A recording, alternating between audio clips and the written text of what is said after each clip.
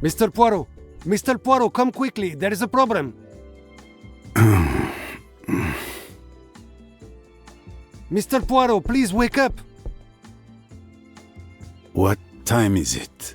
Please get dressed quickly and meet me in cabin 202 across the passage. Yes, very well. I'm coming.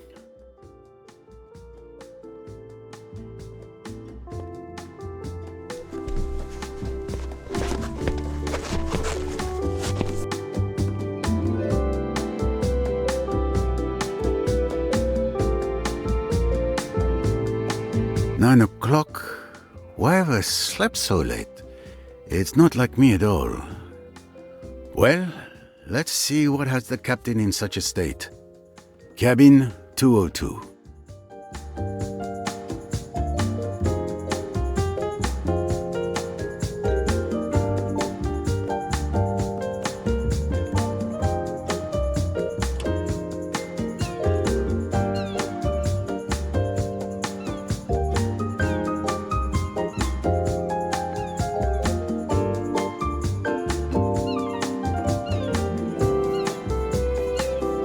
No one is allowed to use the stairs. I'm sorry. I'm just following orders. I really don't feel well. It's more than just simple fatigue.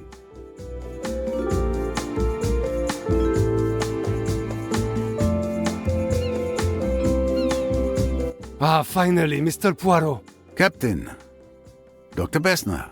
Monsieur Poirot, thank God you're here. Well, gentlemen, what has happened? I think it best if you see for yourself.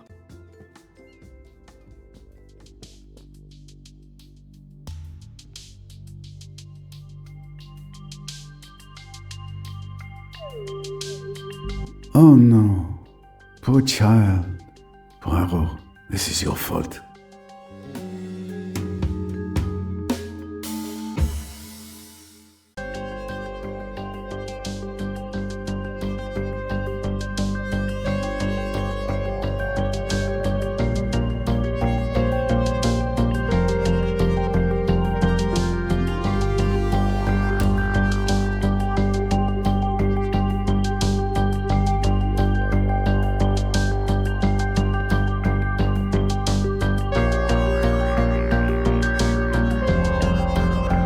You can never have too many of these.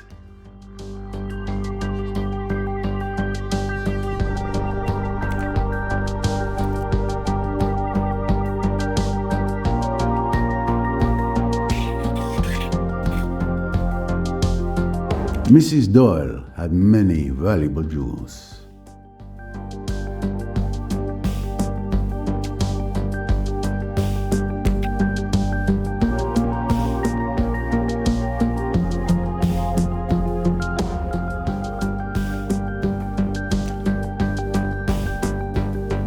No trace of the weapon.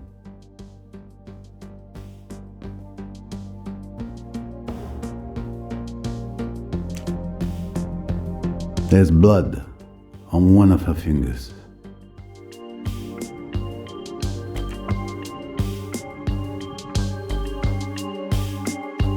Obviously, she wasn't wearing her necklace to sleep.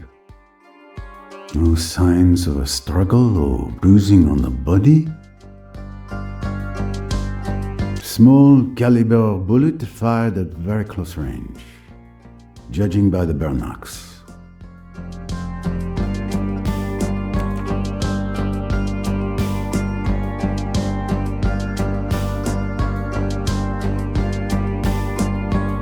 The letter J is drawn in blood.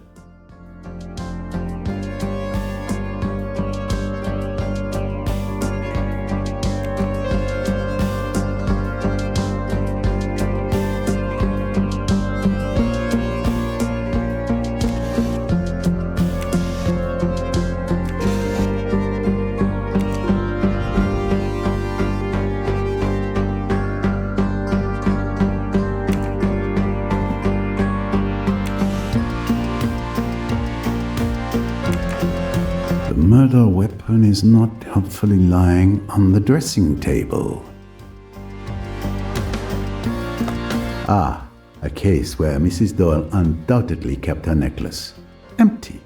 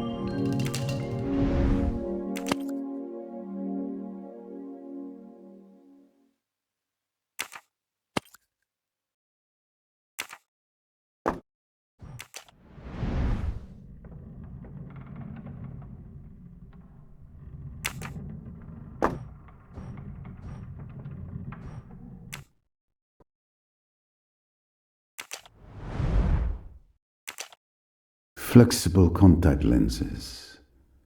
Madame Doyle was on the cutting edge of ocular technology.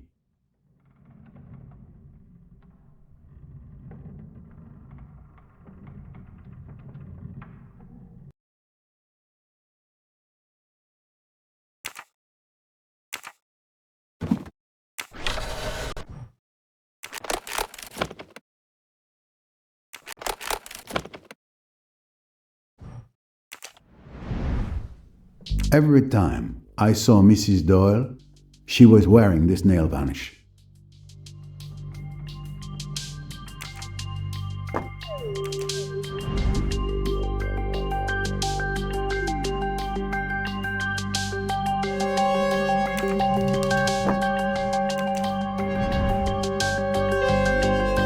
I'll never understand fashion. Why call a nail varnish pink when it's red?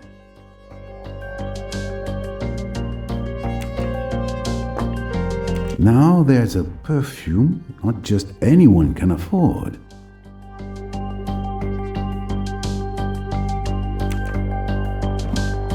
And she doesn't have only one.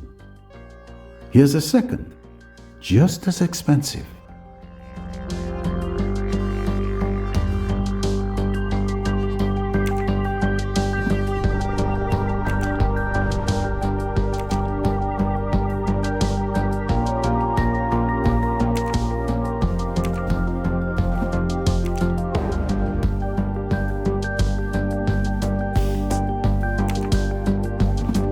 Well, and a third perfume.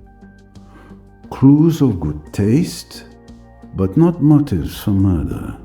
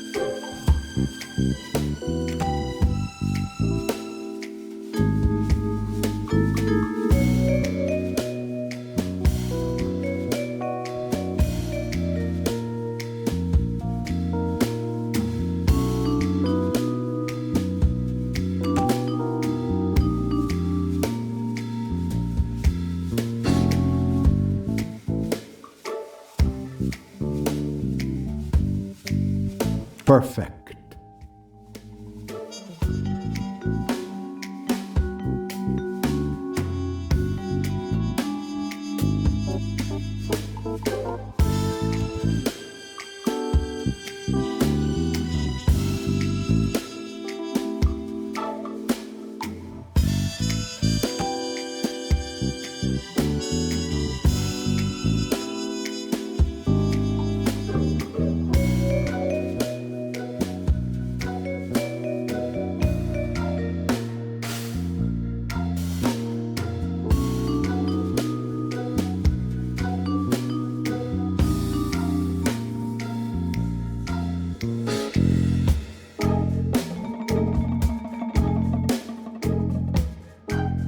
Every question must have its answer.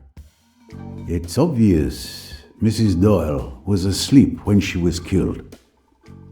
So it was impossible for her to write the clue so convenient.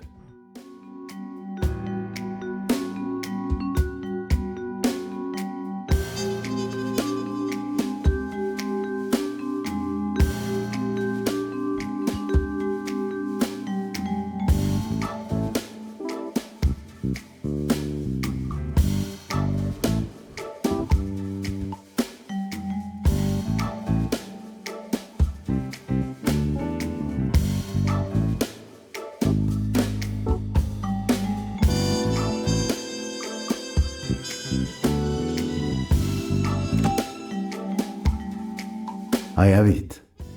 Mrs. Doyle favored an expensive pearl necklace. Excellent detective work. Naturally.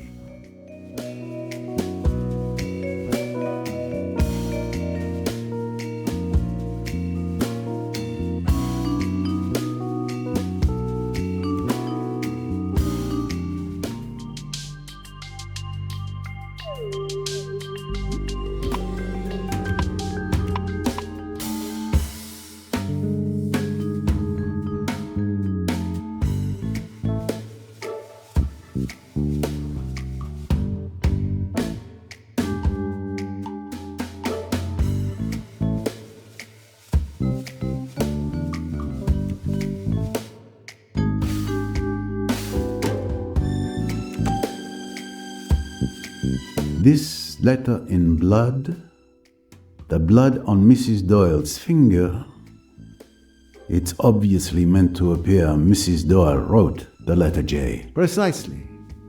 Is that applause I hear?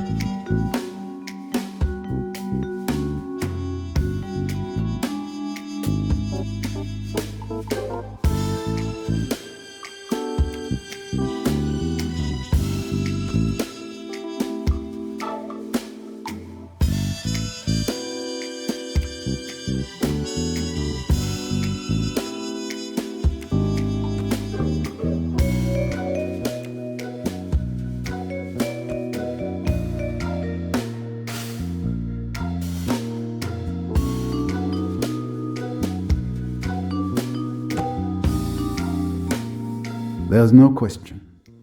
Mrs. Doyle was murdered. Who is the world's greatest detective?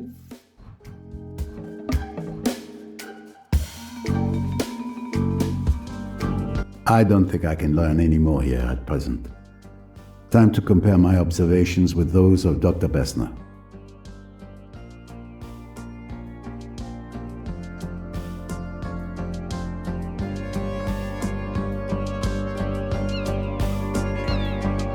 So, did you see? Did you see that poor young woman? It's a tragedy, but we must stay calm if we want to find the culprit.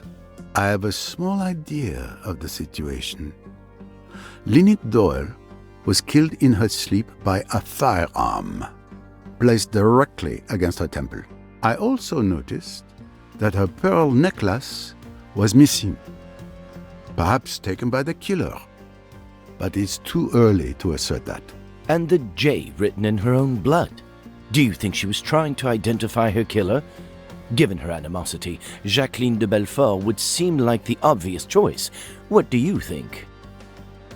My friend, once the Earth was thought to be flat, that was the obvious choice at the time.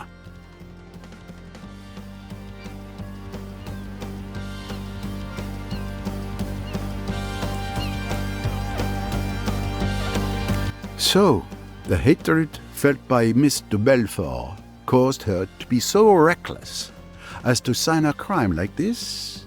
Possible, I suppose. Hopefully, a more thorough investigation will tell us more.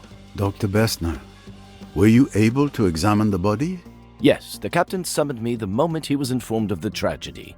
He hoped I could save poor Mrs. Doyle. Unfortunately, it was already too late. Death had occurred several hours ago. Do you have any idea of the exact time? I can give you a rough estimate. It's now 9:15 a.m. Considering the temperature last night and the fact that the rigor had begun to advance, I would estimate the time of death to be at least 7 hours ago, and at most 9 hours. Which places the crime between midnight and 2 in the morning? Exactly. I can also tell you the wound suggests she was killed with a small caliber weapon, possibly a .22.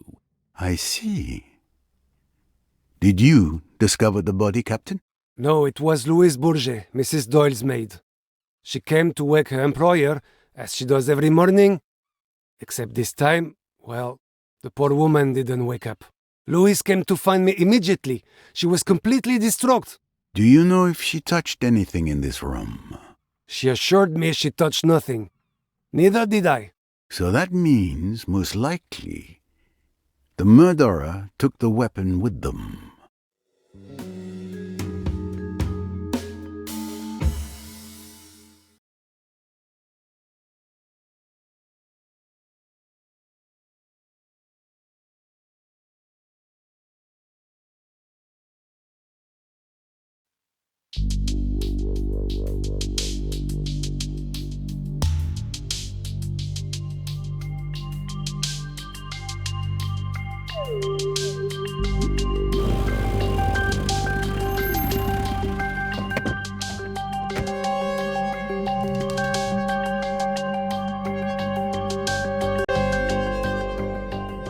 And that's how I ended up here. You have been having quite the adventure, mademoiselle. You track a murderer who may be on this boat? The coded message mentioned a killer who would be present on the Karnak from the 21st to the 23rd of February. Those are the dates of this cruise, are they not? That's correct, mademoiselle. Perfect. Then there's still time to stop them before they strike again. Perhaps you could have stopped them if you had arrived a day earlier. What? No! Someone else is dead? Yes. Lynette Doyle was killed last night. A gunshot to the head. Your quarry may be responsible for her death as well. A connection between the two eludes me at present. The prey I'm tracking is a lone wolf. This is awful.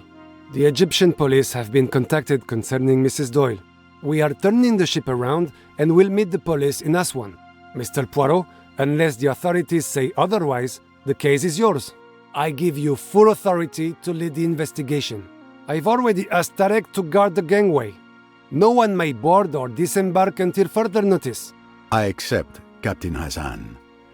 But we cannot leave until I make certain the crime scene, in fact, the entire boat, are fully inspected. Of course! Of course! We will remain here until you are satisfied with your investigation. I will inform the Aswan police. Monsieur Poirot, with all due respect, you must let me help you. I need to stop my killer. Mademoiselle, remember, I saw you in action at Chematante. I would be foolish to deprive myself of your help. But a word of caution, if I may. It is clear this investigation is very personal. Do not let that cloud your judgment. Don't worry, Mr. Poirot. Together, we can bring an entire boatload of murderers to justice. I have no doubt. Very well, most passengers should be having breakfast by now. Captain, would you be so kind as to ask the other passengers to join us in the restaurant? Anything you wish, Monsieur Poirot. Perhaps Miss Royce could assist me? Of course.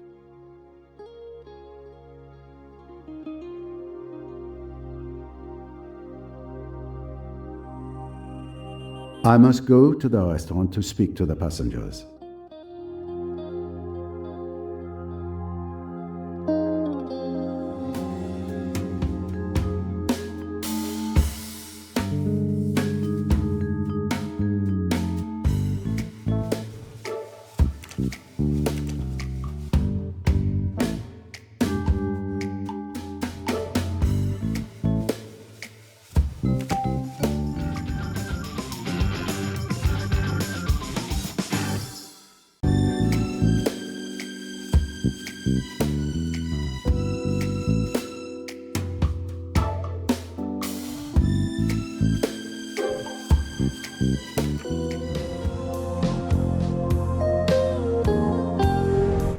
Aha! A trophy for my collection.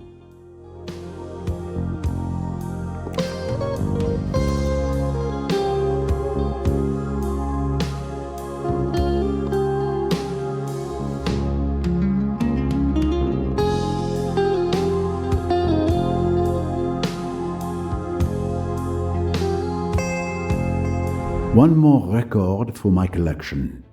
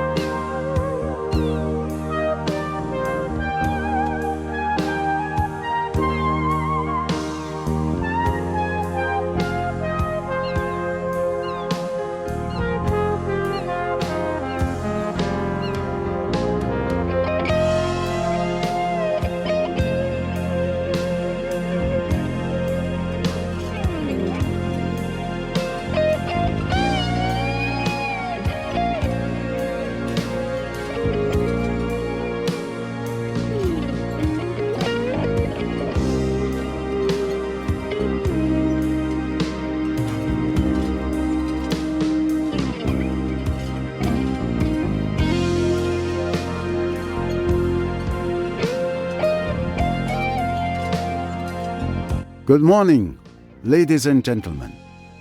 I'm sorry to disrupt what promised to be a beautiful day, but I have some terrible news. Lynette Doyle was found dead this morning, murdered in her bed. My God! The poor child.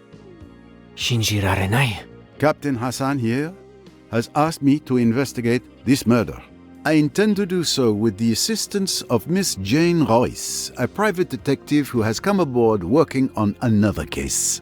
The murder weapon was a .22 caliber revolver. She will be searching each and every one of you for the gun and anything else which might be relevant to this case. I trust you will comply. Do you recognize her? She's the mysterious friend of Mrs. Leach, who showed up at the party in Mallorca and then just left without a word. Thank you, Mr. Poirot. I'm now going to search each of you. Meanwhile, the captain will confiscate your keys and lock your cabins. You will not have access to your cabins until we've concluded our searches.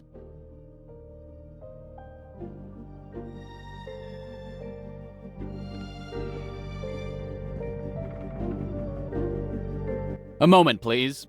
I'm deeply distressed by Mrs. Doyle's death, but as her legal representative, I demand to know by what authority you intend to conduct this investigation.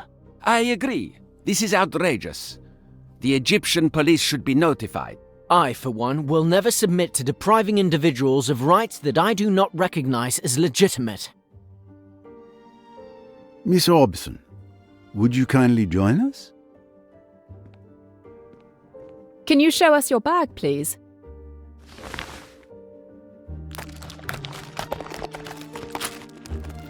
Thank you. Mr. Richetti, if you would, please.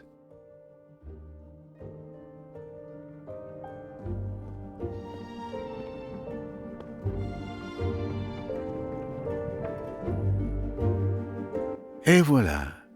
Thank you all for participating. You may expect me to interrogate each of you. Since nothing conclusive was found, you're free to go. But you may not return to your cabins or attempt to leave the boat.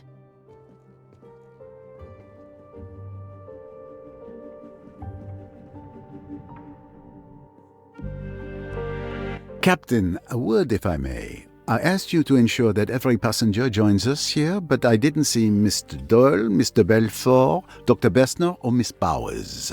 My apologies, Mr. Poirot. With all that's going on, I forgot to tell you. Dr. Bessner is tending to Mr. Doyle's wound. As for Miss Bowers, she's watching over Miss de Belfort, who is in quite a state. For what reason? Has she said anything to you?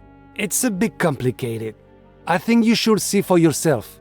Mr. Poirot, I know you'll want to question the passengers since you know them better than I do. While you do that, I can search their cabins. The captain gave me a master key, so I don't have to try and figure out what key goes with which cabin. Would that work? Quite right, Miss Royce. You have read my mind.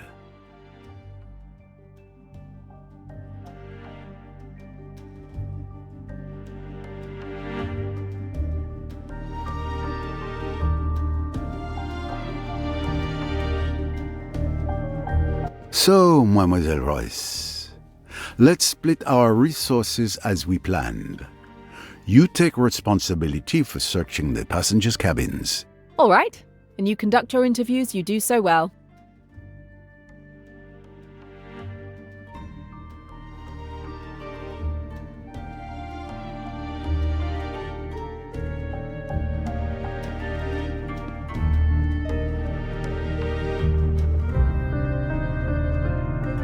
You would have liked this one, Em.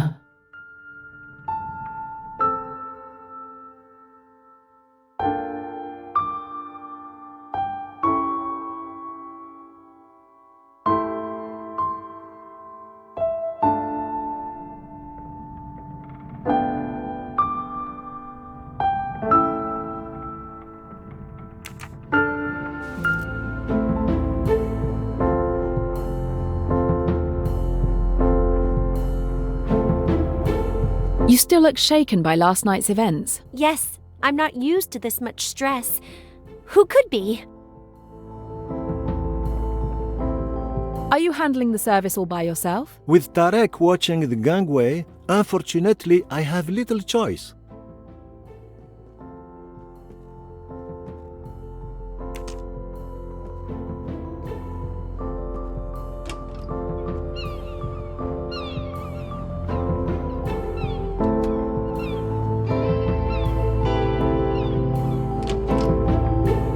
This cabin is not occupied.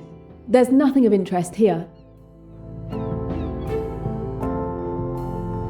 This record is perfect for my collection.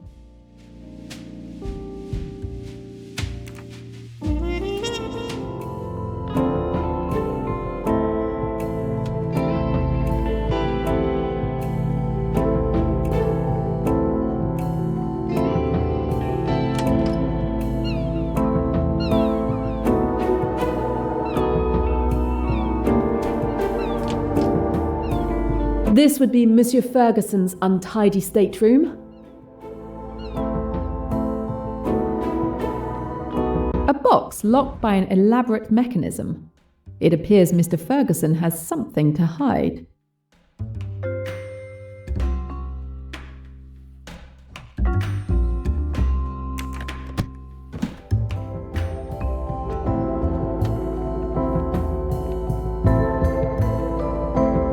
When I think that I almost missed it.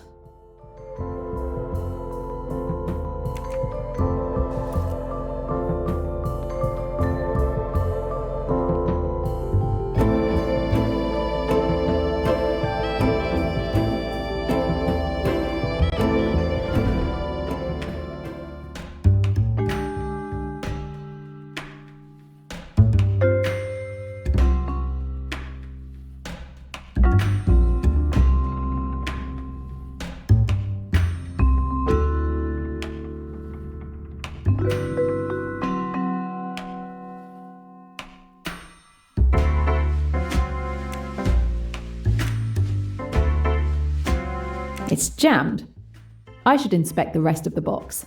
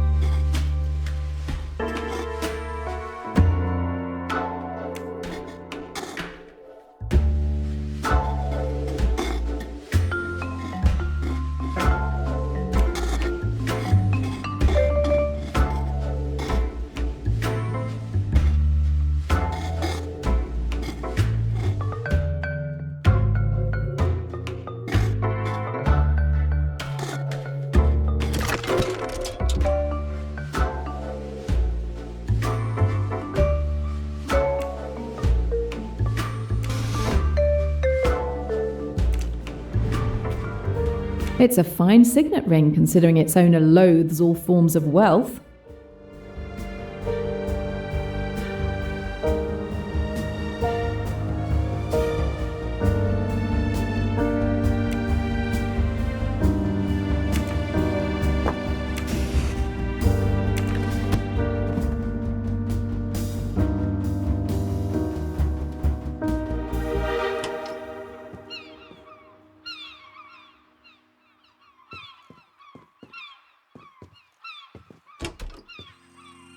This is the cabin of Guido Richetti.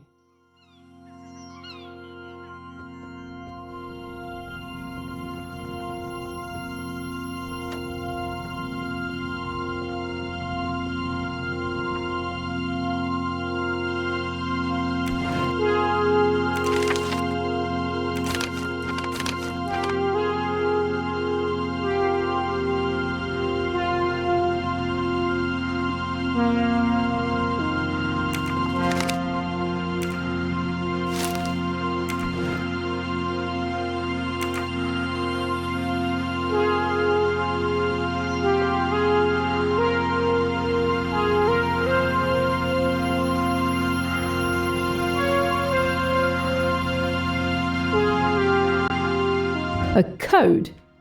Mr. Richetti doesn't want anyone going through his things.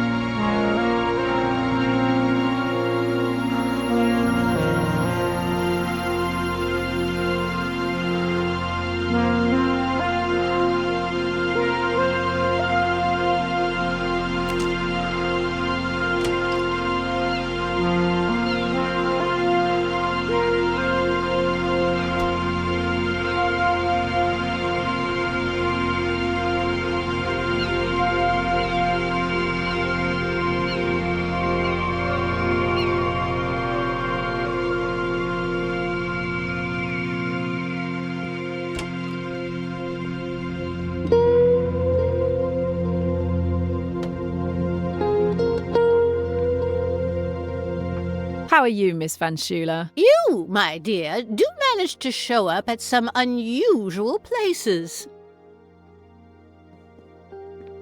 I don't think alcohol is the solution to your problems, sir. Don't worry, miss. I handle alcohol very well. I'm not going to drown myself in it. I don't really have time to take a break.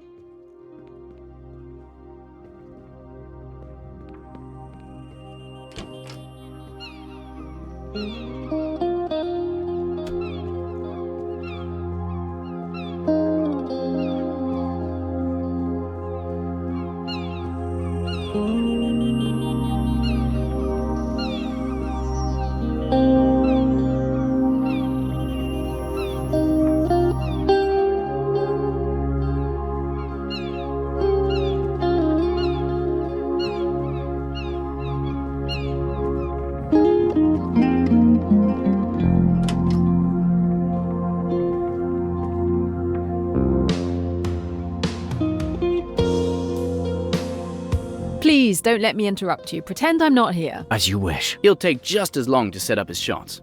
I could read a book waiting. I was unaware you could read.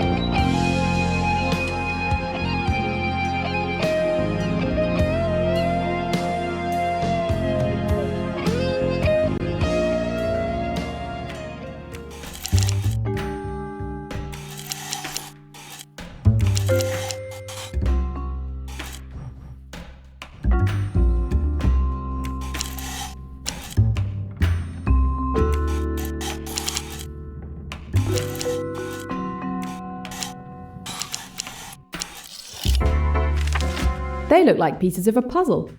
There must be a reason Mr. Richetti has saved them.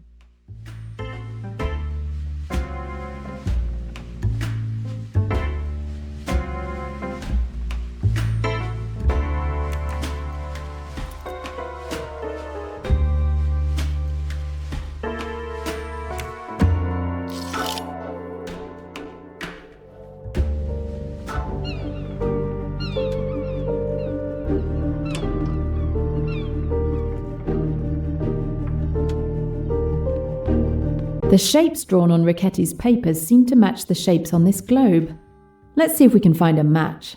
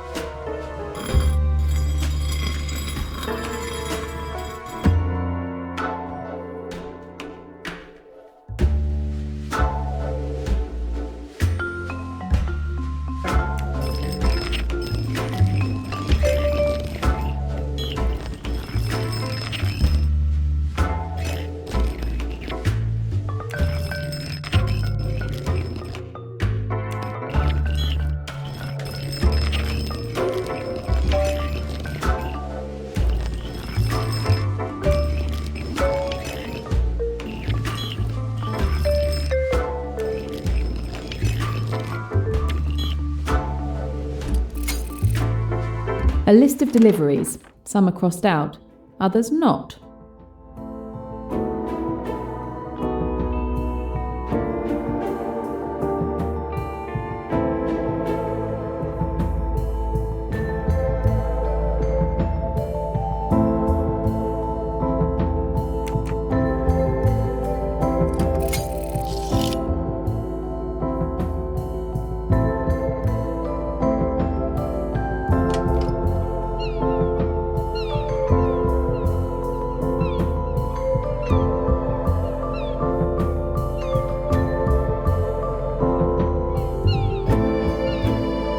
Excuse me, Tarek. I wanted to thank you for letting me speak to the captain this morning. Ah, Miss Royce, I'm sorry for making you wait on the dock. I could do nothing until the captain arrived. Those were my orders.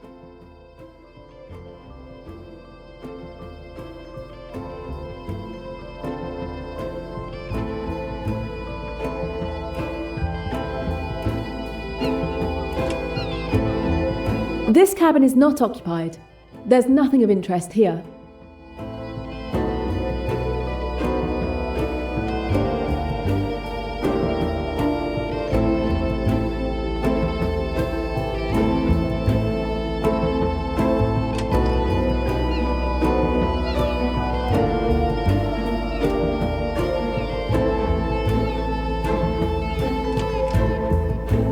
The young Cornelia Robson is staying here.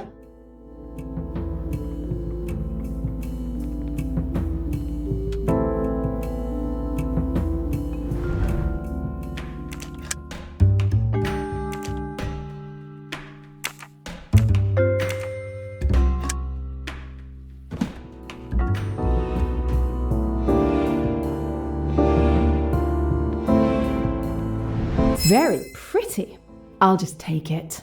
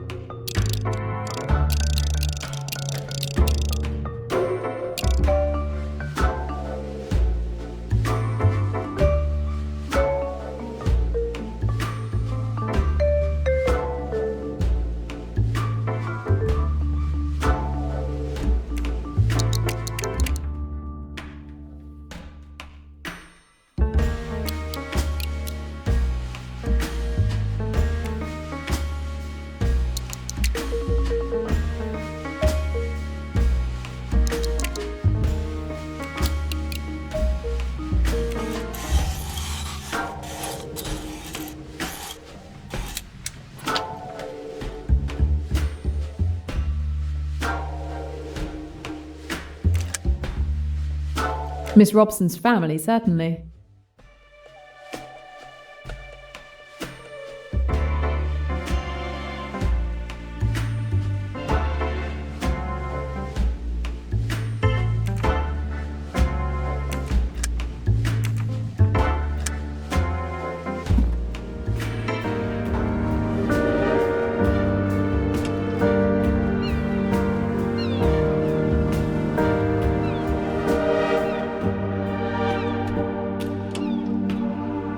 This cabin is occupied by Louise Bourget.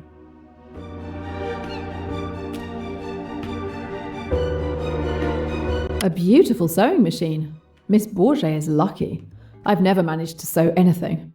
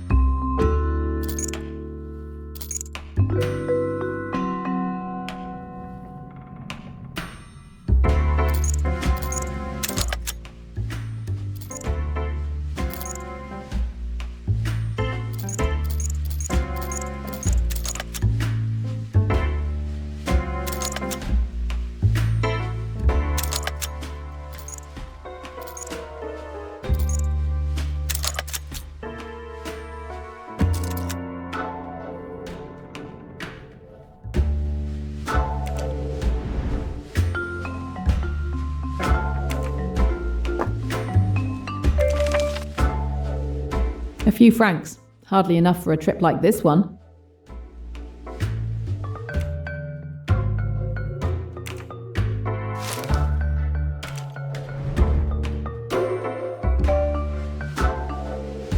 A pair of scissors. Could be handy.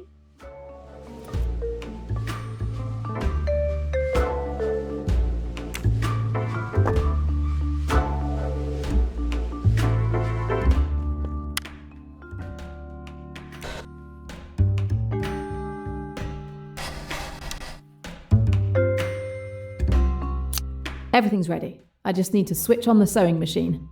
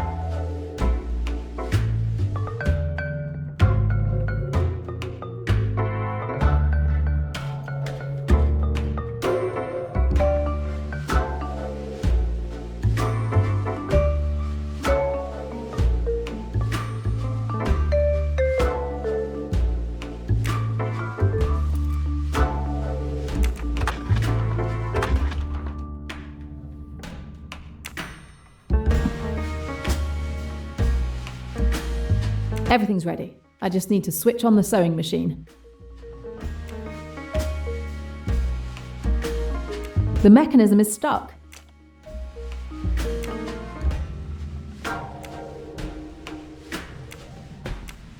The sewing machine won't start, even though it's plugged in properly.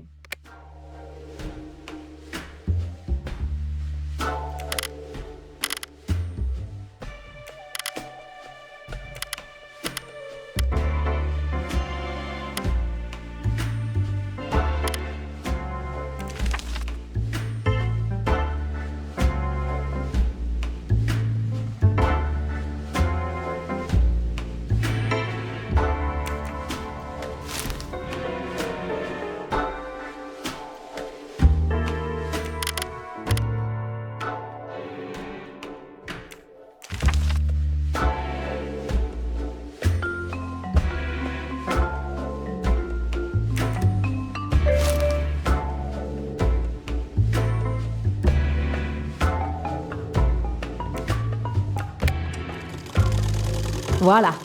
The sewing machine is working.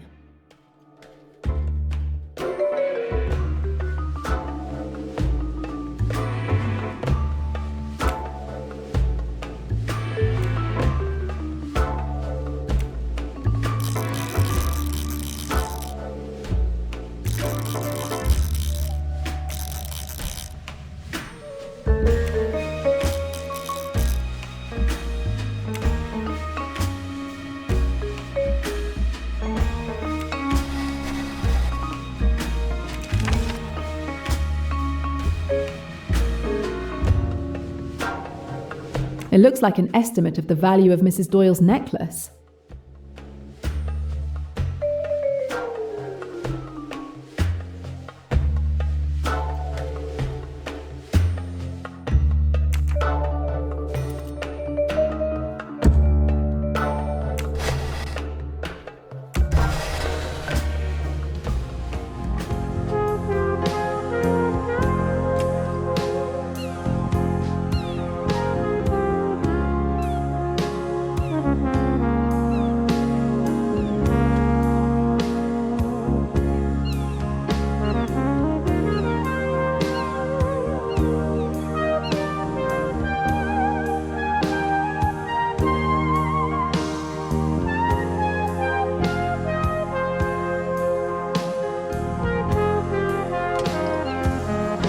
The Otterbourne family's cabin.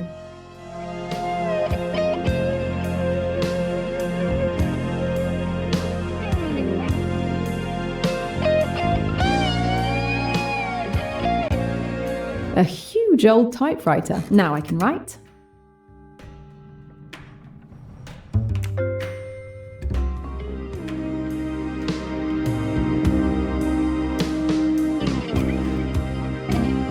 There were more bottles here recently.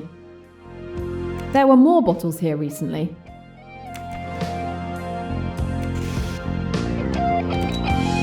I'll take it. It might come in handy.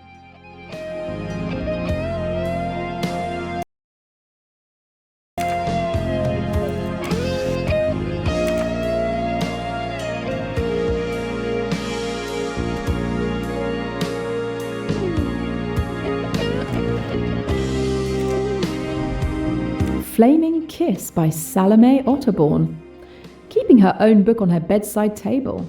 This Salome seems like quite a character.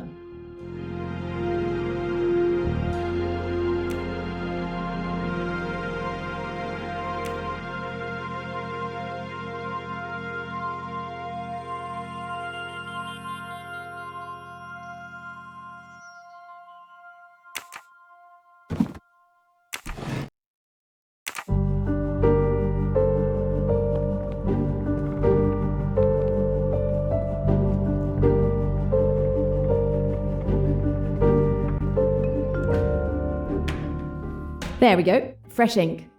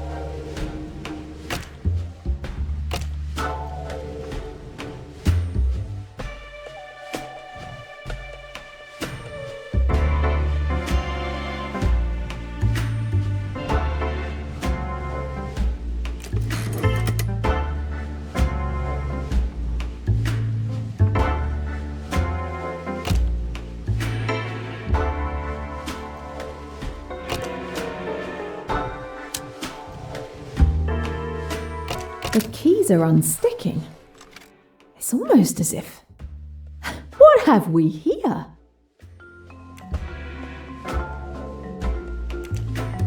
I know some writers are supposed to be heavy drinkers, but I doubt the original manufacturer included a secret stash behind the typewriter's keys.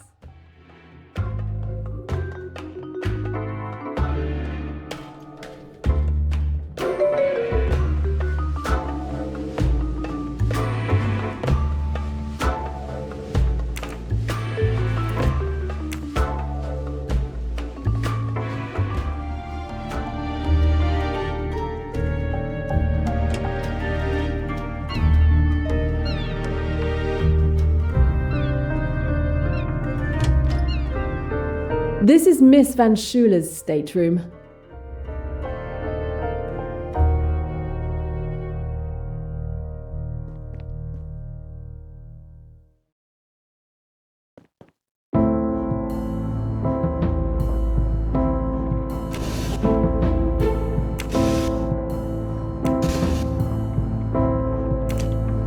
A medallion with an intriguing shape.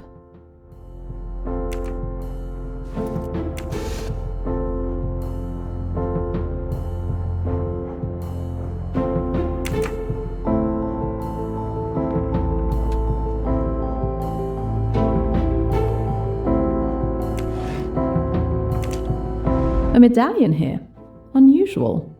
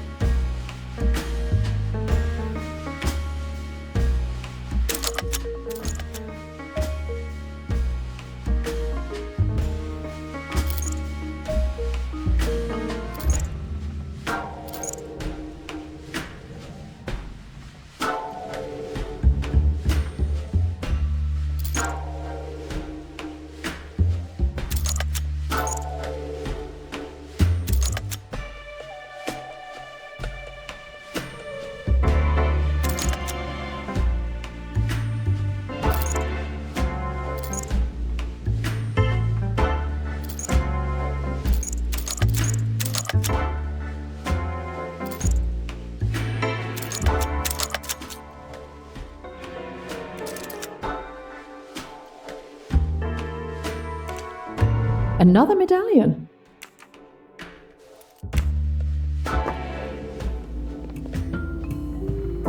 A medallion. Why hide it here?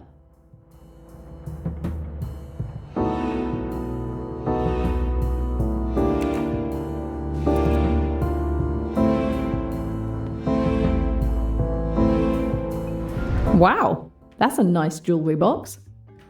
I can be sure it's locked. But let's see if it's really well secured.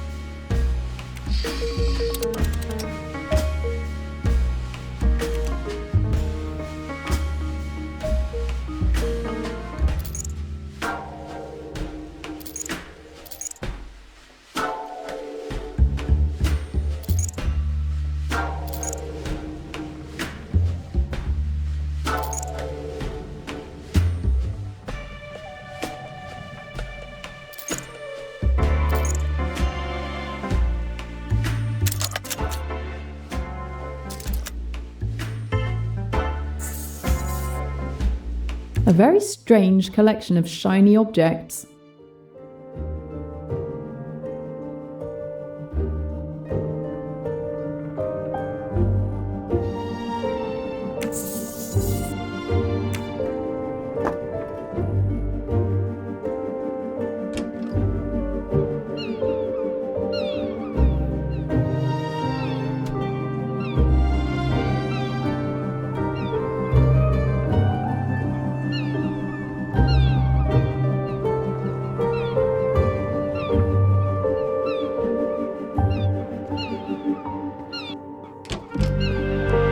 This is Simon Doyle's stateroom.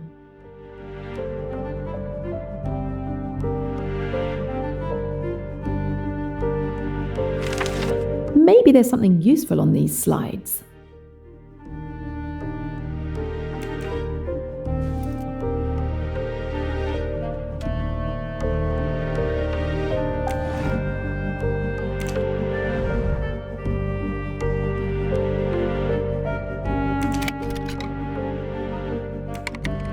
A battery might come in handy.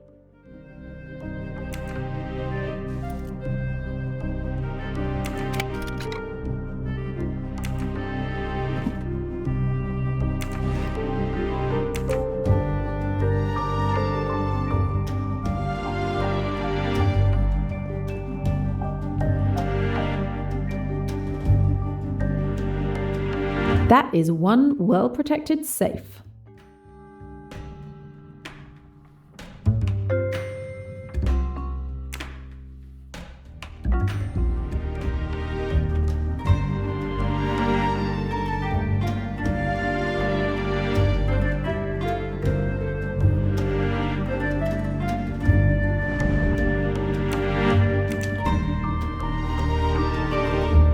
I can use it here.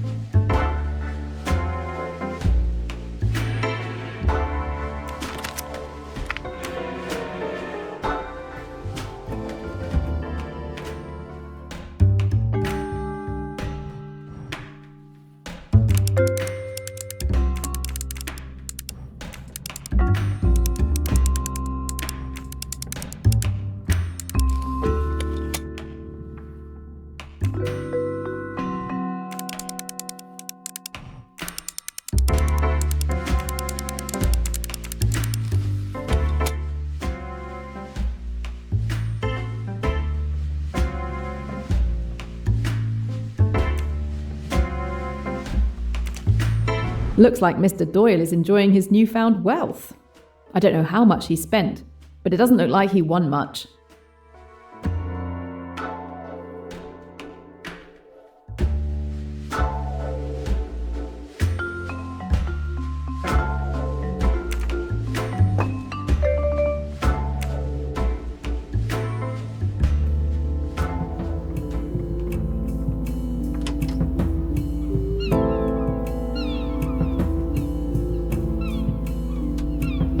Mrs. Otterbourne, have you made progress on your book since we last spoke? May didn't tell me you were a detective. You could have helped me with my next novel. It's going to be about a fearless policewoman who has to track down a handsome and brooding gangster. But I don't believe I'll answer your questions just now.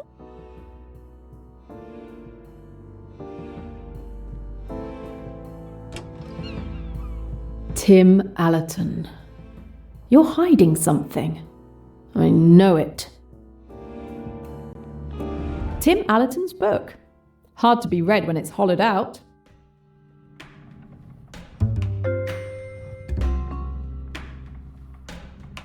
It won't open.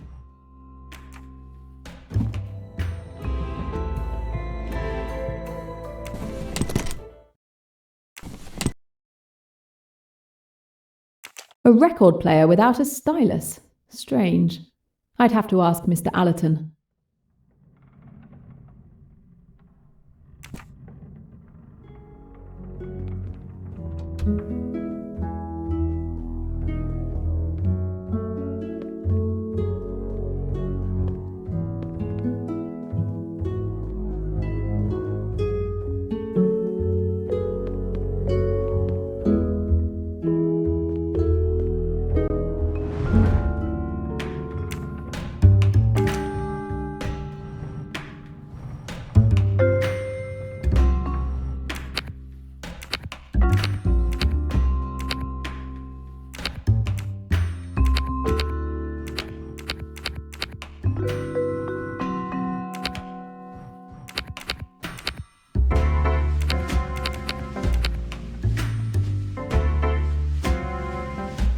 There you go.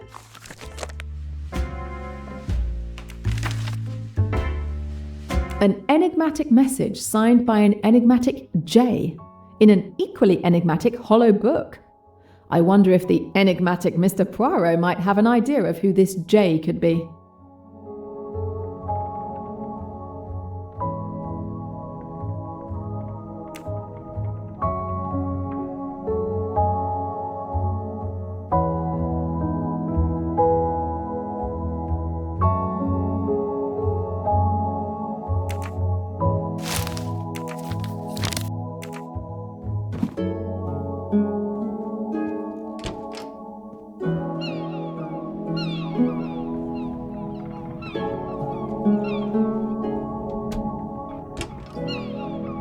This would be Yamao Hayashi's stateroom.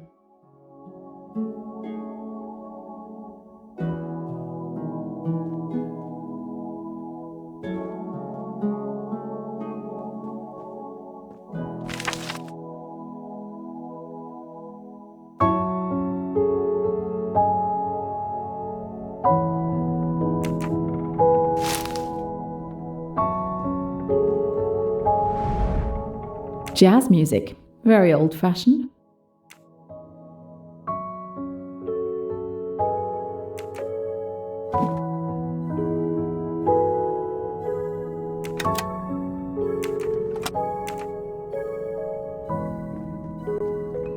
All of these businessmen on this ship have secrets to hide.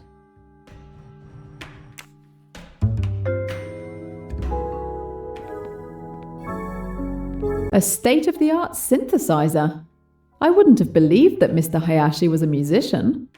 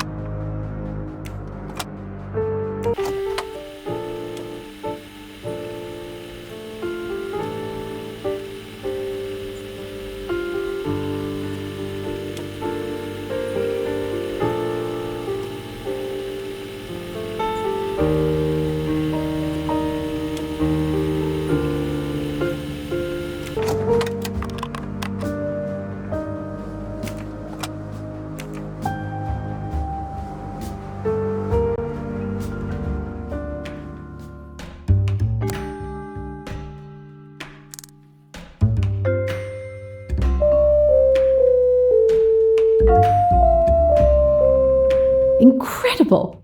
Mr. Hayashi can record melodies directly onto the synthesizer?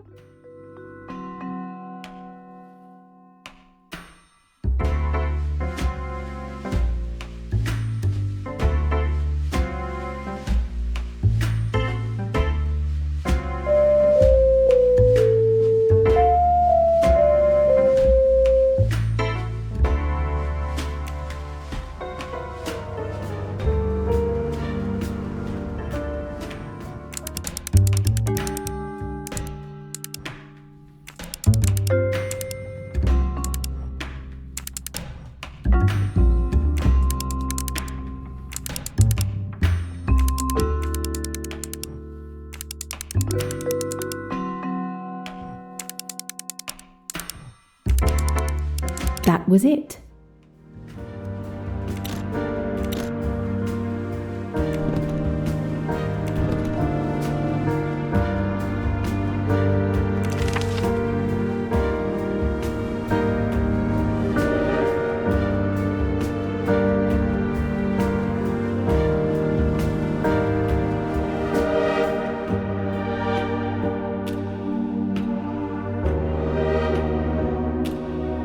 It looks like a property sales document. I'm no expert, but it seems straightforward enough.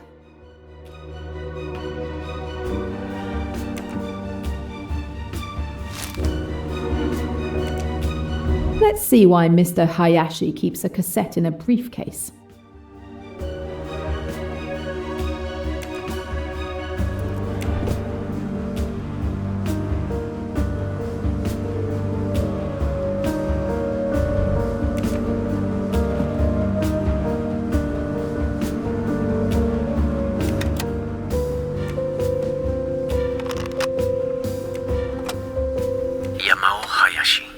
February 19th, 1975, 7:16 p.m.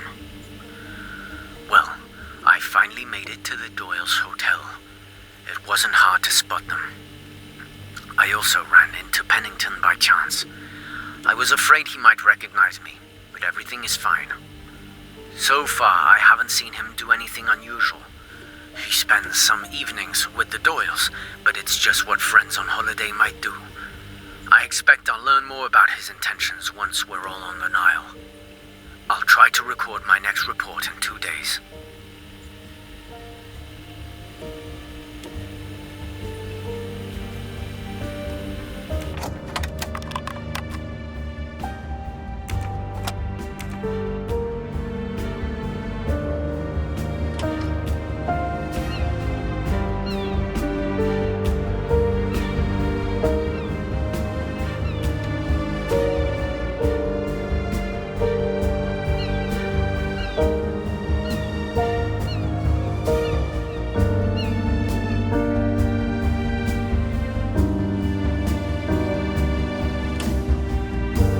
Miss Bowers is extremely tidy.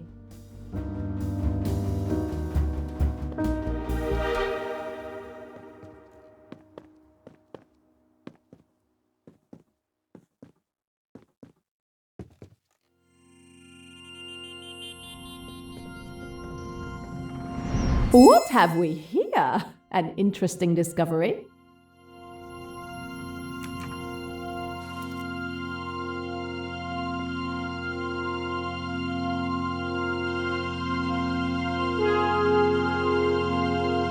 I think I've found Miss Bowers' medicine cabinet.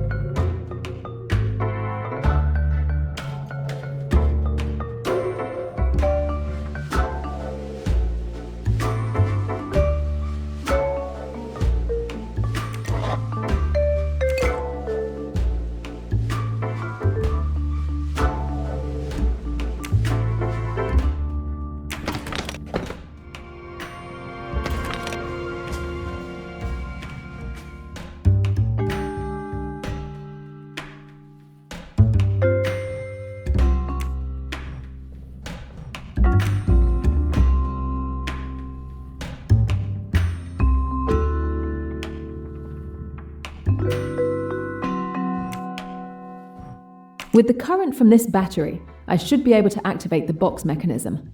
Then all I have to do is get it to the end of the line.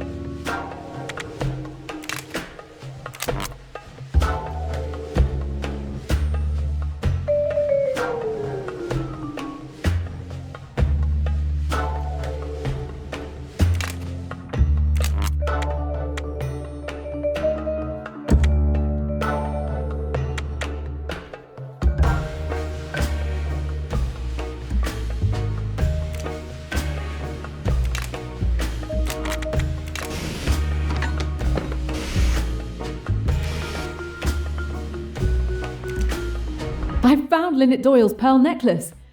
Miss Bowers is the thief. Poirot needs to know this.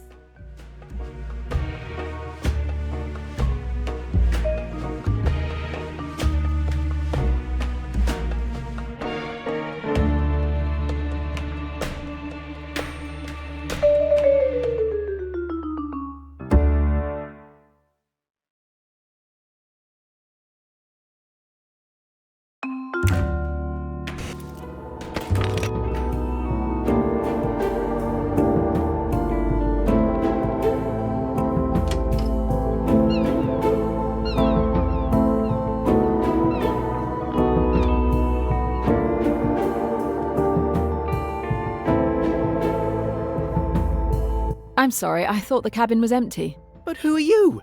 Where'd you spring from? I'm Jane Royce. I'm a private detective working on another case. Now I'm helping on this one. The captain assigned me the task of searching all the cabins. If it will help uncover my wife's murderer, go ahead. For God's sake, you're not going to search my cabin? If it's a problem for you, I suggest you discuss it with the captain. Meanwhile, I'll proceed with the search. If you must, you must. But this is outrageous.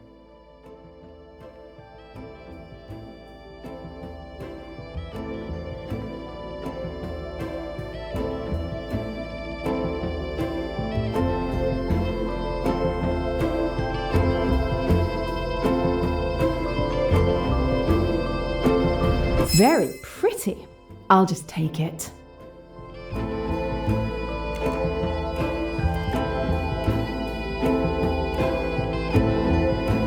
This is the bag where Dr. Bessner keeps his medical instruments. This instrument is used to monitor blood pressure.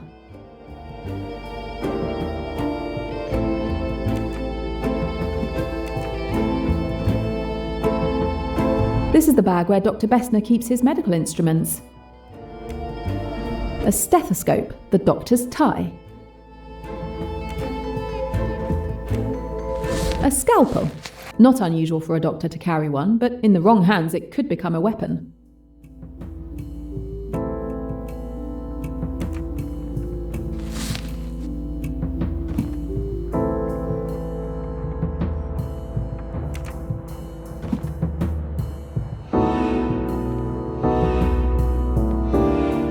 My condolences, sir. Thank you.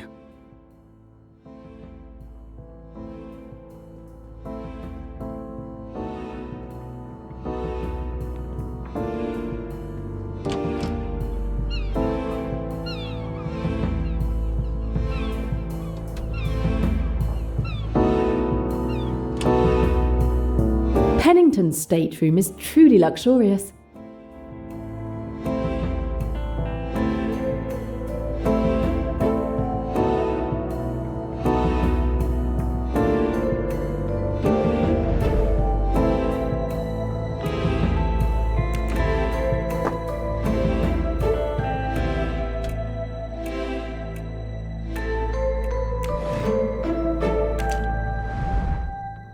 Pennington has a gun. Why would a businessman take a pistol on a quiet cruise? Unfortunately, it can't be the murder weapon. It's a .45, a much higher caliber than the gun that killed Lynette.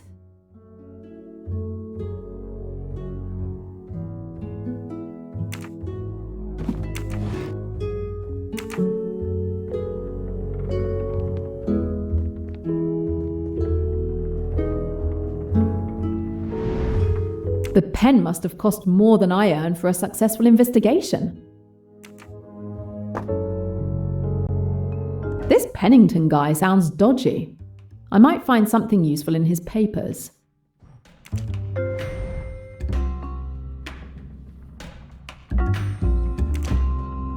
There are indeed marks on these papers. I feel like I might be able to extract some useful information, but for that, I need to find something to reveal them.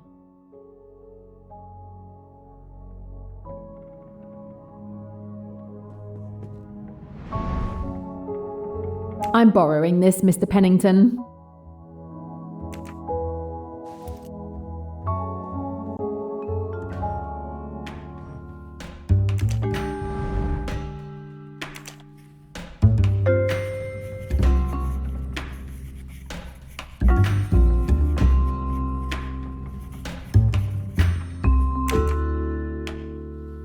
There are no marks left.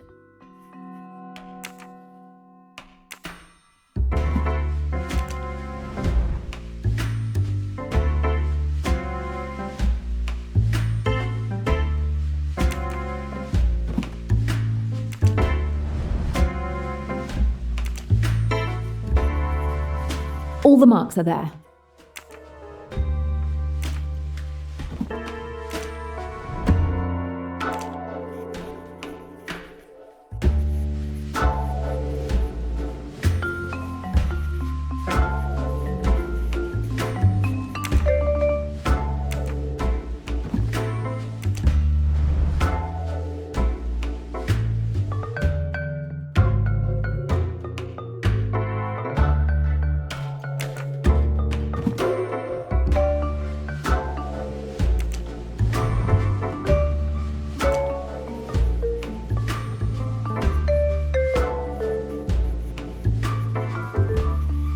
Here's one.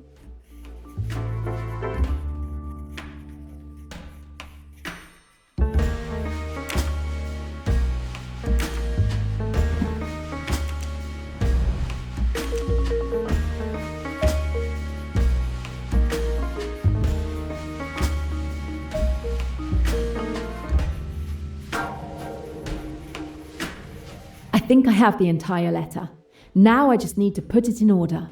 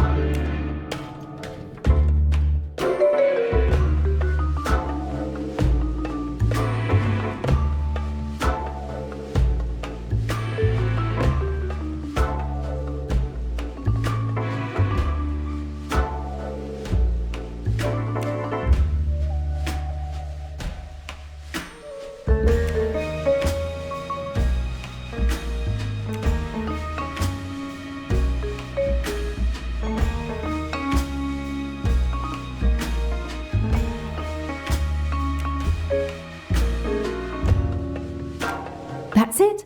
I have the entire letter.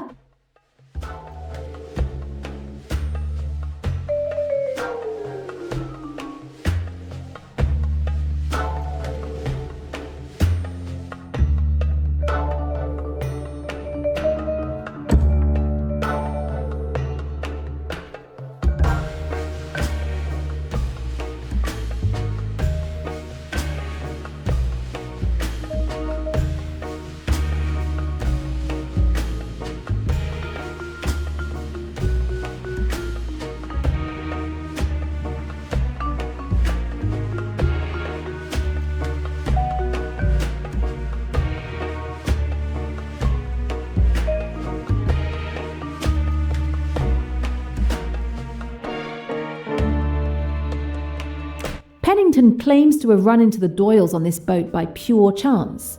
But this letter, which he tried to make disappear, tells a completely different story. I have the strong impression that this trip to Egypt is actually a business trip for Mr. Pennington, perhaps even a matter of professional survival. He seems quite embarrassed at the thought of someone uncovering the games he's played with Lynette's money. I wonder if that's what it could be about.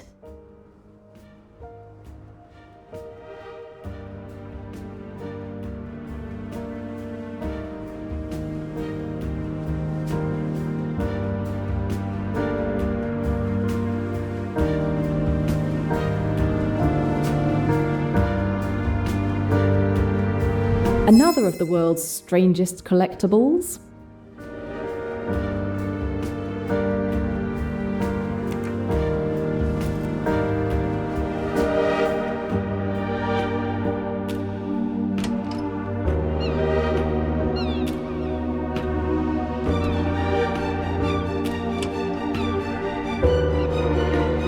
Good morning. Good morning. This is a surprise. What are you doing here? I didn't expect to see you again after our meeting in Mallorca. I wasn't entirely honest, I'm afraid. I am Jane Royce, a private detective. I was undercover investigating a theft. Really? How exciting. The captain has tasked me with helping to investigate the murder of Lynette Doyle. Can you tell me your movements of last night? As requested, I was with Miss de Belfort. She was so panicked that I had to give her a sedative. You stayed with her all night? Yes, from midnight until now. Very well, that's straightforward enough. Ladies, I must ask you to step out so that I can search you, as well as this cabin. Excuse me? All passengers and cabins must be searched. You can ask the captain. I was just leaving anyway. It will be a formality. Thank you in advance.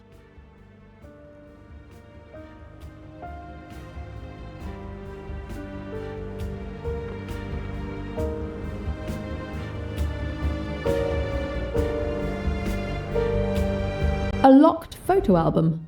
But why did Mr. Belfort take it on holiday?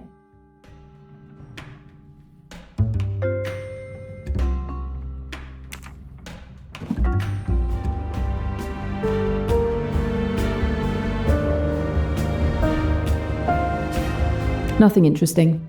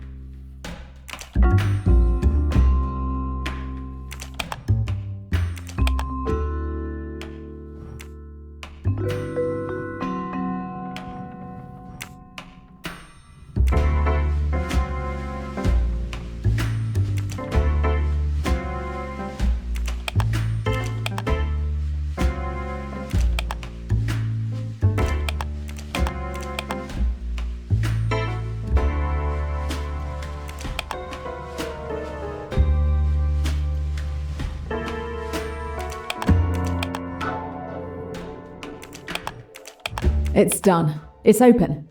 I hope she doesn't have to go through all this every time she wants to look at her photos.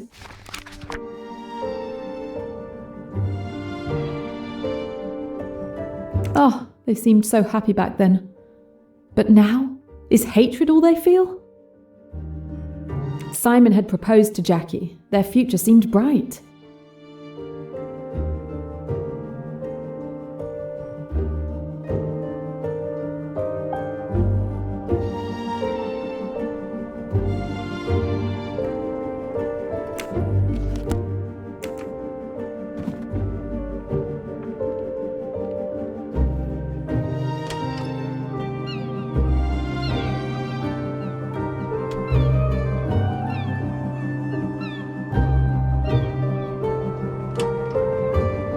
This would be Mrs. Allerton's cabin.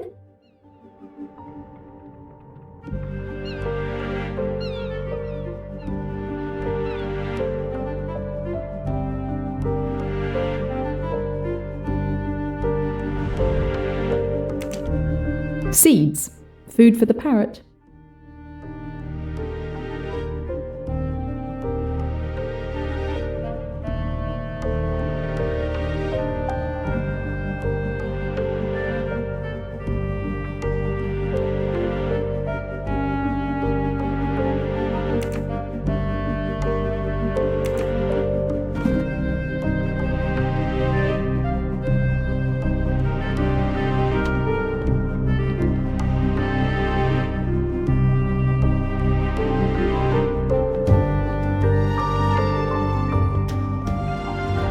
The lock is too small for my instruments.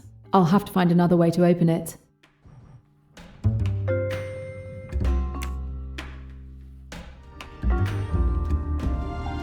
Hey there, parrot? Hey there! Can you talk? Talk! Oh, that's really impressive, isn't it?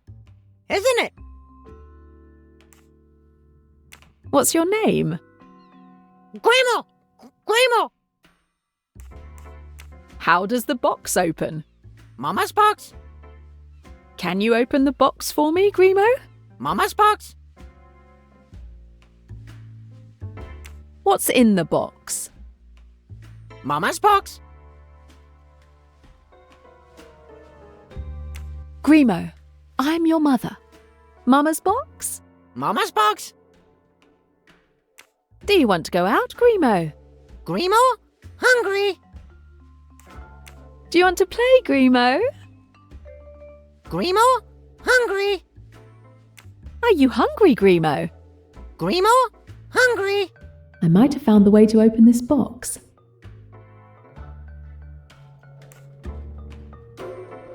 Do you want to eat? Peanuts! Mama doesn't want to give you peanuts? Peanuts! If I give you peanuts, will you open the box for me? Peanuts! Where can I find these peanuts?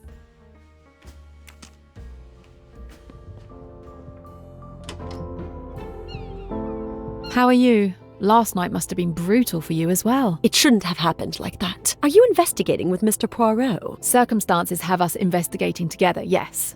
My name is Jane Royce. Pleased to meet you.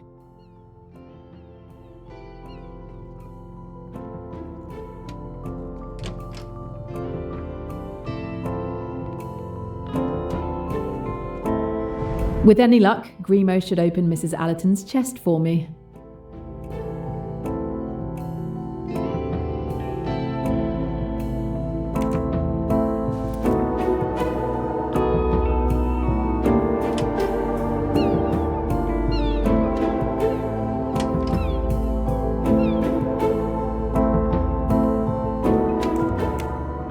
Here are your peanuts, Grimo. Happy now? Now, will you open the box for me? Grimo, happy! Mama's box! Wow, that colour pattern is gorgeous. Mama's box!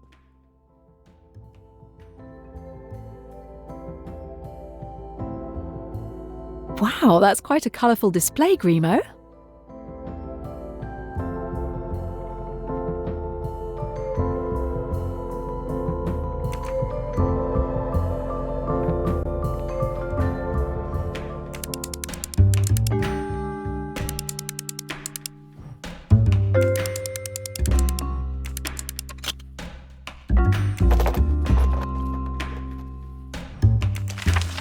Amanda Bolton, a nasty film critic.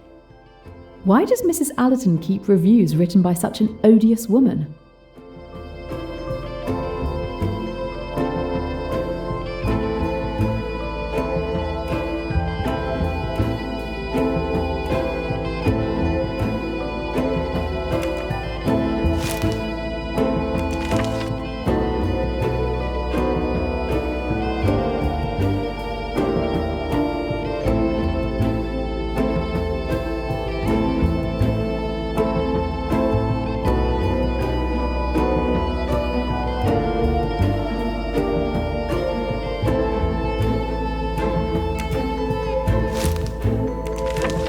All these film reviews seem to have been written by this Amanda Bolton, a very critical person it seems.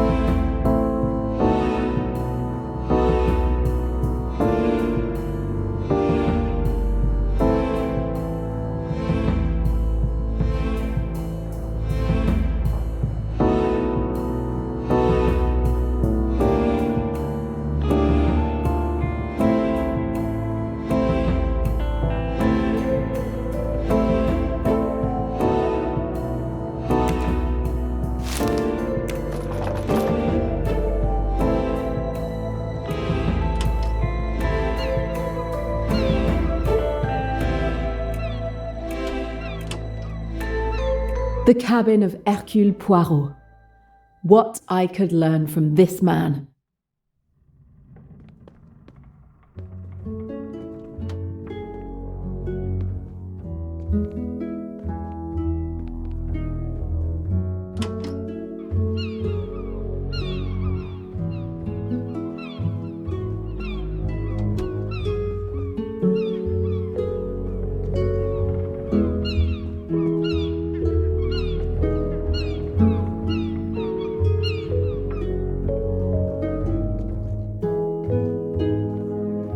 Hello, Mrs. Allerton. How nice to see you again.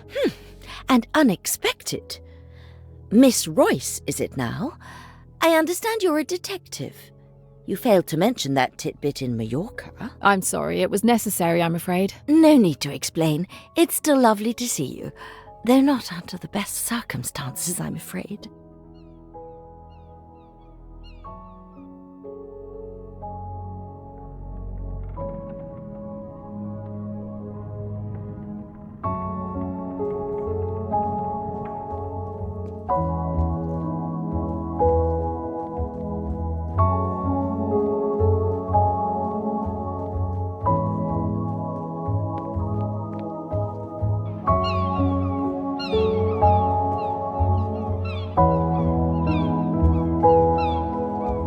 No regrets about not visiting Abu Simbel? Oh, I thought I knew the temple like the back of my hand, until I heard of Monsieur Poirot's discoveries.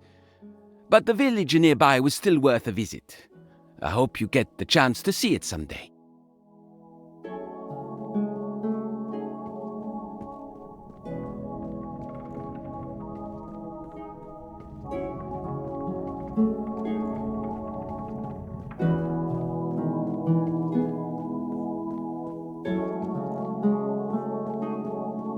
You don't seem like the river cruise type. Is there a type? I suppose there is. I've always been an outsider. I am who I am, and I am perfectly content to be who I am.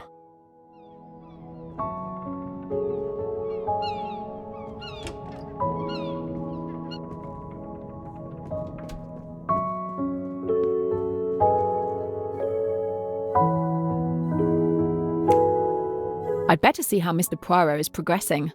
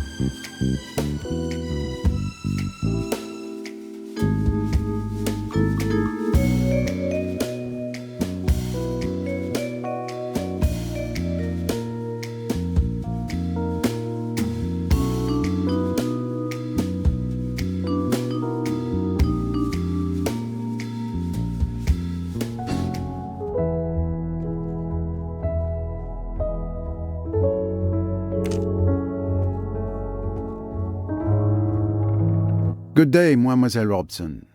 You seem anxious. Do you want to speak with me? Yes, Monsieur Poirot. Please, take your time. Mrs. Doyle was incredibly kind to me. What happened last night is simply dreadful. Tell me of last night, Mademoiselle, if you will, in your own words. Yes, I will explain everything to you. After you retired for the evening, I went back to the lounge for tea. And then Jacqueline de Belfort arrived. Waiter, a drink, a double gin.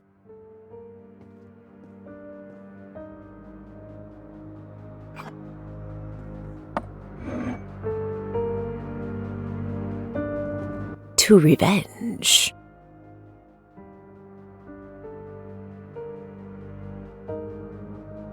I'm tired. I'm going to bed.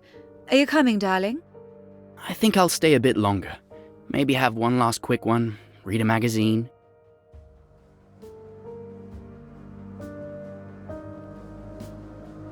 Well, I suppose that's it.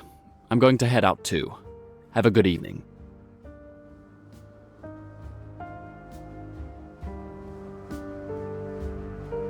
Robson. Cornelia, right? Tell me about yourself. About me? I'm not very interesting. Who are you? Where are you from? I want to know everything. Why are you interested? Why are you avoiding my questions? We girls must stick together. Miss de Belfort kept questioning me for almost an hour. I tried several times to excuse myself, but she would plead with me to stay each time. I lost count of how many drinks she had. There was a strange atmosphere in the room. Miss de Belfort was talking to me, looking at me, and yet it was as if I wasn't really there, as if she was talking to someone else. And we have excellent drawing classes. Simon, I want another drink.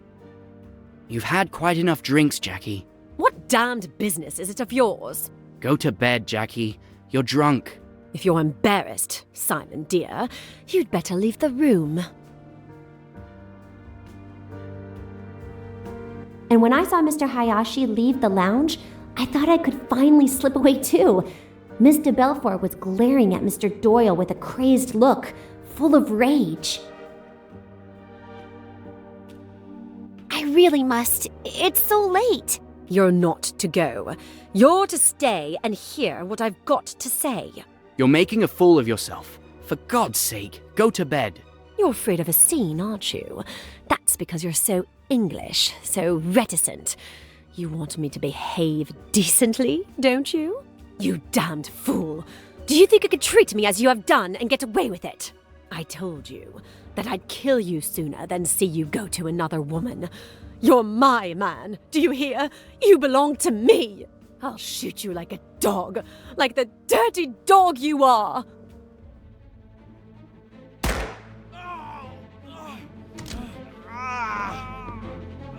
Mr. Hayashi! Mr. Hayashi! She shot him! Oh, she shot him! Oh, God. Oh, I wish I were dead. What have I done? What have I done? Hush, dear. Hush. Get her to her cabin, Hayashi. Miss Robson, get that hospital nurse of yours. Don't leave her. Make quite sure she's safe with the nurse looking after her. Then get hold of old Bessner and bring him here. For God's sake, don't let any news of this get to my wife.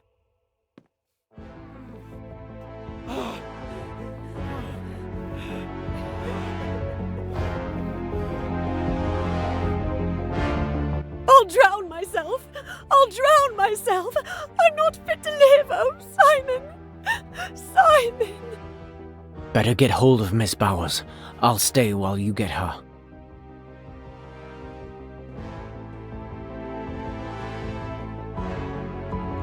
Miss Bowers! Open the door!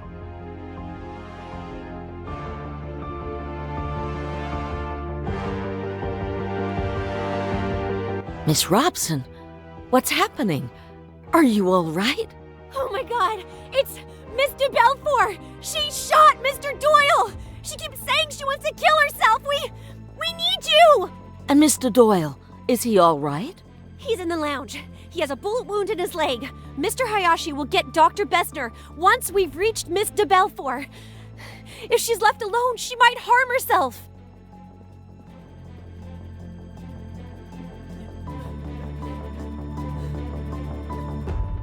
Now then, what's all this?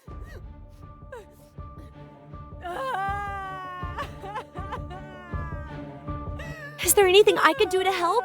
Not at the moment. I'll give her a sedative and stay with her all night.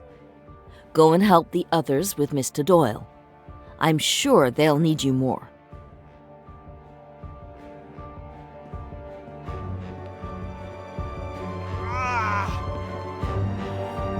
Perfect. Come and help us. You'll be more useful than Mr. Hayashi, who I see is in the process of collapsing. You're not going to let me down, are you? Don't worry. I'll do what I can.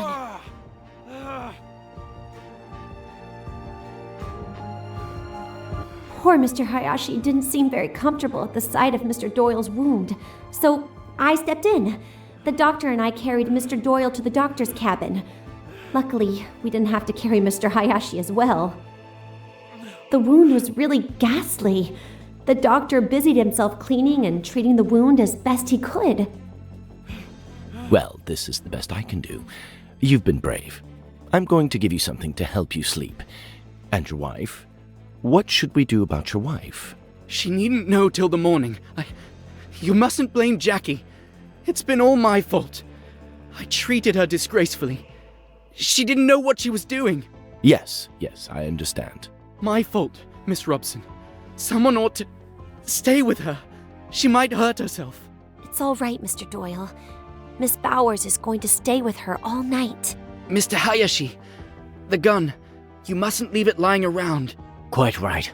I'll go and get hold of it now. I watched the doctor administer a sedative to Mr. Doyle.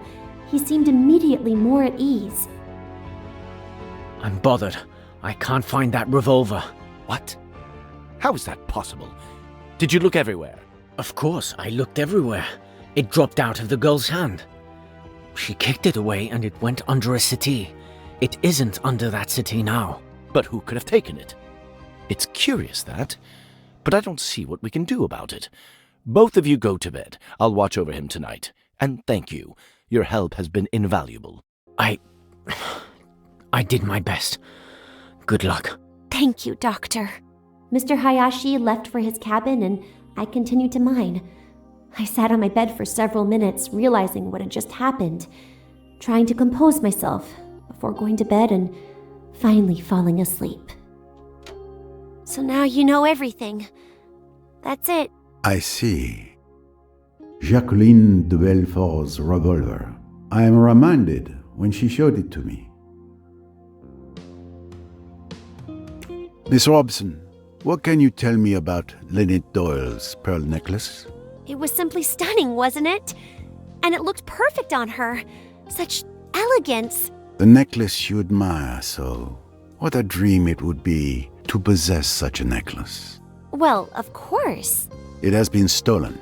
Oh no, Mr. Poirot. I would never have dared. I assure you, you must believe me. I know nothing about the theft. In your cabin, we found a very elegant pocket watch. It's one of the few keepsakes I have from my father. So, he is the man beside you, inside the watch. Yes, that was before we lost everything. I love having it close to me. Back then, we were all together and happy, and so very innocent. The memories of our loved ones are often the most precious treasures we possess.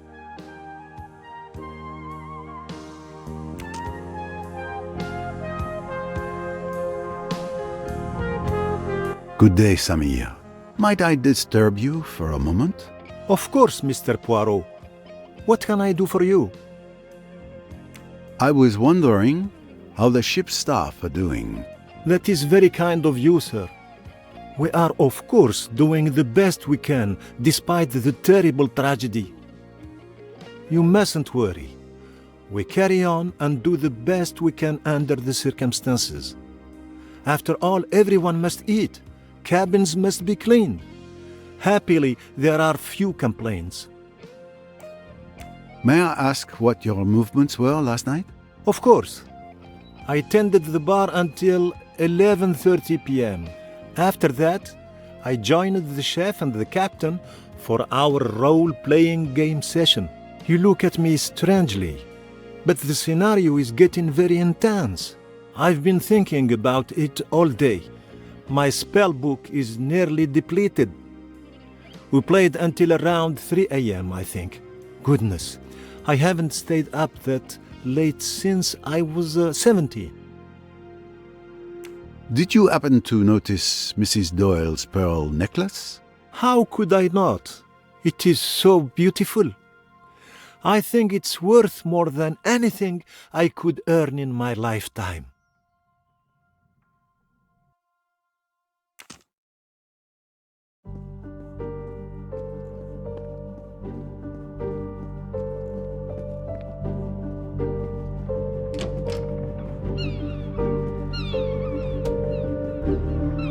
May I ask you a few questions about the death of Lynette Doyle?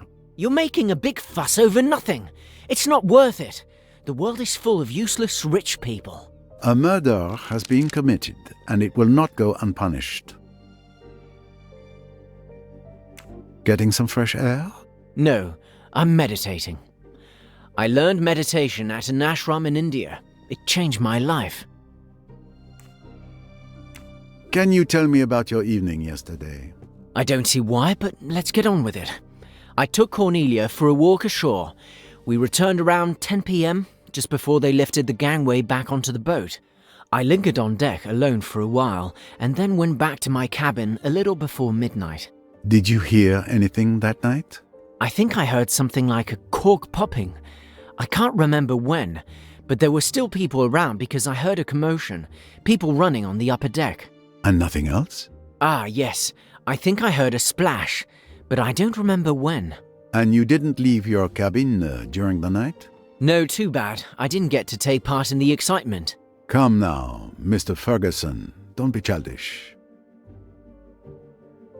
What can you tell me about Lynette Doyle's pearl necklace? It symbolizes the decadence of Western materialistic society, which Lynette Doyle epitomized to perfection. Like her, our society is of course destined to crumble. That's a certainty. I've often noticed that those who espouse your philosophy, if it can be called a philosophy, are often the very people who benefit the most from it. We found a signet ring with a peculiar coat of arms in your cabin. I'm sure I've seen it somewhere before, but I can't quite place it. Perhaps you could enlighten me? I have no idea because it's just a keepsake. Just a trinket I brought back from a trip. Nothing significant. Yet, it was well hidden.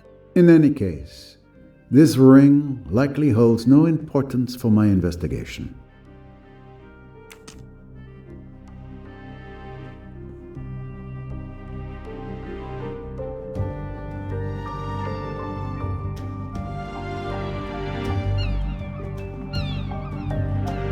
The Nile is magnificent.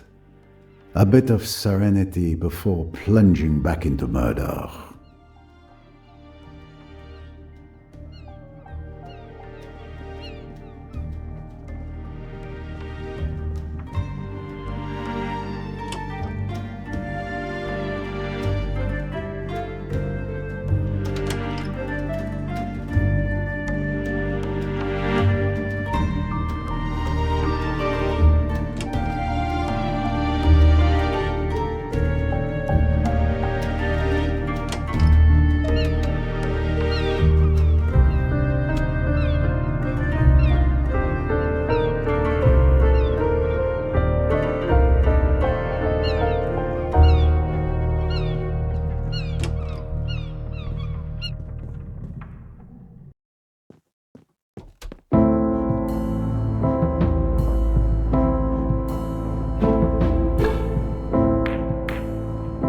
Nice shot. But one good shot doesn't make a game. Most certainly, my friend. And the next shot promises to be even more difficult. Excuse me, gentlemen, for interrupting. But would you have a moment to answer a few questions? Of course. Anything I can do to help. Right now? Can't we at least finish our game? I could insist, monsieur.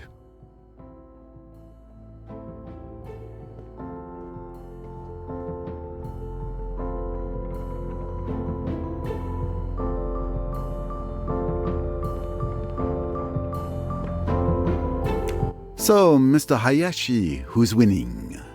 Without bragging, I believe I can safely say I'm in a better position than Mr. Allerton. But the game is far from over. Could you please tell me your movements last night? The evening started innocently enough. We were playing cards. I spent the early part of the evening playing bridge with the Doyles and Mr. Pennington. Waiter, a drink, a double gin. Simon, are you playing or what? Sorry.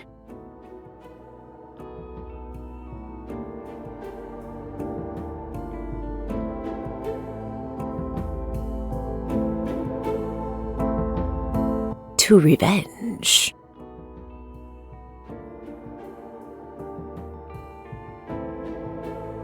I'm tired. I'm going to bed. Are you coming, darling? I think I'll stay a bit longer. Maybe have one last quick one, read a magazine.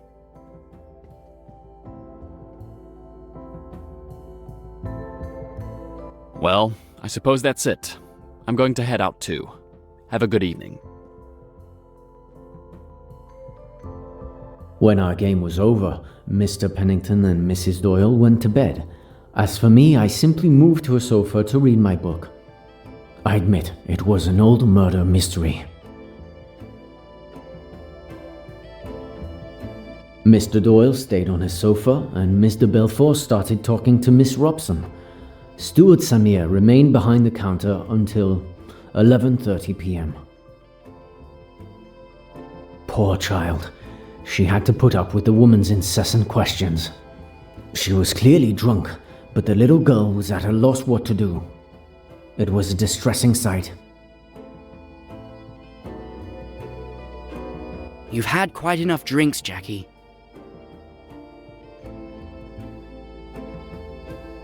When the argument started to escalate, I seized the opportunity to discreetly slip away.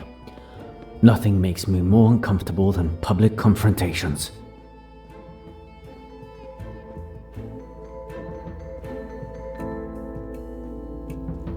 I paused for a moment, leaning on the railing of the deck. I could still hear them shouting inside, and I was relieved to have gotten out. I felt a pang of sympathy for poor Miss Robson, who wasn't as lucky as I was. That's when I heard the gunshot.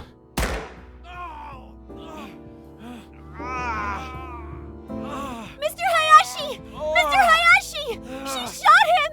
Oh, she shot him! Oh God. Oh, I wish I were dead. What have I done? What have I done? Hush, dear. Hush. Get her to her cabin, Hayashi. Miss Robson, get that hospital nurse of yours. Don't leave her.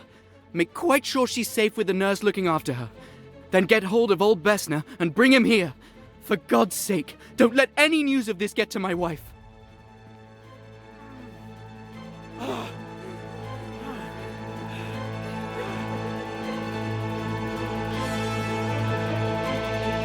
I'll drown myself. I'll drown myself. I'm not fit to live. Oh, Simon. Simon. Better get hold of Miss Bowers. I'll stay while you get her. I must go to him. Oh, Simon, Simon, how could I? Let me go. Let me throw myself overboard. Let me kill myself.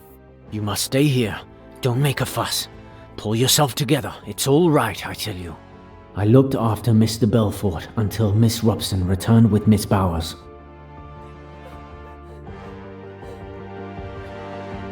Now then, what's all this?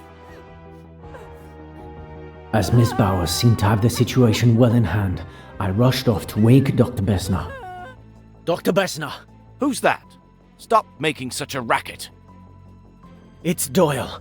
He's been shot. Mr. Belfort shot him. He's in the salon. Can you come? Let's see. It's not pretty, but it could be much worse. The bone is fractured, and there's considerable blood loss. Mr. Hayashi, help me carry him to my cabin.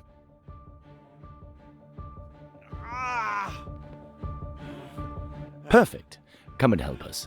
You'll be more useful than Mr. Hayashi, who I see is in the process of collapsing.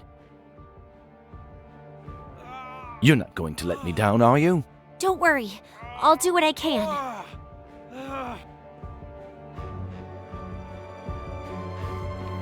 I confess, I've never been very comfortable with blood, so I mostly helped to clear the procession way to the doctor's cabin. I was surprised and pleased by young Miss Robson's mental strength and composure. It was as if she had been waiting for this moment to bloom. I stayed near the door to get some fresh air while the doctor attended to Mr. Doyle. The groans he made, it was terrible. Well, this is the best I can do. You've been brave. I'm going to give you something to help you sleep. And your wife? What should we do about your wife? She needn't know till the morning. You mustn't blame Jackie. It's been all my fault. I treated her disgracefully. She didn't know what she was doing. Yes, I understand. My fault, Miss Robson. Someone ought to stay with her. She might hurt herself. It's all right, Mr. Doyle. Miss Bowers is going to stay with her all night. Mr. Hayashi, the gun. You mustn't leave it lying around. Quite right. I'll go and get hold of it now.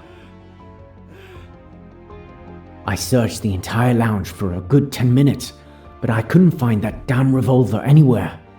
It had completely vanished.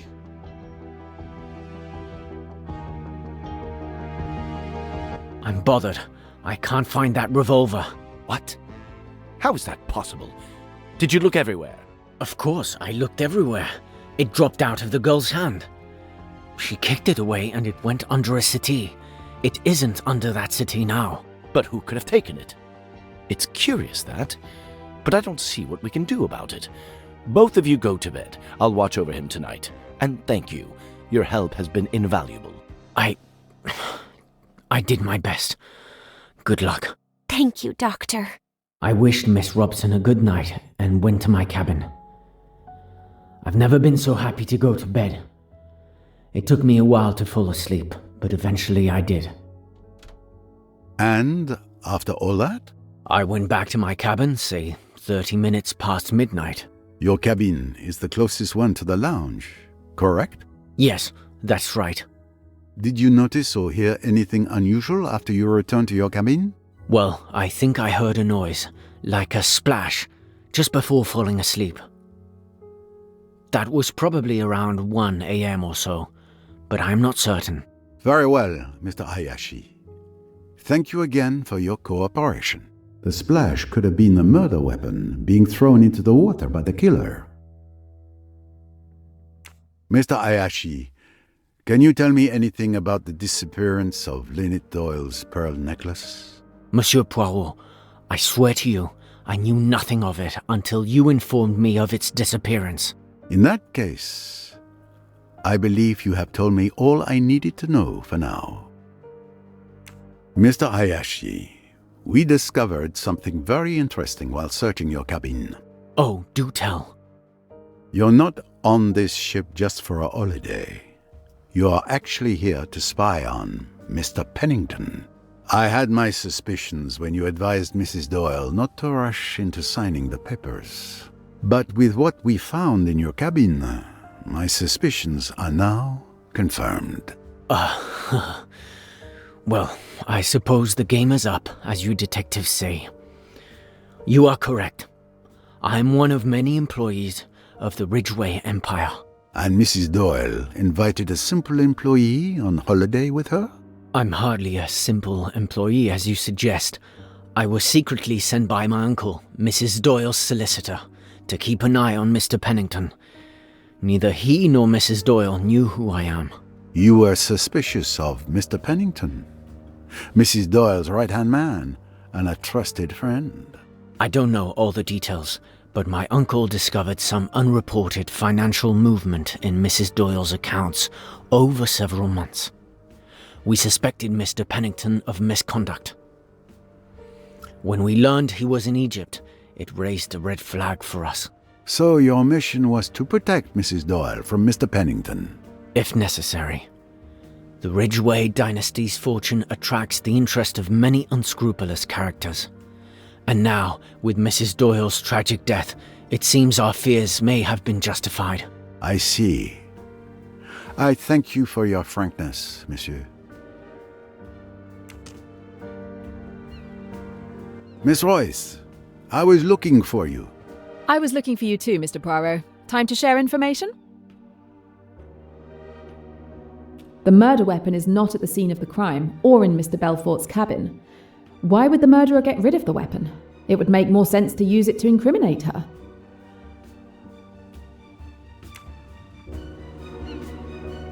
Miss Royce, I was looking for you. I was looking for you too, Mr. Poirot. Time to share information?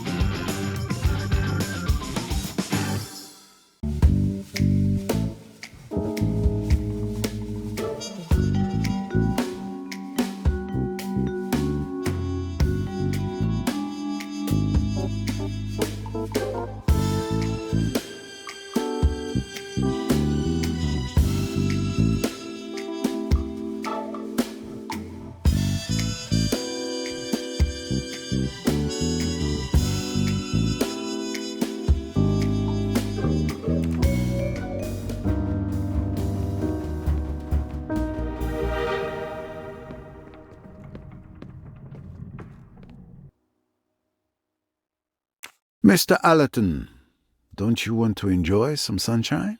If you move the billiard table outside, I'd be happy to. Could you tell me your movements last night, Mr. Allerton? Since you ask so politely, we all had dinner together. Then I went to bed around 11 p.m. I was awakened by noise. Miss Robson calling Mr. Hayashi, footsteps, and then Dr. Bessner talking. After that, I went back to sleep and heard nothing else until this morning. Last night's meal. I'm sure I was the only one drinking wine at our table. Lynette Doyle's pearl necklace disappeared last night. Can you tell me anything about that? You're the first to tell me the news. I didn't even know it had been stolen. The thief will make a fortune if he can sell it, but he doesn't stand a chance if you're there to stop him. Very well. Thank you for your testimony. Let's move on. We found a message signed J in a hollow book. We also found a J traced in blood on Lynette Doyle's wall. A coincidence, perhaps? If you think I killed Lynette, you're nuts. But, well, okay. The J in the message is for Joanna Southwood. Joanna is my cousin. You know her, right? She told me you met her at Chez Ma Tante, the night that fool's wedding proposal backfired. Yes, she was the engagement ring's thief. Who saved Lynette from a disastrous marriage. Given the recent circumstances, circumstances, we can say an even more disastrous marriage has occurred. But very well. It is your cousin who sends mysterious messages in hollow books? Yes. We've done it since we were kids. There's no harm in it. We'll leave it like that then, for the moment. We noticed that the stylus of your record player is missing from your cabin. Yes. I lost it somewhere while we were shifting our luggage in Aswan. That's unfortunate. The record player won't work without it.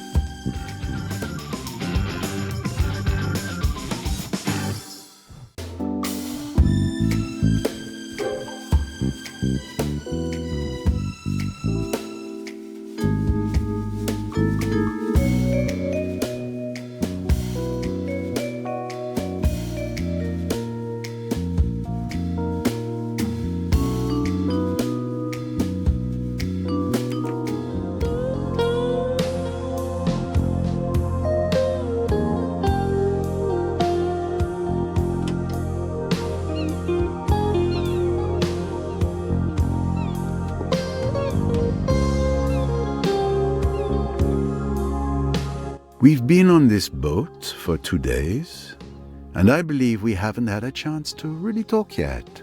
Indeed. It's too bad it's under such terrible circumstances. I would have much preferred to talk to you about my archaeological discovery yesterday. I'm sure it would have fascinated you. I apologize. Did you seek some peace and quiet coming here? I'm just admiring Abu Simbel. What a splendor. I'm very sorry I missed your demonstration. Could you tell me your movements last night? Of course. Time for the interrogation. Let's see. After dinner, I read on the deck. I went to bed around 10 p.m. and woke up around 8 a.m. this morning. Nothing out of the ordinary, I'm afraid. And you didn't see or hear anything? Now that you mention it, I was awakened in the middle of the night by a loud splash, as if someone had thrown a stone into the water. Do you remember what time it was? Did you go to investigate? It was after midnight, I think. And no, I stayed in bed. Lynette Doyle's pearl necklace has gone missing. Do you know anything about it? I am not an expert, but I can tell you that pearls of that size are extremely rare. The necklace must be worth a small fortune. I wouldn't be surprised if it was stolen, and possibly the motive for the murder. It is certainly a possibility. We found a hidden delivery list in a cryptex in your cabin. Ah. Well, you know, conducting archaeological research isn't the most lucrative job. So, to make ends meet, I sometimes facilitate the transfer of certain works of small value from one hand to another. Your offense? I wouldn't put it that crudely. Call it what you will. I'm not proud of it, but without it I couldn't fund my research, which I like to think is a benefit to my colleagues. I see. Well, enjoy the view. I must concentrate on finding a murderer.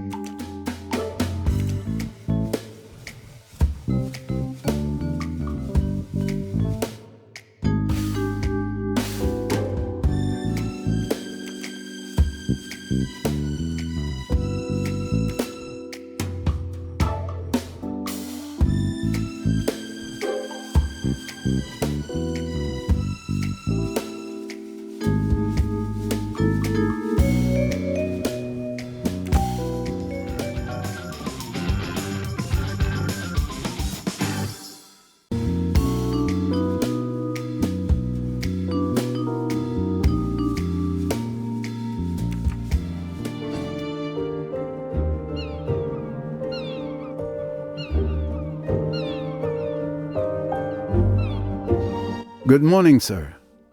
The captain has asked me to investigate last night's tragedy. I'd like to ask you a few questions. Of course. Anything I can do. A bit boring? Staying here, doing nothing? No, it's fine. I look forward to moments when I can peacefully get lost in my thoughts. Can you tell me what you did last night? Like every night, I get off the boat for the curfew watch. The captain raises the gangway, and I stay on the dock all night to ensure that no one boards or disembarks during the curfew. And no one could have boarded or left the boat during the night? No, no one, not even me. And this morning, when the gangway was lowered, the captain asked me to stay here and continue to keep watch. Since then, only Miss Royce has asked to come on board.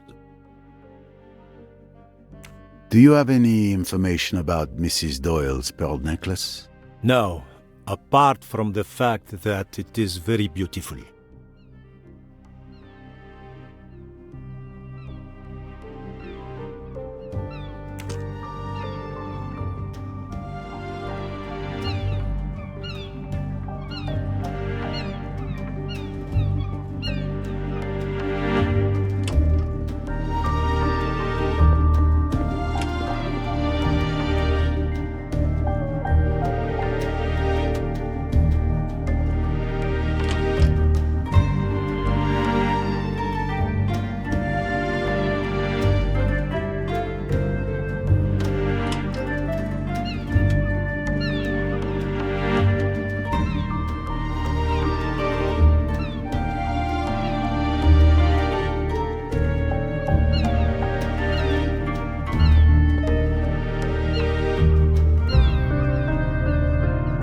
Mrs. Allerton, always a pleasure.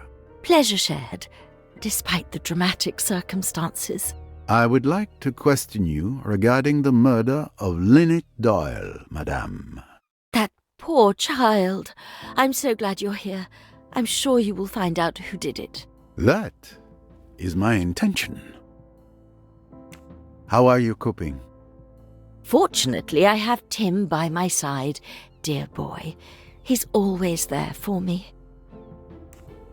I'm sorry to have to ask, but I must get a clear picture of everyone's movements last night. Can you tell me yours? Please don't apologize for doing your job. It's simple. Tim and I had dinner together, and then I went to bed around 10:30 p.m. and slept as well as usual. Nothing particular to report? Now that you ask, it was probably nothing, but I heard a splash. It must have been around 1 a.m. It may have been a dream, but I came fully awake. I listened carefully, but heard nothing more. Then I drifted off again. Thank you, madame. Your testimony is very important. What can you tell me about Lynette Doyle's pearl necklace? It's really very beautiful, isn't it? It was stolen last night. Oh, poor child. To be robbed and murdered on the same night. What kind of world are we living in? A very dangerous one, it would seem. Thank you, madame. Mrs. Allerton, we found something in your cabin. Newspaper clippings written by someone named Amanda Bolton, a film critic known for being one of the most outspoken in the industry. Can you tell me why you saved these particular clippings? Cinema and I have a long history, Monsieur Poirot. From a very young age, I was captivated by this fantastic art form. I've seen it grow, evolve from its beginnings to today. It's remarkable how it's changed over the years. This passion made me very demanding, and I simply wanted to express my opinion, so I wrote about it.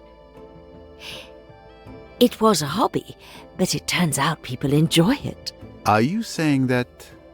Yes, I don't publicize the fact, but I am Amanda Bolton.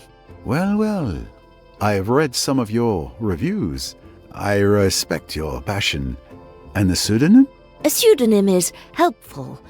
This way I don't need to censor myself in my reviews, and I can avoid debates with temperamental directors. You understand, some of them are friends. Ah, I understand, madame. A wise practice for the freedom it gives you. I myself resort to such little deceptions in my investigations. I look forward to Amanda Bolton's next review. Thank you, Monsieur Poirot.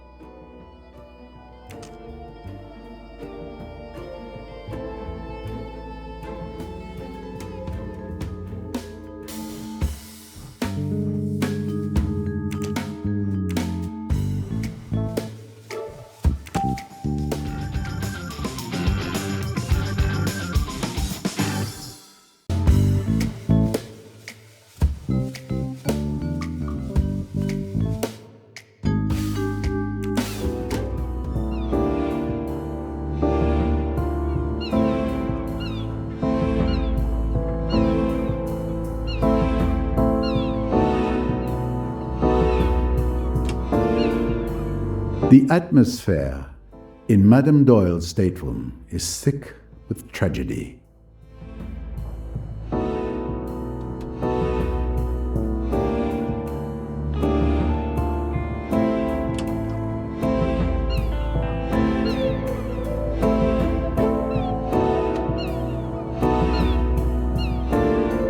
Am I disturbing you? Just a moment. I just had an inspiration. All right, I'm listening. You're writing? I'm a bit embarrassed to say, but the current situation is quite stimulating. Ideas are flooding in again. That must be exhilarating. You have no idea. It reminds me of when I was writing Flaming Kiss. It's not my bestseller, but it's my favorite. Ah, pardon me, but it sounds dangerous. Mrs. Otterborn, can you tell me what you did last night? An interrogation. How exciting. As you know, we all had dinner together. It was quite pleasant. Afterward, I took a stroll on the lower deck. It's quieter there. My daughter came to get me, and we went back up to our cabin around 11 p.m. I slept like a log. Must be the Nile air. Lynette Doyle's pearl necklace has gone missing. A theft and a murder? The plot thickens. A crime of passion. Murder? A primitive instinct. That Jacqueline, with her passionate temperament, obeying the deepest urges of her being, sneaking through the shadows. I see the crime has touched you deeply.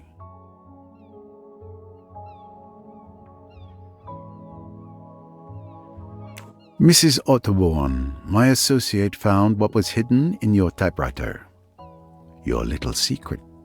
Oh, I don't know what you're talking about. And besides, find me a person on this boat who doesn't have a little secret to hide.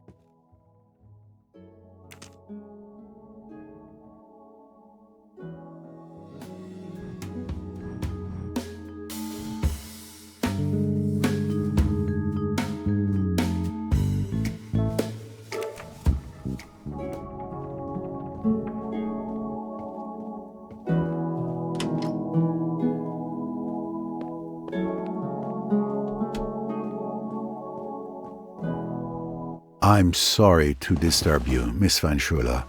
May I ask you a few questions? It would be a waste of time for both of us. It's just a formality. I promise my visit will be brief. How are you, madame? The heat is stifling, the people are intolerable, the staff is dreadful. And then there's this murder business. Thankfully, I must admit the view is tolerable. What time did you go to bed last night? Oh, there you go, asking questions anyway. I usually go to bed at 10 p.m., but last night I lost 10 minutes because that foolish Cornelia was searching for my shawl, which of course she didn't find. Do you remember? Yes, of course. Did you hear anything unusual? I'm a light sleeper. I was woken up by that vulgar woman, Lynette Doyle's maid, saying, "Good night, madame," in an annoying voice. Then I fell asleep again. Later, I was woken up by some noise on the deck. I don't suppose you can tell me who made the noise. Oh, but I can. I got up to see. Rosalie Otterborn was on the deck in front of her cabin. It looked like she was throwing something into the water. I'm not sure what she was up to, but I'm certain it was her. I saw her face clearly. She went back into her cabin, and I returned to bed. Rosalie Otterborn. At last. Who would have thought this annoying woman would prove to be a useful witness? And do you remember what time it was? I can tell you the exact time. It was 1:10 a.m. by my bedside clock. That was very informative. Thank you, madame. Did you know that Lynette Doyle's pearl necklace had gone missing? No, I didn't. That's a shame. It was one of the few pleasant things to look at on this boat. We found quite an eclectic collection of items in your jewelry box. You pawed through my jewelry box? How dare you? No lead can be left unexamined, madame. This is outrageous! Who do you think you are, you insignificant little French upstart? I am a Belgian upstart, madame. Come now, calm yourself. This extreme situation calls for extreme measures.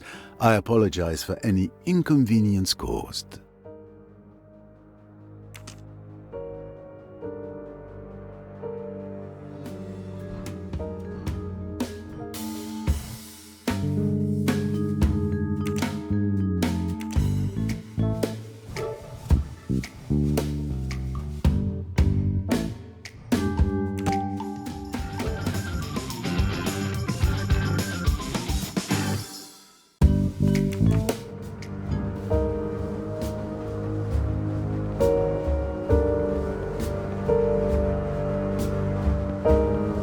Mr. Pennington.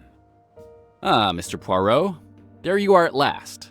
I was wondering when you would come to see me. You think I'm the one who killed the poor girl, don't you?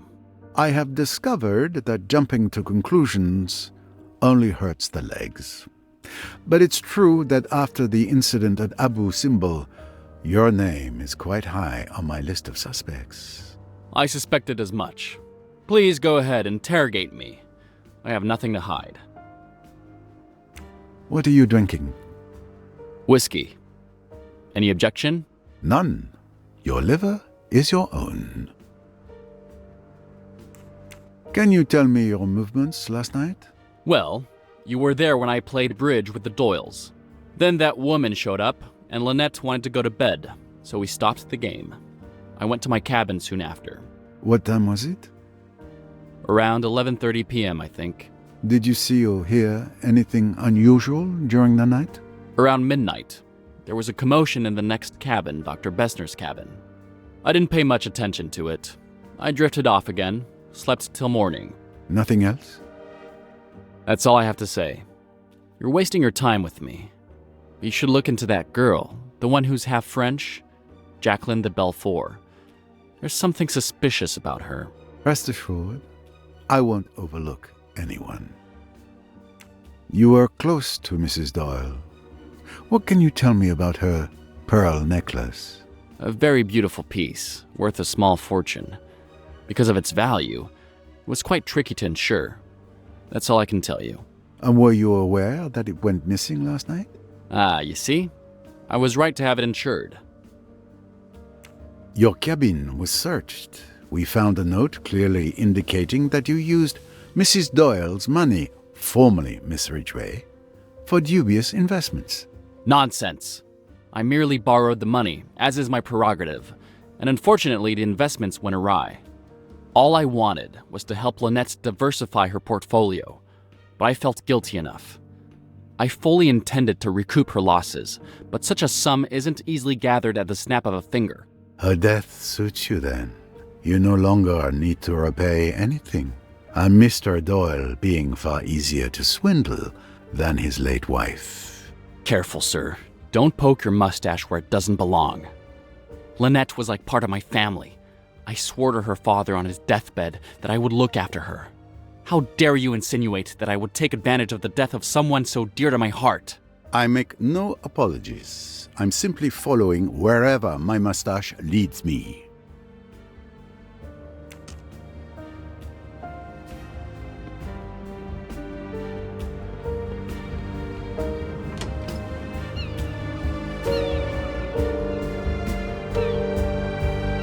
Good morning, Mr. Belfort. You're finally out of your cabin. Good to see you, Monsieur Poirot. Yes, your colleague came by a while ago and told Miss Bowers and me that all the cabins must be searched. So, I'm enjoying the Egyptian sun. Do you remember our conversation at the Imperial Nile Hotel, Mr. Belfort? I remember it very well. I know you warned me. Yet, you didn't listen to me. It's true. I followed Simon and Lynette on the boat, but I am not a murderer. What did you do last night? It's a bit hazy. I admit I had a bit to drink. After our encounter last night, I went to the lounge. Yes, all I wanted was to keep turning Simon and Lynette's honeymoon into a nightmare. I admit I drank a lot of alcohol. Well, I decided what to do to cause a nice little scene.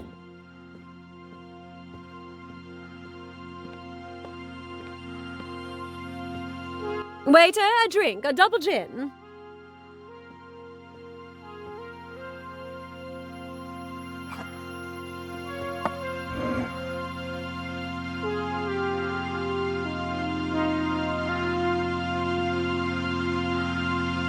To revenge.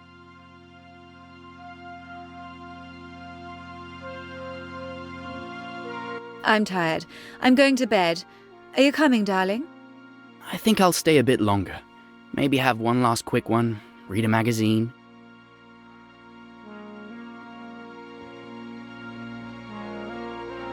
Well, I suppose that's it.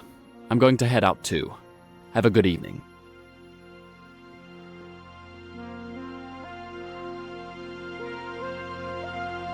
Robson. Cornelia, right? Tell me about yourself. About me? I'm not very interesting.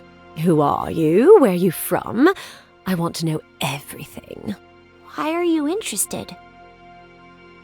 Why are you avoiding my questions? We girls must stick together. I kept questioning Miss Robson about her tiny, boring life, doing everything I could to make her stay. I absolutely wanted to make Simon uncomfortable, but he remained impassive, pretending I didn't exist. I was seething inside, and with the help of alcohol, I finally lashed out. And we have excellent drawing classes.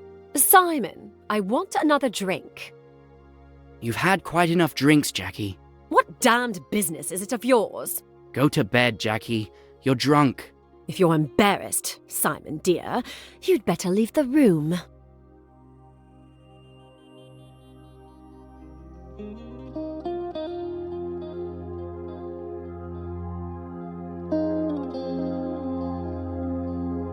I really must. It's so late. You're not to go. You're to stay and hear what I've got to say. You're making a fool of yourself. For God's sake, go to bed. You're afraid of a scene, aren't you? That's because you're so English, so reticent. You want me to behave decently, don't you? You damned fool! Do you think you could treat me as you have done and get away with it? I told you that I'd kill you sooner than see you go to another woman. You're my man, do you hear? You belong to me! I'll shoot you like a dog, like the dirty dog you are!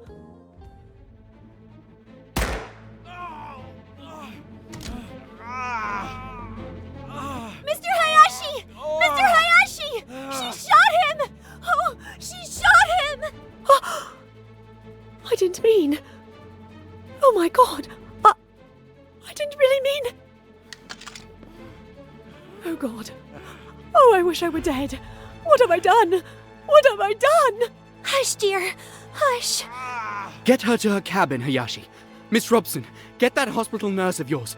Don't leave her. Make quite sure she's safe with the nurse looking after her. Then get hold of old Bessner and bring him here. For God's sake, don't let any news of this get to my wife.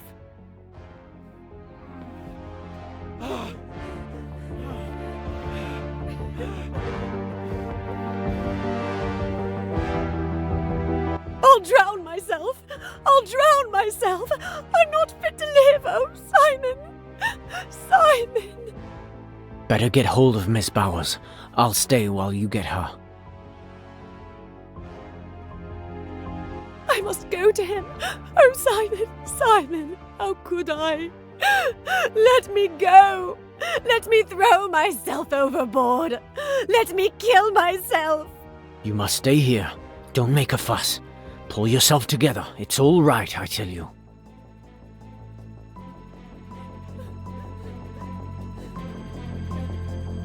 Now then, what's all this? I remember feeling a sting in my arm. I hoped it would kill me. Then everything got darker and darker until I woke up this morning. Thank you, Mr. Belfort. Mrs. Doyle's pearl necklace went missing last night. Do you know anything about it? A theft? Could someone have killed her for a piece of jewellery? Did you know that a J was also found traced on the wall, using the victim's blood? You really think that... I didn't do it. I didn't do it. Oh, please believe me. Everyone will think I did it, but I didn't. I didn't. It's awful. I wish it hadn't happened. I might have killed Simon last night. I was mad, I think. But I didn't do the other. Calm yourself, Mr. Belfort. Don't worry. I will soon have the answer to this whole matter. We found some photos of you and Mr. Doyle in your cabin. Yes, I admit I still hope that he will come back to me. I don't want to lose those beautiful memories with him. I understand. But be careful with the ghosts of the past. As comforting as they might be, they may only prevent us from moving forward. Thank you, Mr. Poirot. But I can manage my life on my own.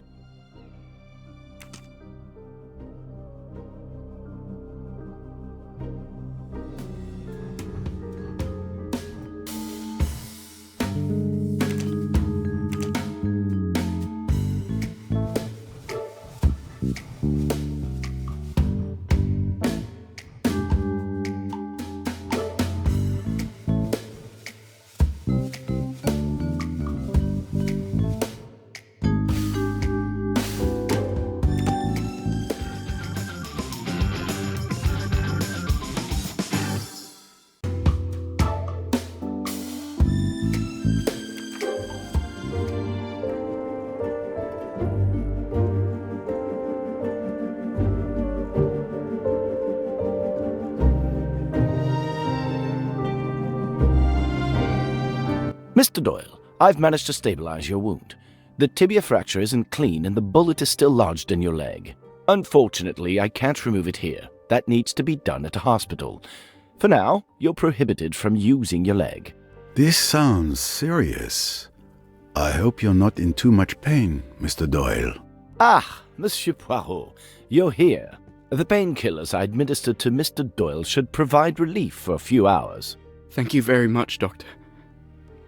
My leg pain is insignificant compared to my grief. My Lynette. Dead. Murdered. My deepest condolences once again. Mr. Doyle, I know this isn't the ideal time, but may I ask you a few questions? Please do. I'll leave you to it.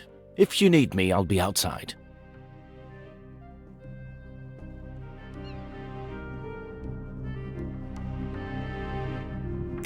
How are you feeling, Monsieur Doyle? It's agony. You were badly wounded. Oh, hang my wound. I've just lost the love of my life. Can you walk me through what happened to you last night? Perhaps walk was a bad choice of words. What a night it was. I'll tell you everything I can remember, if it will help catch Lynette's killer. After you left, we continued playing bridge for a bit. Waiter, a drink, a double gin.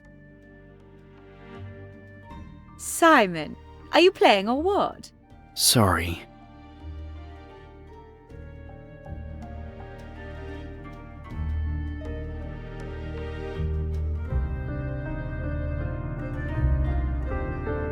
to revenge.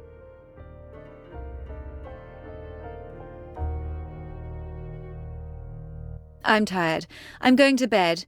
Are you coming, darling? I think I'll stay a bit longer. Maybe have one last quick one, read a magazine.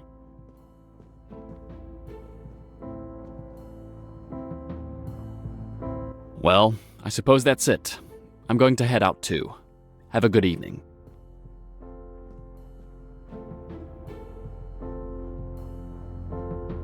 I was trying to read my magazine, but I couldn't concentrate, with Jackie doing everything to make herself the center of attention with Miss Robson. She clearly wanted to get to me, but I didn't let anything show. We were engaged in a duel of patience, and I was determined to win this time.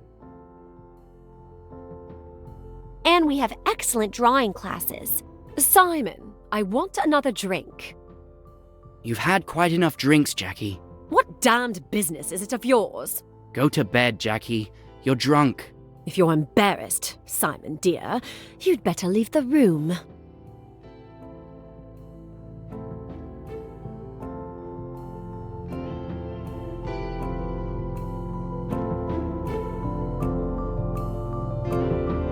I really must. It's so late. You're not to go. You're to stay and hear what I've got to say. You're making a fool of yourself. For God's sake, go to bed. You're afraid of a scene, aren't you? That's because you're so English, so reticent. You want me to behave decently, don't you? You damned fool. Do you think you could treat me as you have done and get away with it? I told you that I'd kill you sooner than see you go to another woman. You're my man, do you hear? You belong to me. I'll shoot you like a dog, like the dirty dog you are.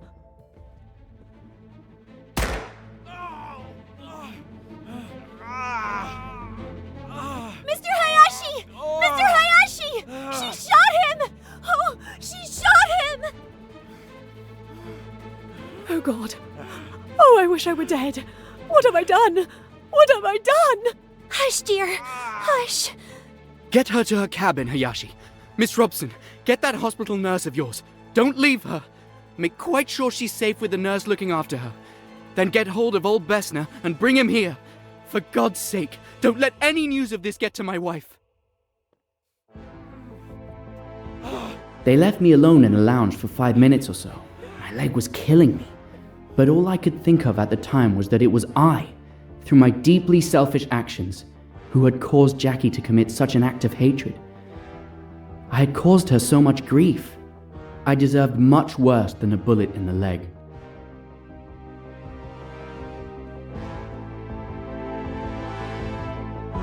Let's see. It's not pretty, but it could be much worse. The bone is fractured, and there's considerable blood loss. Mr. Hayashi, help me carry him to my cabin.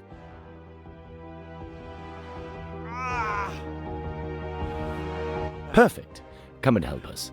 You'll be more useful than Mr. Hayashi, who I see is in the process of collapsing. You're not going to let me down, are you? Don't worry. I'll do what I can.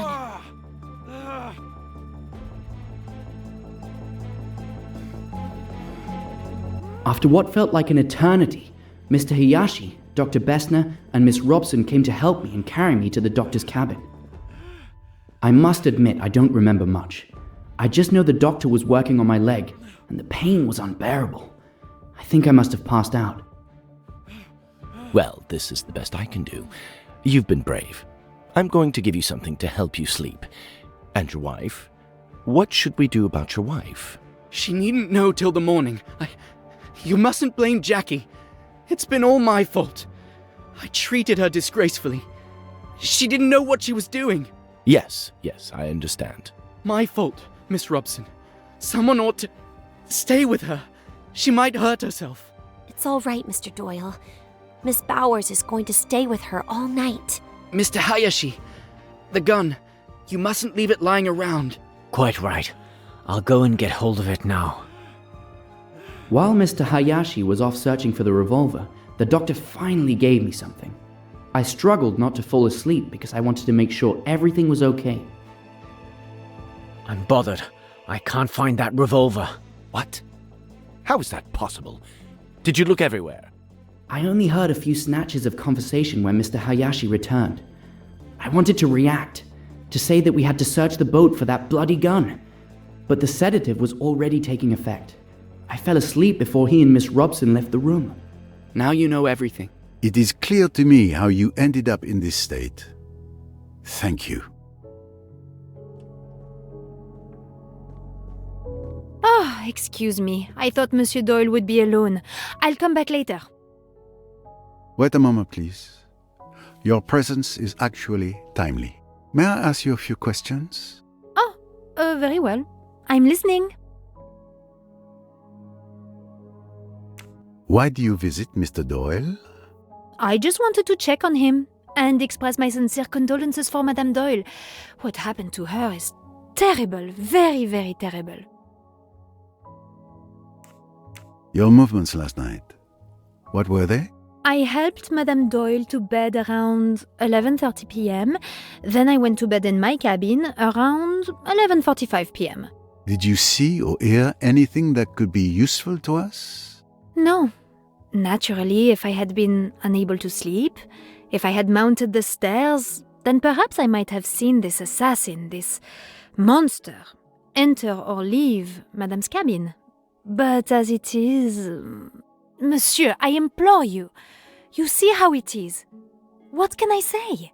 Don't be a fool. Nobody thinks you saw or heard anything. You'll be quite all right. I'll look after you. Nobody's accusing you of anything. Monsieur is very good. Do you know anything about your Madame's pearl necklace? Madame Doyle was wearing it last night. And I also saw Madame put the necklace back in its case last night before going to bed. Is that the last time you saw the necklace? Yes, monsieur. And what about this morning? My God, I didn't even look. When I entered her cabin, I saw Madame. I screamed and ran out. It was indeed missing this morning. It's a bit delicate to talk to her about this here. I'll wait until she is alone.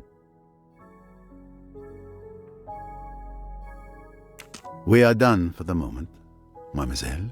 I am truly sorry for you, Monsieur Doyle. I know how you must feel. I hope everything will be all right for you. Monsieur Poirot, I'll be in the saloon if you need to question me.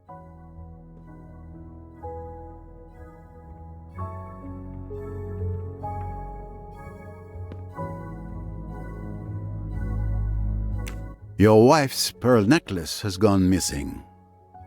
Any idea where it might be? Gone missing? The necklace was stolen? That's why Lynette was killed? A robbery gone wrong? It is indeed a hypothesis at this stage of the investigation. Please, Poirot. Please catch the murderer. That is my intent, Monsieur Doyle. It seems you enjoy playing at the casino, Mr. Doyle. It's a pleasant vice, nothing more. But alas, you don't seem to win much, judging by the few chips found in your cabin. Well, what can I say? There's always tomorrow. To tell you the truth, I locked my low-value chips in that box to ward off bad luck. It was a friend who's a fortune teller who advised me to do that. I didn't know you were superstitious. I'm not really, but it doesn't hurt to try.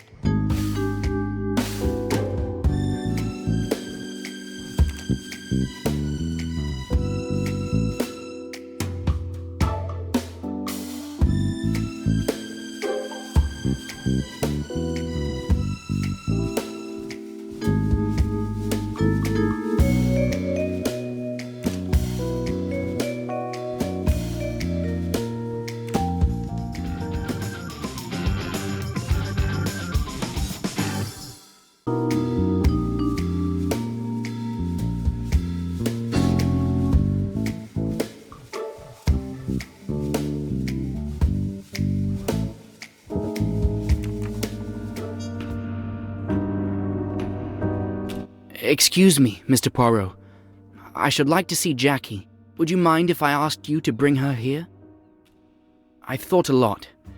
I haven't treated her well, and I'd like to clear things up. I know Lynette would want me to. You wish to see Miss de Belfort? Very well, I will fetch her for you.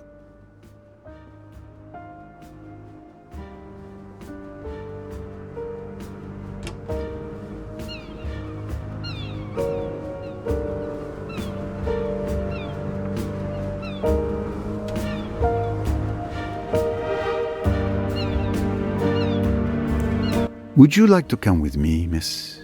Mr. Doyle would like to see you. Simon? He wants to see... me? Yes, of course.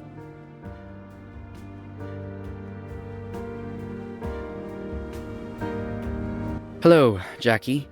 It's kind of you to come. Simon, I didn't kill Lynette. You know I didn't. I was out of my mind last night. Oh, can you ever forgive me? Of course, it's all right. I thought you might be worried. Worried? A little? Oh, Simon! You were a bit upset last night. A bit drunk. But I could have killed you.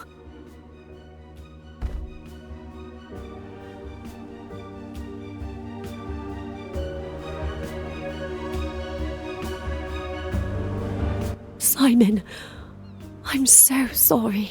Let's give these young people some privacy. They've been through enough. Thank you, Mr. Poirot. Thanks to you, we've been able to explain ourselves with some privacy. You're welcome.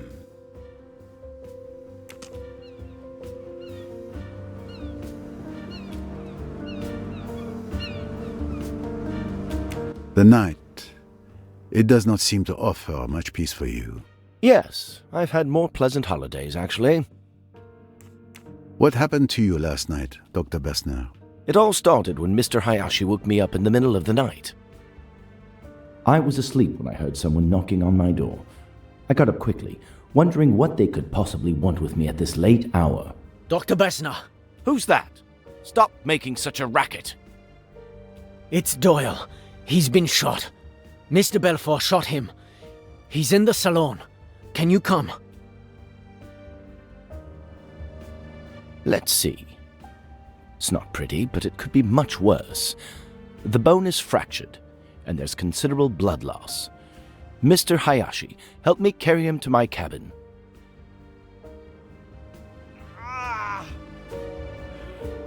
Perfect. Come and help us. You'll be more useful than Mr. Hayashi, who I see is in the process of collapsing. You're not going to let me down, are you? Don't worry. I'll do what I can.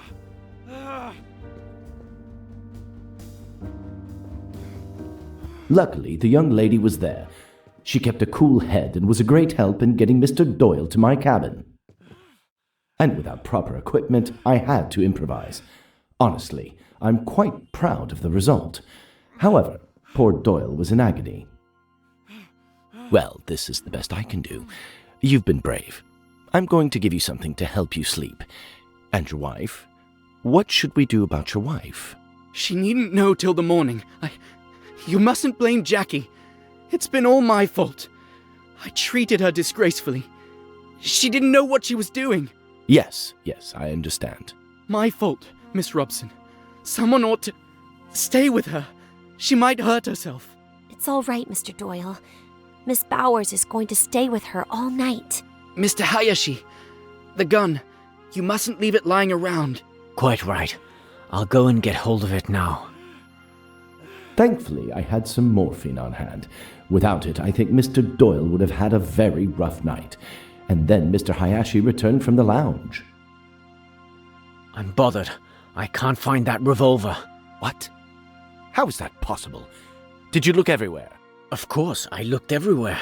It dropped out of the girl's hand. She kicked it away and it went under a settee. It isn't under that settee now. But who could have taken it? It's curious, that. But I don't see what we can do about it. Both of you go to bed. I'll watch over him tonight. And thank you. Your help has been invaluable. I did my best. Good luck. Thank you, Doctor. After dismissing Mr. Hayashi and Miss Robson, I sat down in an armchair. Mr. Doyle was already asleep. I got up several times during the night to re-examine his wound and put my instruments away. Then, in the early hours of the morning, the captain came knocking at my door to tell me that Mrs. Doyle was dead. There. That's how I remember it. Thank you, Dr. Bessner. Now that I have gathered both the testimonies of Dr. Bessner and Mr. Doyle, I am convinced that Dr. Bessner did indeed look after Simon Doyle all night. I am of the opinion that Lynette Doyle's pearl necklace was stolen. What do you think, Doctor? All I can tell you is that I didn't see it in the cabin. Also, during the preliminary analysis of the body, I didn't observe any marks around Mrs. Doyle's neck to indicate the necklace was ripped from her neck. It's likely that she removed it before going to bed. What happened to it then, I have no idea. Thank you for your observations.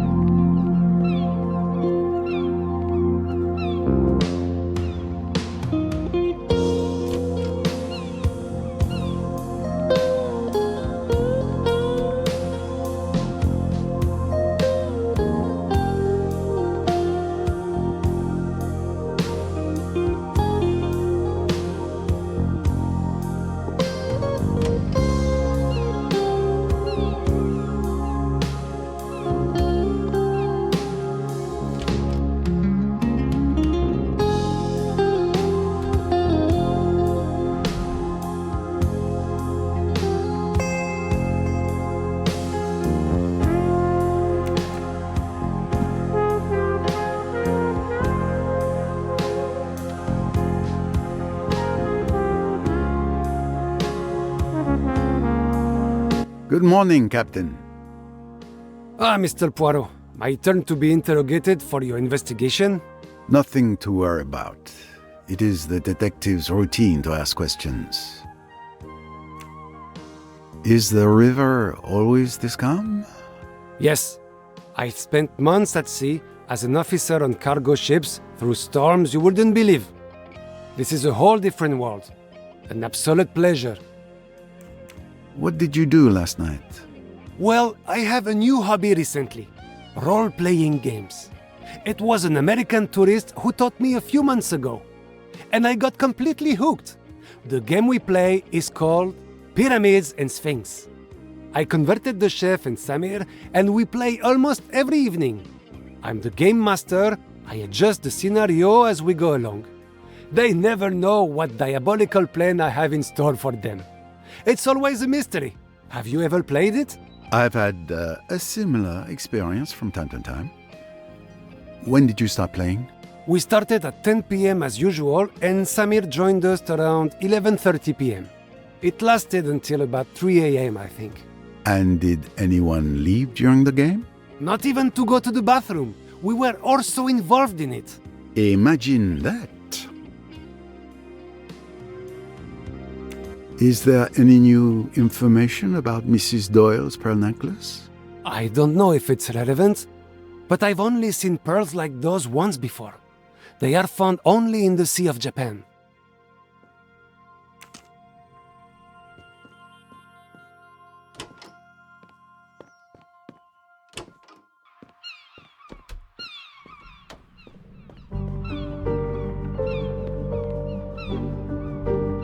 Thank you for keeping watch over Mr. Belfort all night. Oh, I'm used to sitting up with patients. It wasn't the most challenging guard duty I've had. What did you do last night? Let me see. Last night was eventful, to say the least. I had gone to bed early after dinner, but I was abruptly awakened by Miss Robson around midnight. Miss Bowers! Open the door! In the middle of the night, I was woken up by a pounding on my door. I got annoyed, wondering if it was a bad joke, but when I saw the little girl's face...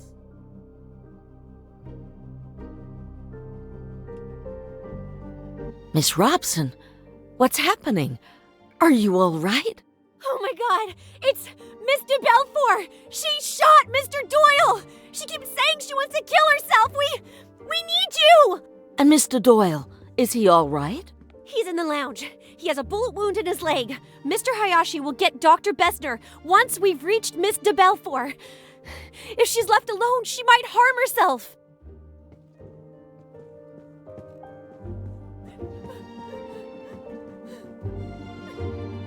Now then, what's all this?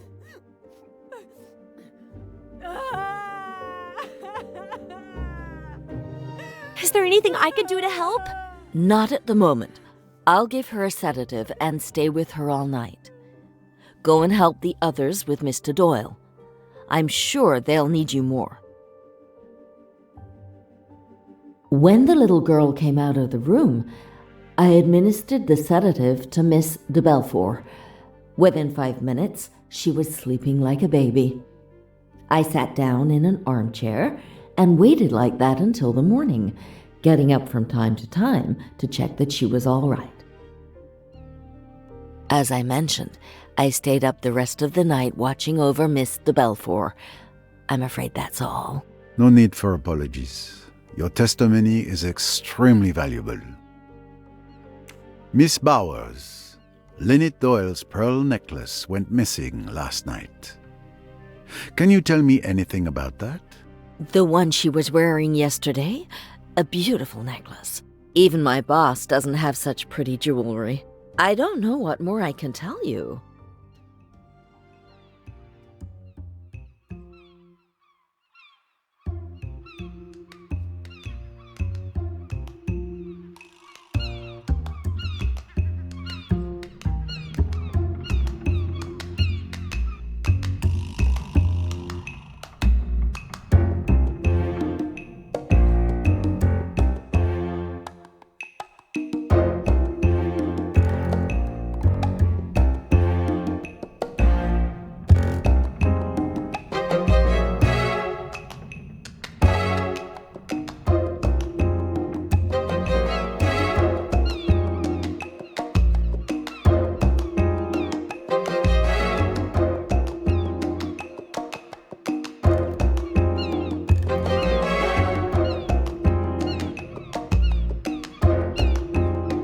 She's lying. But why?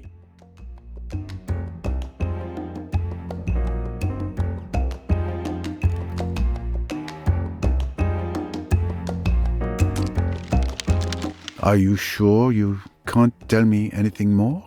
What are you implying, Monsieur Poirot?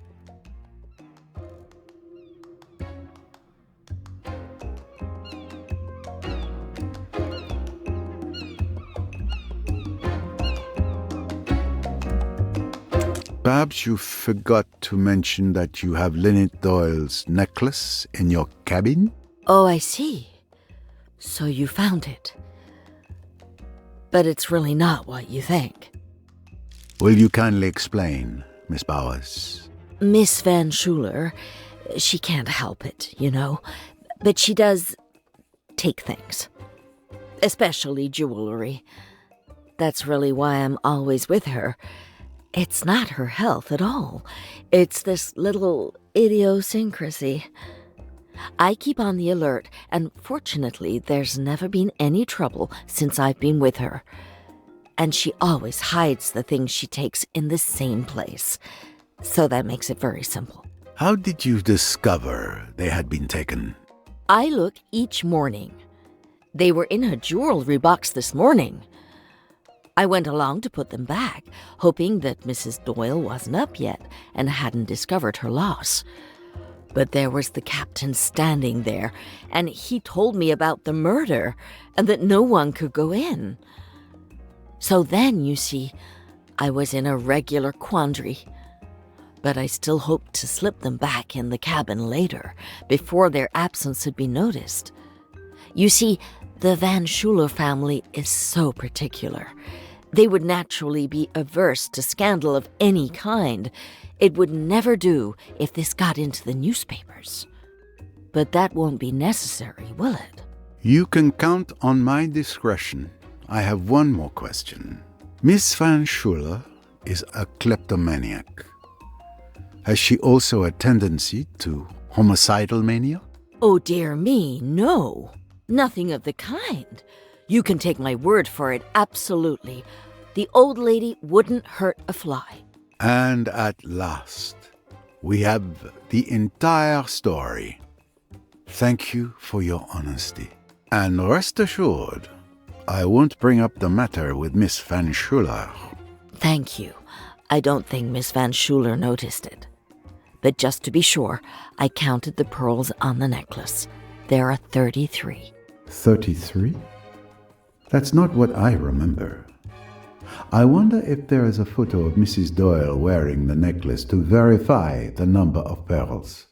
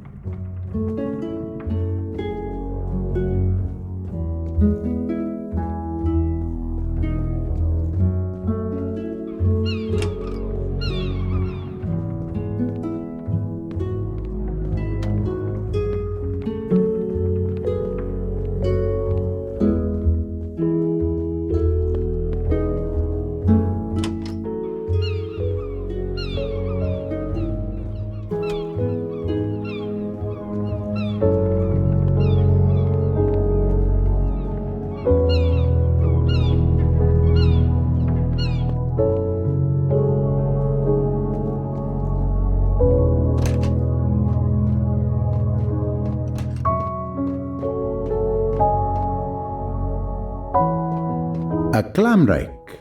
When I was a child in Belgium, I would help my father to collect the clams from the sand with one of these.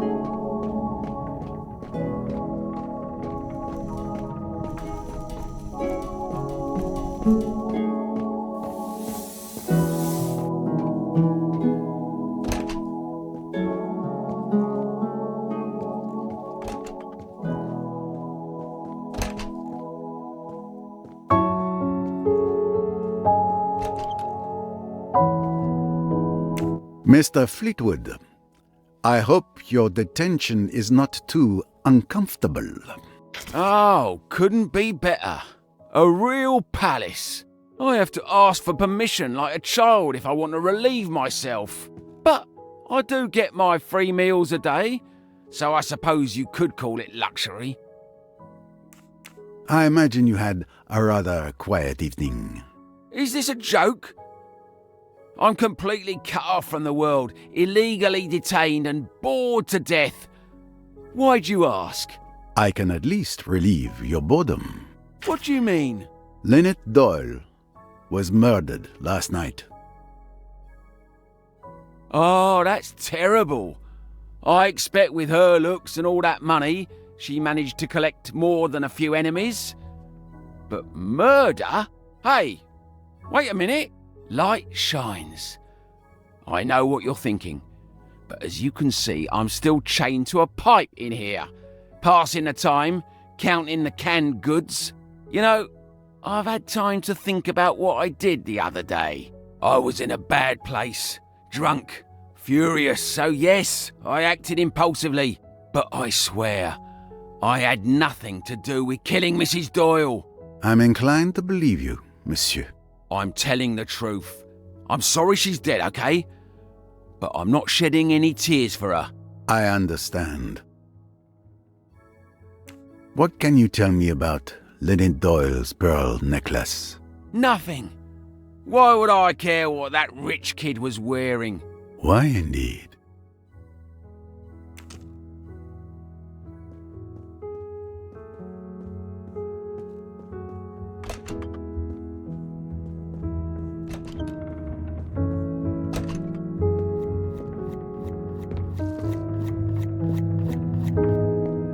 Good morning, sir.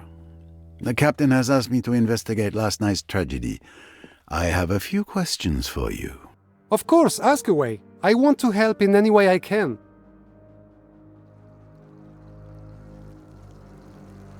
I hope you are not too overwhelmed by the tragedy. I confess I fell behind because I was standing guard at Mrs. Doyle's cabin for the captain this morning, but I'm managing. Can you tell me your movements yesterday evening? Let's see. I finished my shift and hurried to tidy up everything so I could join the captain and Samir for a role-playing game. It must have been around 10 p.m. We lost track of time and stopped playing around 3 a.m. Have you ever played our game? It's called Pyramids and Sphinx. I'm afraid not. You didn't see or hear anything unusual? In our bedroom down in the hold? No, not really. Only Samir when he fell in the river of lava. A river of lava? How unfortunate. What can you tell me about Mrs. Doyle's pearl necklace? Nothing, I'm afraid. I didn't notice it. I didn't even know who she was until I heard about her death.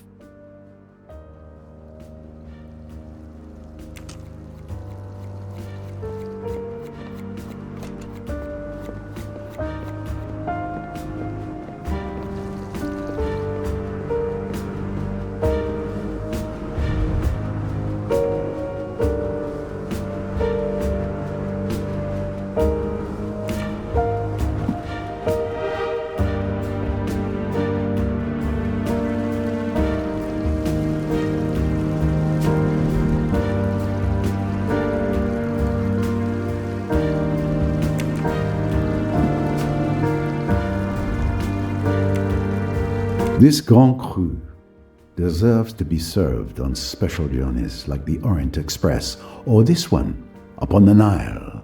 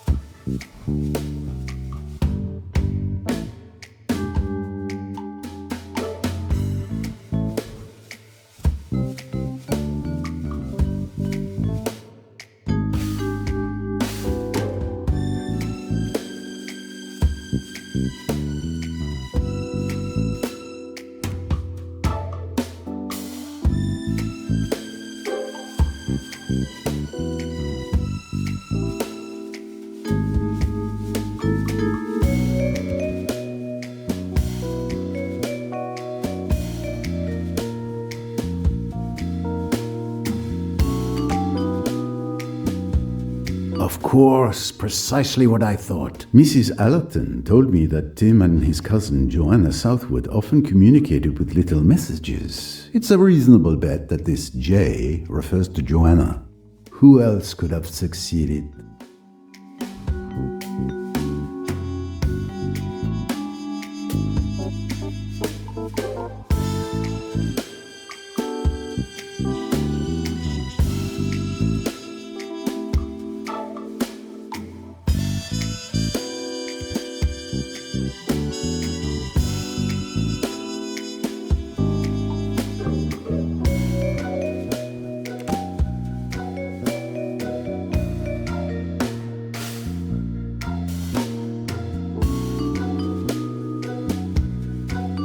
Well done.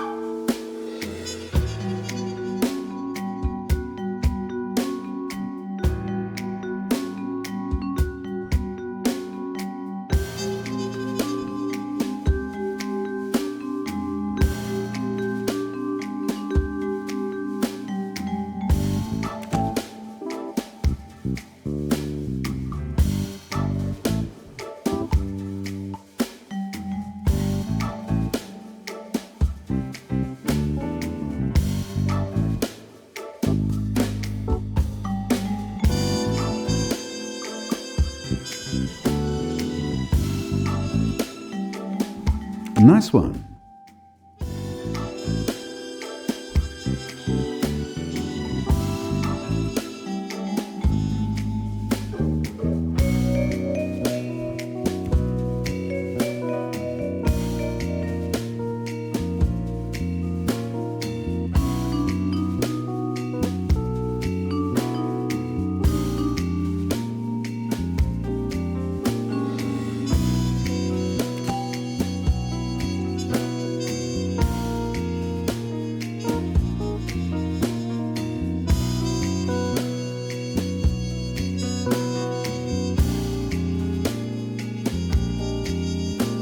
Now that is a good answer.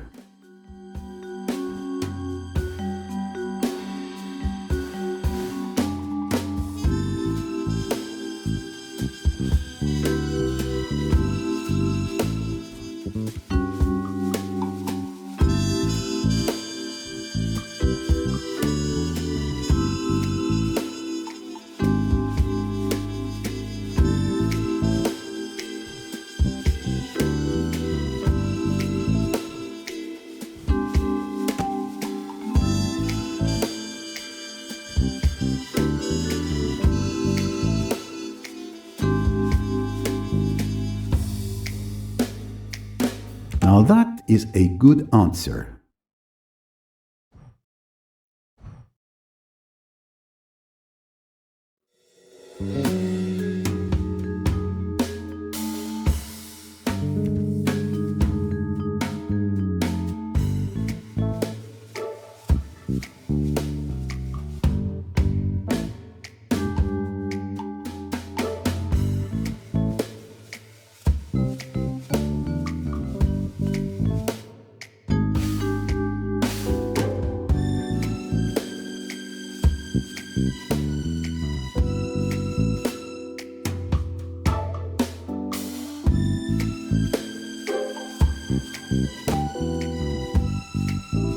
This must be the right solution. The necklace Miss Van Schuler stole, and that was recovered by Miss Bowers, is a fake. I must find out who could have swapped a real necklace for this one. My little grey cells did not let me down.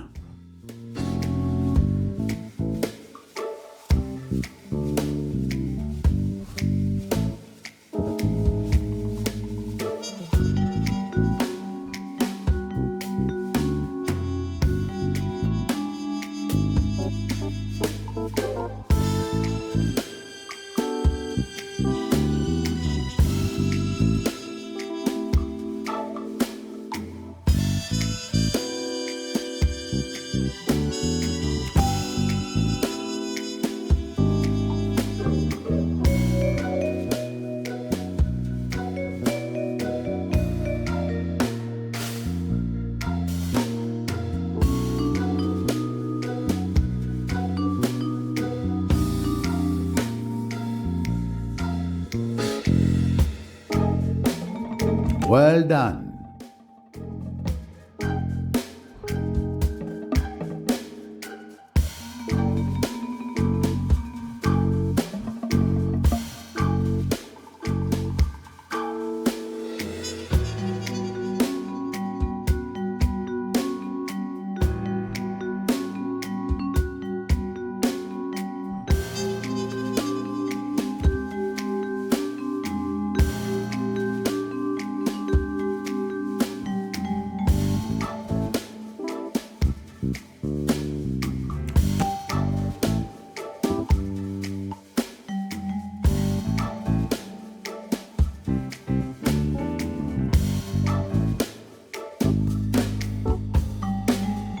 Bravo!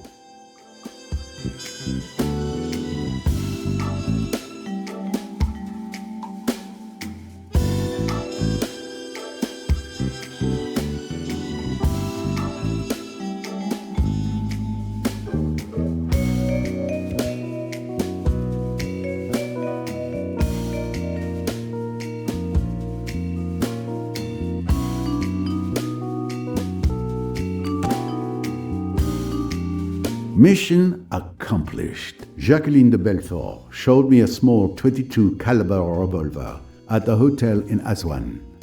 It's the one she used to shoot Simon Doyle. Another victory for Poirot, of course.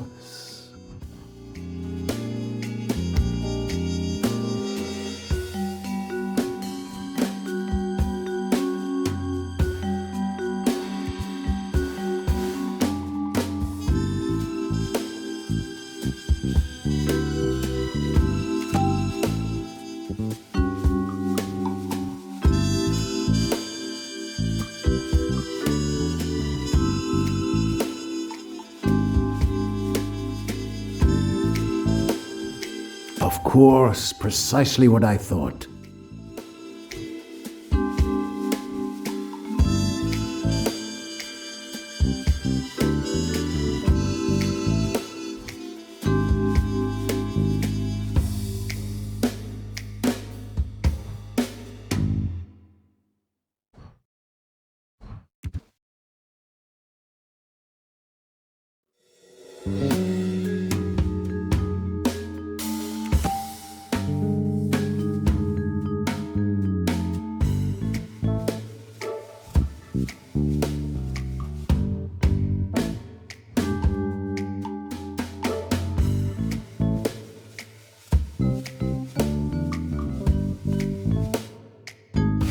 The little grey cells, they do not desert me.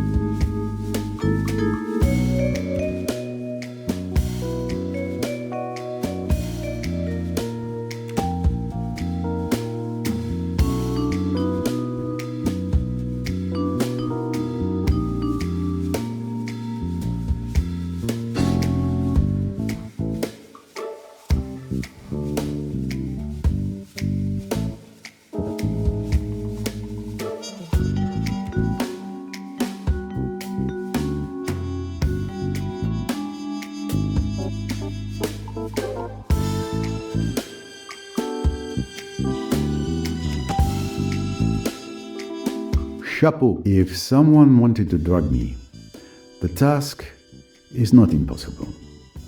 Observing that I only pour from my own bottle, uncorked at the table, the perpetrator could easily target me and no one else. I must go and check on this. Who else could have succeeded?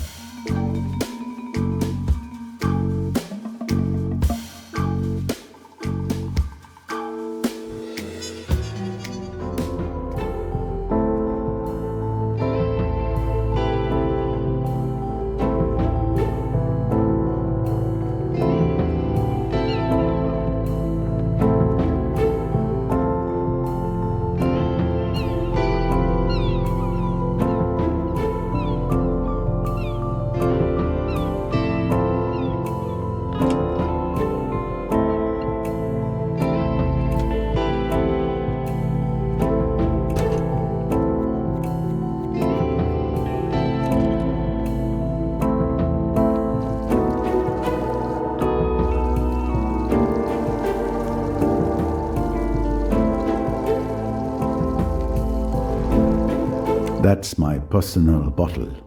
Well, an experiment is necessary to find out if it's been drugged. I must find a way of making sure there was sleeping powder in my wine. And I have only the equipment around me, so it's not going to be easy. But if it were easy, anyone could do it. Let's give it a go. Yes, that might work. I'm going to try to separate the elements that make up the wine with absorbent paper. But first, I need to reduce the pigments in the wine, which would get in the way.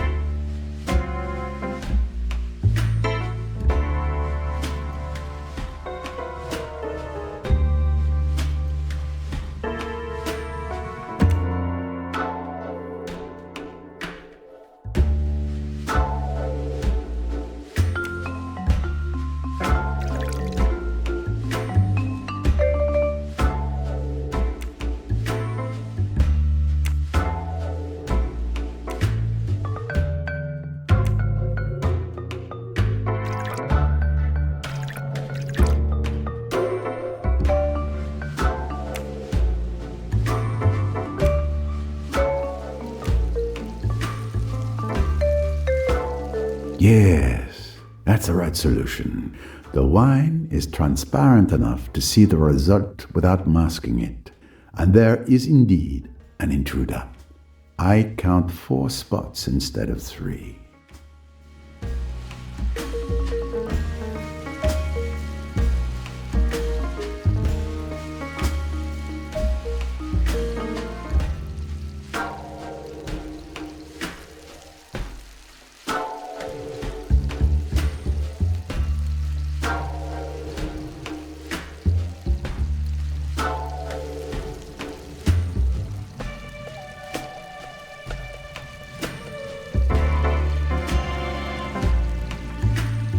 Not quite. Not really. As I expected. My wine does contain a chemical compound that shouldn't be there. Something has been added to it. Given the strong reaction of the strip, it wasn't a small amount, and therefore it wasn't an accident. Someone has deliberately drugged me. Exact. Someone did drug me last night. But why?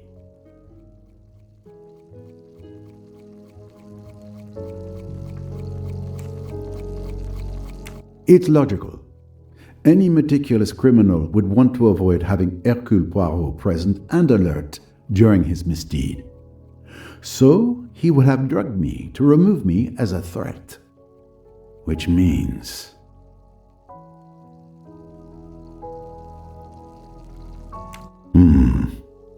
This clue proves that the crime was carefully premeditated. The fact that my bottle had been drugged before the murder, possibly several hours before, proves that the killer had as long as an hour or more before removing me as a danger.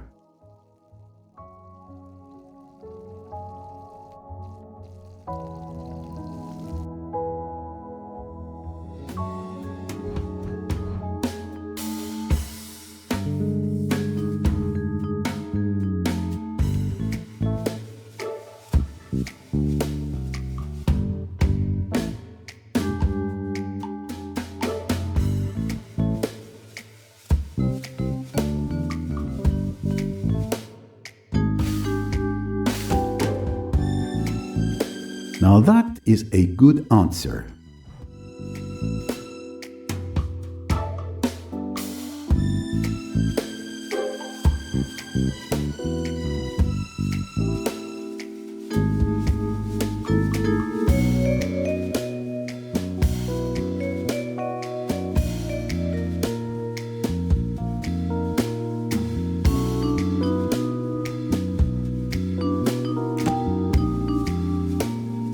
Congratulations.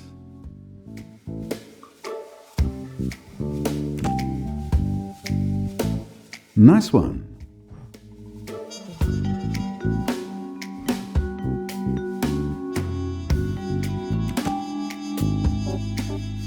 This must be the right solution.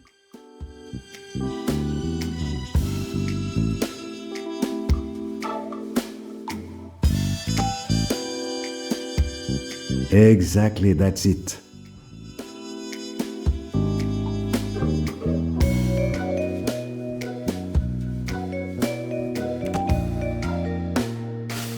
What talent!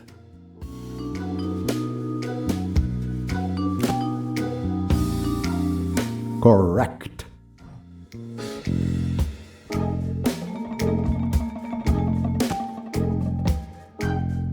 That's logical.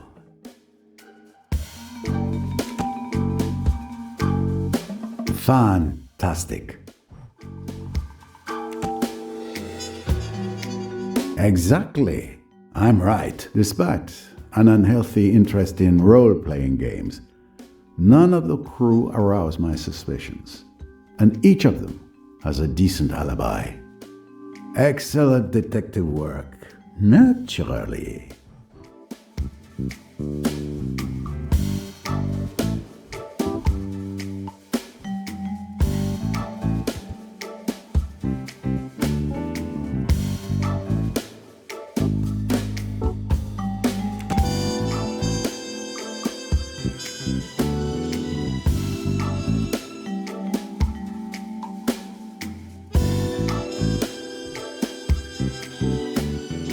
A good answer, of course.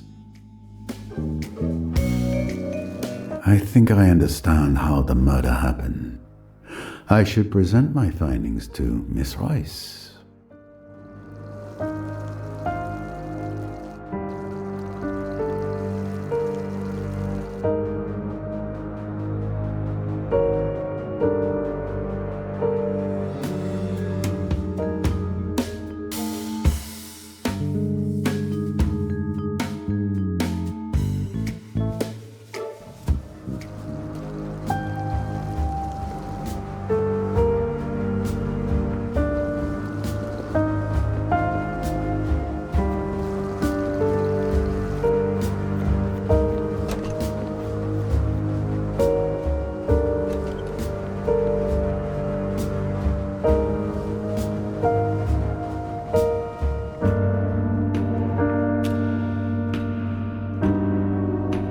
We have made progress in our investigation, but a significant problem remains.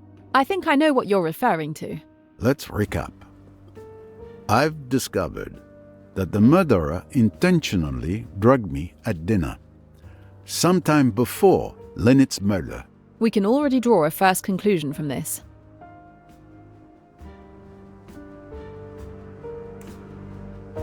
The crime was premeditated. It couldn't have been improvised.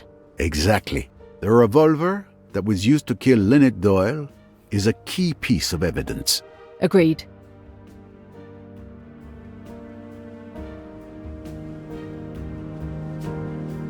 It's the same gun that wounded Simon Doyle. Indeed.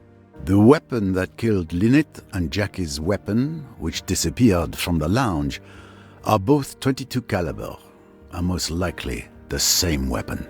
Therefore, the murderer must have retrieved it from the lounge to kill Lynette Doyle, taking advantage of the commotion caused by Mr. Belfort. Yes, it would appear only one person could have committed Lynette's murder.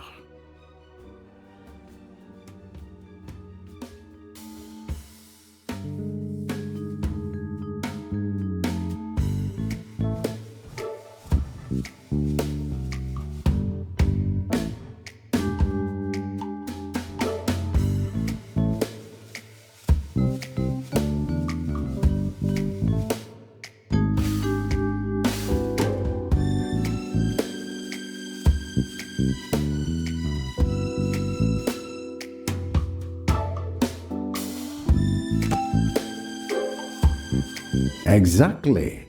I'm right. And it would seem that only Miss de Belfort could anticipate that the revolver would be there last night, available to kill Mrs. Doyle since she threw it down there, knowing that thanks to the excitement, a convenient weapon would end up by chance in the lounge, ready to be used again. So if I follow your reasoning, Mr. Belfort should be the murderer. So it would seem. What do you think? Do you believe she killed Mrs. Doyle?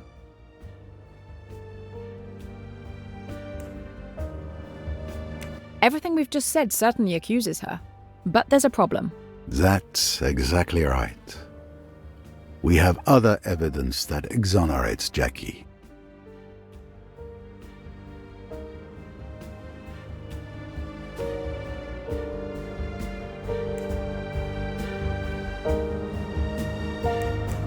Yes, you're right. She simply was never alone all evening. Yes. If we trace the sequence of events.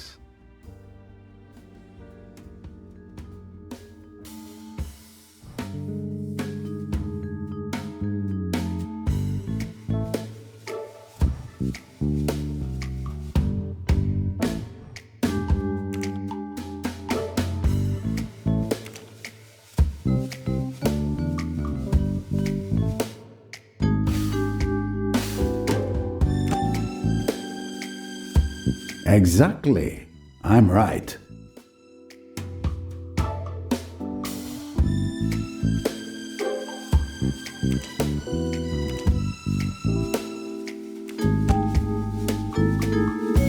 Fantastic.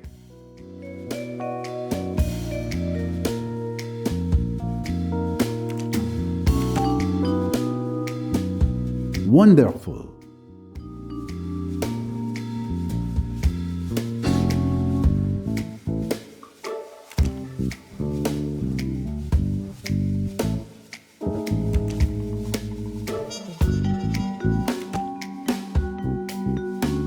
Chapeau.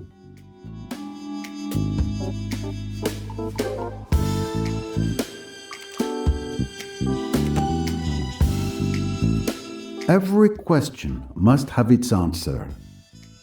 Several testimonies overlap to confirm that Mr. Belfort was never alone from the moment she entered the lounge until this morning.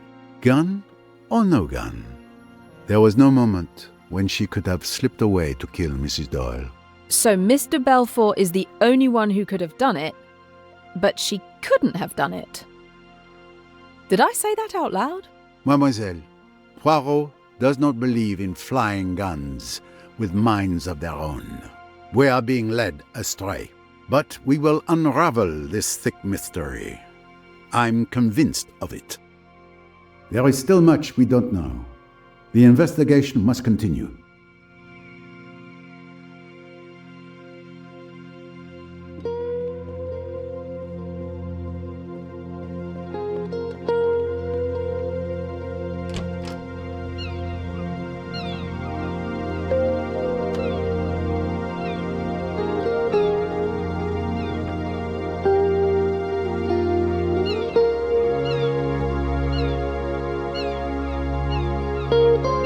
Enjoying the sunshine, miss? It would be a crime not to, would it not, on such a beautiful day? It's more the tranquility of the place that drew me here. I understand. Don't worry, this will only take a moment. It's rare to see you without your mother. Is it that obvious? I thought I'd outgrown clinging to her apron strings. What can you tell me about last night? My mother and I went to bed around 11 o'clock. Rats! There I am again, securely tied to her apron. I didn't hear anything except some commotion near Dr. Bessner's cabin. It was stifling in our cabin. I couldn't sleep. Around 1 a.m., I went out on deck for some fresh air. I didn't stay long. I went back to sleep afterwards. I had no idea what had happened until this morning.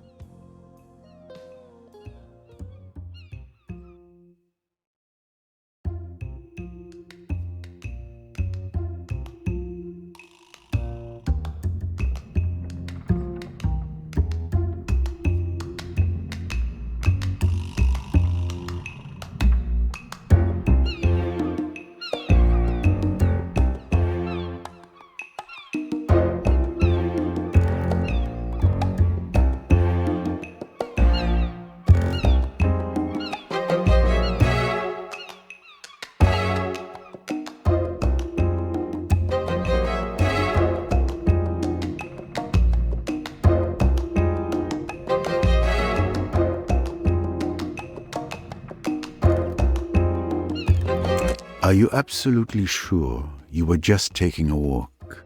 What do you mean? Of course I'm sure.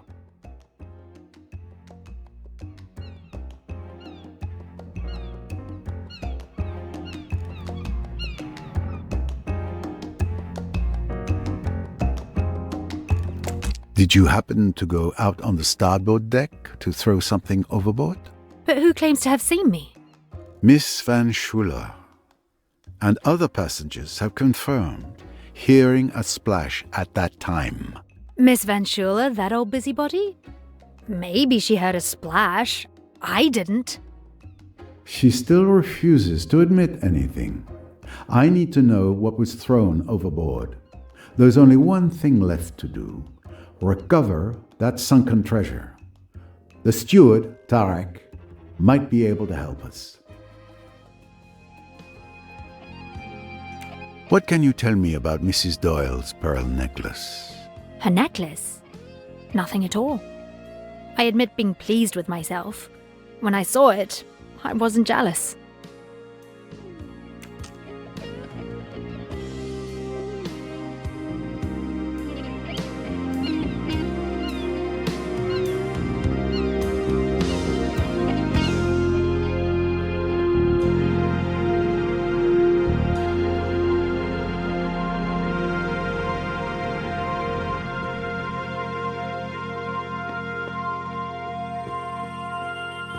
Excuse me. I need to fish something from the bottom of the river. Do you have a tool you could lend me? I'm not sure what would work the best. There's a clam rake in the ship's storeroom. It's a kind of rake with a net for collecting shellfish. Ah, a clam rake. But of course. Thank you.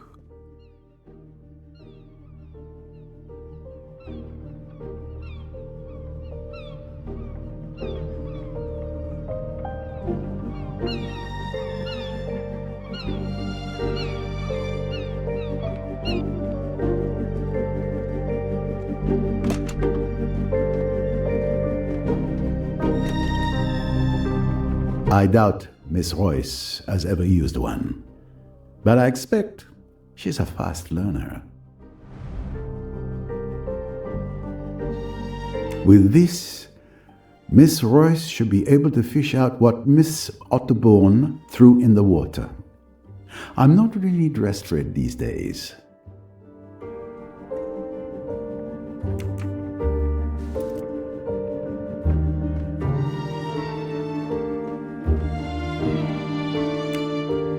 I should see how Miss Royce is progressing.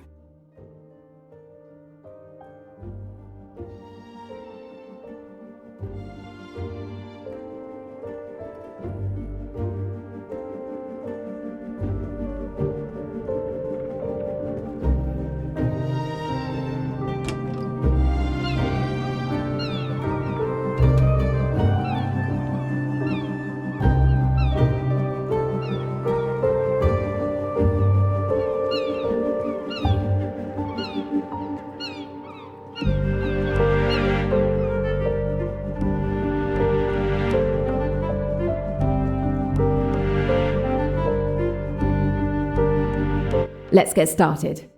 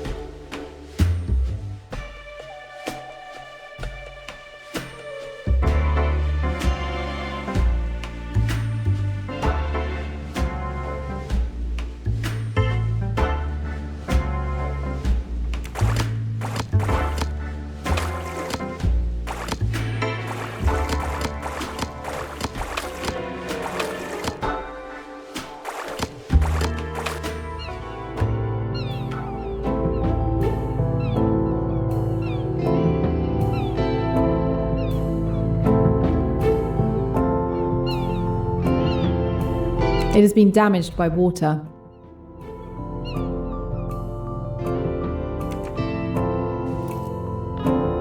Not very interesting. Yuck.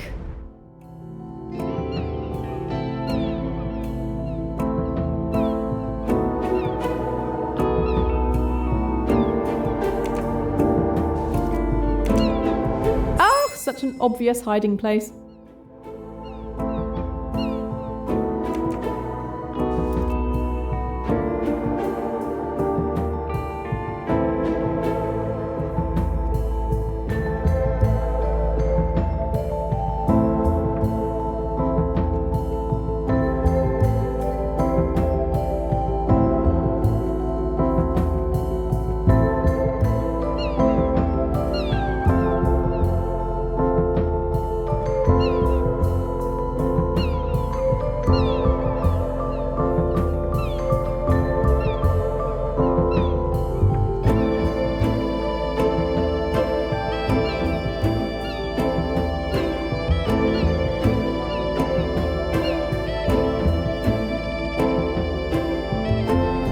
Let's go fishing for clues.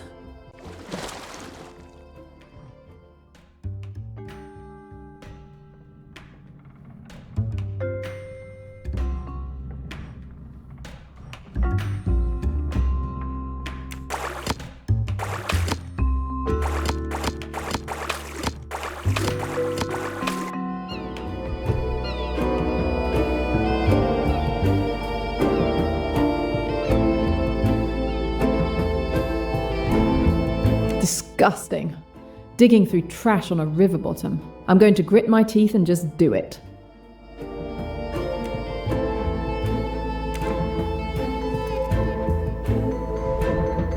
Not my style.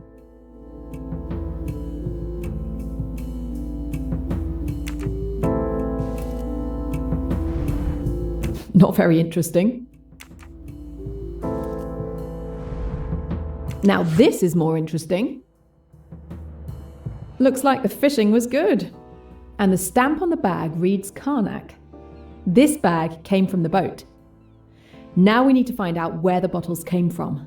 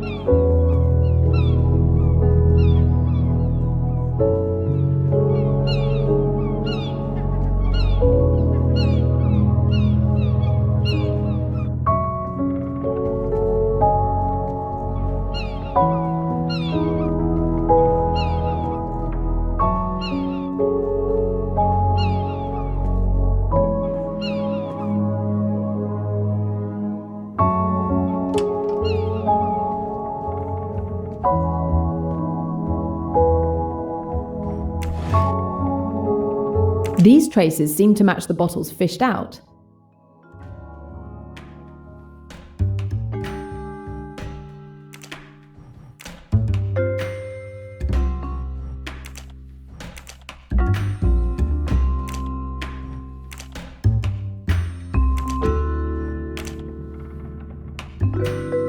The bottles match the traces perfectly.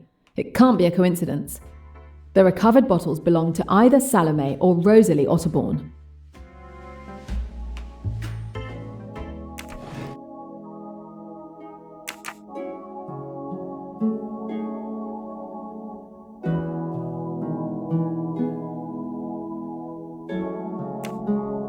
Let's see what Mr. Poirot has discovered.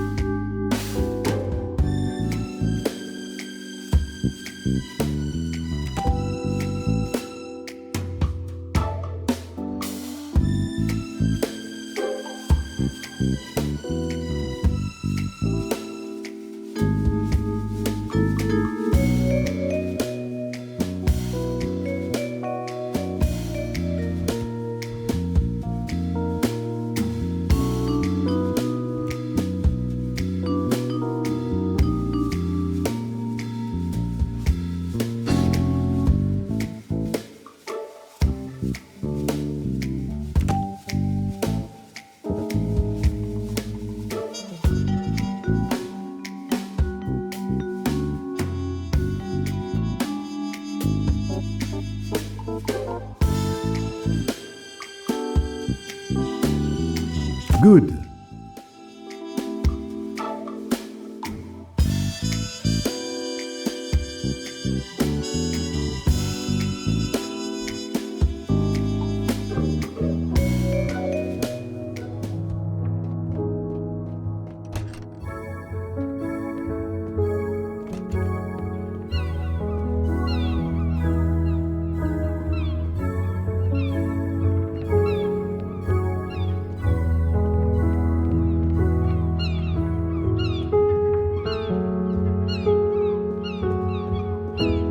We retrieved bottles of alcohol from the spot where you threw the bag. Are you still sure you don't want to amend your statement? Oh, really? And if it had been a tire, would that have been mine too? I'm not responsible for everything people throw into the Nile. What can you tell me about last night? My mother and I went to bed around 11 o'clock. Rats! There I am again, securely tied to her apron. I didn't hear anything except some commotion near Dr. Bessner's cabin.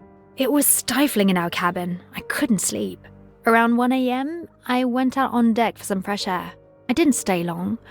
I went back to sleep afterwards. I had no idea what had happened until this morning.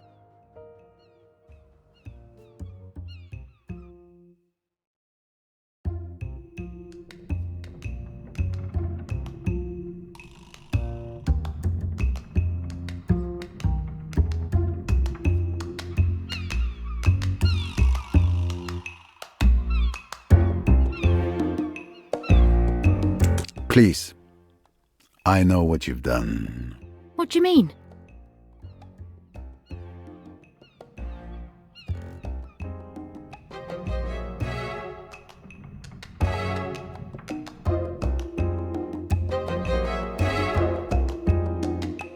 That's enough now. I know you threw your mother's liquor bottles into the water. Am I right? Yes, you're quite right. I was a fool not to say so, I suppose. But I didn't want everyone to know. It would go all over the boat, and it seemed so silly. I mean, that I... So silly that you should be suspected of committing a murder? I've tried so hard to keep everyone from knowing.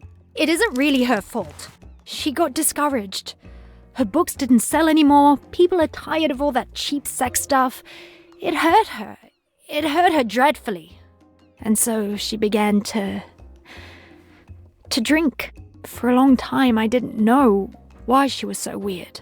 Then, when I found out, I tried to stop it. She'd be all right for a bit. And then suddenly, she'd start and there would be dreadful quarrels and rows with people. It was awful. I had always to be on the watch, to get her away, and then she began to dislike me for it. She's turned right against me. I think she almost hates me sometimes. Pauvre petite. Don't be sorry for me. Don't be kind. It's easier if you're not. I'm so tired. I'm so deadly tired. I know. People think I'm awful. Stuck up and cross and bad-tempered. I can't help it. I've forgotten how to be nice. You have carried your burden by yourself too long. It's a relief to talk about it. You've always been kind to me, Mr. Poirot. I'm afraid I've been rude to you often. Are you going to tell everyone? No, it is not necessary. Just tell me what I want to know. Now tell me, mademoiselle, Miss Van Schuler saw you. Did you see her? She says that she looked out of the door of her cabin. I don't think I should have seen her. I just looked along the deck and then out to the river. Did you see anyone at all when you looked down the deck? No. I saw nobody. I thought the splash heard by several witnesses was the murderer disposing of the revolver. But it was only Rosalie Otterborn throwing away evidence of her mother's alcoholism. It explains one mystery, but it is doubtful it helps identify the murderer. A small setback only. There are still other avenues to explore.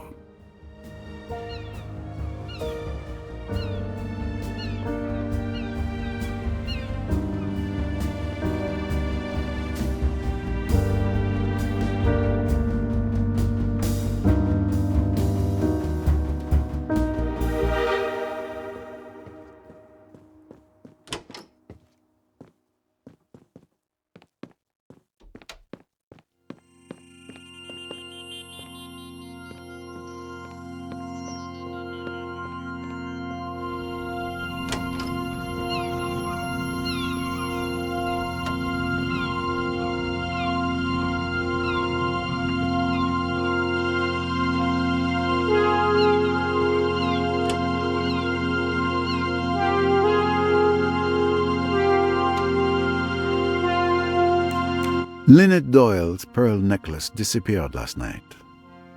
Can you tell me anything about that? You're the first to tell me the news. I didn't even know it had been stolen.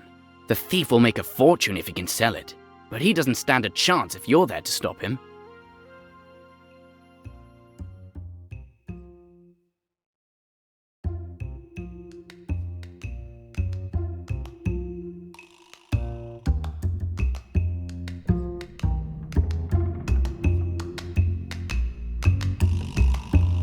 Oh, really?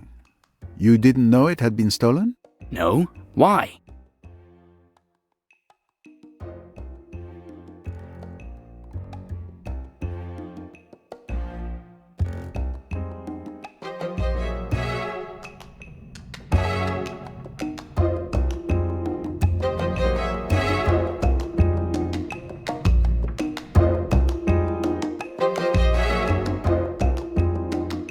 I know there was a fake necklace in the hollow book that was sent to you. You know, do you? Where's the proof? The message that talks about a defective shipment, which matches the fake necklace with a flawed copy. Not to mention, you were one of the 3 suspects in the theft of Mrs. Leach's bracelet in Mallorca. Shall I go on? Where is the real necklace if you think I'm the thief? Enough lies. Give me the missing piece of your record player.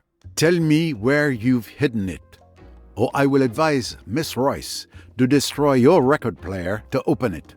All right, no need to destroy everything. Here it is. But I fail to see how this helps you. We had missed this during the search.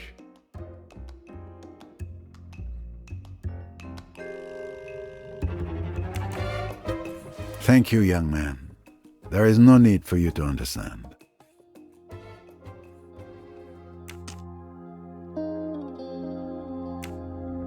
Time for me to check in with Miss Royce.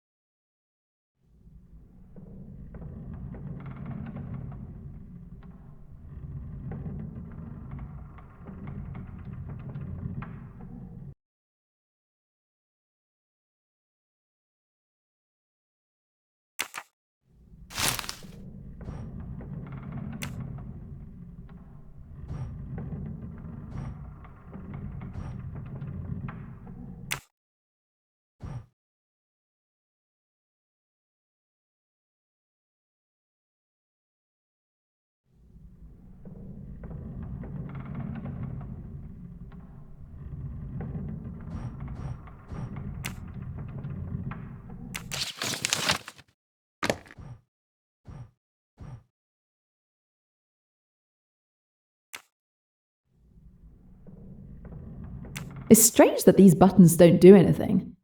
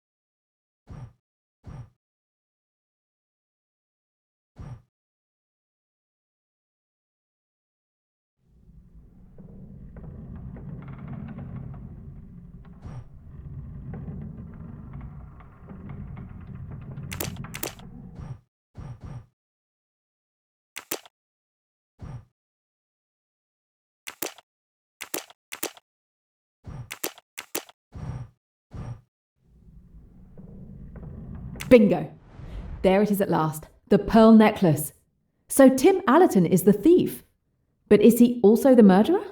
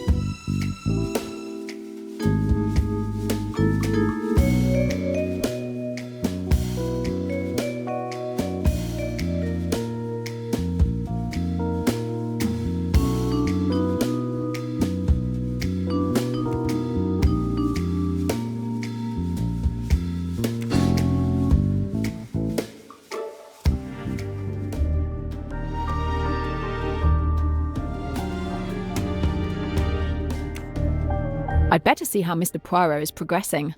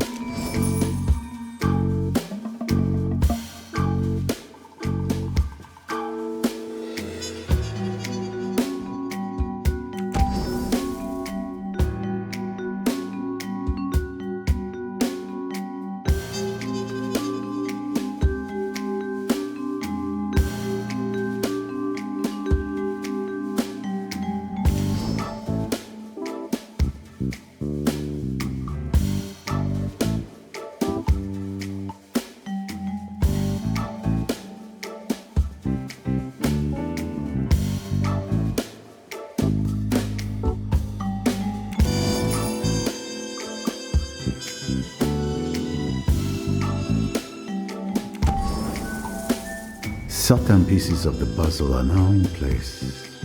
It's clear that Rosalie must have seen Tim when he came in or out of Lynette's cabin with the necklace. I must confront them.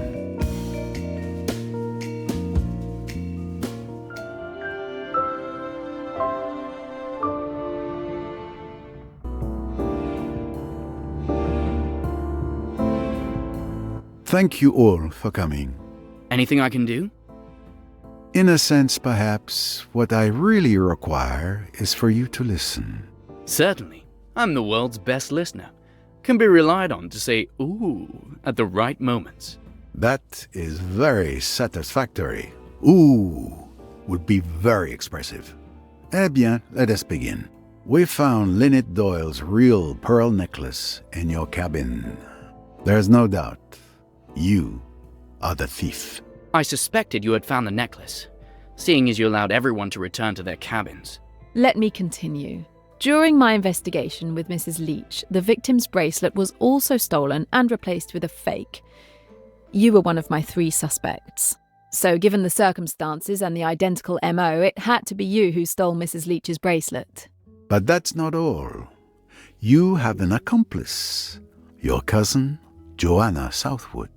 She identifies the jewelry to be stolen at social events, has a fake made, and sends it to you in a hollow book, which is never suspected by customs. Your cousin was a good friend of Lynette Doyle, so it was easy for her to identify and perhaps even borrow the famous pearl necklace, so it could be duplicated. You are the one who handles swapping the real for the fake jewelry. Your plan was perfect because you could prove you didn't know the victim or the existence of the jewelry. You win. It's been a good game, but it's over at last. There's nothing for it now, I suppose, but to take my medicine. Do you realize that you were seen last night? Seen? Yes. On the night that Lynette Doyle died, Miss Rosalie Otterborn saw you leaving Mrs. Doyle's cabin just after 1 in the morning. Rosalie, you saw me? But she didn't say anything. It was my little grey cells that deduced it. Why wouldn't you say you had seen me last night? I thought they might suspect you. I couldn't believe that you'd kill anyone. No, I'm not the strong stuff murderers are made of. I'm only a miserable sneak thief. Don't say that. But why did you do it? You, who has everything. Oh, I don't know. Boredom, laziness, the fun of the thing. A much more exciting way of earning a living than just sitting at a miserable desk all day translating texts. Rosalie, would you... You know what I mean? Would you always despise me and throw it in my teeth? Well, there are things you could throw in my teeth, too. Rosalie, darling. That's very sweet. But there is a very good case against you, Mr. Allerton. I wanted you to realize that. It wasn't I who killed her, I swear! I've been in the most awful stew. To have chosen that night of all others. God, it's been awful. If there's something that could help your case, now's the time to say it. It might be insignificant, but when you asked if I heard anything, I lied. I did hear a splash. Yes, we already know. Rosalie was responsible for that noise at 1:10 a.m. No, it was much earlier. At 12:26 a.m. I was waiting in my cabin for the right moment to move, and I checked the time, and it was toward the bow, no doubt. What? But that changes everything. Not now. Sir, come quickly. There's been another death. The saloon. But no. It cannot be.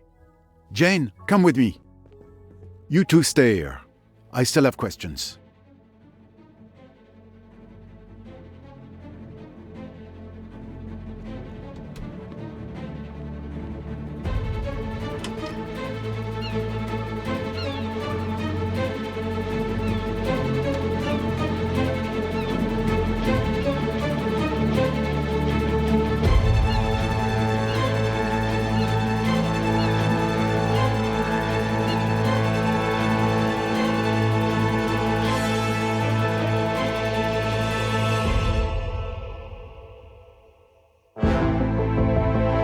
This is horrible.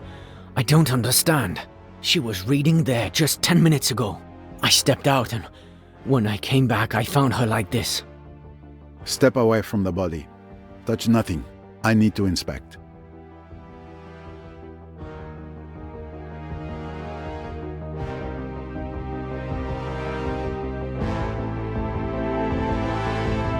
A ribbon for bundling stacks of notes. There must have been $10,000 here at least, but the money is missing.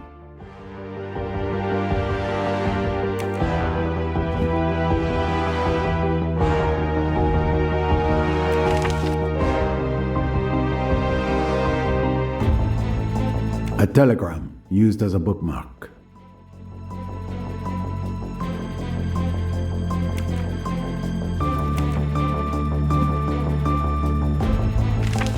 a torn piece of a $100 note in her hand.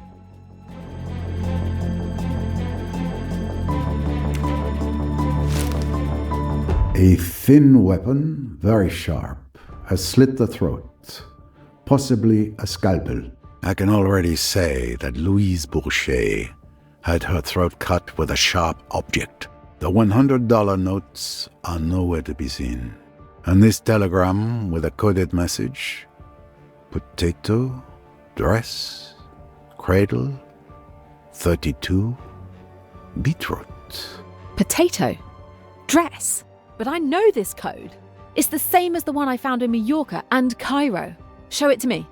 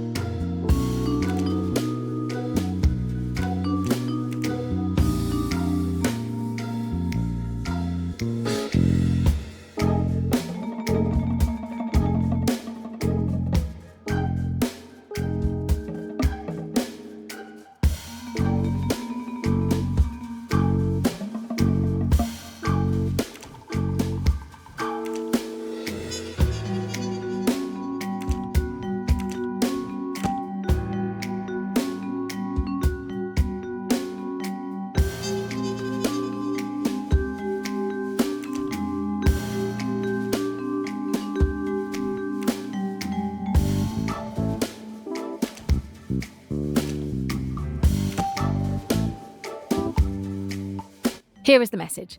A prisoner escaped from Cairo on February 21st. They might know about the package. We are expecting a report on the transaction on February 22nd at Abu Simbel. Attention, surveillance should be increased for future operations. Should we send men? The prisoner is me, and the package is crates of smuggled weapons. So this telegram was clearly intended for the killer I'm looking for. Louise Bourget could be Emmy's killer. No, I understand how you could come to that conclusion. But this telegram was not intended for Louise Bourget. It was for someone else.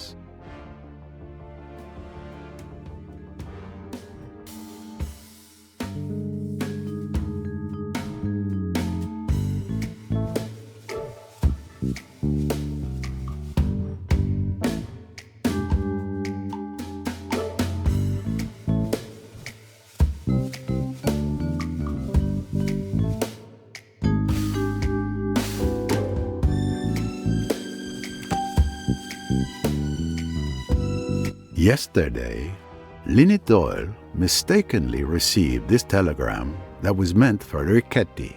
When she returned it to him, he was furious that she had read it by mistake. Now, I understand why. Riquetti is your man. Where's Riquetti? He was right there. He's gone.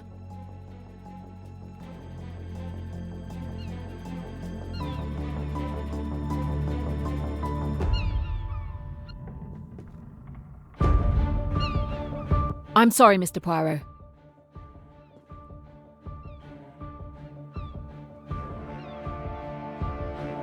Of course. Miss Royce, good luck.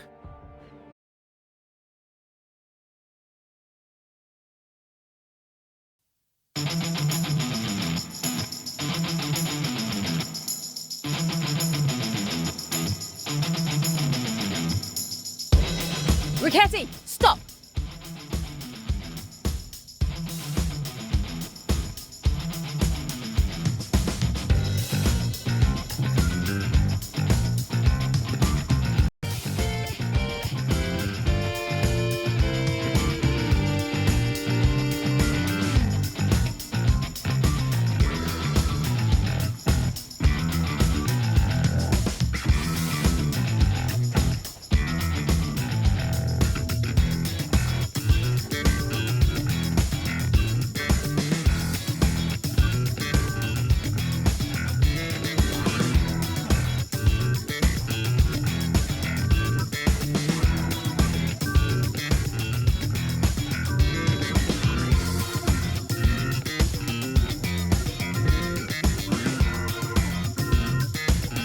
The village, of course. He'll be looking for transportation.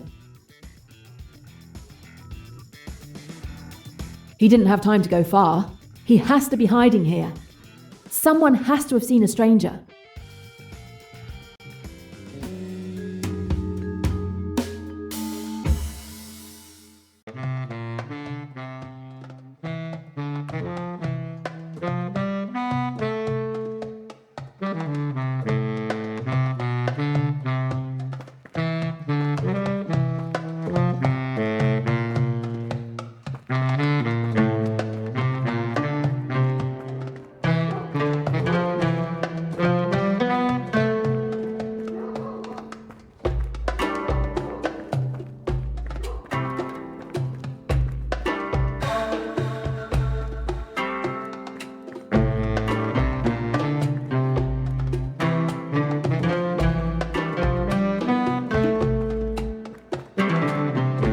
Excuse me, did you see a man run by here?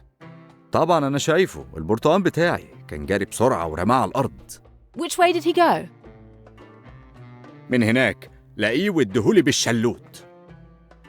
Oh, I don't know what he said, but I think he's rooting for me.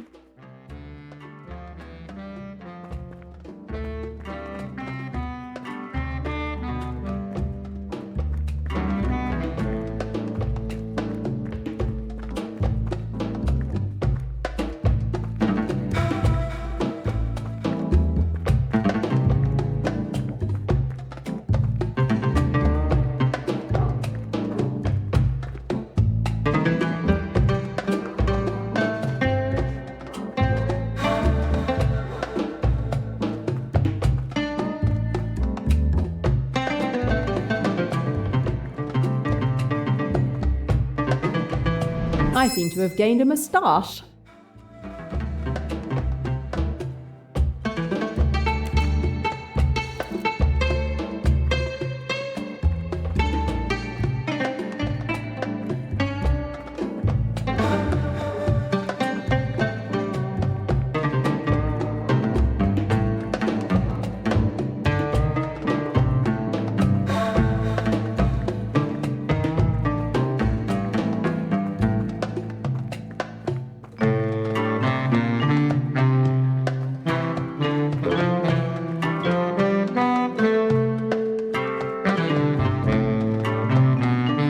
Excuse me, did you see a man run by here? راح من هناك.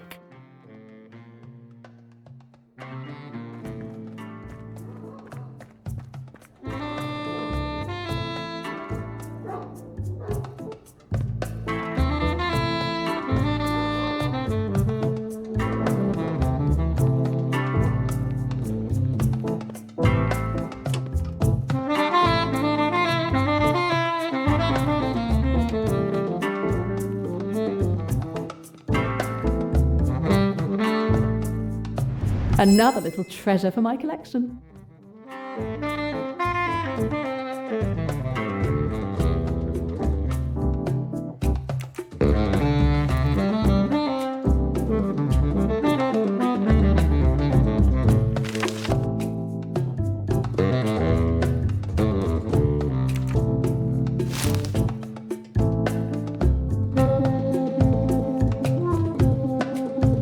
Hello, miss. May I help you? I hope so. I believe a man came in here a few minutes ago. This is an official office for the mail. Who are you to ask me about other customers? I'm a detective in pursuit of a dangerous criminal.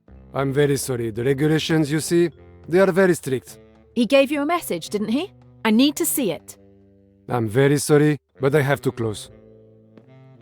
Wait. I'm not through with you yet. Damn it!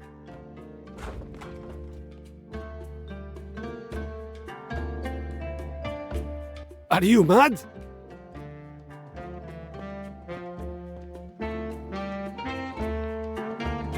What have we here? An interesting discovery.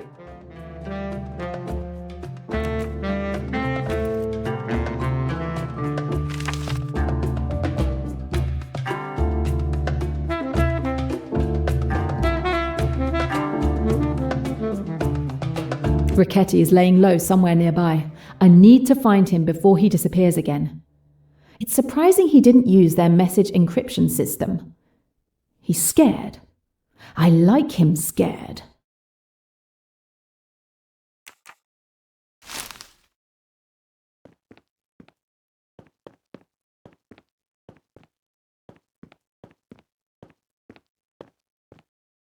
What's this story about a red salamander? I don't know what you're talking about. Leave me alone.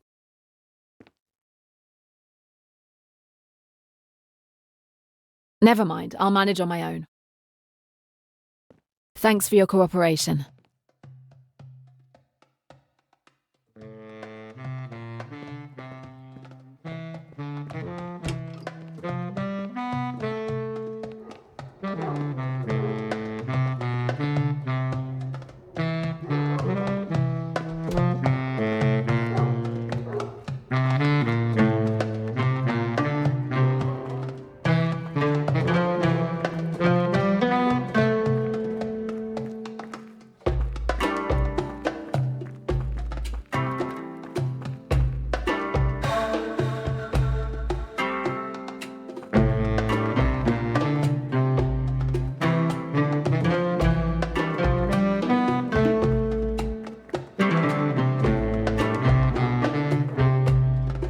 Another little treasure for my collection.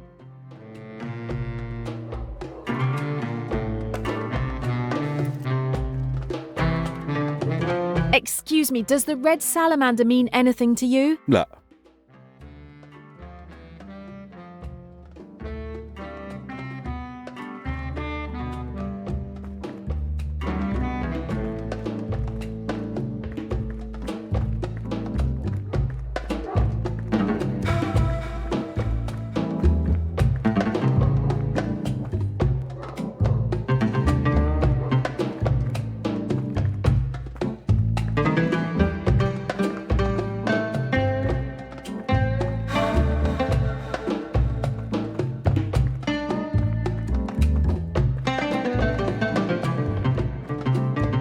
Well hidden, but not quite well enough.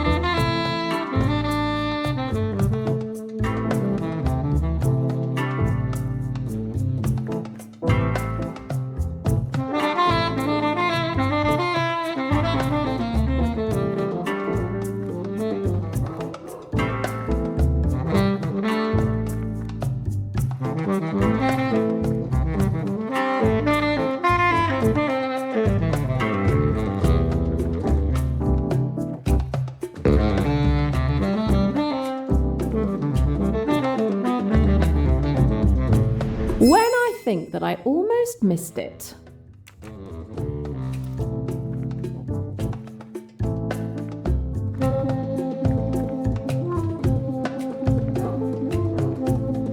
This rocks!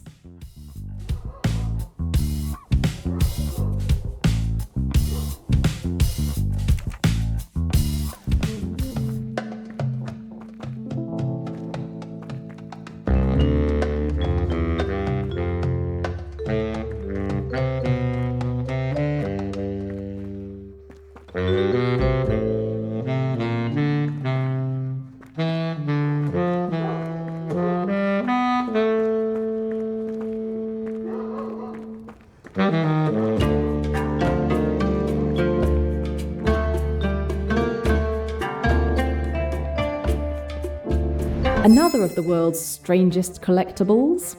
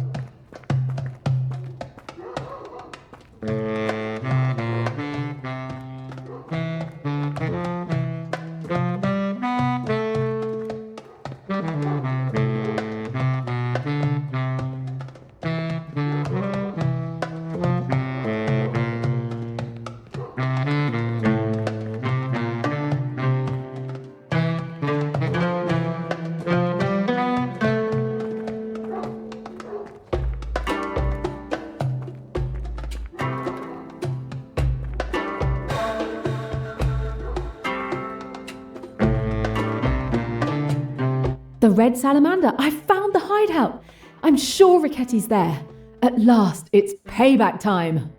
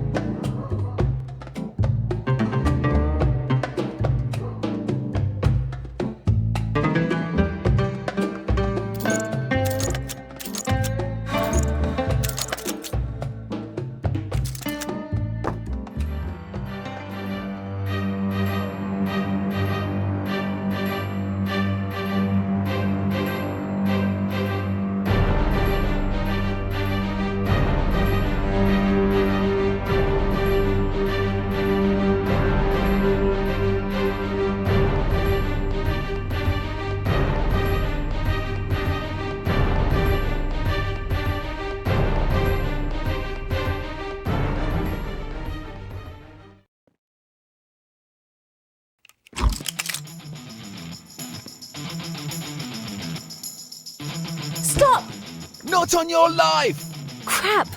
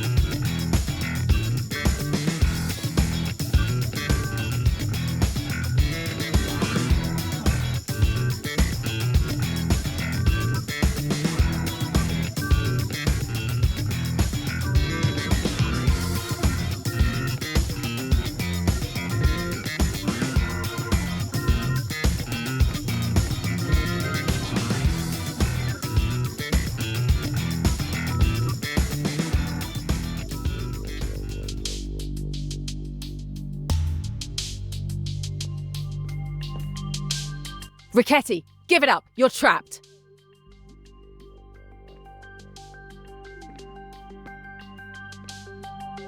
He is injured.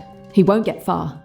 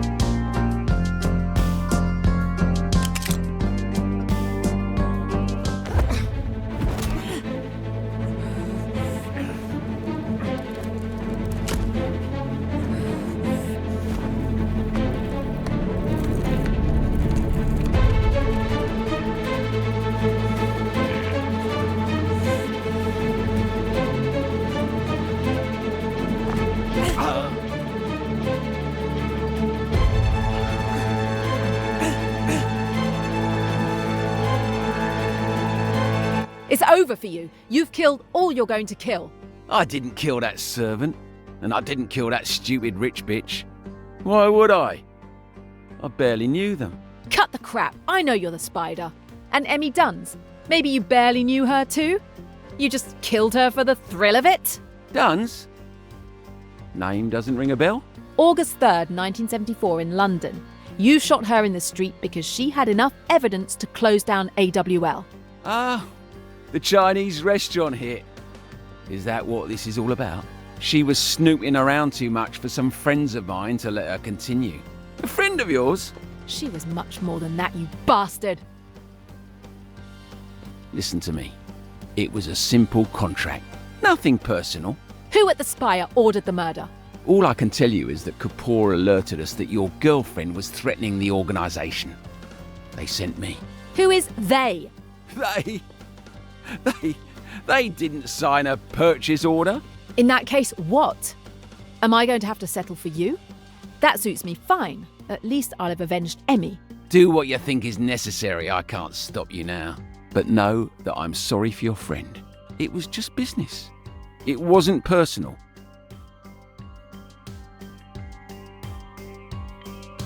Get up. I can't do it alone.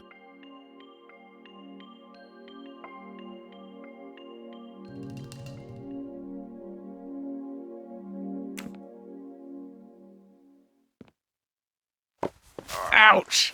Thank you. All right, let's go.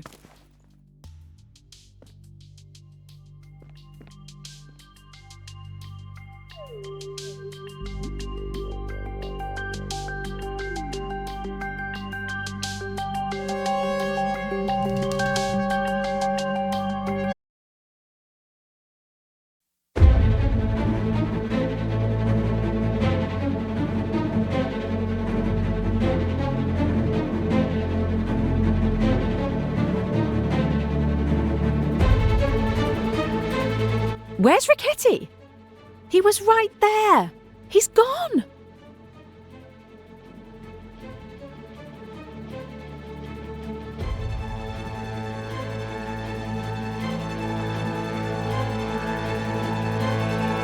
I'm sorry, Mr. Poirot.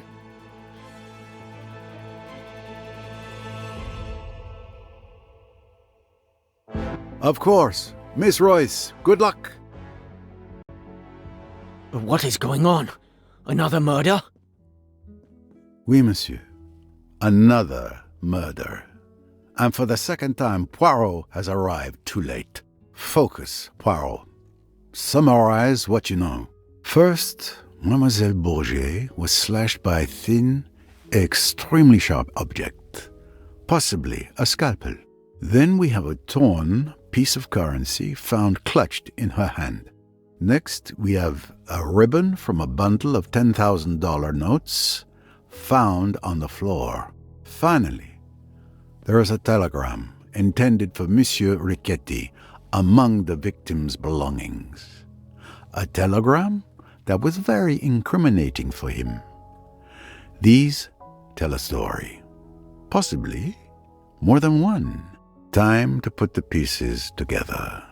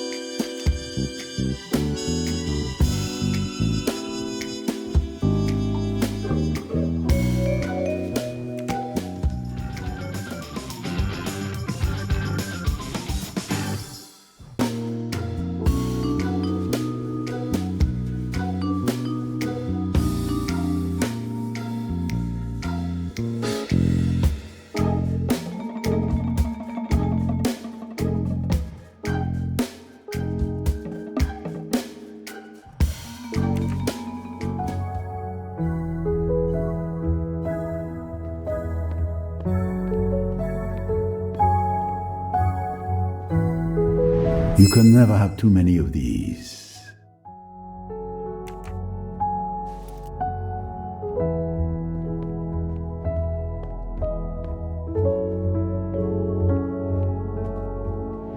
Yes, you cannot escape Poirot's piercing gaze.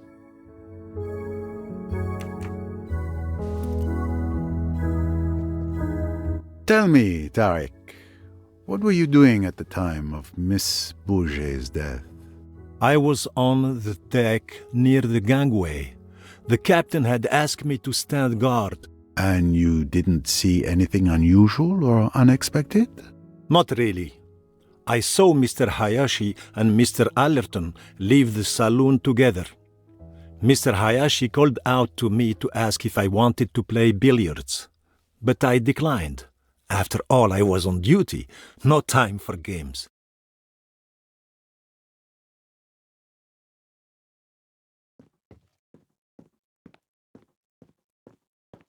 Mr. Hayashi, what can you tell me about Mademoiselle Bourget's death? Let me see. I spent the afternoon playing billiards with Tim. Miss Bourget was reading in a corner of the saloon. When you summoned Tim, I went out with him to find someone else to play. Miss Bourget was perfectly fine when we left her. And then? Outside, I saw the steward, Tarek, on the deck. I asked him if he could play, but he was on duty. I kind of expected that. Then I saw Mr. Riquetti on the bow. I went over and asked him if he was up for a game. We chatted for 10 minutes or so. He finally agreed to play. We went back to the saloon together and that's when we found Miss Bourget dead.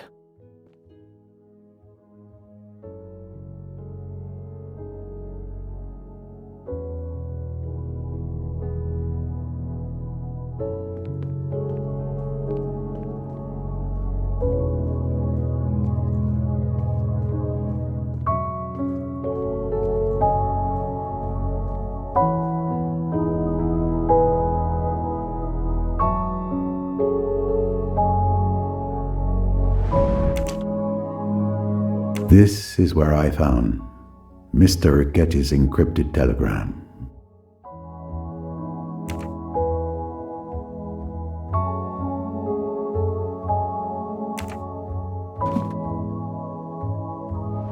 A ribbon for bundling stacks of notes. There must have been $10,000 here at least, but the money is missing.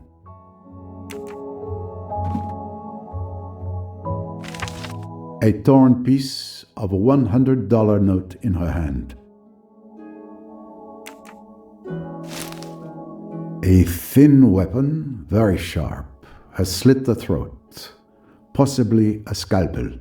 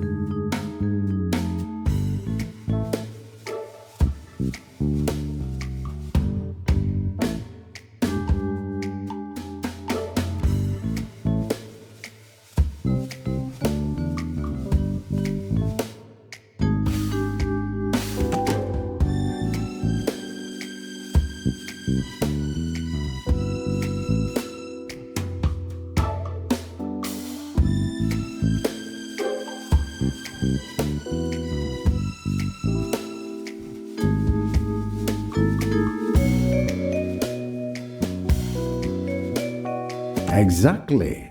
I'm right.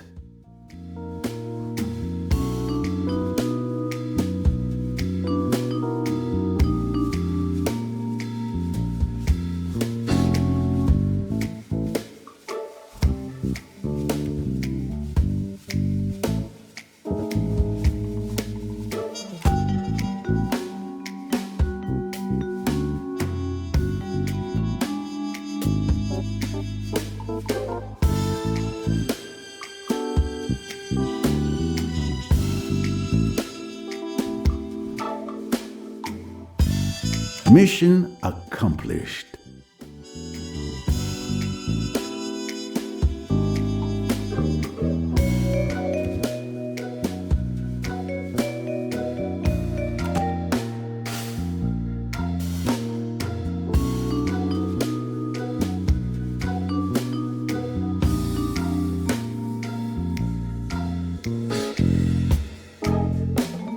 Superbe.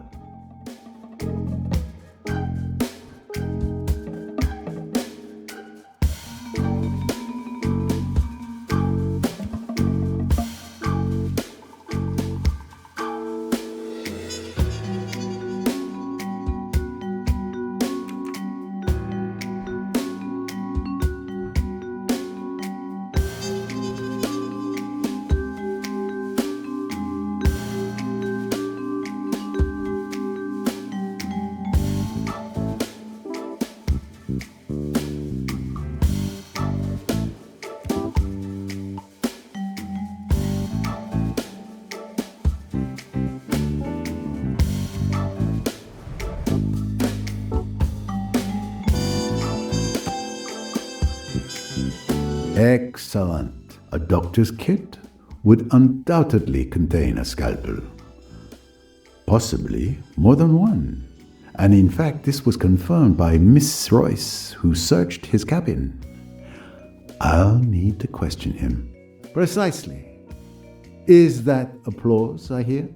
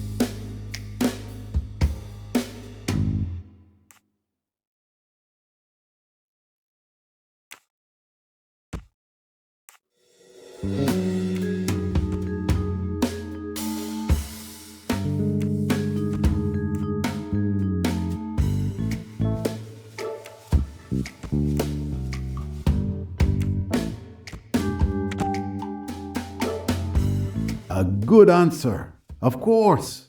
Another victory for Poirot, of course.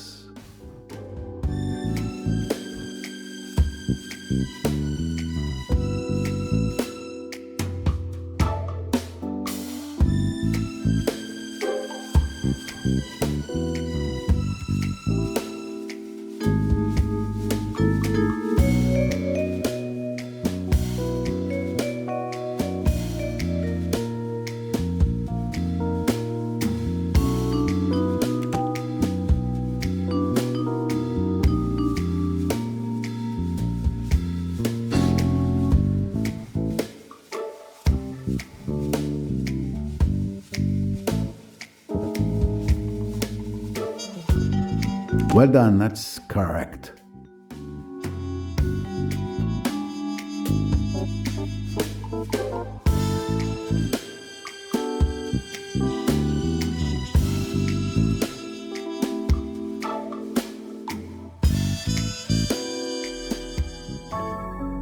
It's at times like this when I miss my good friend Hastings. Miss Royce would be a good choice, but alas, she pursues her own destiny just now. You will have to do. What? What do you mean? Your job is to listen. Follow my reasoning closely, if you can. I know that Louis Bourget wanted to blackmail Mr. Riquetti with his telegram. But I also know that you, Tarek, and Mr. Riquetti have alibis. None of you could have killed Mademoiselle Bourget. Yet, there was certainly a tidy sum paid for blackmail. Where could that money be now?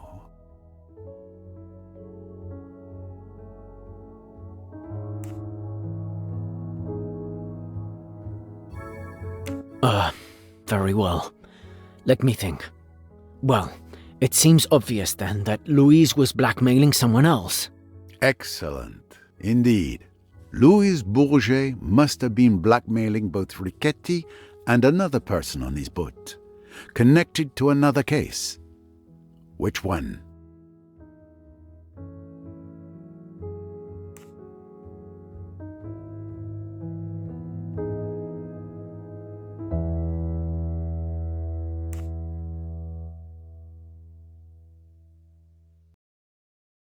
The murder of Mrs. Doyle? Exactly. The victim of the blackmail could have simply paid. But if their secret were ever revealed, they'd risk the death penalty. They couldn't take that chance. But what had Louise Bourget discovered? Louise had discovered the identity of the murderer. Precisely. Louise knew who murdered Mrs. Doyle. She wanted to blackmail that person instead of telling me. Instead of getting paid by the killer, she paid with her life. But what about Riquetti? I'm afraid Miss Bourget saw the rewards of blackmail, but not the danger. She must have planned to blackmail Riquetti as well. But she was killed before she could. Of course. You're right, Monsieur Poirot. It's brilliant. Yes, I know.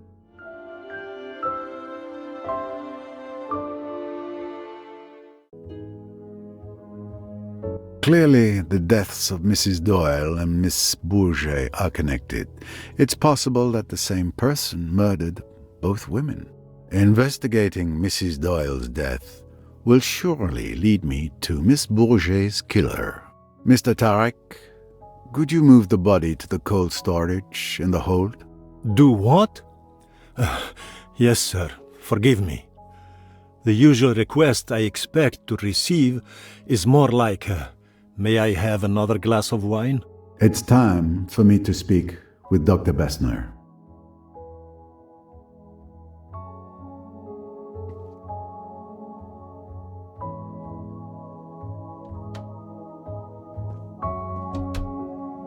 Dr. Bessner, sorry to disturb you.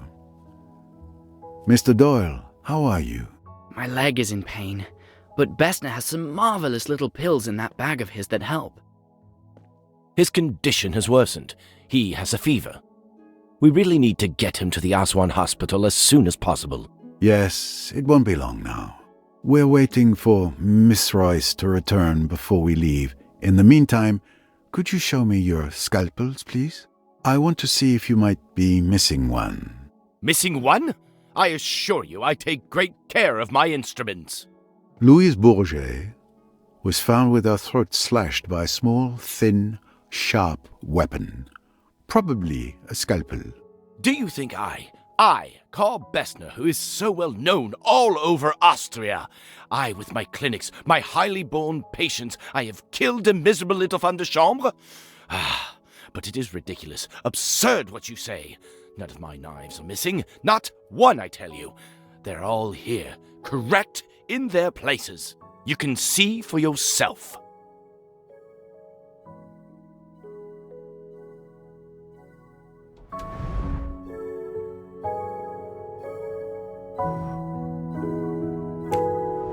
A blood pressure monitor is a necessary tool for a doctor. Nothing unusual about it. A stethoscope is nothing unusual in a doctor's bag.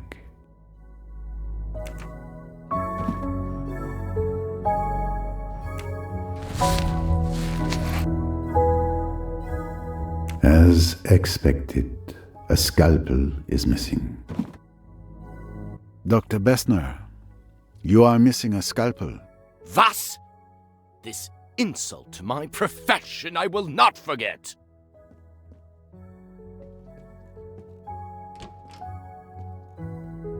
Whew, you've put the old boys back up.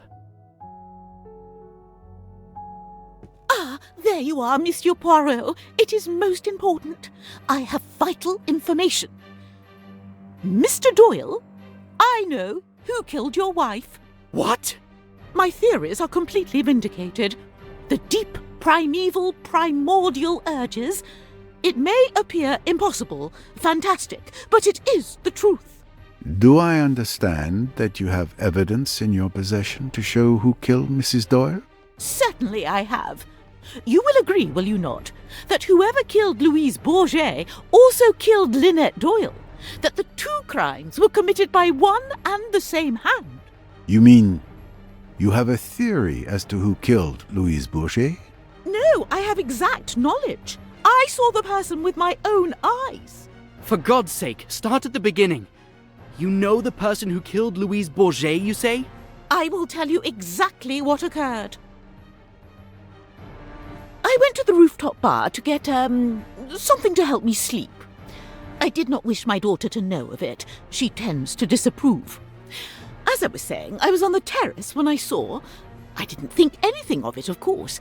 But when I learned that Louise had died in the saloon, I understood everything. Maybe you understood, but I can't understand anything. Calm down. Start over from the beginning. In detail. Yes. As I was at the top of the terrace stairs, about to go down, I saw the murderer. It was...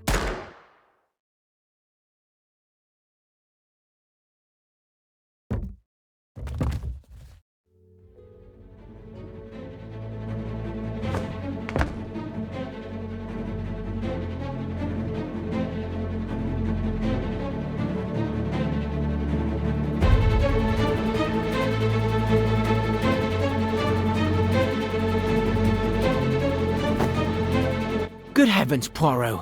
What's going on? Did you see anyone run past just now? No. Don't move from here.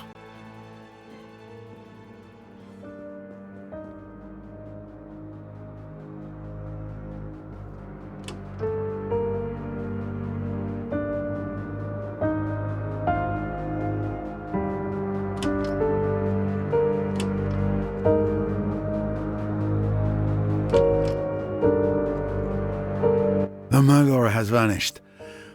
Again. Another murder? Who was it this time? I'm sorry.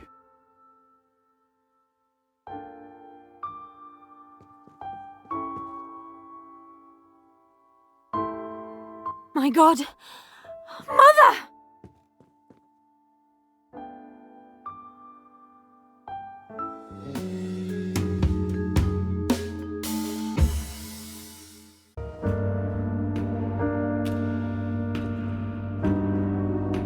What did you see? Nothing. I was looking at the Nile on the other side of the starboard deck. I heard a gunshot and rushed over. Probably not the smartest move. Did you run into anyone? No one. Why I was running towards someone firing a gun, I'll never know. If the instinct overcomes you again, I would resist it. And you, Mrs. Allerton? I was reading in my cabin. I heard the noise and peeped outside. I wish I could help, but I saw no one. Thank you, madame.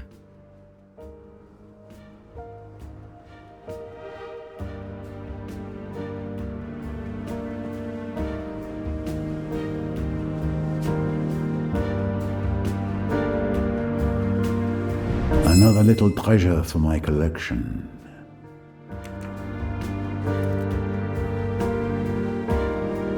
Did you see anything? No.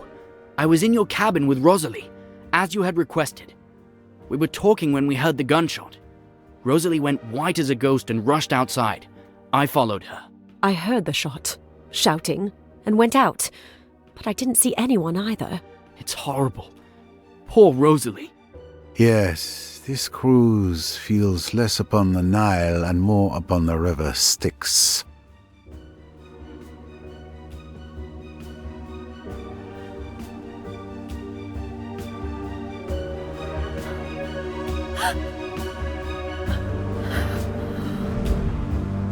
The barrel is still warm.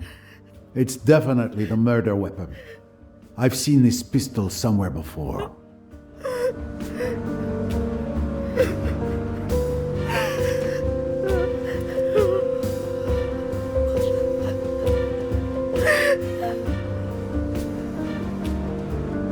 Did you witness anything that may help?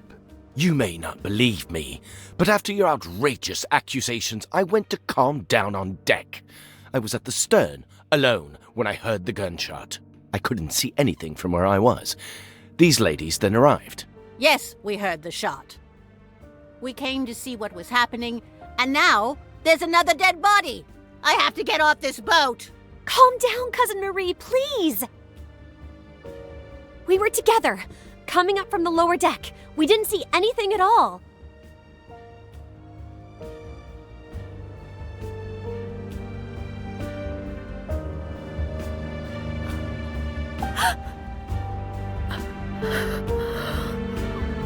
Miss Otterborn, I share your sorrow. I will need to examine the crime scene. Perhaps some fresh air would do you good?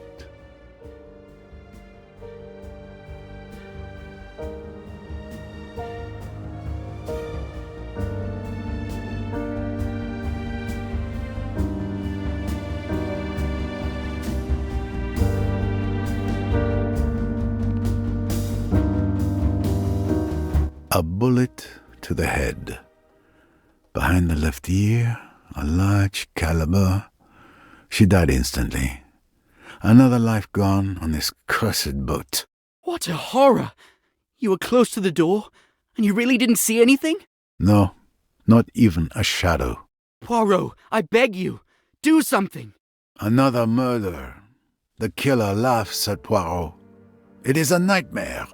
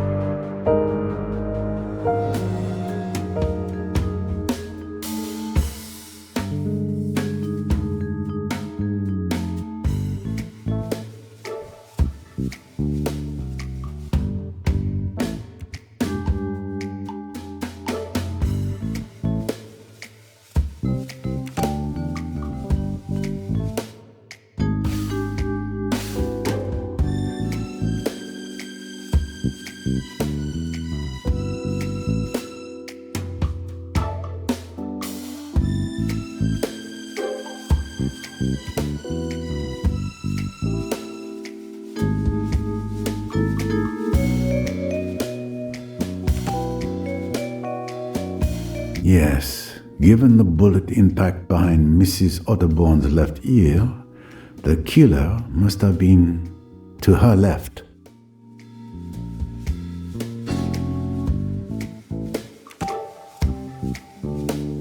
The killer must have fled towards the front of the boat. Otherwise, I would have seen them pass by the door. Who else could have succeeded?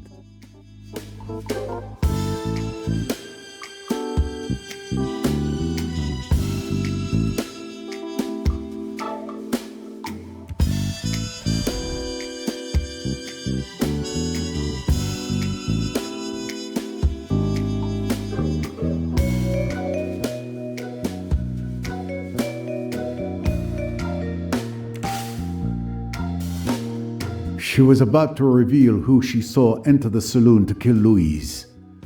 It's certainly the same person who silenced her before she could speak. My little grey cells did not let me down.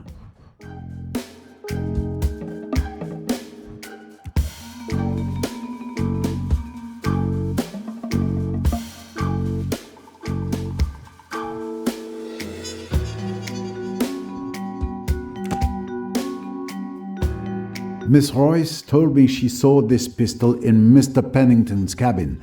I'll need to question him once I'm done here. He should still be in the lounge. Who is the world's greatest detective?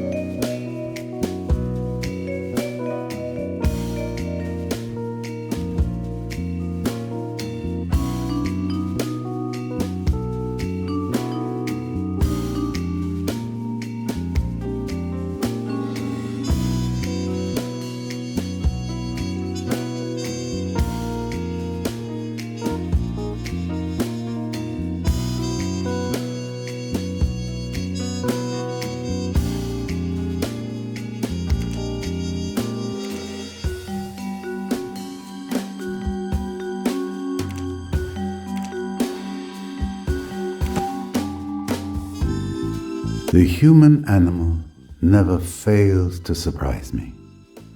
Other animals will run when they hear a shot. With humans, you can never depend on them being so rational. The killer had few ways to escape. I can rule out the possibility that they jumped into the water. Everyone would have heard the splash. I can also rule out the suspects who are at the stern. It's clear the killer fled towards the bow. Therefore, the killer is now either on the upper deck among the present passengers, or they jumped to the lower deck and are hiding there. Excellent detective work. Naturally.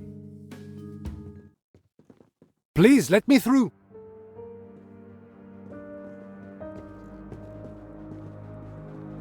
I was informed of what happened. It's terrible.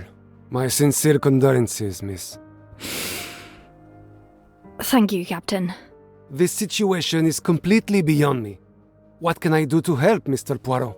We need to place Mrs. Otterbourne's body in the cold storage, with the others. But, most importantly, we must ensure the safety of the other passengers. I'll see to Mrs. Otterbourne immediately. Tarek, Samir, come help me.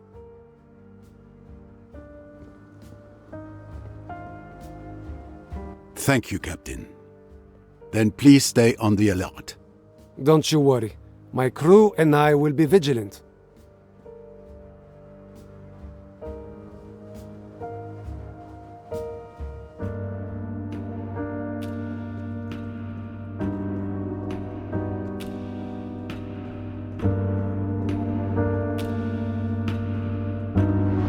Found you.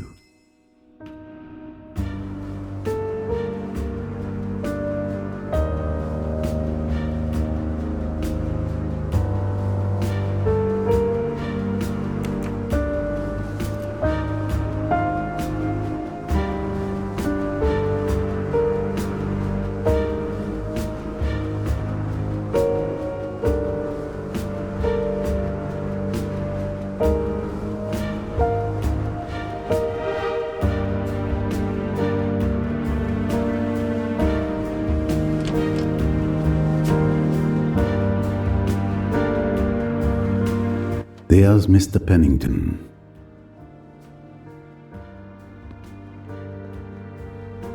One more record for my collection.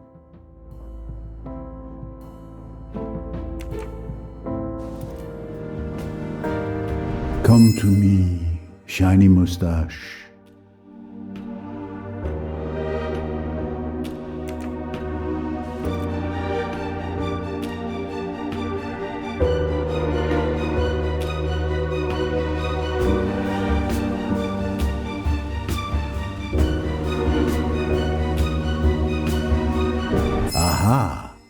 A trophy for my collection.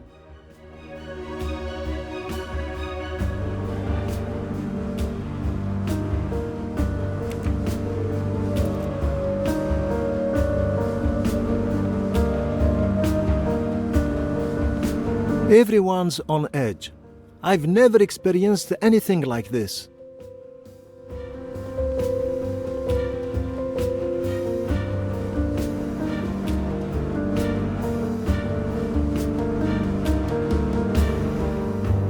I'm so very sorry, mademoiselle.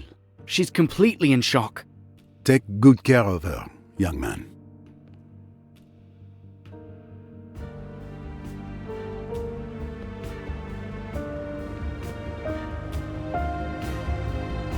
Mr. Pennington, didn't you hear a gunshot? I've been thinking about it, yes. I may have. Someone was shot? Mrs. Otterbourne. She's dead. Mrs. Otterbourne? Who on earth would want to shoot that harmless old lady? Someone who brought a gun aboard.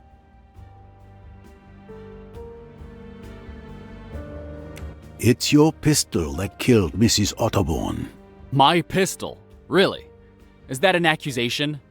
I haven't moved since the last time we spoke. And anyway, everyone knew I kept a gun in my cabin. I mentioned it at dinner. It's true. He showed his gun to Mr. Hayashi last night at the restaurant. Everyone saw it and could have stolen it from his cabin, especially since it wasn't particularly well hidden. Besides, why would I want to kill her?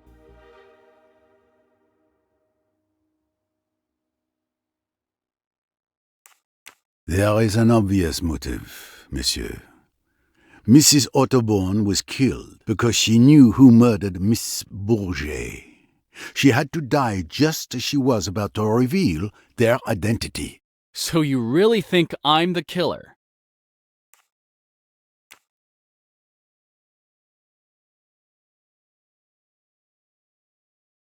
I admit, it would be a pleasure to solve this mystery by accusing you. But I know you're not the murderer.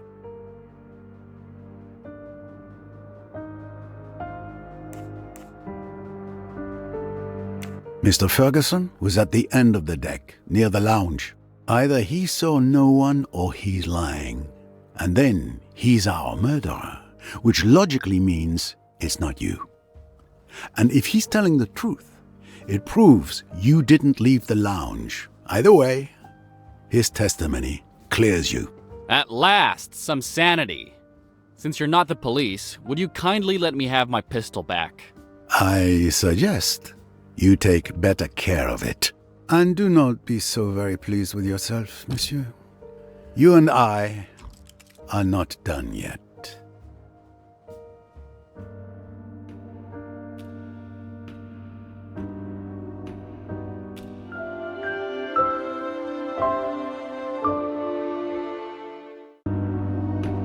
I've exhausted all the possible leads I had regarding Mrs. Otterborn's murder. It's obviously connected to Lynette Doyle. But how? I must return to her death. Solving that will lead me to whomever turned this cruise into a nightmare.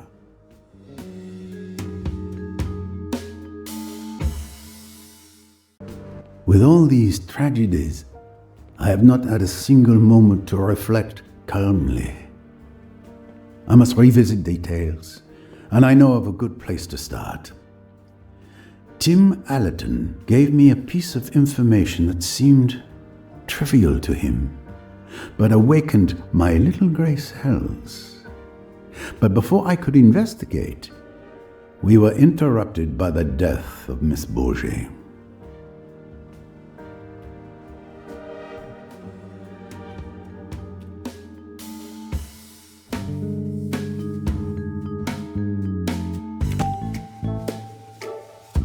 What was it now? Ah, yes. Mr. Allerton told me he heard a splash at 12:26 a.m. near the bow. However, Miss Otterborn admitted to throwing her mother's bottles overboard at 1:10 a.m. near the stern. 2 splashes, 2 objects thrown into the water last night. I need to find out what the first one was.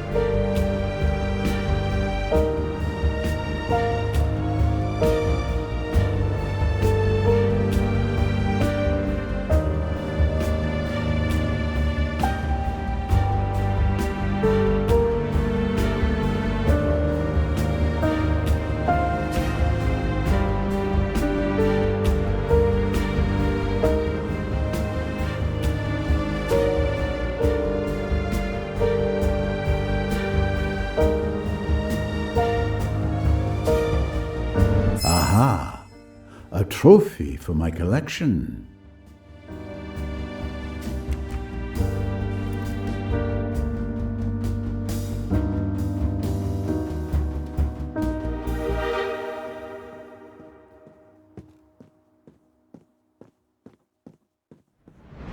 Found you.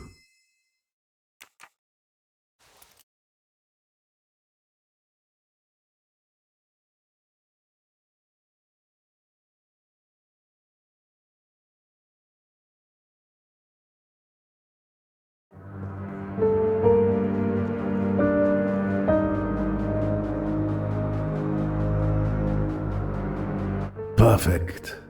From here, I should be able to dredge up whatever was thrown into the water. Here you go, sir. I've brought what's needed to dredge the bottom, as you requested. Thank you very much. Let's get to work. We shouldn't waste any time. I'll guide you.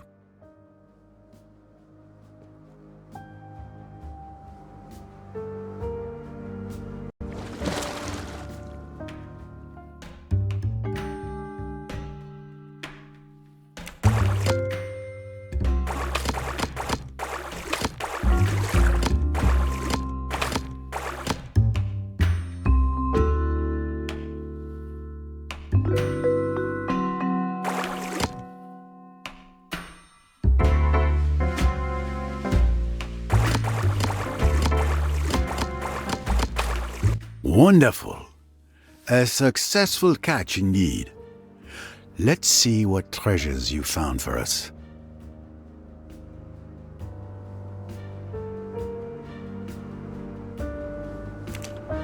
A can. It must have been down there for years. A worn shoe, falling to pieces. It serves some foot well. A Morse code bracelet. What an odd place to find such a thing. A plastic bottle, thoughtfully tossed overboard by a tourist, no doubt. These colors. I've seen this scarf somewhere before. It has a hole with burn marks on the edges. This handkerchief is quite ordinary, not expensive. It's stained red. Blood? No. After a night at the bottom of the Nile, the color should have faded. But the stain is still bright red, as if it were just made. It looks more like red ink. Ah, there you are, the infamous revolver of Mr. Belfort, and the presumed murder weapon. 3 bullets are missing. 3?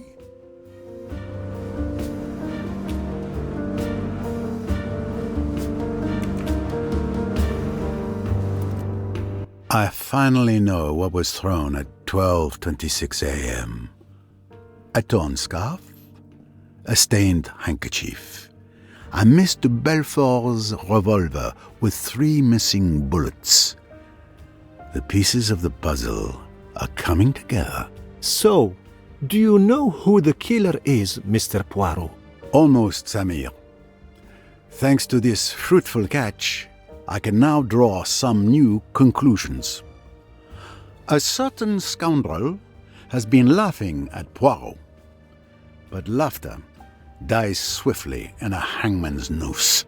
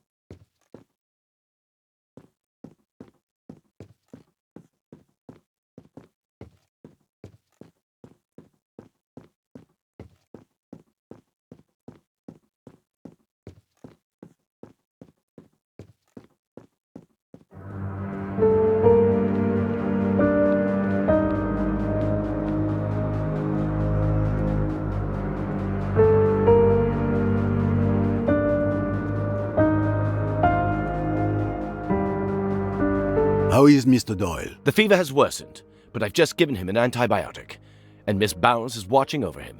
There's nothing more we can do for now.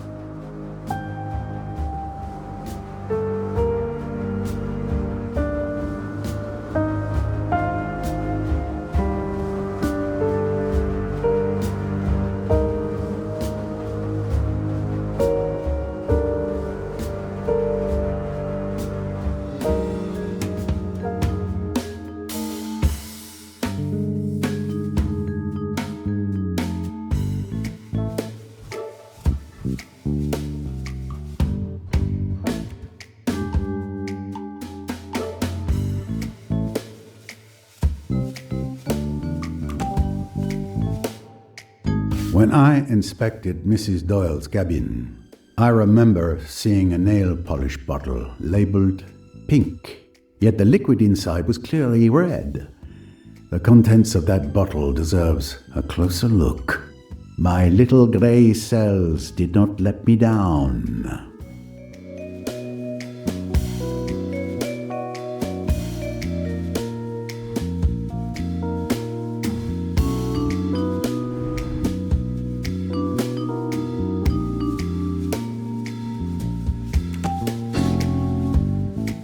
This scarf belongs to Miss Van Schuler. It disappeared from the lounge the night before Mrs. Doyle's murder.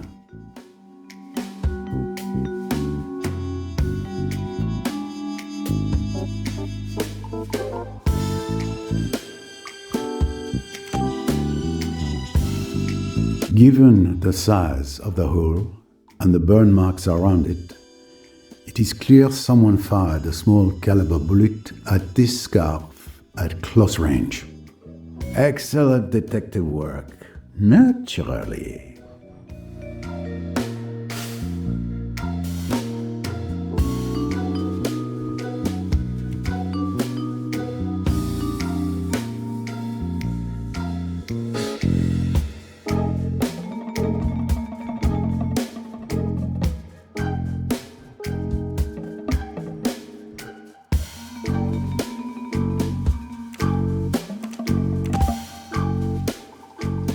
According to witness testimonies and my analysis of the crime scene, there were only 2 shots that night. The one fired by Miss de Belfort, which wounded Simon Doyle, and the one that killed Lynette Doyle. Who else could have succeeded?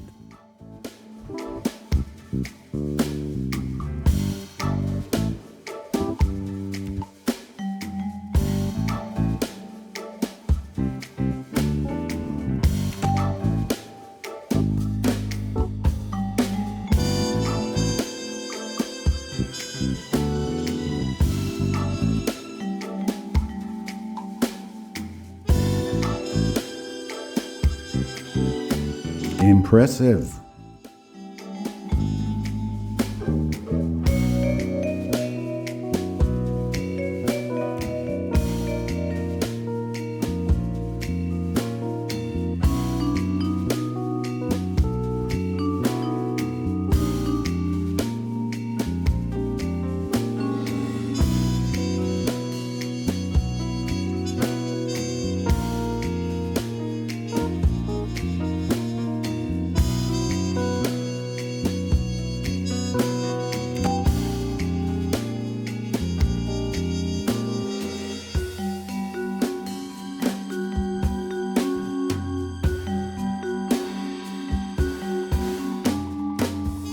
Wonderful.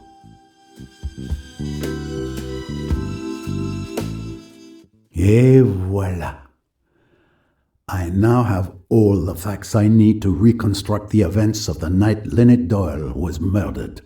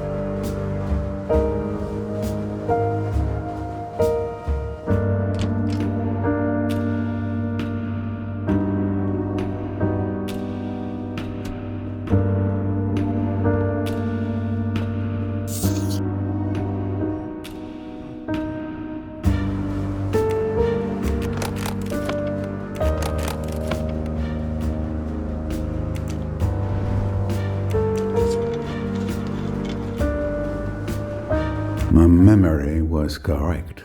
This doesn't smell like nail polish at all. Or blood. It's red ink.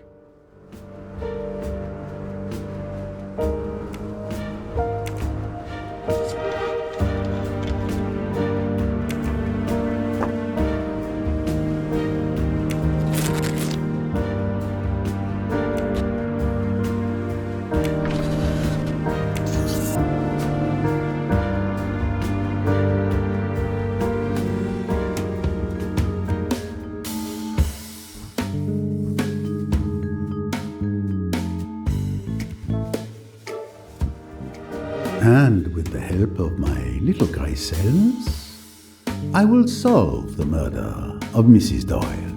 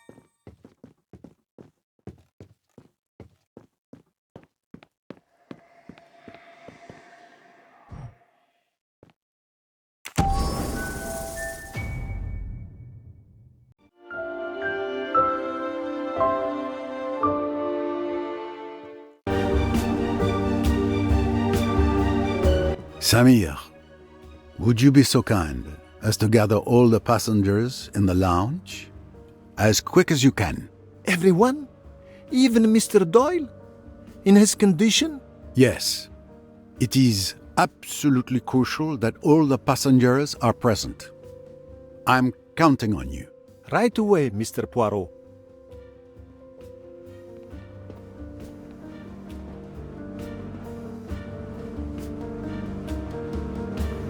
Miss Royce, finally here you are. We were starting to worry.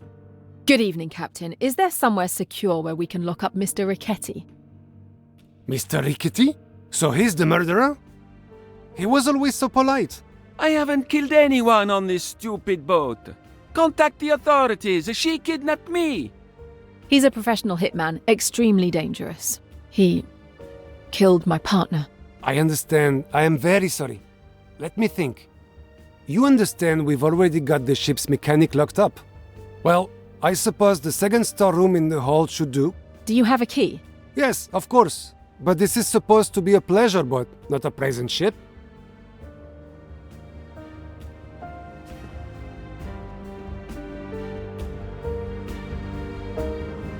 Then I brought him back to the boat. He's tied and locked up down below. I see. Congratulations, mademoiselle. You are to be commended for your tenacity as well as your bravery. Enough about me. What about you? Have you made progress on Louise's murder? Riquetti claims it wasn't him. For once, he is telling the truth. He may be a murderer, but he's not our murderer. The best proof is that there was another murder on the boat during your absence. Mrs. Otterbourne is dead. Oh no, that poor lady! Who did it? I was just about to answer that question. Everyone should be gathered in the lounge. If you wouldn't mind heading there, I'll join you shortly. All right, I'll go ahead.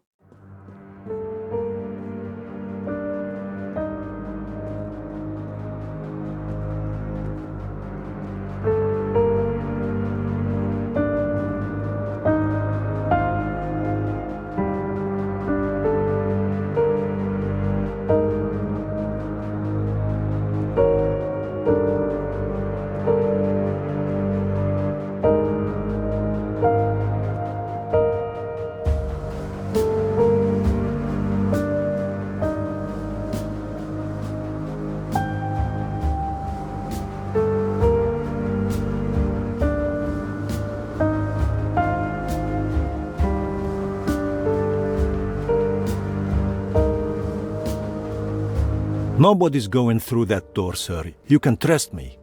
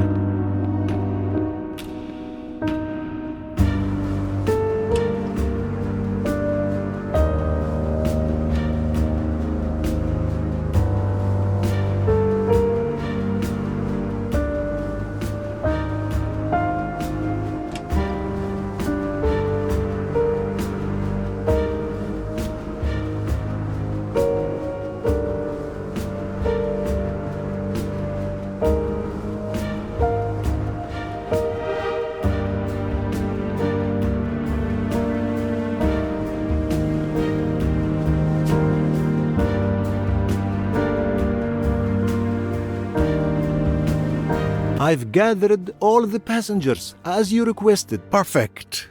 Thank you very much.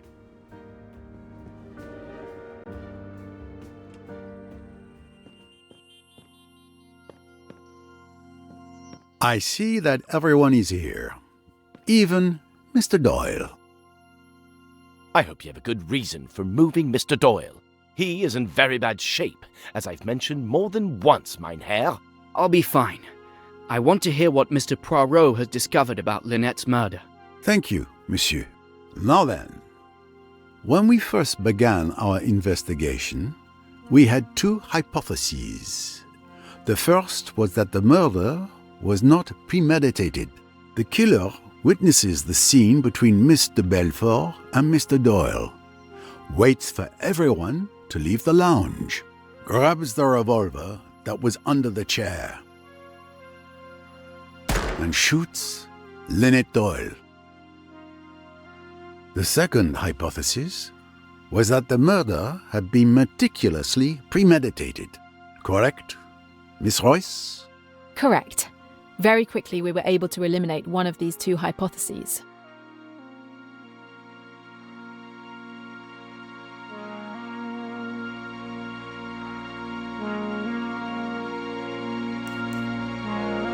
The murder was very carefully planned and accurately timed, with all the details meticulously worked out beforehand.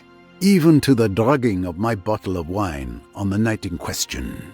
Let us explore the elements that support this hypothesis. Miss Robson had seen Mr. Belfort fire her revolver, had seen Simon Doyle collapse onto a chair, and had seen him clasp a handkerchief to his leg. That's exactly what I saw. What had Mr. Hayashi heard and seen? He heard a shot, and he found Doyle with a red-stained handkerchief pressed to his leg. I can confirm that. What had happened then?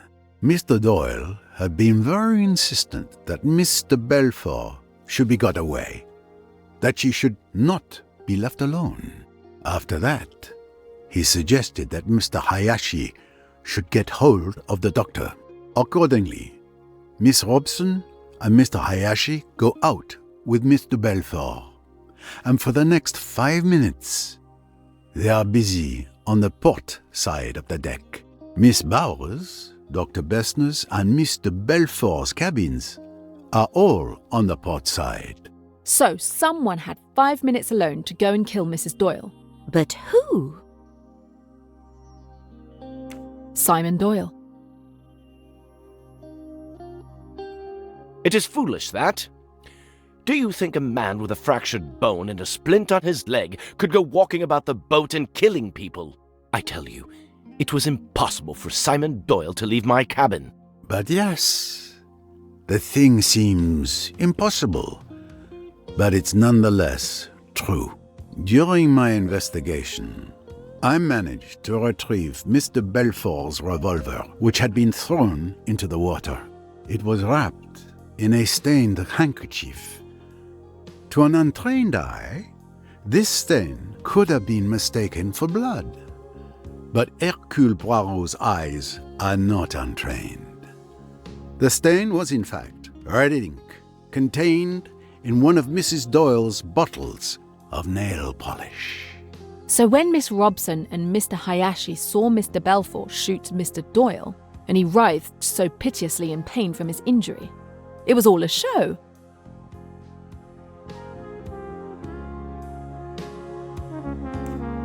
It was all staged. Mr. Doyle used that handkerchief soaked in red ink to make it look like he was bleeding from a bullet in his leg. He managed to fool everyone. But I carried him. I clearly saw that he was in real pain. Absolutely correct. He was indeed injured when you carried him.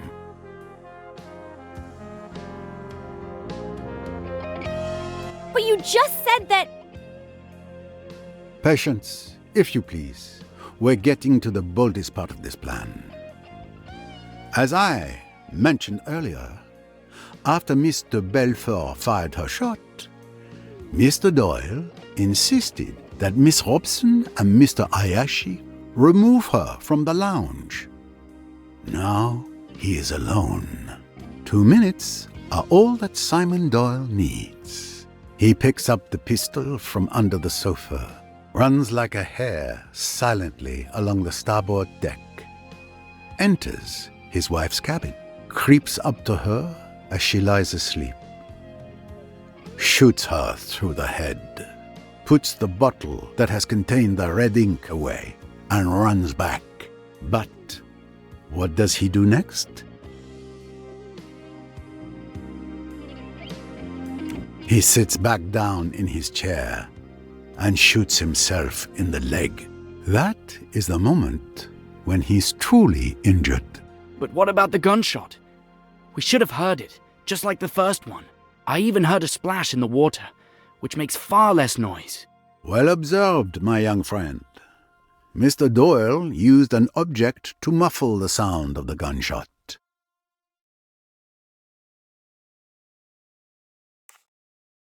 Remember, on the night of the murder, Miss Van Schuler had lost her scarf. In fact, it was Simon Doyle who stole it and hid it under a cushion, setting the stage for his crime.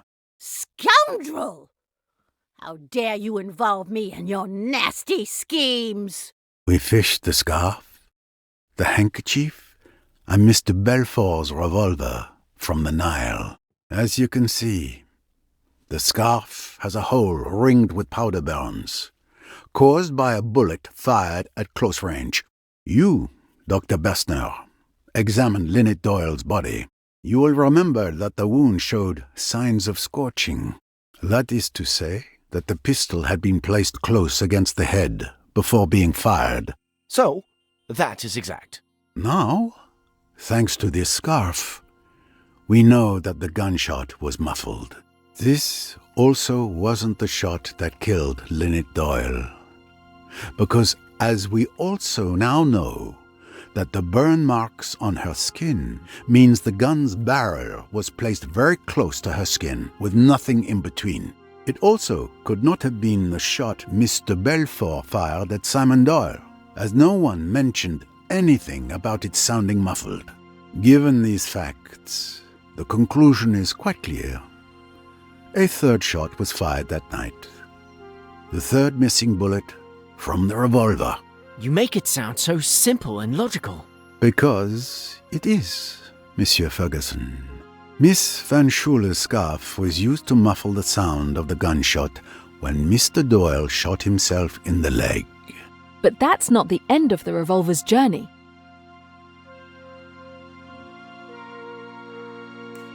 Mr. Doyle wrapped the revolver in the stained handkerchief, then put everything in the scarf and tossed the bundle out the window into the Nile. And that's the splash I heard. Exactly, Mr. Allerton. It required very precise timing. But Monsieur Doyle acted coldly and swiftly, just as he did when he murdered his wife.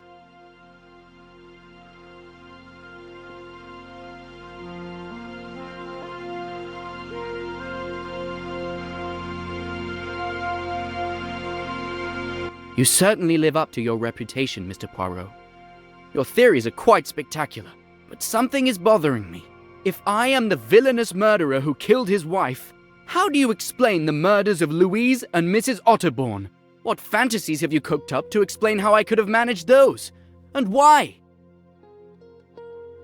According to your theory, I was well and truly injured and bedridden in the care of Dr. Bessner all day. In fact, you're my alibi. I was even in the same room as you when poor Mrs. Otterbourne was killed. You're absolutely right, Mr. Doyle. I hope you didn't think I was done.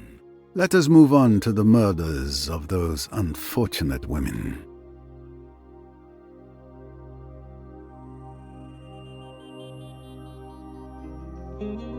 You couldn't have killed Miss Bourget and Mrs. Otterbourne, Mr. Doyle. But you're not entirely innocent of their deaths either. Remember when Louise came to testify? When I asked her if she had seen anything the previous night, she gave this curious answer. Naturally, if I had been unable to sleep, if I had mounted the stairs, then perhaps I might have seen this assassin, this monster, enter or leave Madame's cabin. Now, what exactly did that tell us?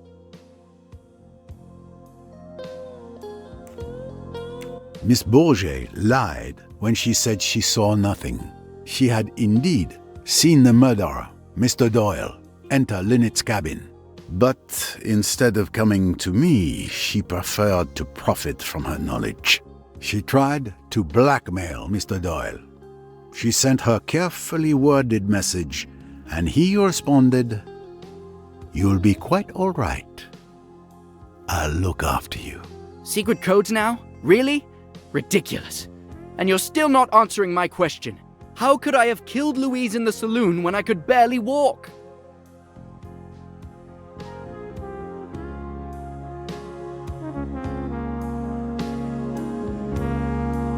It's very simple. If you didn't kill Louise Bourget, then you must have had an accomplice.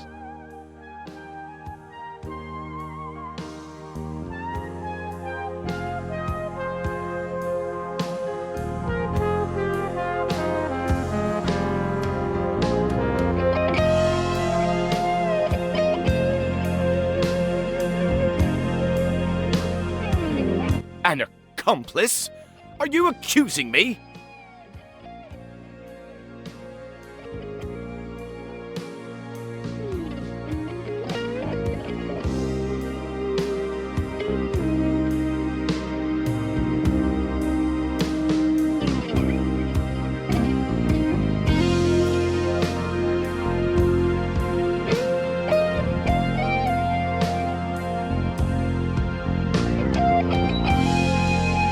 This accomplice can be none other than Jacqueline de Belfort.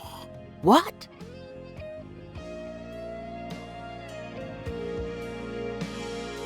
I beg your pardon?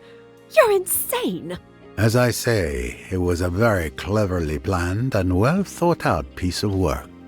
It could not be chance that Simon Doyle had a bottle of red ink in his pocket. No, it must be design. It was not chance that he had a plain unmarked handkerchief with him. It was not chance that Jacqueline de Belfort's foot kicked the pistol under the settee, where it would be out of sight and unremembered until later. So you truly believe that Miss de Belfort and Mr. Doyle are accomplices? Certainly, the two halves of the murderer. What gave Simon his alibi?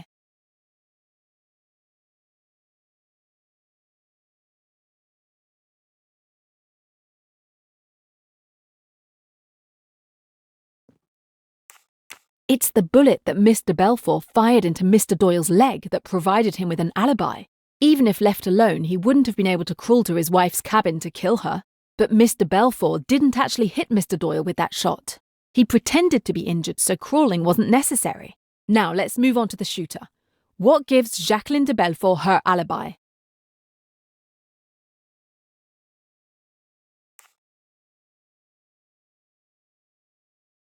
Mr. Doyle was insistent that Miss de Belfort was never to be left alone from the moment of the gunshot until this morning. That gave her a rock-solid alibi for the murder of Mrs. Doyle. There, between the two of them, you get all the qualities you require. The cool, resourceful planning brain, Jacqueline de Belfort's brain, and the man of action to carry it out with incredible swiftness and timing. Look at it the right way, and it answers every question. Simon Doyle and Jacqueline had been lovers. Realise that they are still lovers, and it is all clear. Simon does away with his rich wife, inherits her money, and in due course will marry his old love. It was all very ingenious. The persecution of Mrs. Doyle by Jacqueline, all part of the plan. Simon's pretended rage. Then one night, on this boat, I thought I heard Simon and Lynette outside my cabin. He was saying, "We've got to go through with it now." It was Doyle, all right, but it was to Jacqueline he was speaking. The final drama was perfectly planned and timed. There was a sleeping draught for me, in case I might put an inconvenient finger in the pie. There was the selection of Miss Robson as a witness, the working up of the scene, Miss de Belfort's exaggerated remorse and frenzies. She made a good deal of noise in case the shot should be heard. In truth, it was an extraordinarily clever idea. Jacqueline says she shot Doyle. Miss Robson says so. Mr. Hayashi says so. And when Simon's leg is examined, he has indeed been shot. It looks unanswerable. For both of them, there is a perfect alibi. At the cost, it is true, of a certain amount of pain and risk to Simon Doyle. But it is necessary that his wound should definitely disable him. But then, the plan goes wrong. Someone sees Mr. Doyle enter his wife's cabin.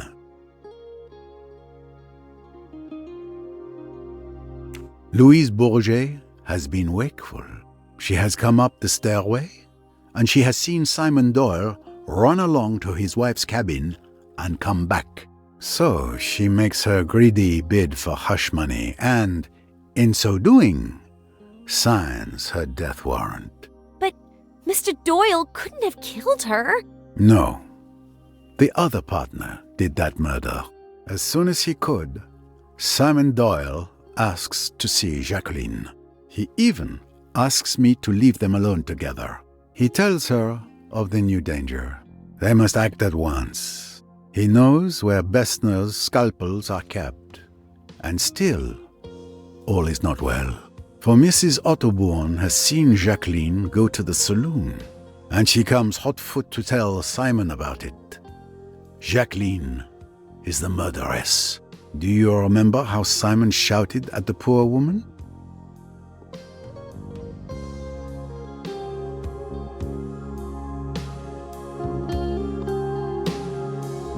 Nerves, we thought. But the door was open, and he was trying to convey the danger to his accomplice. She heard, and she acted like lightning. She remembered Pennington had talked about a revolver. She got hold of it, crept up outside the door, listened, and at the critical moment, fired. She boasted once that she was a good shot, and her boast was not an idle one. I remarked, after that third crime, that there were 3 ways the murderer could have gone. I meant that he could have gone aft, in which case Ferguson was the criminal. He could have gone over the side, very improbable. Or he could have gone into a cabin. Jacqueline's cabin was just 2 away from Dr. Bessner's. She had only to throw down the revolver and bolt into the cabin. It was risky, but it was the only possible chance.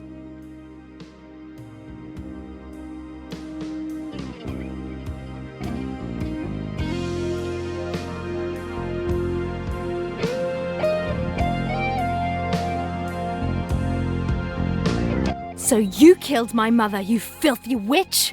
Rosalie, no. I understand, but attacking her isn't the answer.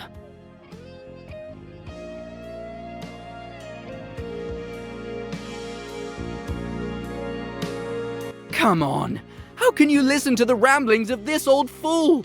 His entire grand theory is based on the fancies he's made up out of whole cloth, without a shred of evidence. You might hope it is so, young man. You insist more proof is needed?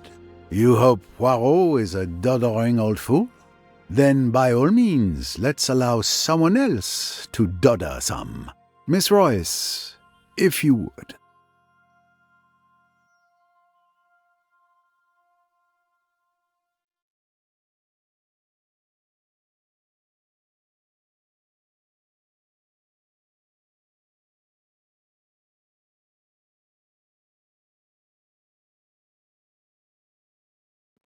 With pleasure. The irrefutable proof is tiny, but look here. You can see that the wood is damaged, and the bullet that caused it is still lodged in the hole. I'm sure forensics will prove that it's a .22 caliber cartridge fired from the murder weapon. This is the bullet Mr. Belfour shot at Simon Doyle. It ended up in the wall, not in his leg.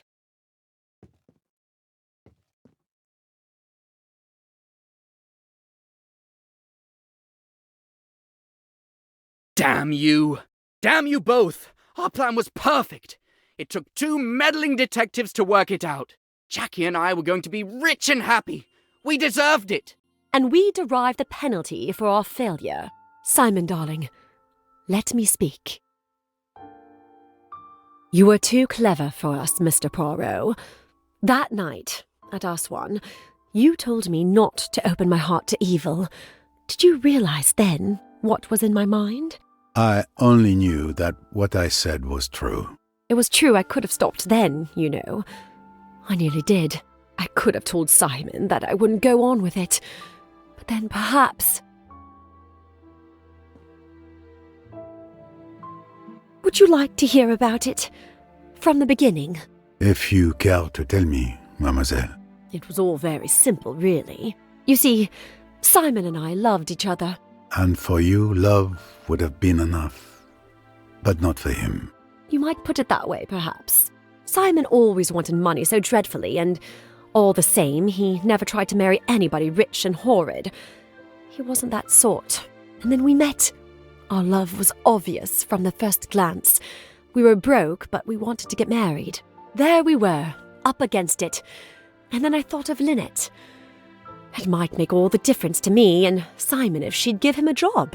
It was about then that you saw us that night at Chez ma tante. You know, Mr. Poirot, I loved Lynette, really I did. She was my best friend, and I never dreamed that anything would ever come between us. But she went all out to get Simon away from me. I don't think she even hesitated for more than about a minute. I was her friend, but she didn't care. She just went bald-headed for Simon. That's why I'm not really sorry about her, even now. And Simon didn't care a damn about her. But he did like the thought of her money. Of course I saw that. And at last I suggested to him that it might be a good thing if he got rid of me and married Lynette. But he scouted the idea. He said, money or no money, it would be hell to be married to her. He said his idea of having money was to have it himself. He talked about it a good deal one way and another, about how convenient it would be if Lynette died. I said it was an awful idea, and then he shut up about it. After a bit I saw that he'd made up his mind, and I was terrified. Simply terrified. Because you see, I realized that he'd never pull it off. He'd have no kind of subtlety about it. And he's got no imagination. So I had to come into it too, to look after him. I thought and I thought, trying to work out a plan. It seemed to me that the basis of the idea ought to be a kind of two-handed alibi. You know, Simon and I could somehow or other give evidence against each other, but actually that evidence would clear us of everything. It would be easy enough for me to pretend to hate Simon. It was quite a likely thing to happen under the circumstances. Then, if Lynette was killed, I should probably be suspected. So it would be better if I was suspected right away. We worked out details little by little. Even then, Simon went and wrote a J in blood, which was a silly, melodramatic thing to do. It's just the sort of thing he would think of. But it all went off fine. And then there was Louise. Yes. It was not your fault that Louise Bourget could not sleep that night. That miserable Frenchwoman tried to blackmail us. I pretended to grovel. I took her all the money we could get hold of. And then, when she was counting the money, I did it. It was quite easy. That's what's so horribly frightening about it. It's so terribly easy.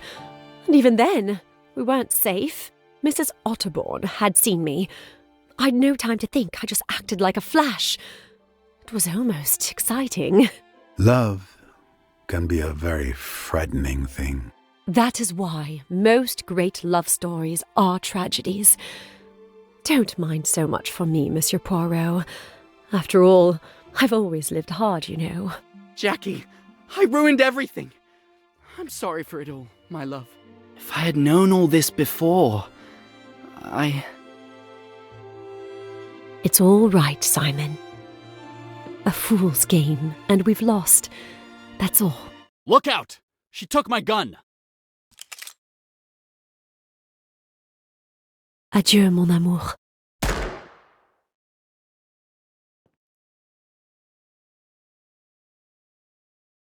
No!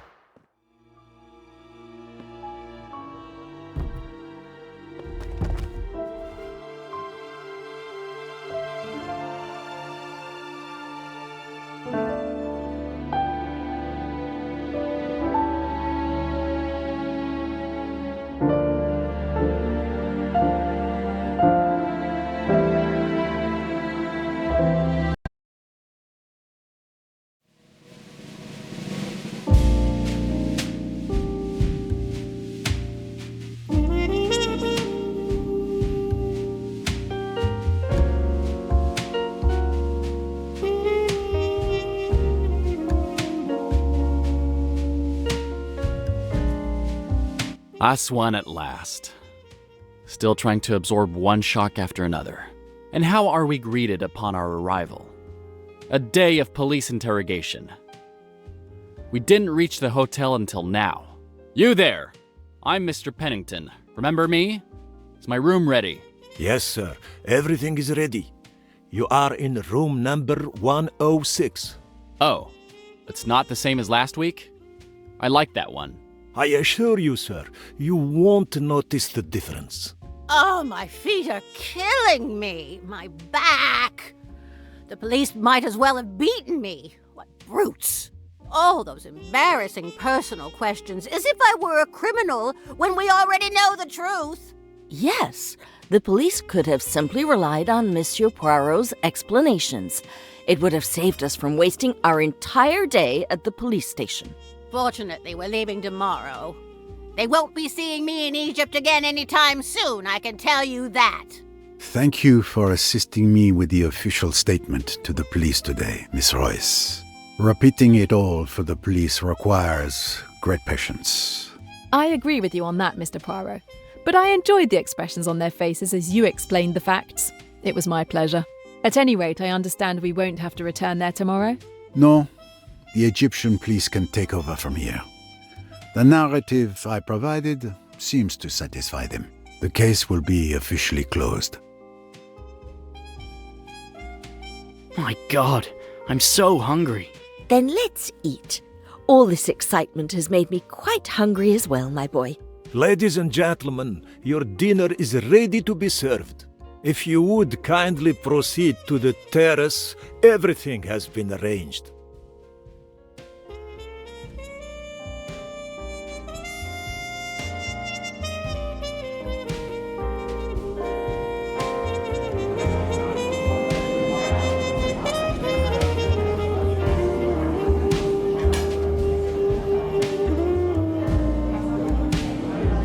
What a deplorable, exhausting day.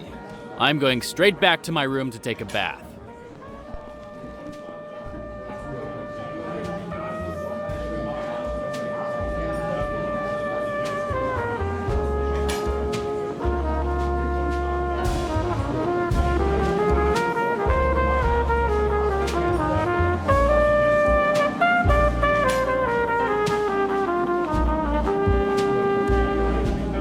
Mr. Poirot, I'm very sorry to disturb you, but the police commissioner just called. He would like to ask you a few more questions at the station. What can be so urgent it can't wait until tomorrow? It's late. The little grey cells must have their rest. I'm very sorry, sir, but the commissioner himself insisted. It sounded urgent. Even now, a police car awaits you.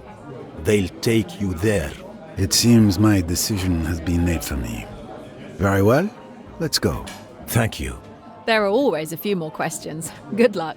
It is the dotting of the I and the crossing of the T only. Finally, a chance to swing by my room and go through that bag Riquetti kept so close.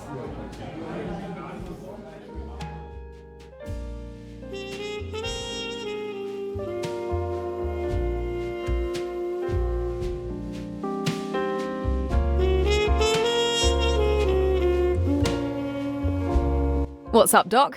I'm waiting for my little carrot juice, celebrating completing a meal with no drama.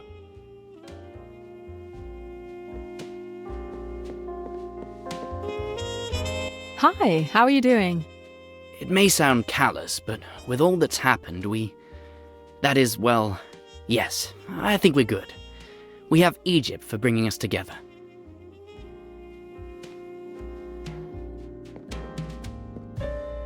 Beautiful evening. Yes, I intend to make the most of it. My last night in Egypt. As far as I'm concerned, I can't wait to be back home in the good old US of A. We have air conditioners there, you know.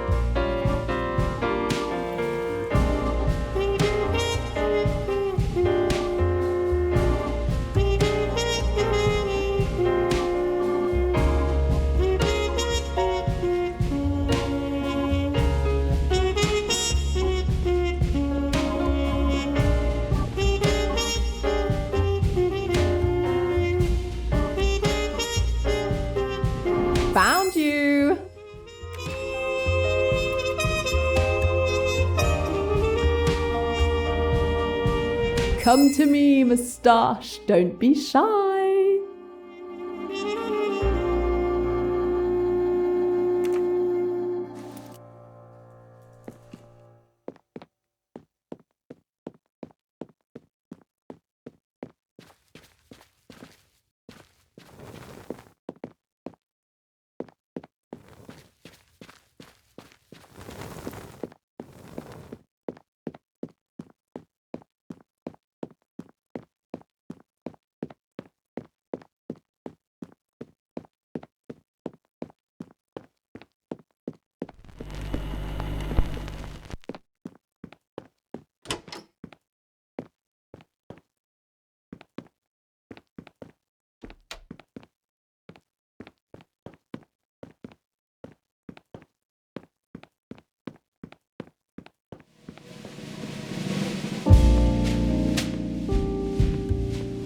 This record is perfect for my collection.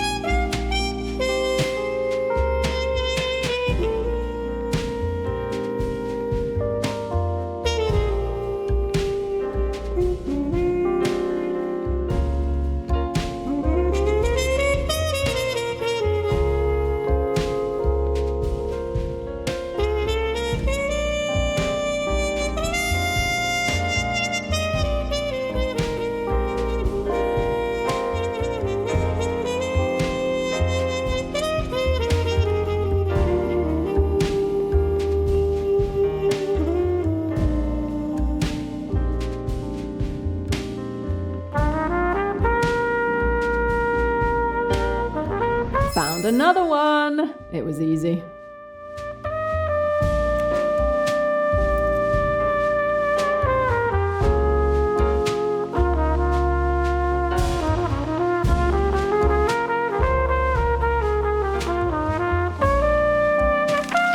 The news travels fast.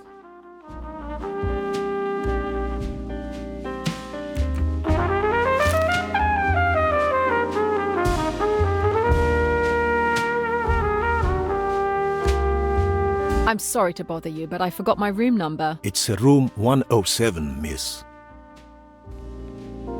The cruise passengers took all the rooms.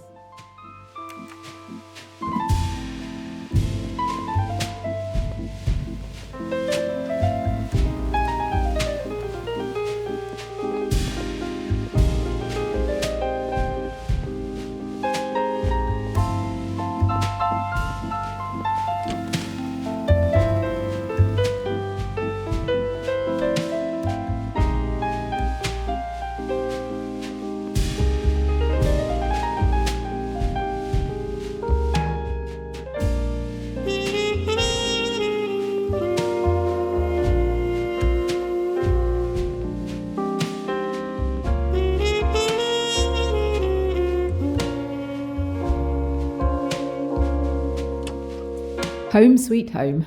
Too bad it's only for one night.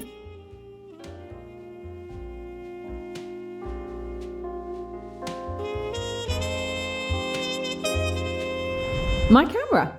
Ready if I need it.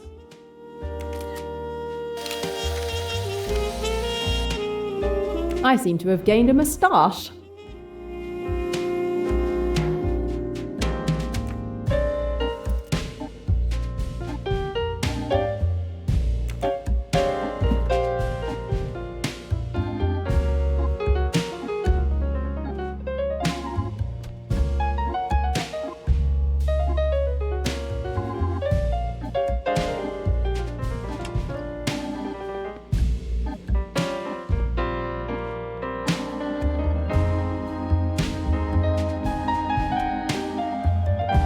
Candy. A nice gesture.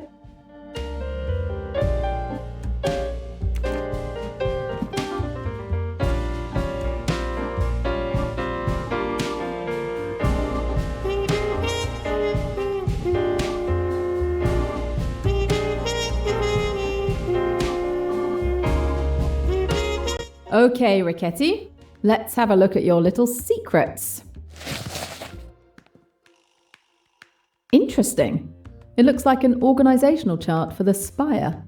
And there seems to be plenty of other interesting information. I think it's time to create a clue wall.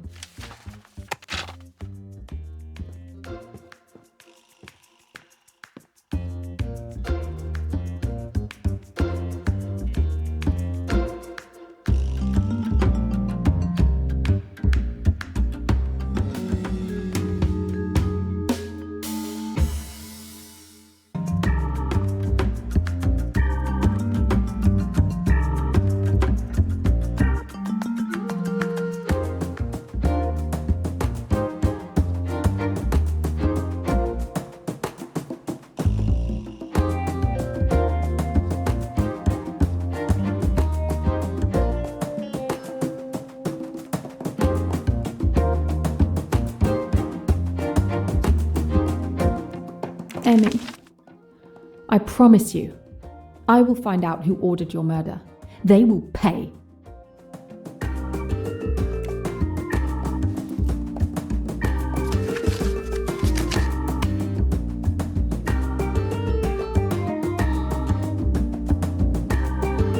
I never saw this man.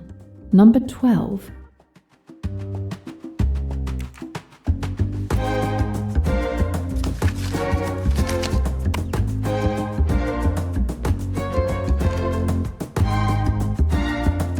Tyrone! Killed in New York, trying to defend his neighborhood.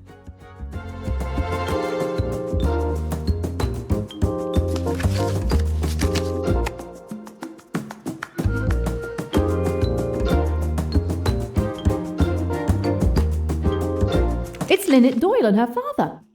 What did Riquetti want from them? And that manor in the back, it looks familiar.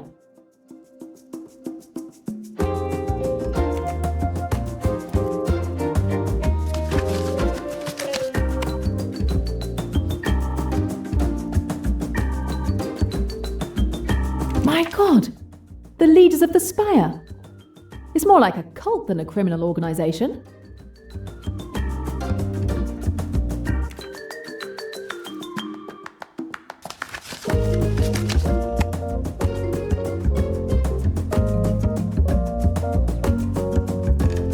A list of coats of arms? Targets that the Spire was aiming at? And I feel like I've seen some of these coats of arms before.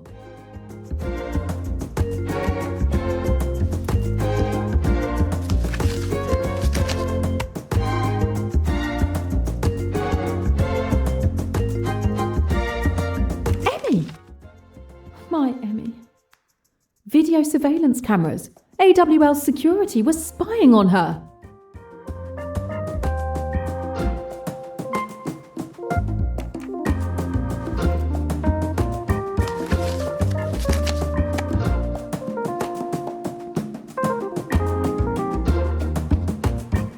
Photo of a funeral.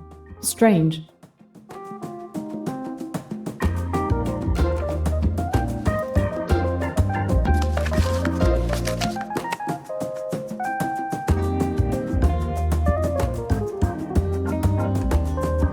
A note with an interesting seal on it.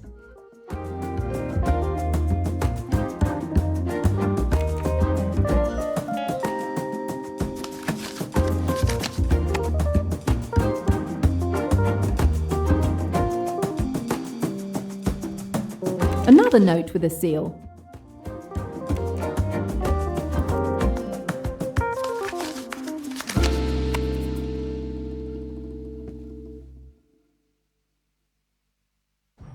Another note with a seal.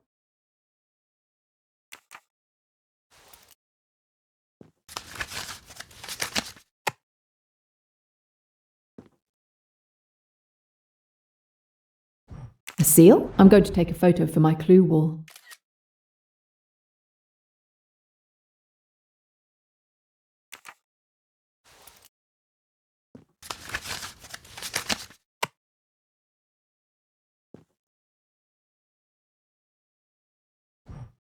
A cassette tape. I need to find a way to listen to it. I need to listen to this tape. One of the passengers had a cassette player in their room on the boat. Who was it?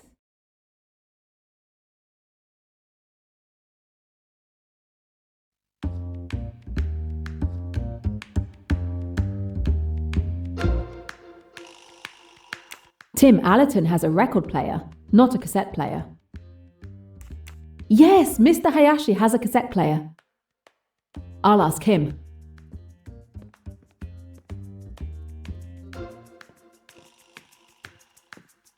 With this cassette player, I can listen to Ricchetti's tape.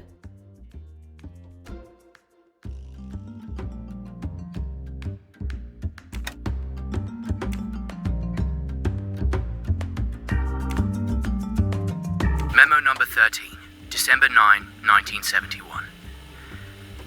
My investigation is progressing well. I've already uncovered a large part of the Spire organization.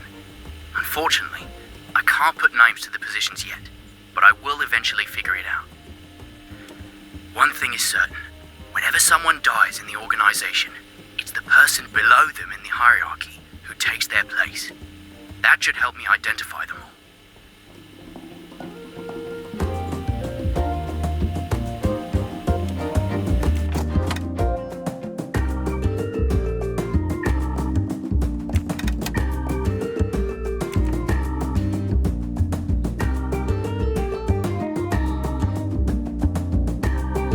A second tape. And a third one.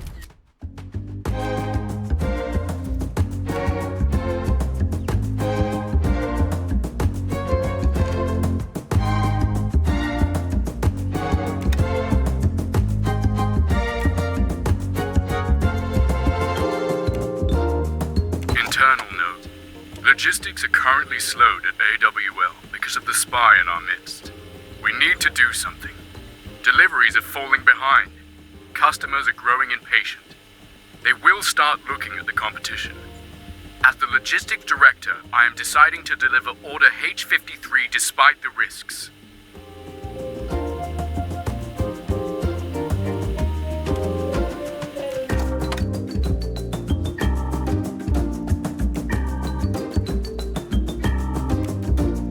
You still haven't eliminated Flint. What are you waiting for? Where is the validated mission order? No need. That's not protocol. Protocol is I tell you what to do and you do it. You execute, and that's it. It needs to look like an accident. Get it done. Today. Okay, boss. If the spire accuses me of acting alone in Flint's death, this tape is proof that I carried out the bear's orders.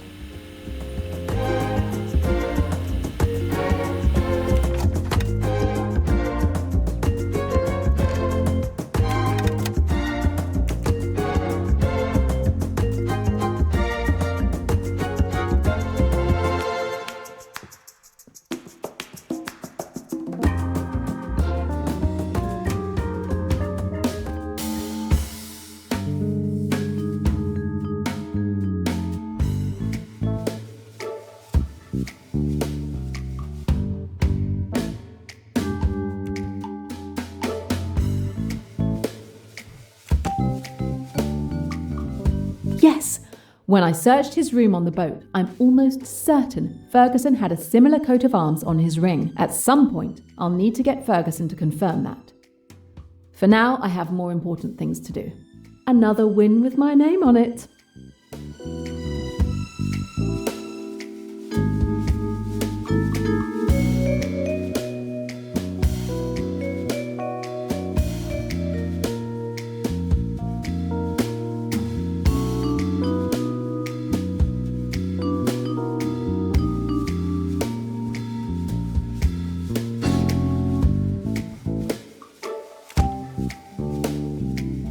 Yes! When I searched her cabin on the boat, I saw that Cornelia had a picture of herself as a young girl with the same manor house in the background. At some point, I'll need to get Cornelia to confirm that. For now, I have more important things to do. Yes! Sometimes I even surprise myself.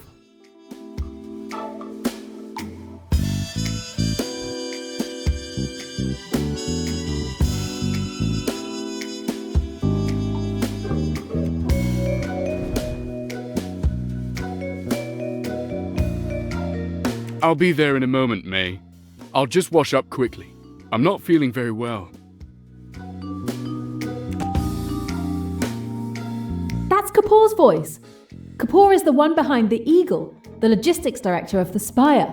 That one's for you, Emmy.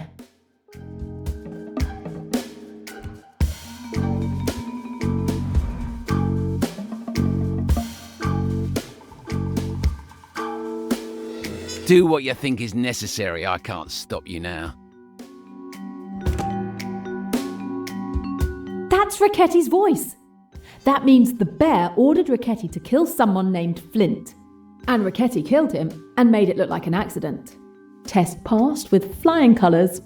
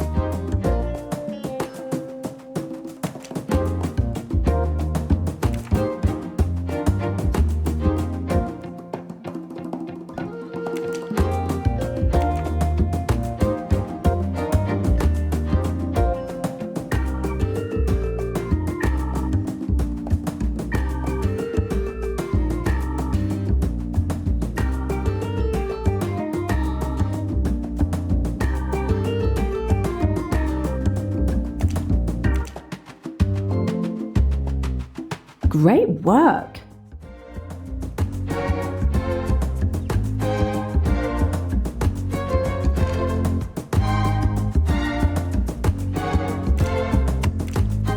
My God! These notes represent mission orders for Richetti to kill targets. This guy was investigating the Spire. He seems to have started to uncover their organizational chart, which explains why he must have been executed.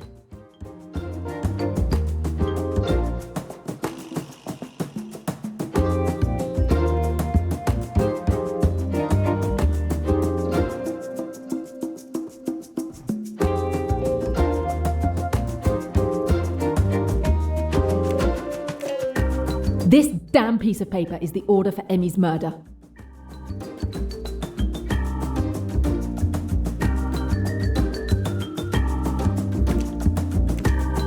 The mission order for Tyrone's execution.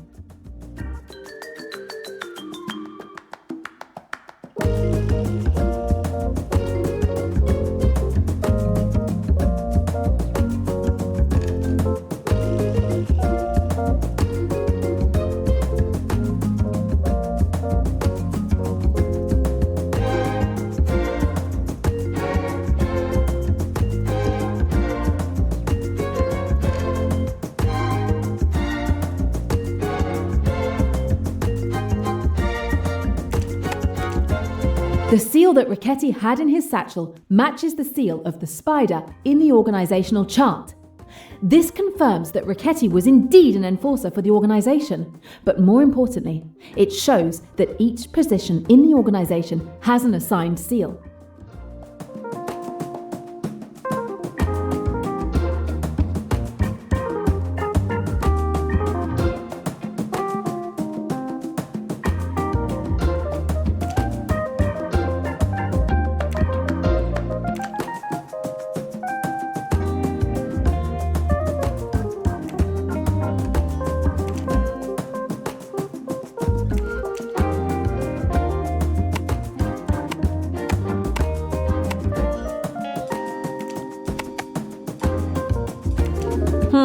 No.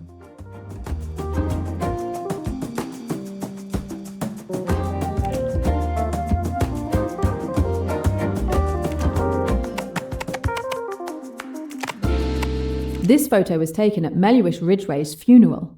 He was Lynette's father, but more importantly, he was one of the wealthiest people in England. His death was on the news for weeks.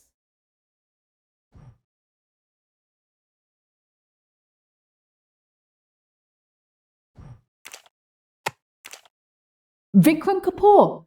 So this seal belongs to him!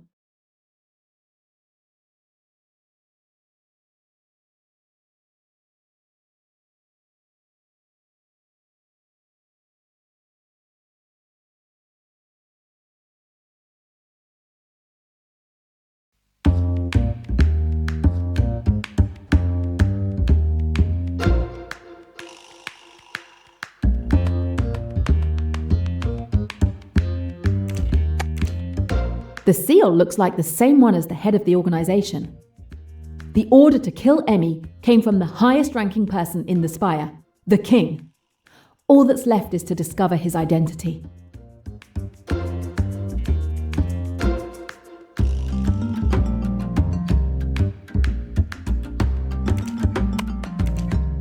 And again, that same seal.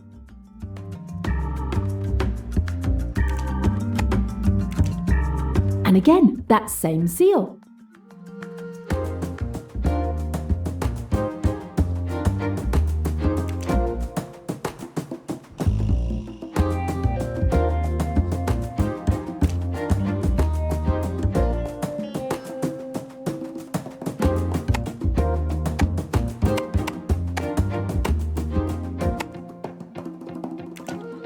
The man in the centre is wearing a lion mask. He seems to be the leader of the spire.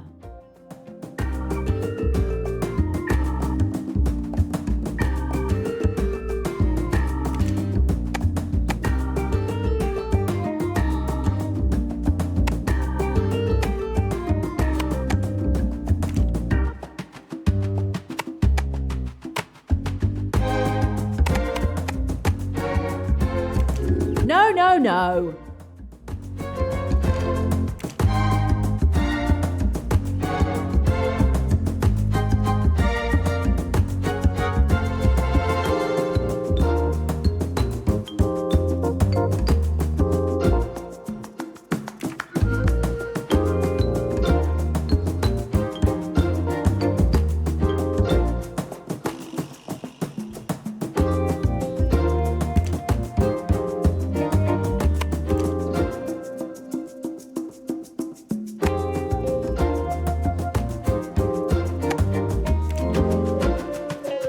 Good thinking.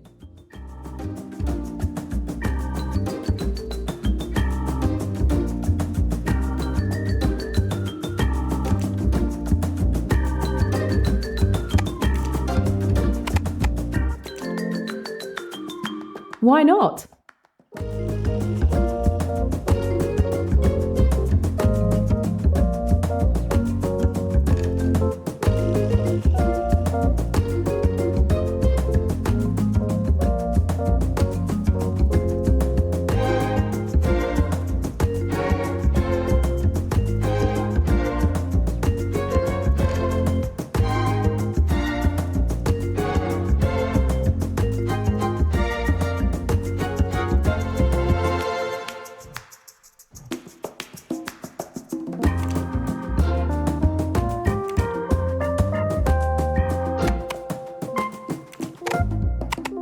It's the same walking cane.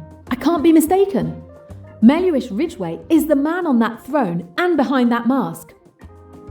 Meluish Ridgway had been the lion of the spire for years, but today he is dead. According to the journalist's tape, it is always the person hierarchically below who takes the place of their superior when they die. The wolf has inherited the position of the new leader. Emmy was assassinated long after Meluish Ridgway's funeral. So it's the wolf who is the mastermind behind Emmy's murder. But who is hiding behind that name?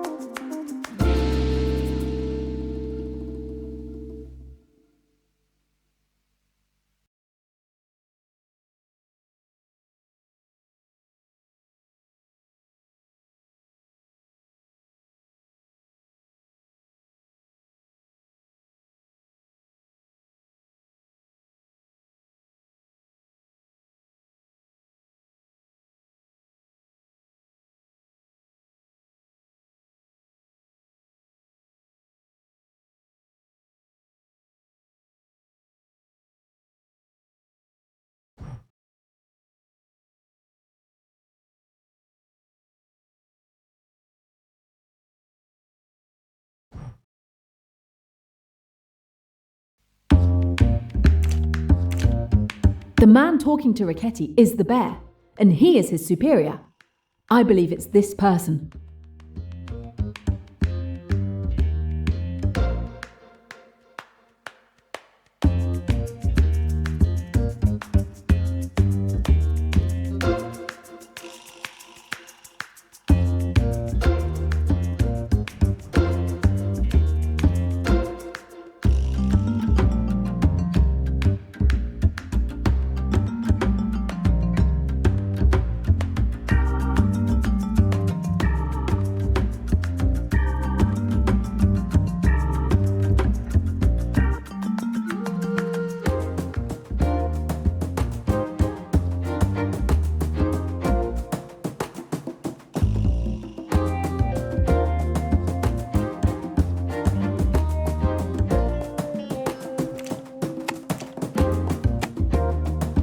Emmy, someone reported you to those bastards. It's because of them that I lost you.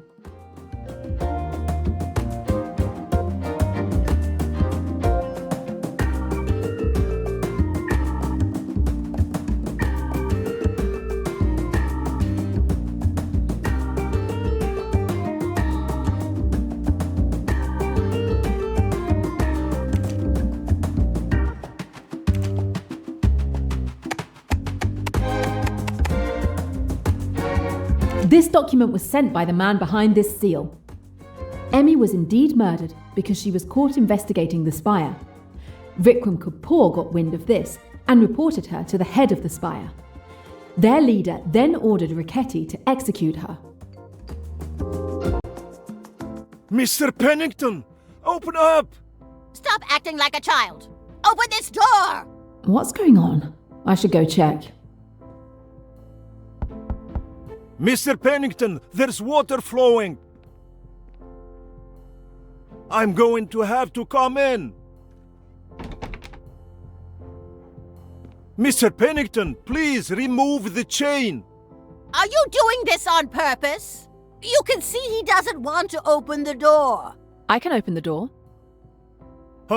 With pleasure.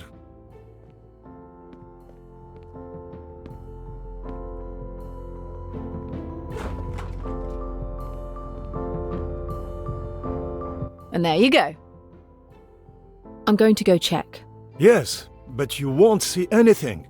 The fuses must have blown. Wait, I have a flashlight in my room.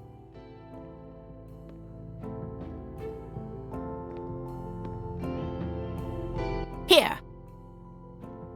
Thank you. Stay here. I'm going to check.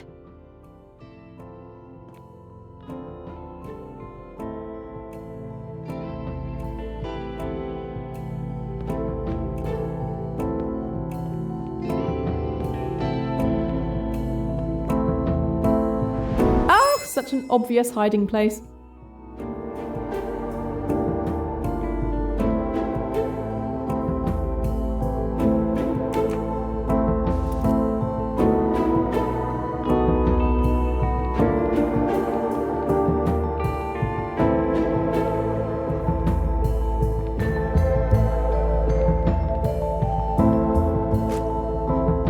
Pennington.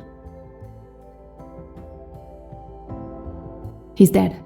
Another death. And with Poirot gone, it's up to me to have a look around. I should investigate.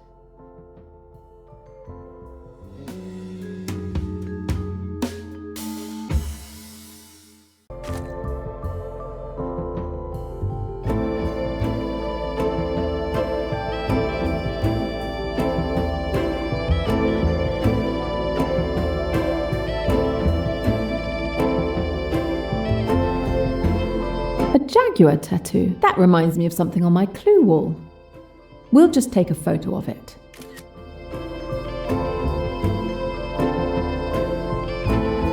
It looks like Mr. Pennington was celebrating.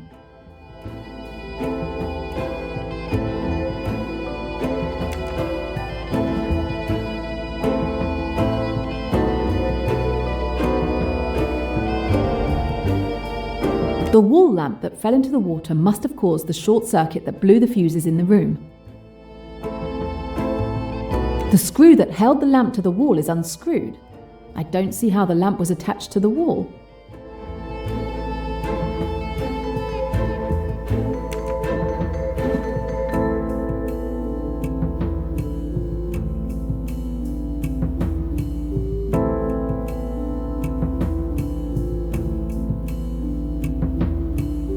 The electrical wire unravelled when the lamp fell into the water. The murderer clearly couldn't have gone that way.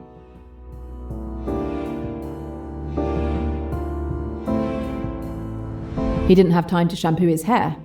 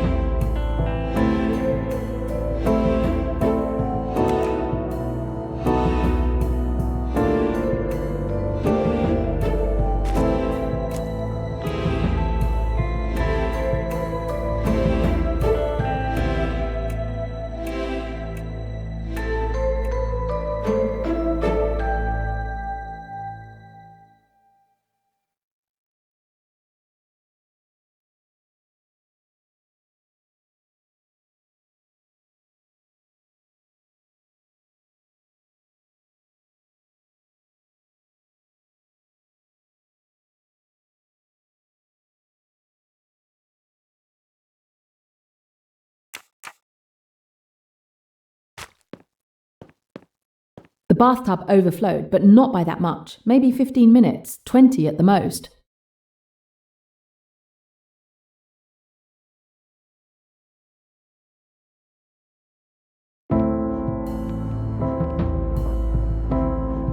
Do you not want any help? I'll be fine, thank you. Pennington's wallet. Pennington with Ridgway. They're so young. That means he has known the Ridgway family for a very long time.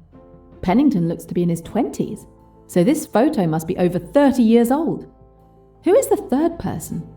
This could help me. I'm keeping it.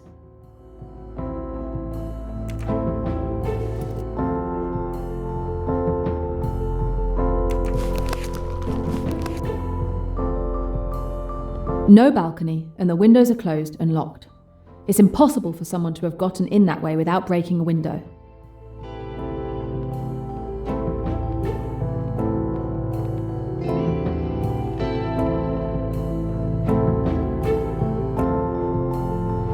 Okay, Jane, clues. Look for clues.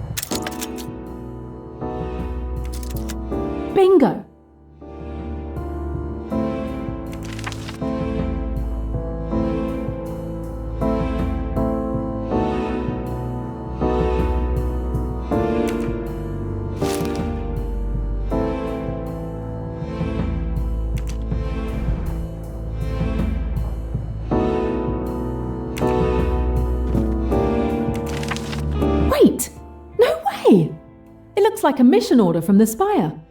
What is it doing here?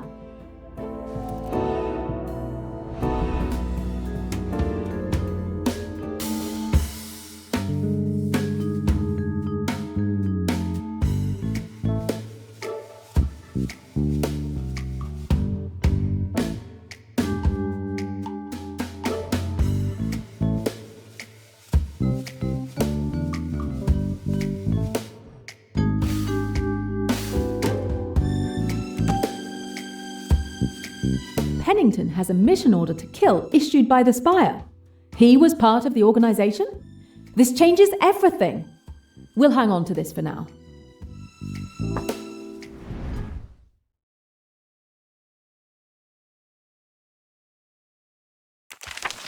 Report of a bad accident. Pennington must have been close to her to keep this article. March 3rd, 1972.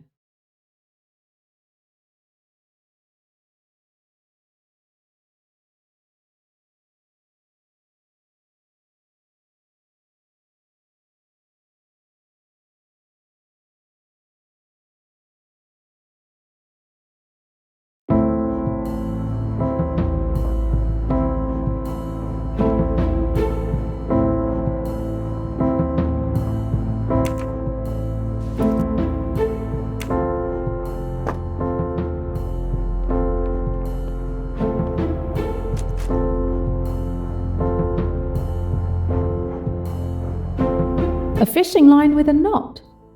Somehow, I don't think Pennington was planning to fish for something in his bathtub.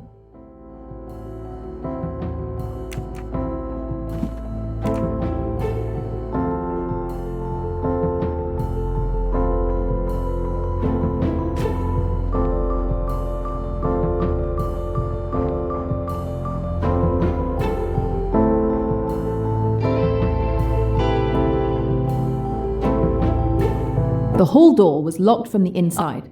No one could have gotten in that way.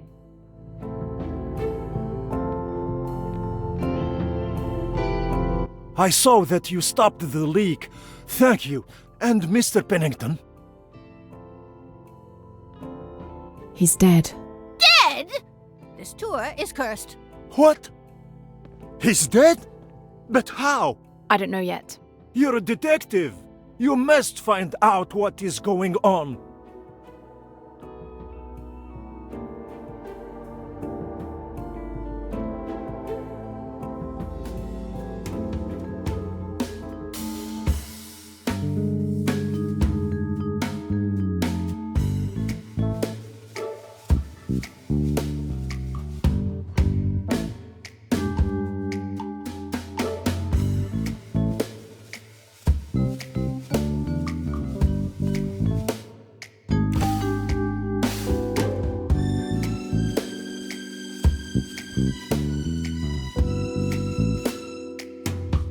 Score 1 for the forces of good.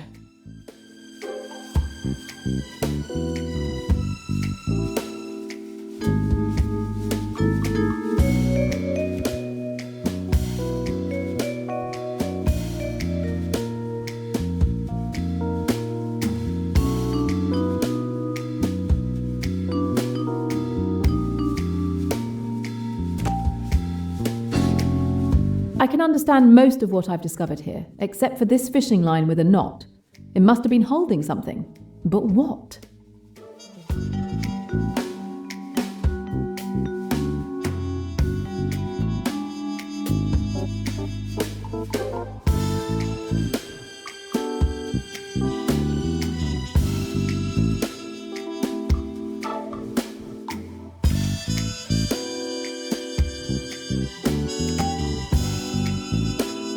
Yes!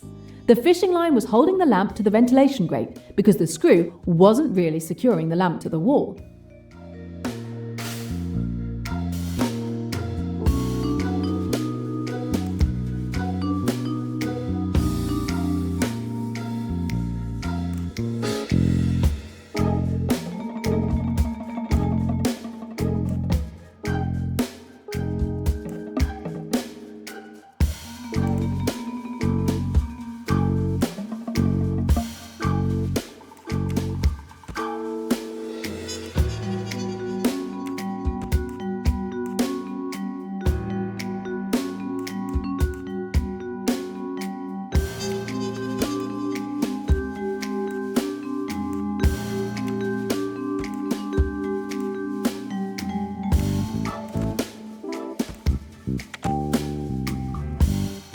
It is bizarre, but clear. I'd better check in with the receptionist. Not really that complicated.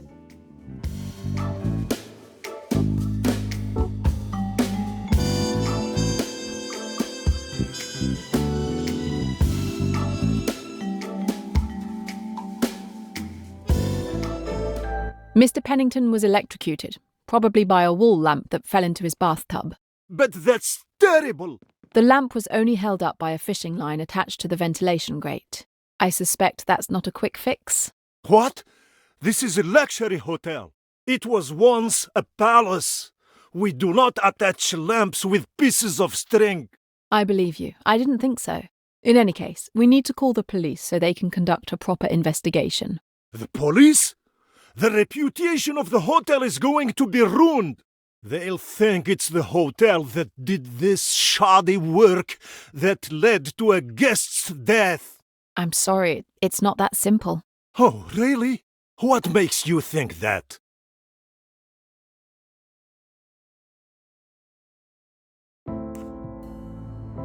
Let me explain. The screw that held the lamp was 3/4 unscrewed, so that it wouldn't hold the lamp by itself. The screw allowed the string to be attached to the ventilation grate. It was premeditated. This is a cleverly crafted trap. I can say with certainty that Pennington was murdered. A murder? So the killer entered the room to cut the string? This is supposed to make me feel better?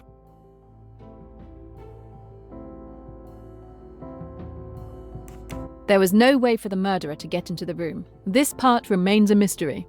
How could they cut the string without entering the room? I'll find out. But in the meantime, we need to notify the police. No, please.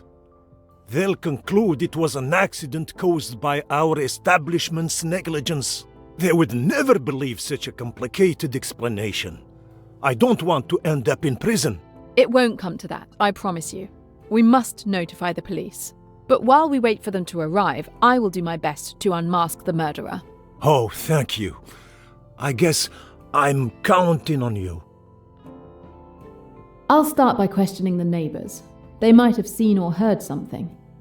But I also discovered some extremely interesting information that will go on my clue wall. I have a lot of work ahead of me.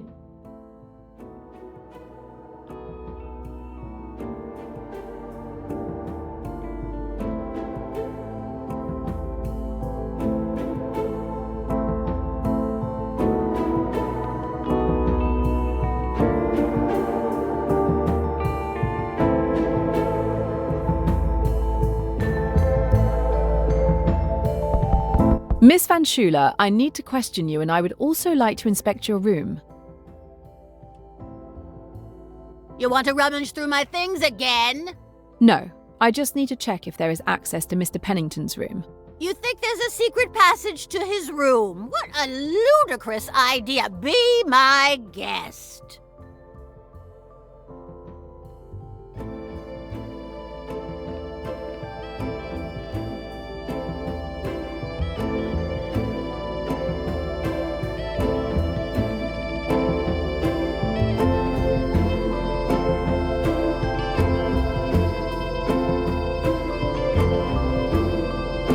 Found you!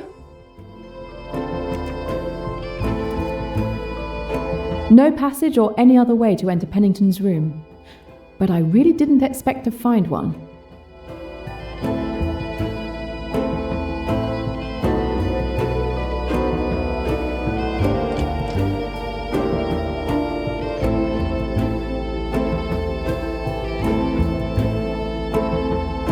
No balcony.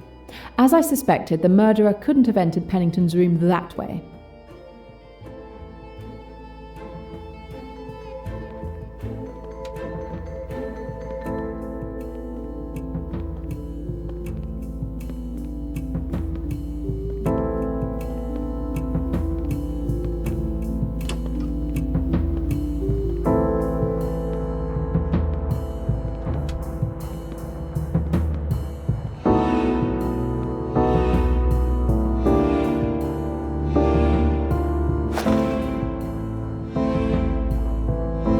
How are you doing? How do you think? With all these deaths, I'm afraid I'll be next. I'm not leaving my room until I can leave this godforsaken country. Pennington also stayed in his room, and yet that didn't stop him from being killed. Can you tell me what you were doing before Mr. Pennington's death? Yes. After dinner, I came back to my room at the same time as Mr. Ferguson. I didn't use a secret passage either. Yes, I saw you. I wanted to complain at the reception because I was missing a towel. When I went out, I saw a puddle of water in front of Mr. Pennington's door. I went down to inform the receptionist. He came back up with me. Then you arrived. End of story. That's clear. Thank you.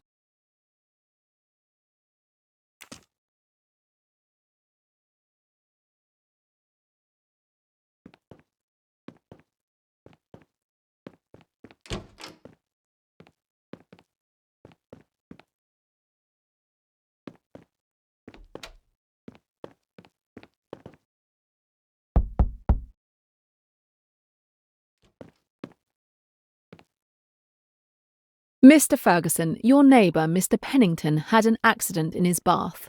Was it serious? He's dead. An electrocution. I'm trying to understand the circumstances. May I come in? I will need to question you and would also like to inspect your room. No, I don't think so. You already searched my cabin on the boat. What do you hope to find this time? No, it doesn't matter. I'm not going to let you do that again. May I at least ask you some questions? If you must. You still don't want to let me check your room? No, and I don't want any fresh towels either. Tell me about your evening. I came back to my room after dinner.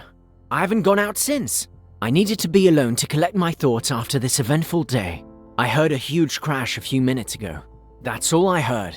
The crash was probably me opening Mr. Pennington's door. Oh, the subtle detective approach. I see. Anything else? No. When we were on the boat, I saw your signet ring in your cabin. Could you show it to me again? Why would you want to? I don't see any connection to your investigation. No way. Your reaction is strange.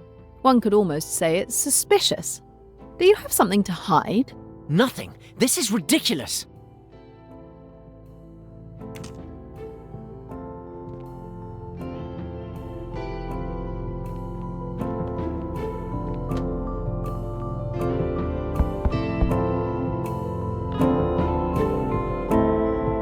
Good evening, Mrs. Allerton. Yes? I'm tying up some loose ends in all that has happened. Would you mind answering one or two questions? Oh, go ahead. Let's get it over with. I saw that your son is taking good care of Rosalie. Yes, I'm very proud of my boy. I think this trip has made him grow up. I'm afraid Mr. Pennington is dead. Another death? I thought once we left the boat... How can this be happening? You didn't know he was dead? No, I haven't left my room since I came back from dinner. I didn't know anything about it. My goodness, his room is right next to mine. You didn't hear anything? I don't think... No. Wait. There was a fairly loud crash a few minutes ago. Yes, that was me breaking down a door. Oh, I see. Anything else? Besides the neighbours on the other side talking. Thanks. I'm sorry for bothering you.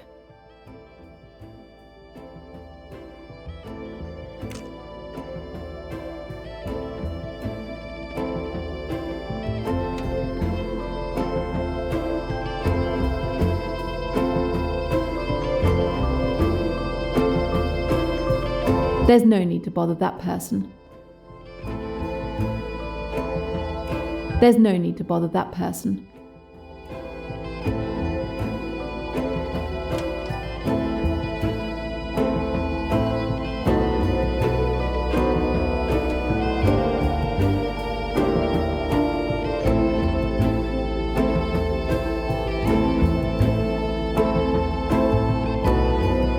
Good evening, Cornelia. I hope I'm not bothering you. Not at all. I was just reading. I have bad news. Mr. Pennington is dead. Oh no! An accident? He was electrocuted. It clearly wasn't an accident. Since Mr. Poirot is not here, the hotel has asked me to look into it. Are you and your cousin going back tomorrow? No, Marie wanted me to accompany her to Thailand, but I've had enough adventure. I prefer to return to the United States. I understand. It hasn't been your average tour. Yes, to say the least. I want to go home. When I searched your cabin on the boat, I remember a photo in your pocket watch. Could you show it to me again? If you like. But why? There's a detail I would like to check. Oh, really? How peculiar. Here it is.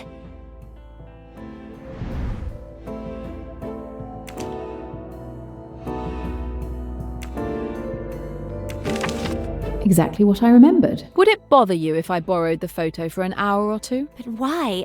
I'm very attached to it. Do you really need it? It would help me. I promise I'll take good care of it. All right then.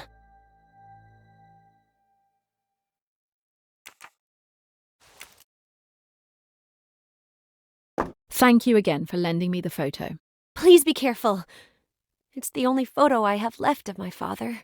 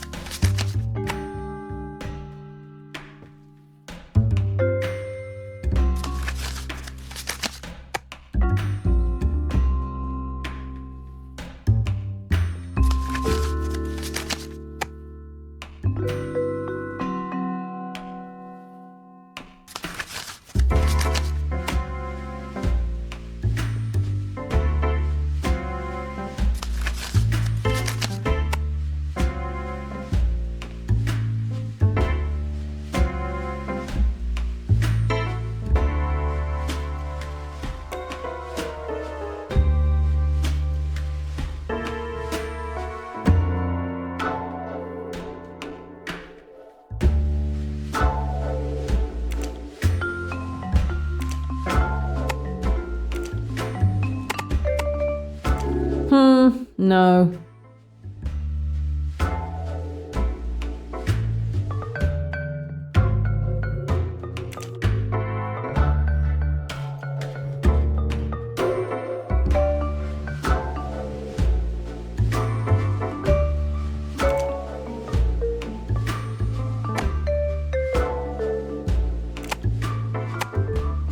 The photo of the Ridgway family looks more recent than the other one.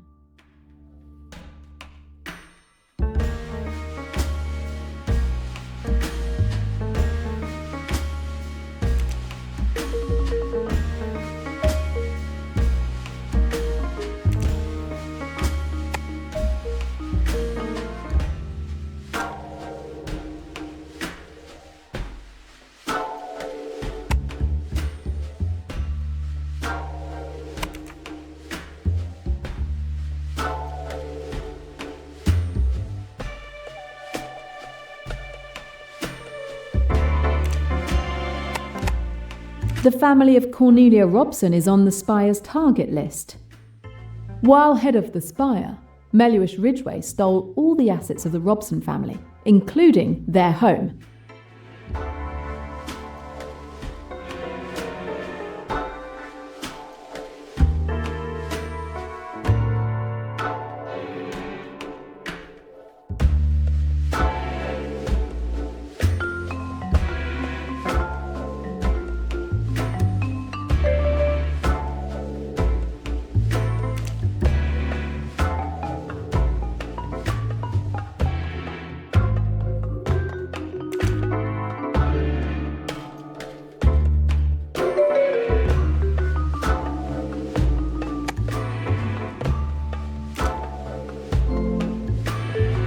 That's logical.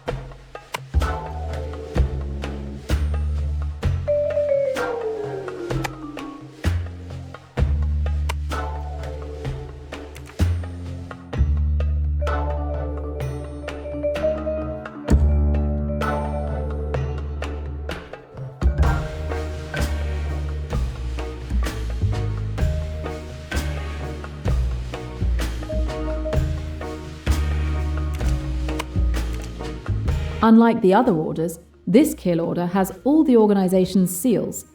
All of the Spire agree to take down this man for treason. He was therefore killed by Richetti.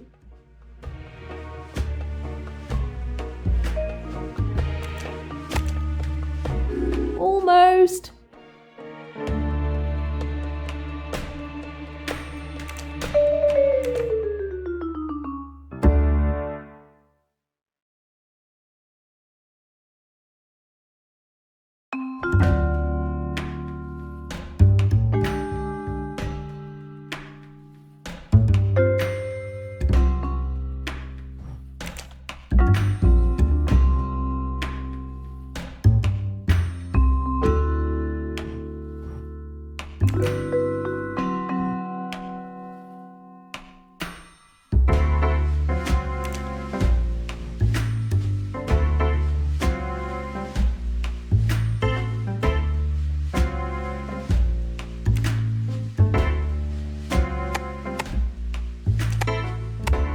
Isabel Flint died the day after Mellish Ridgway's funeral.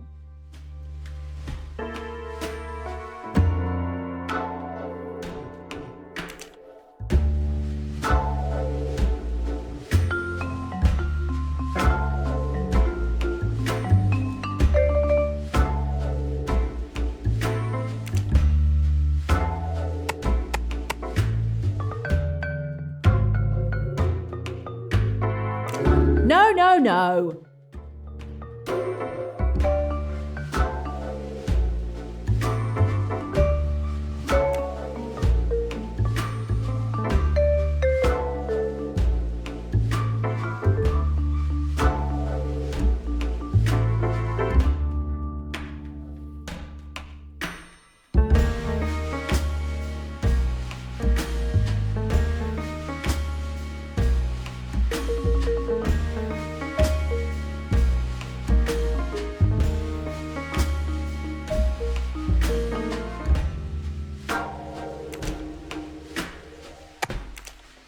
This kill order bears the seals of all the leaders of the Spire, except for the Bear. It makes sense, considering he betrayed the organization by killing Flint behind his colleagues' backs. So this man is the Bear.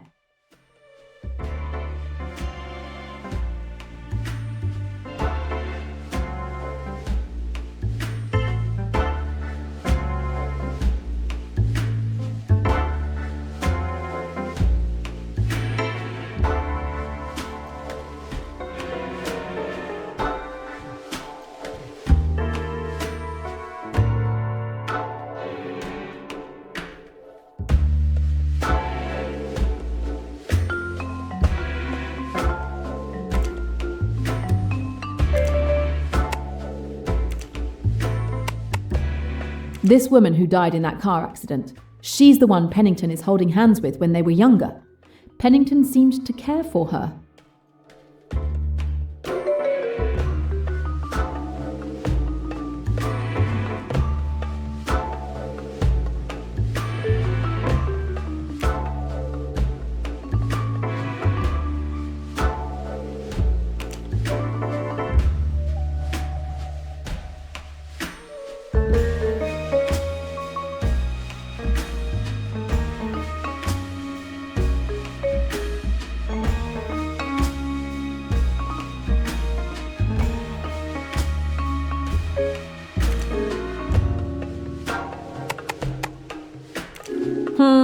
No.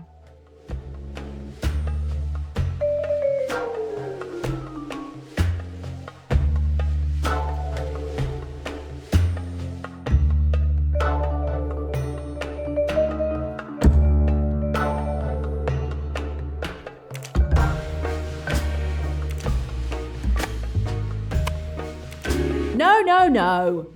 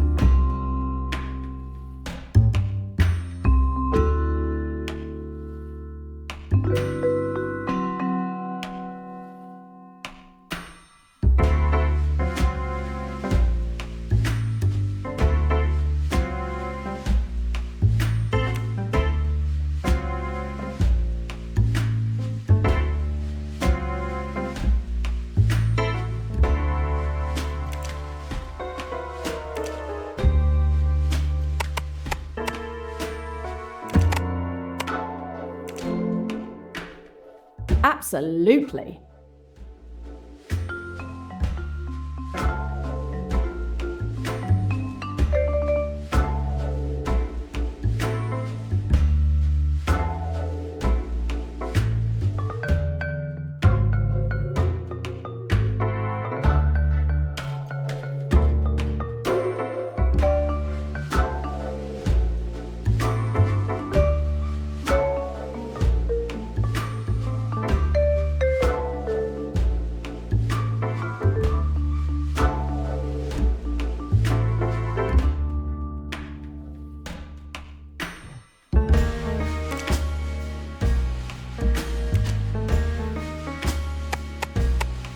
Flint, like Isabel Flint. This woman was apparently murdered by Richetti on orders of the Bear. He apparently ignored the spire's usual procedure for ordering assassinations.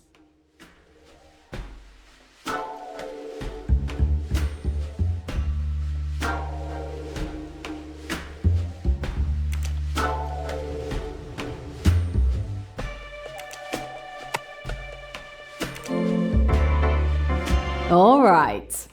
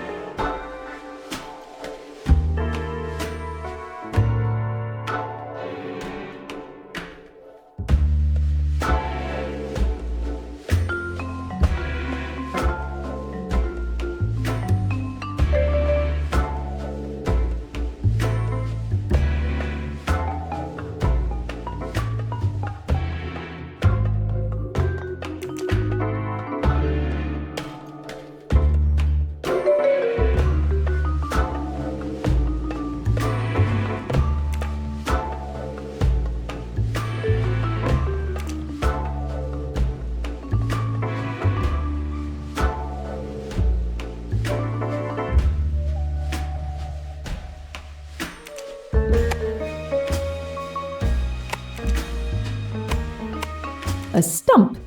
These two people are both missing a hand. There's a good chance that she is the wolf.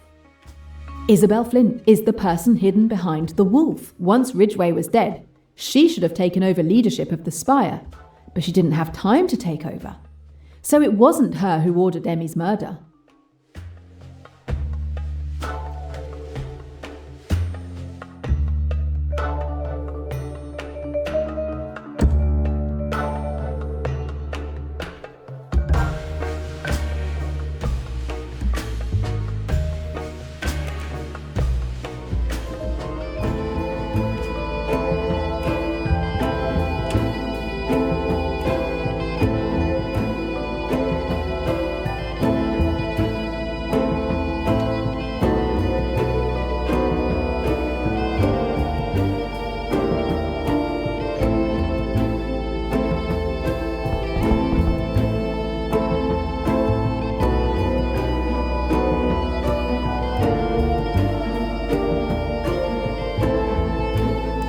Did you bring back my photo? I need to keep it a little longer. You lived in a very beautiful house back then. You seemed to be well off. Today it's clear you depend financially on your cousin. What happened? It's no great secret. At the time that photo was taken, we wanted for nothing. Let me put it that way. My father made some bad investments. We lost everything. We were ruined. My father died shortly after. It's the only photo I have of me with my father. That's why I care about it so much.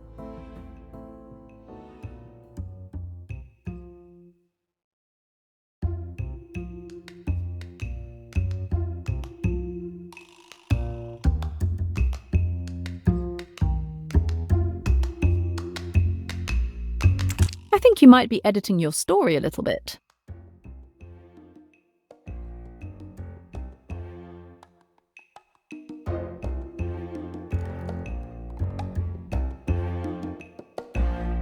It's not your father who caused your family's ruin.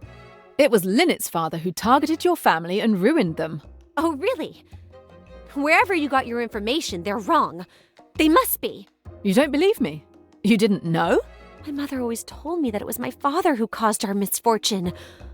I don't see why she would have lied to me. Well, I can tell you for sure that it was Meluish Ridgway who ruined your family. If you don't believe me, ask your mother. I will, but it's nonsense. It must be.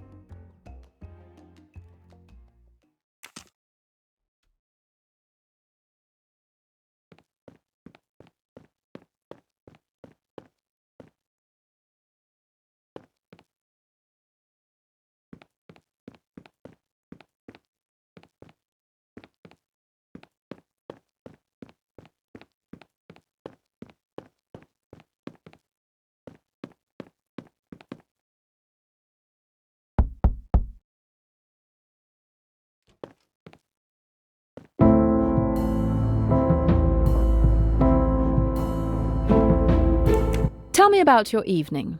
I came back to my room after dinner. I haven't gone out since. I needed to be alone to collect my thoughts after this eventful day. I heard a huge crash a few minutes ago. That's all I heard.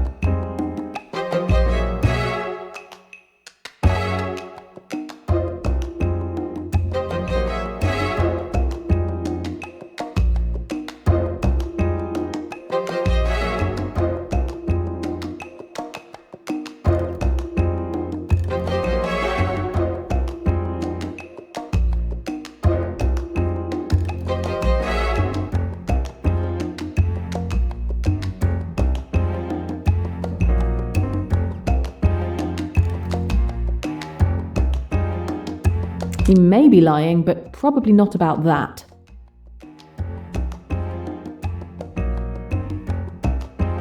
I need solid proof.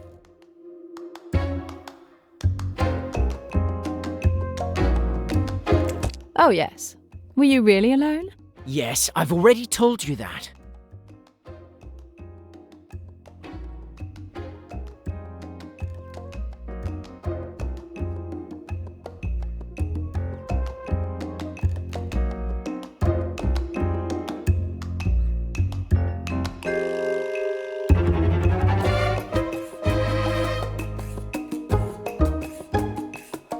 I need proof, no guesswork.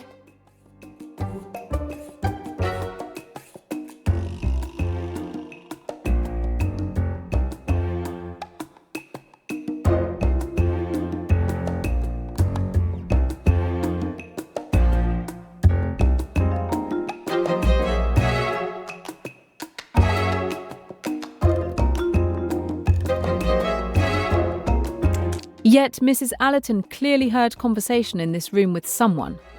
And I don't think you were talking to yourself. Yes, sorry. Too much commotion. I almost forgot that I was indeed with Cornelia. She came to check on me and stayed for barely 15 minutes. What time did she leave? At around 8:40 p.m. She wasn't feeling well and wanted to rest. So Cornelia was in Ferguson's room when Pennington was electrocuted. But he lied to me. He might be hiding something. Your story doesn't track. The more you insist on preventing me from entering to inspect your room, the more suspicious you look. All right, be my guest. I have nothing to hide. Thank you. It won't take long.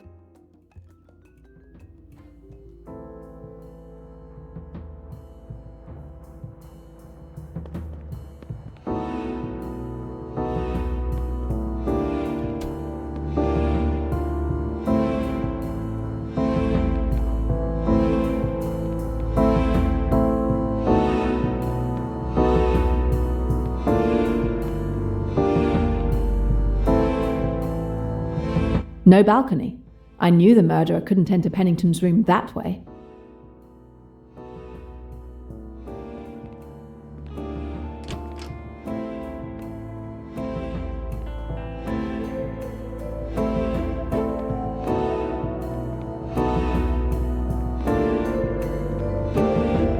ventilation grate. Let's see where it leads.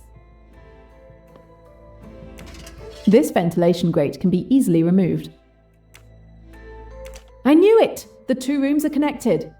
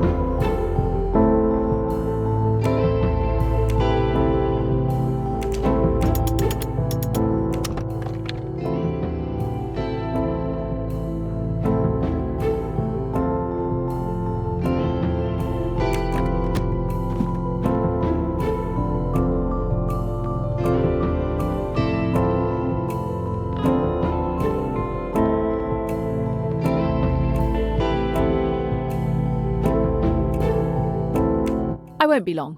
Take your time. I'm at your mercy. Show me that ring. You've already lied to me once, so you can understand why I have doubts about your good faith. All right, fine. I'll go get it.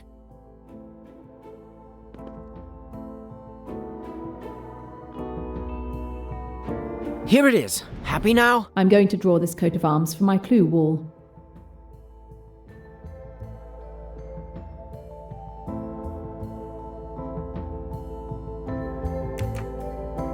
So, is this the murder weapon? Are you going to put the handcuffs on me? Not yet, but you shouldn't take this situation so lightly.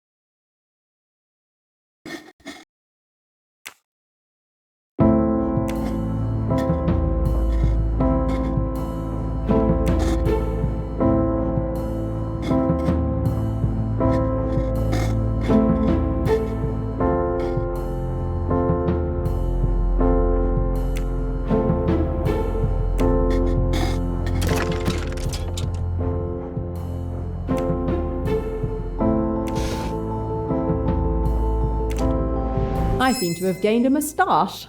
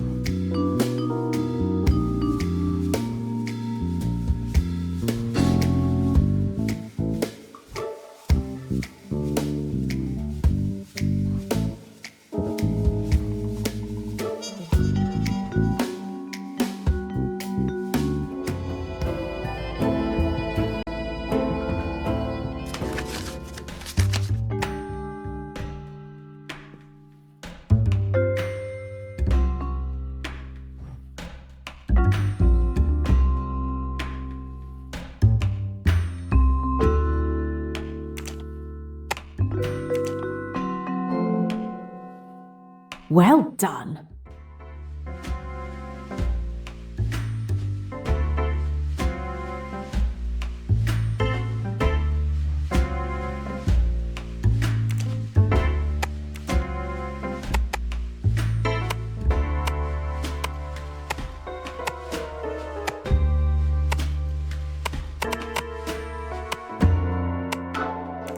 No.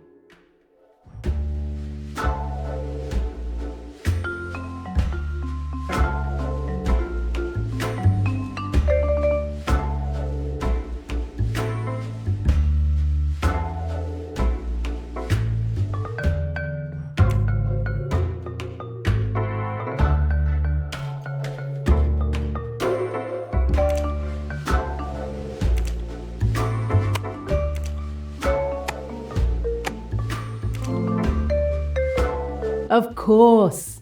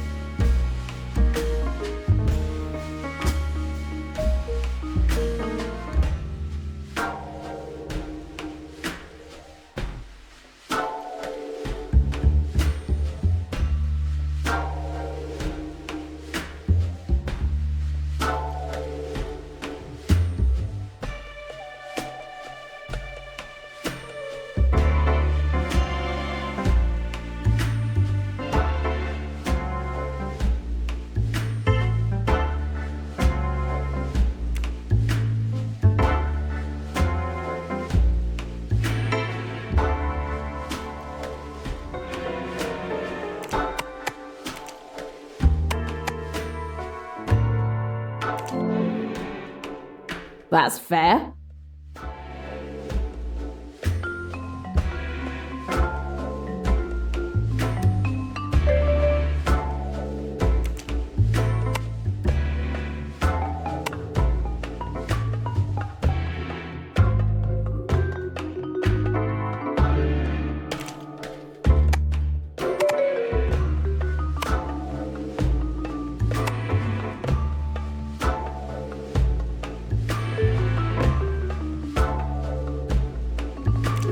no.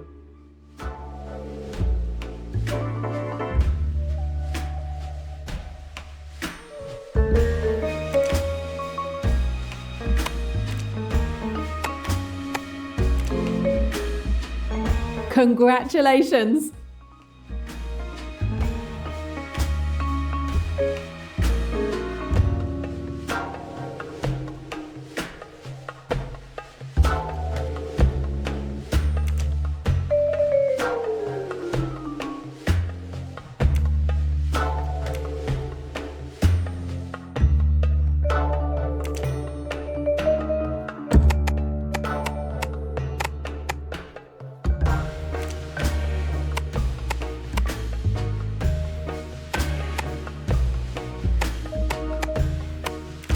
No, no, no.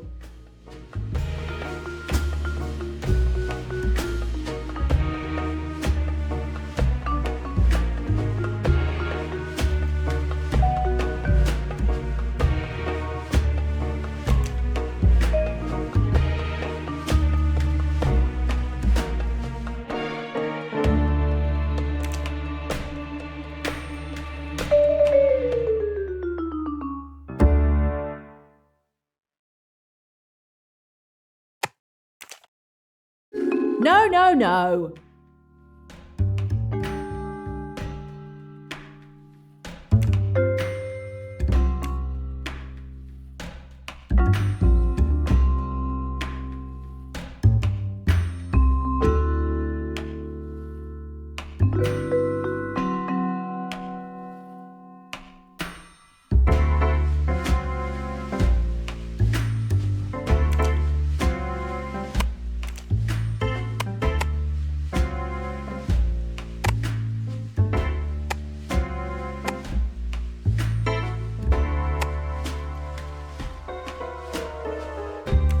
No, no, no.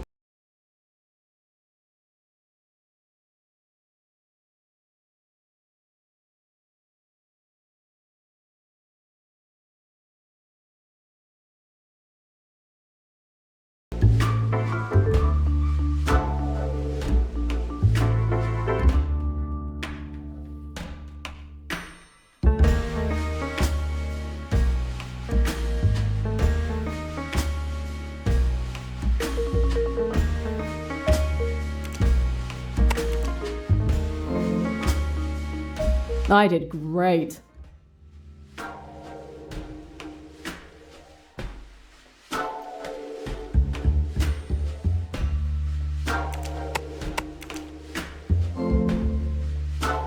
Awesome.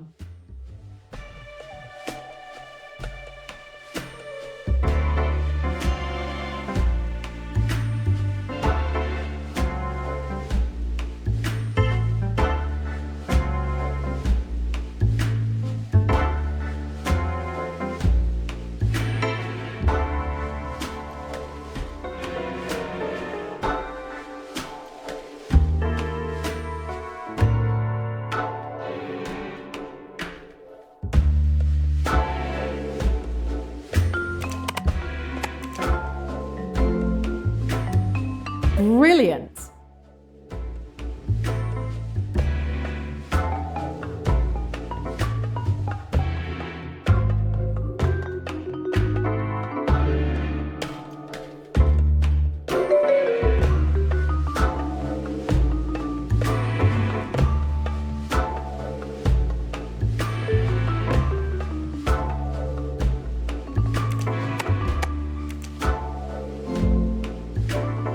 That's it.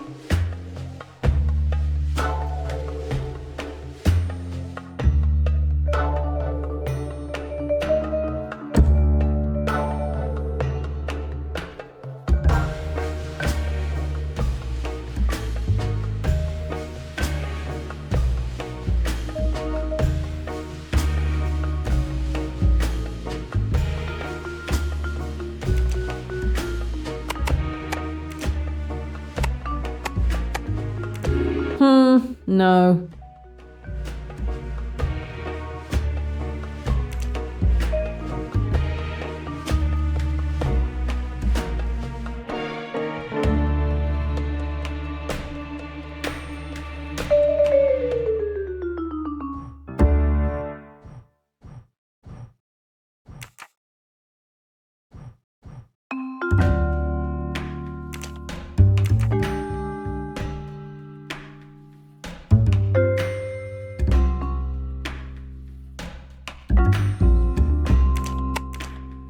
That jaguar tattoo is strikingly similar to the one from the spire.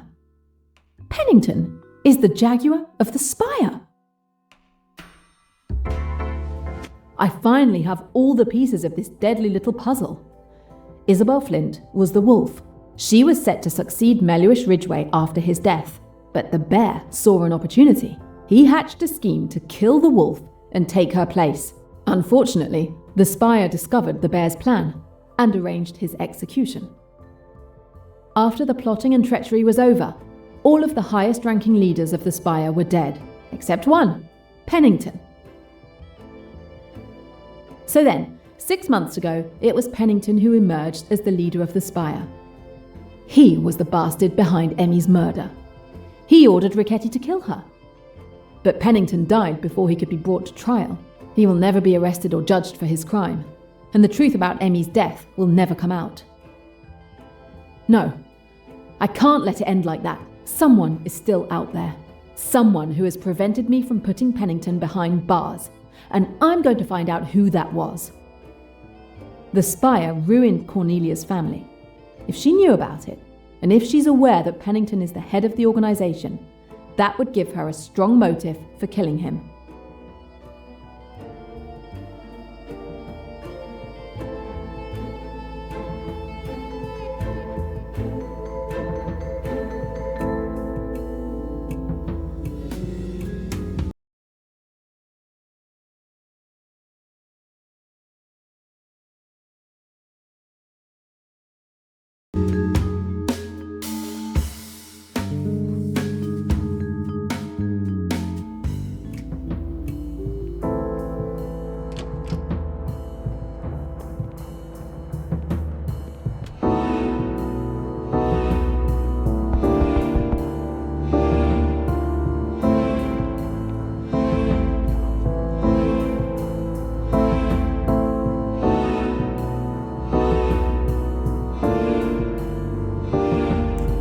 What did you do after your meal this evening?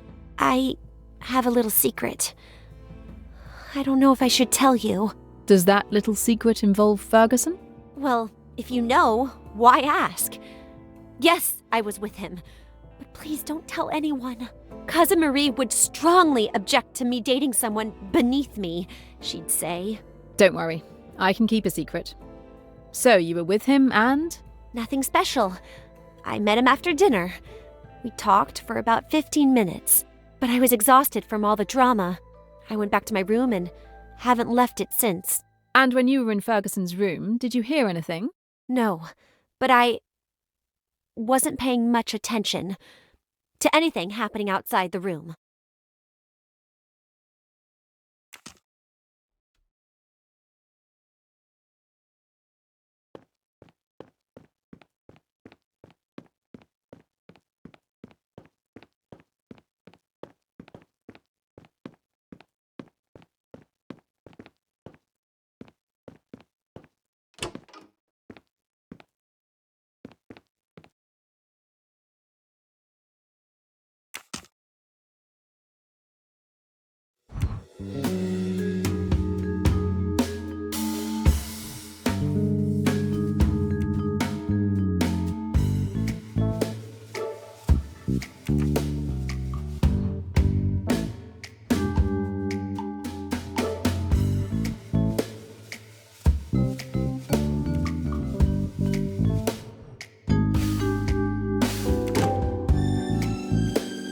It might have seemed that the murderer could have climbed through the ventilation grate from Ferguson's room, but it's far too small for them to have gotten through there.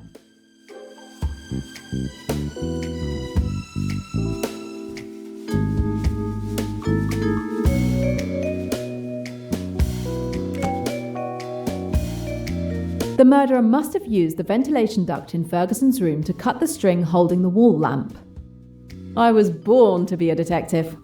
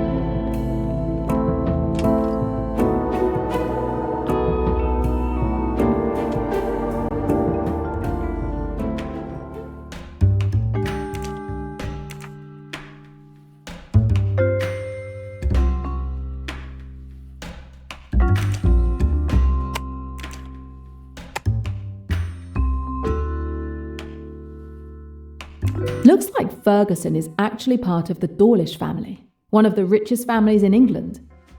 The spire seemed to be targeting his family.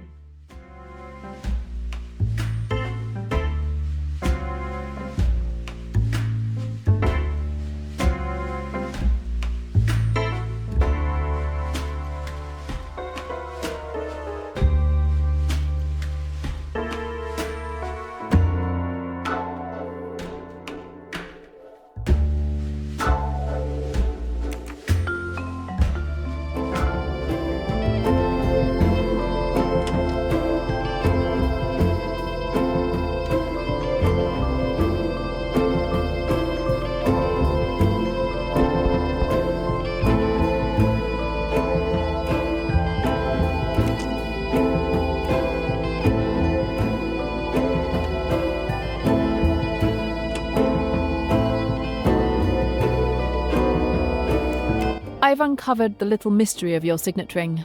Again with my signet ring? Are you insane? It's just a perfectly ordinary signet ring. My father gave me that ring. I keep it safely in a secure box, because it holds a lot of sentimental value for me.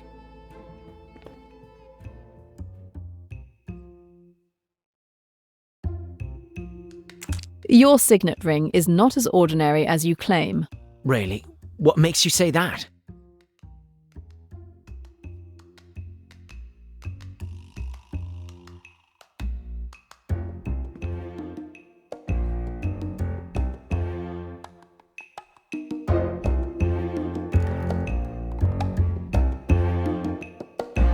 You dress like a hippie, but you are in fact the heir of the Dawlish family, one of the oldest and richest in England.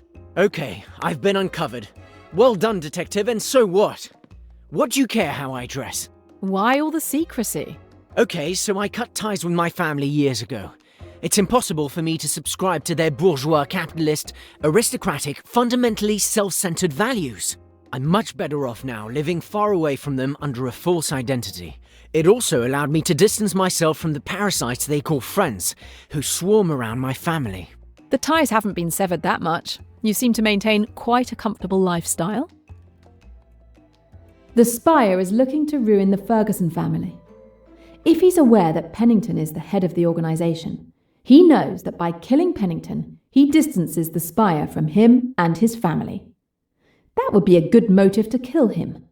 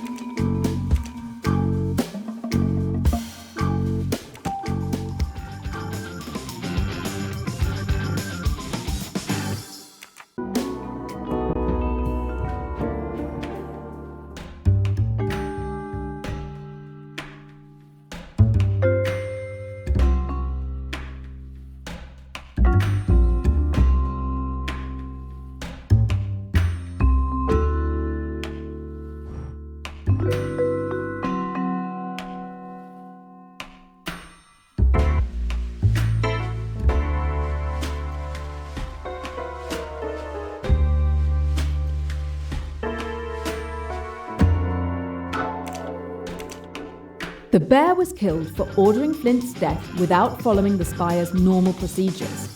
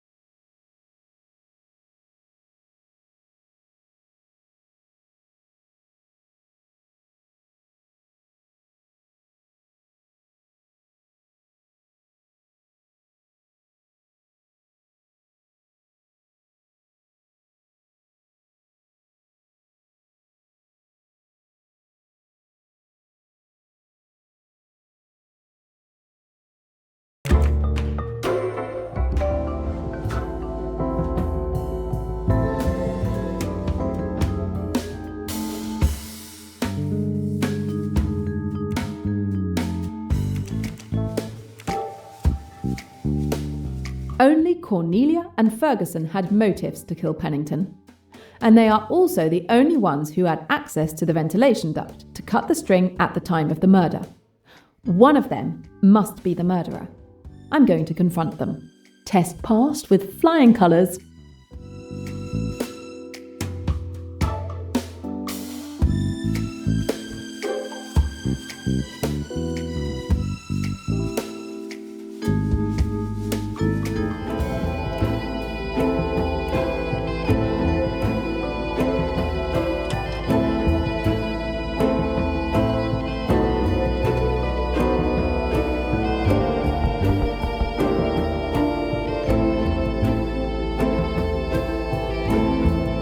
I would like you to go down to reception, if you don't mind.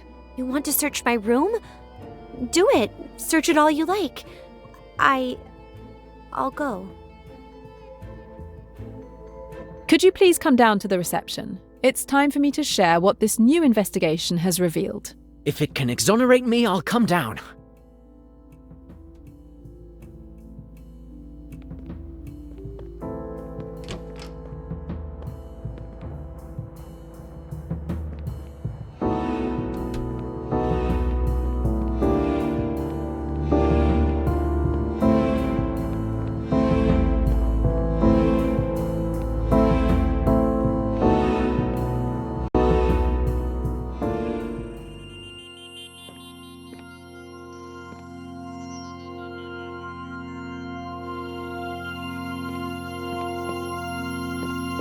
So, did the police still need you?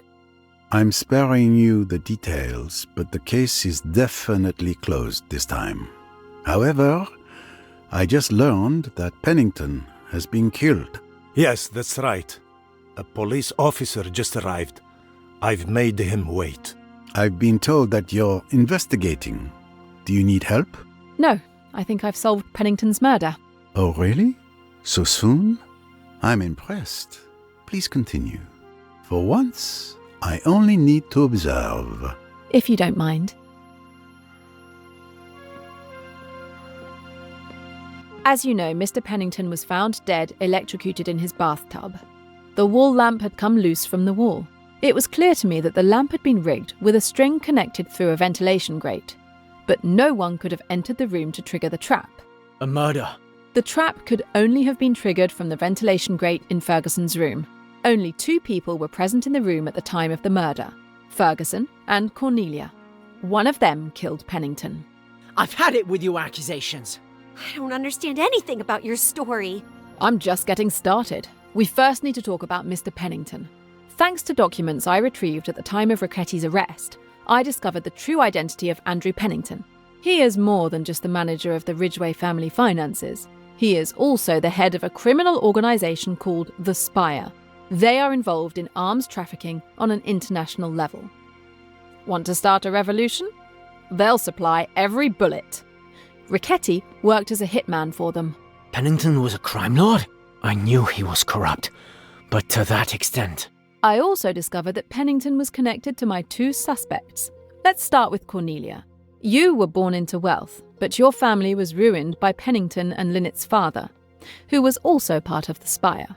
You knew this, and you decided to take your revenge. You're wrong. My father caused his own ruin. Let's next have a look at Mr. Ferguson. Beneath his hippie facade, he comes from one of the richest families in England. You might say, but he lives in poverty, away from his family. In this case, clothes don't make the man, and his family was targeted by the Spire to be stripped of their fortune. He takes luxurious trips with the family's money and enjoys a lavish life. Killing Pennington would ensure he could maintain that lifestyle. What is this Spire? I've never heard of it. It sounds like the villains in a James Bond movie. The Spire is real enough. I can prove it. So, both suspects have a motive to kill Pennington. Here's how the murder happened.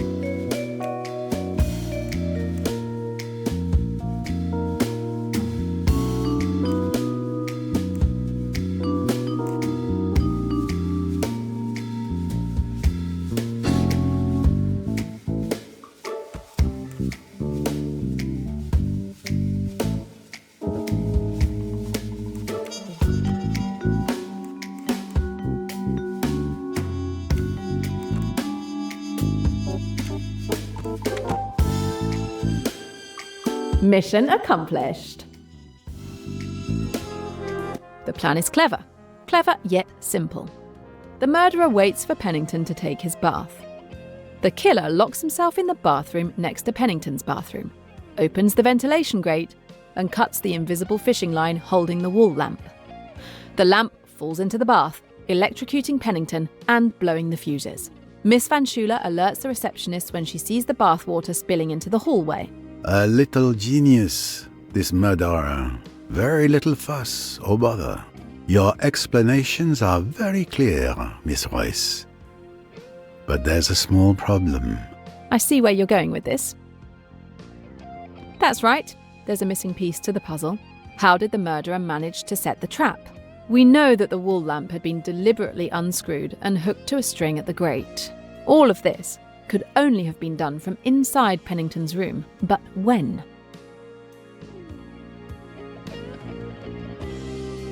No one could have entered Pennington's room from the time we arrived tonight until his death, because we all dined together.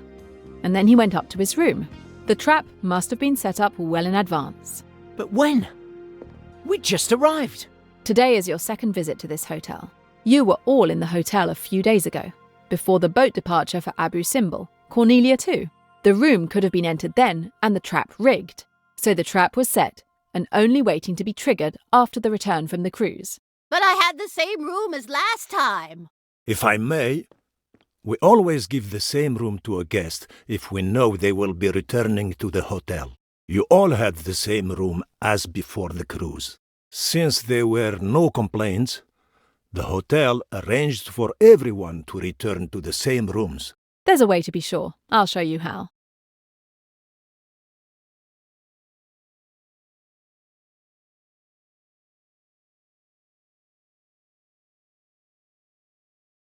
Nope, I'm a big girl. I can do it myself.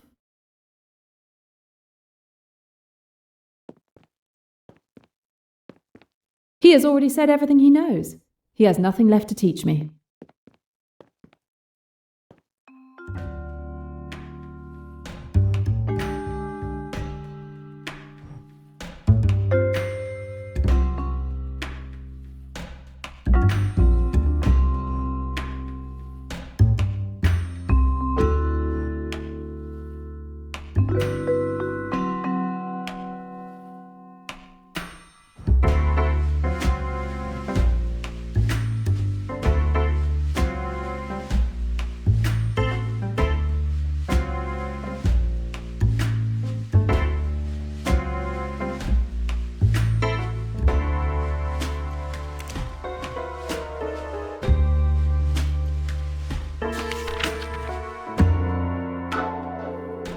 But that's not the evidence I'm looking for.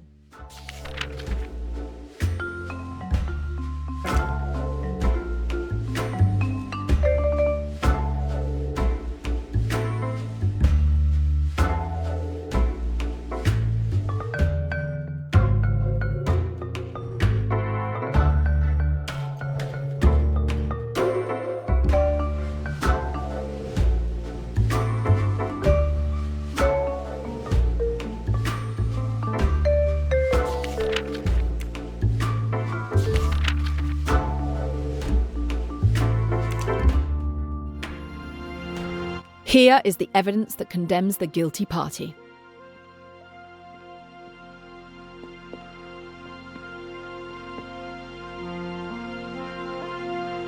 I can therefore identify the culprit with certainty.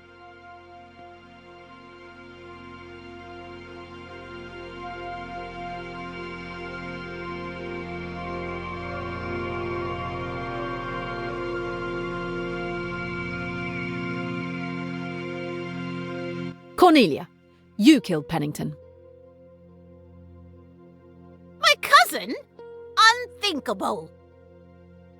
But what is in that register to accuse her?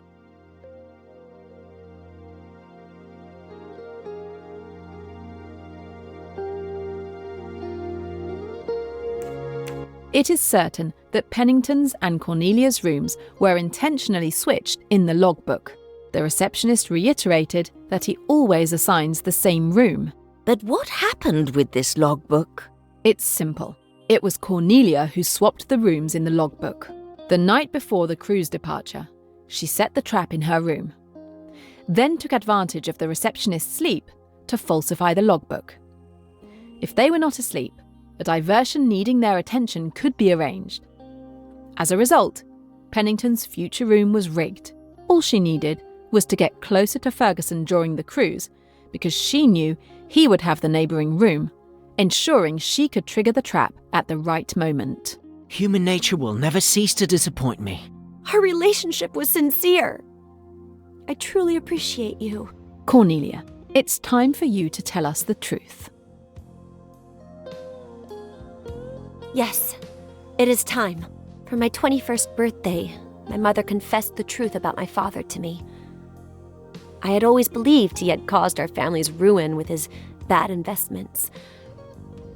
In reality, it was Lynette's father, aided by Pennington, who stole all of our family's fortune.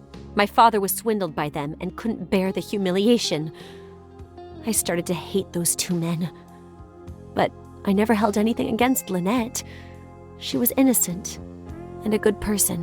When we arrived at the hotel, I discovered that Pennington was there. I saw it as a sign. I was finally going to be able to fulfill the vengeance I had wished for years. I understand your thirst for vengeance better than anyone, but it won't ease your pain.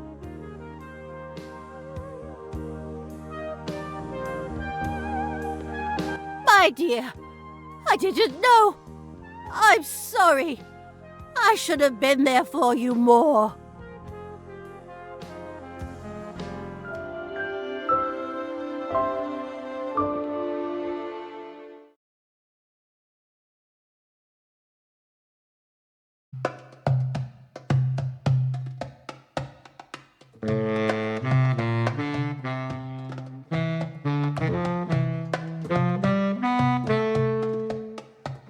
I wish I could stay a little longer, but I have to go back to London.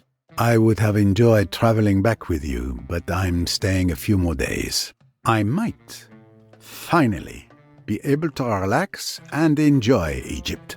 If it is not impolite to ask, what are you going to do when you return to England, Miss Royce? I'm not taking on any new cases right away. There's more I need to know about Emmy's murderers. I'm going to dig deeper into the Spire organization. It is a big case you're tackling, Miss Royce. A dangerous one. I wish you the best of luck. Please, keep me informed. And if there is anything Poirot can do, please just ask. It's been a pleasure, Mr. Poirot. For me as well, mademoiselle. Of course, there were 1 or 2 points in your summation of the crime where you erred. What? When? Why didn't you speak up during my explanation? But you were doing so well, and I knew you were doing it. You needed to do it. For your dear Emmy. Let it never be said Poirot does not recognize when love speaks. It is better just to listen.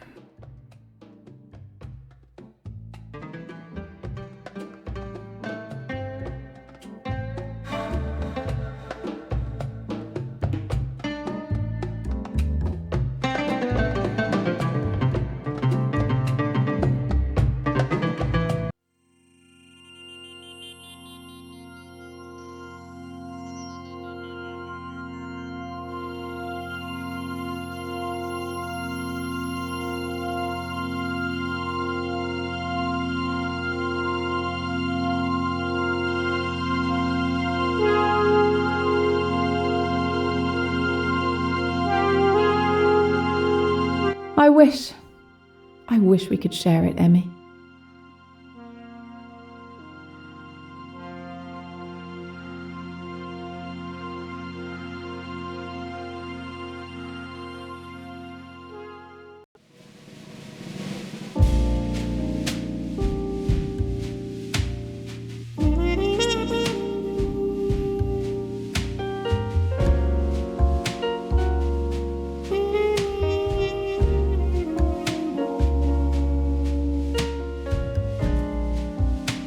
Us won at last. Still trying to absorb one shock after another. And how are we greeted upon our arrival? A day of police interrogation. We didn't reach the hotel until now. Oh, my feet are killing me. My back. The police might as well have beaten me. What brutes. All those embarrassing personal questions, as if I were a criminal when we already know the truth. Yes, the police could have simply relied on Monsieur Poirot's explanations. It would have saved us from wasting our entire day at the police station. Fortunately, we're leaving tomorrow. They won't be seeing me in Egypt again anytime soon, I can tell you that. Thank you for assisting me with the official statement to the police today, Miss Royce. Repeating it all for the police requires great patience. I agree with you on that, Mr. Poirot. But I enjoyed the expressions on their faces as you explained the facts. It was my pleasure. At any rate, I understand we won't have to return there tomorrow? No, the Egyptian police can take over from here. The narrative I provided seems to satisfy them. The case will be officially closed. My God, I'm so hungry. Then let's eat. All this excitement has made me quite hungry as well, my boy. Ladies and gentlemen, your dinner is ready to be served. If you would kindly proceed to the terrace, everything has been arranged.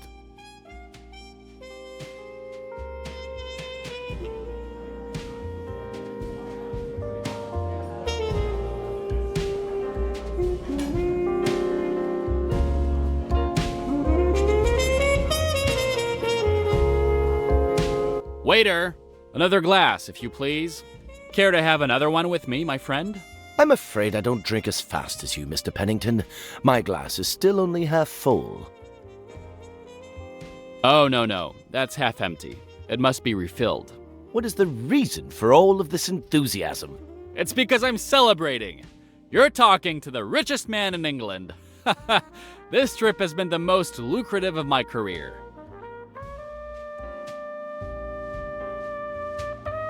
If it is not impolite to ask, what are you going to do when you return to England, Miss Royce?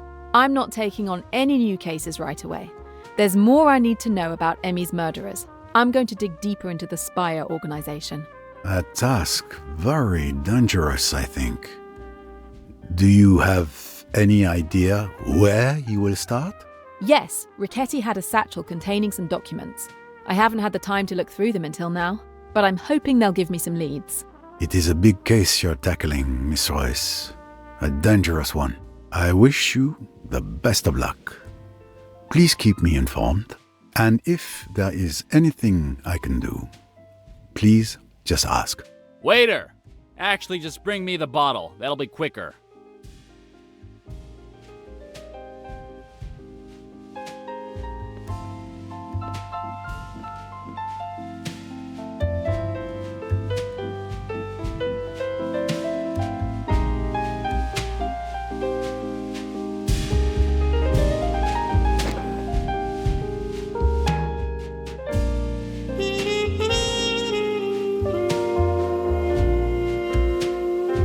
Good night, Miss Royce. Good night.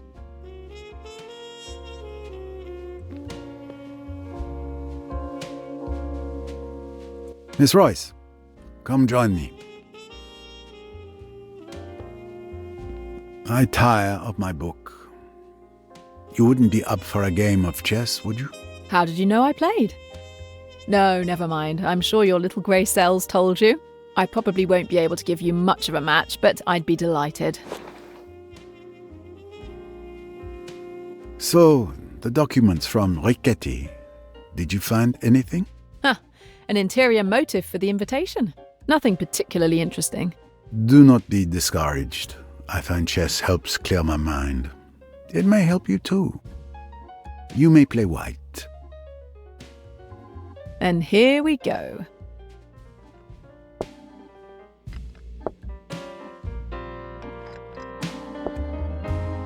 Checkmate. I didn't have much hope of beating you, but I enjoyed the match. Don't be modest. You keep me on my toes. Since I won, will you grant me a question that's been intriguing me for months? You've earned it. Go ahead. When we first met at the club chez ma tante, how did you know that it was Joanna Southwood who had stolen the engagement ring? To me, the only explanation would be that you saw her. Sometimes the simplest solutions are the most likely. That's right. I saw Joanna come out of the storage room with the ring. Et voilà. Sometimes the solution is as simple as that. Quick! Help! There's someone floating in the pool!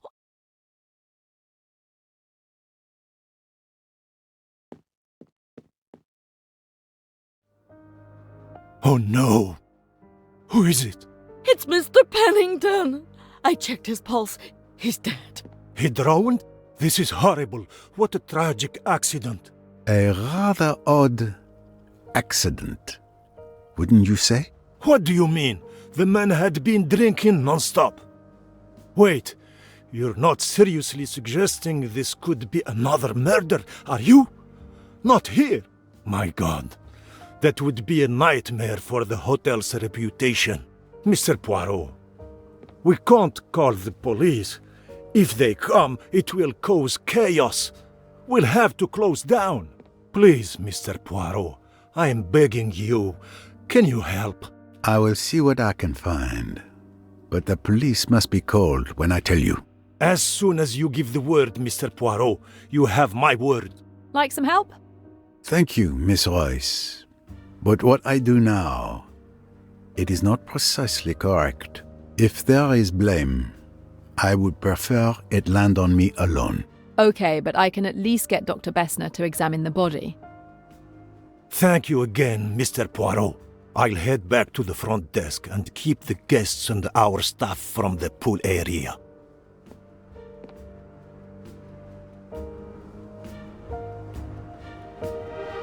And unfortunately, thanks to the receptionist, news of Pennington's death will be all over the hotel. Very well, Poirot. One day you must learn to say no. But for now, you had better examine the scene.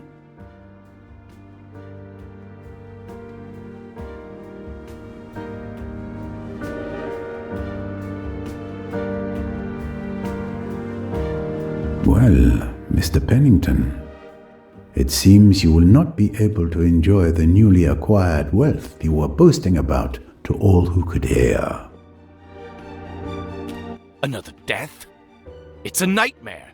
I thought the tragedies would end once we left the boat. You haven't touched anything, have you?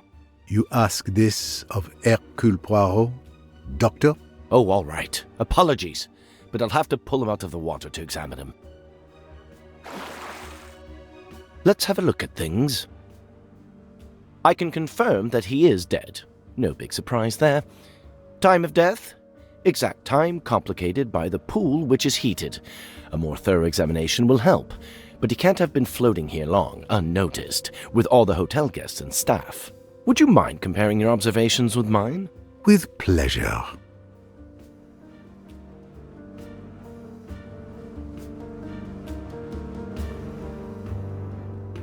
No signs of a struggle on the hands. Indeed. not conclusive. So, in your opinion, did Mr. Pennington drown?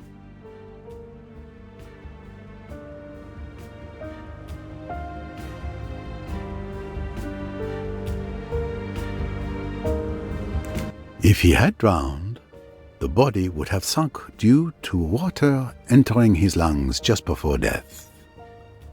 So, the fact that he is floating tells us there is still air in his lungs, not water. So he did not die by drowning. Exactly. I reached the same conclusion. I see an open wound at the back of the head, and there is blood on the edge of the pool, suggesting the victim's head hit the edge of the pool, causing the fracture. Yes, causing severe head trauma.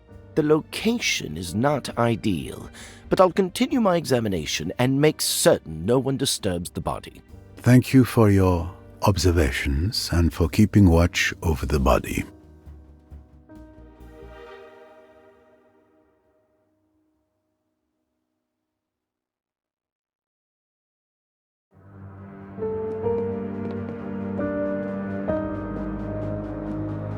What do we have here? A small stain. Possibly blood.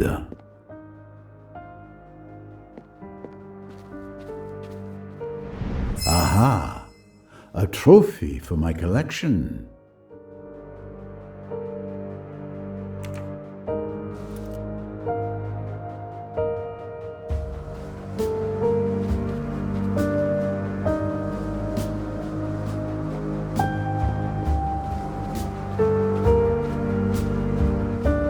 Ah, my collection is growing.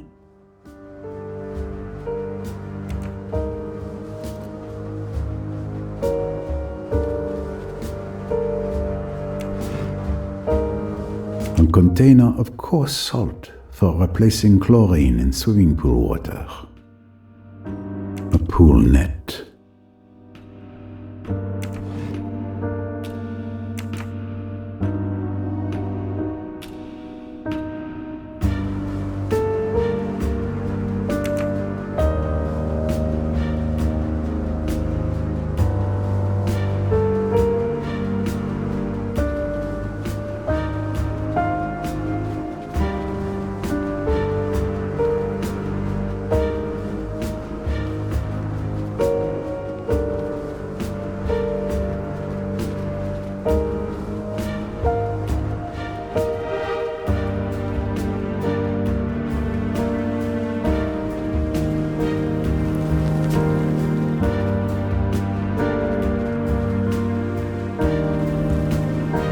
Another moustache to cherish.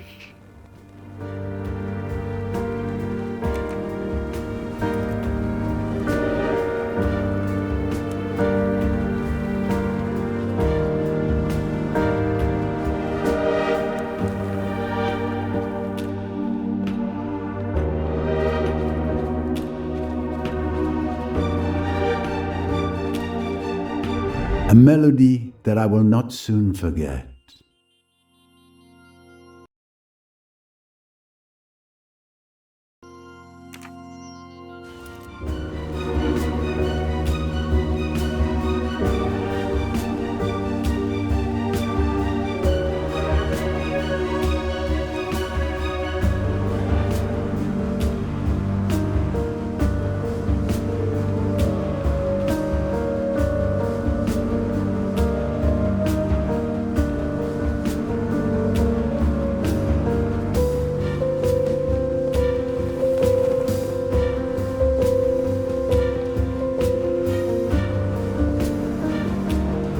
This bottle is unreachable for the moment.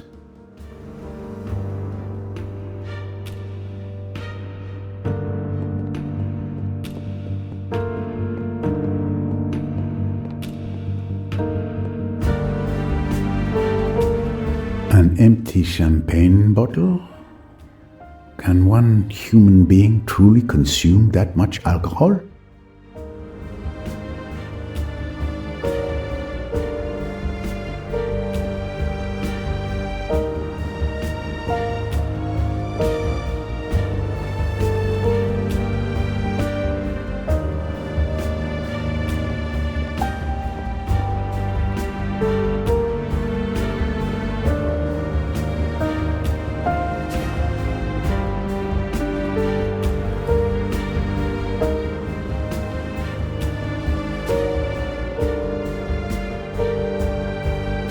another bottle of alcohol at the bottom of the pool.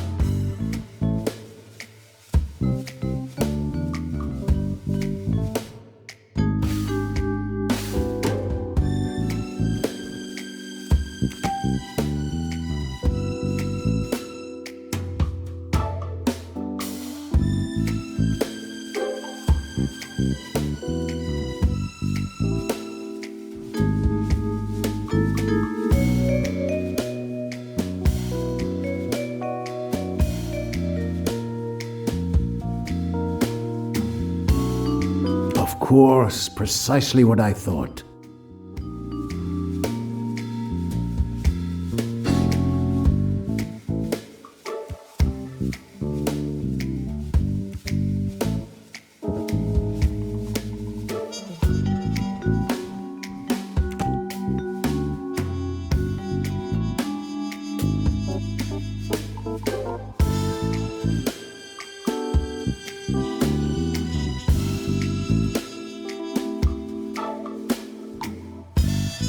Why not?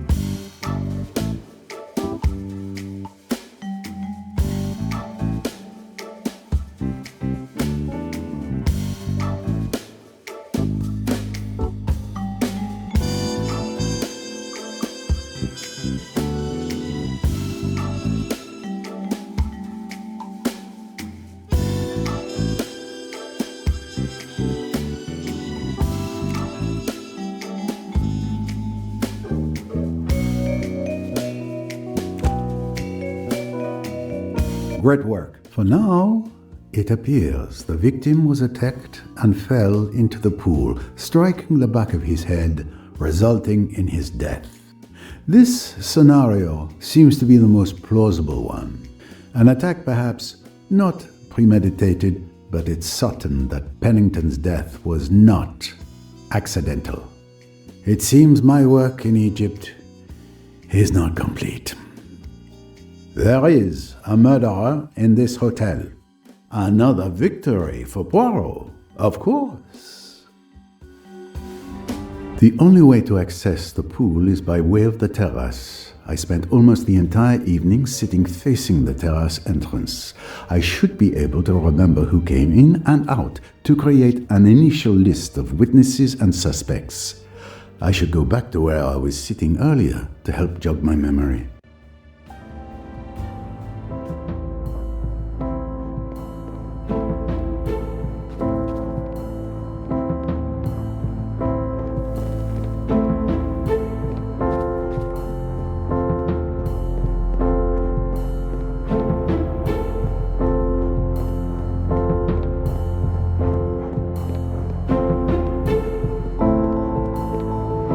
Come to Poirot, my little wonder.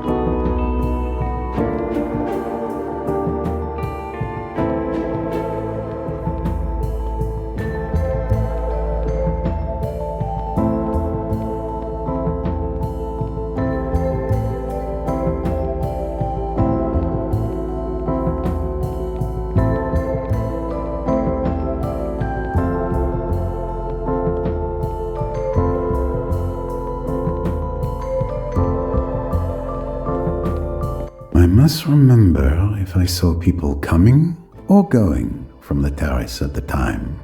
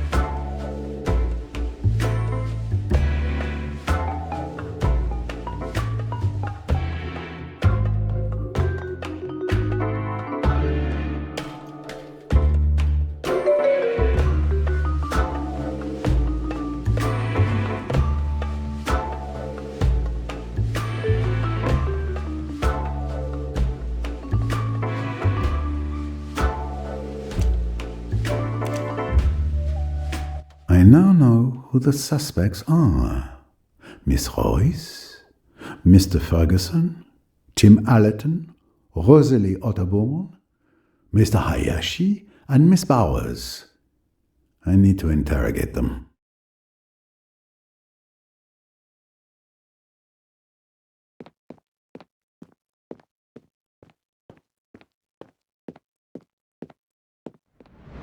Aha! A trophy for my collection.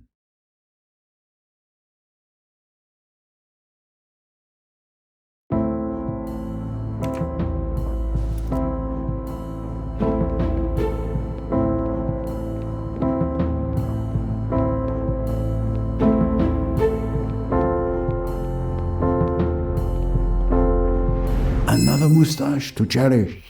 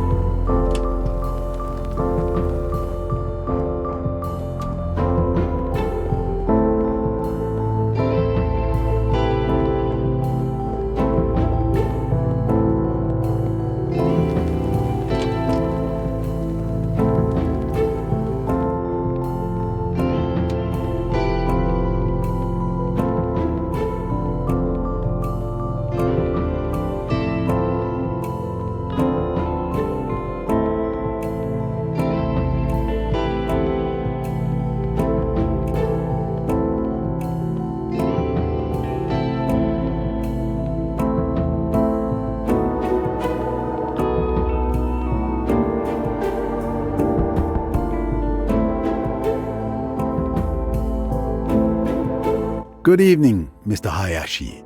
Monsieur Poirot, what brings you here? More sad news, I'm afraid. Unfortunately, Mr. Pennington has died. Another murder? But surely you caught the murderers. How many can there be? Oh, in my experience, you never can tell. I assume you want to question me. Would you like to come in? Thank you.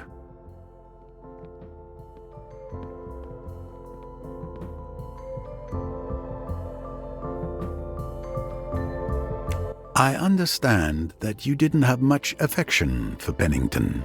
That's true, but to be glad about his death? No, that is not who I am.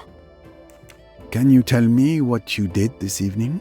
After dinner, I went to chat with Miss Bowers in the amphitheater.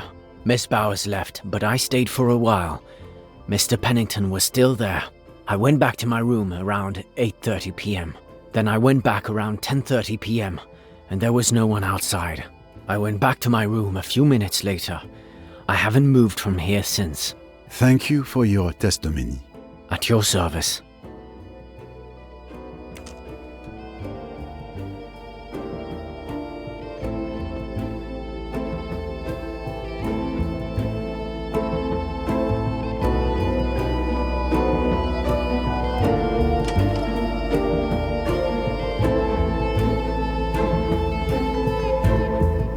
Another moustache to cherish.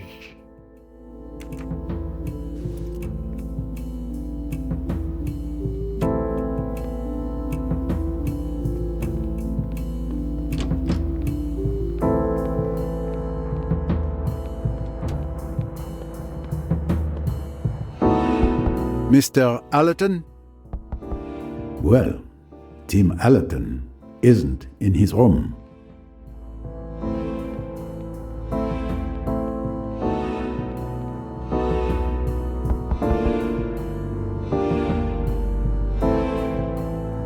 Good evening. Sorry to disturb you at this late hour. Not a problem, Mr. Poirot. As you can see, I wasn't asleep. Is there something wrong? May I come in? Well, as you wish.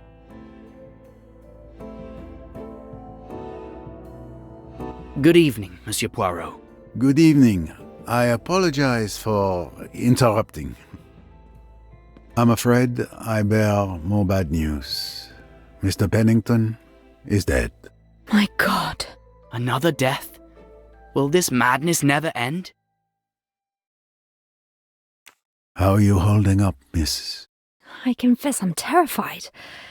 Tim has been looking after me. That's good of you, Mr. Allerton. I'm doing what I can. Could you both tell me about your evening? It's simple. We've been together all evening. After dinner, we went for a walk in the garden. Did you see Mr. Pennington there? Yes, he was alone by the pool, gulping down something alcoholic. We came back inside around 8 p.m. It was starting to get cold. Did you go out again? Yes, around 9:30 p.m. We relaxed in the amphitheatre for half an hour or so. These desert nights can be sweltering. Then we came back inside. And Mr. Pennington, did you see him during your time there? I'm afraid I was only paying attention to this lady here. Mr. Pennington wasn't there anymore. Are you sure? By the pool, perhaps? Absolutely certain. I didn't see anyone by the pool either, going or coming back. Thank you.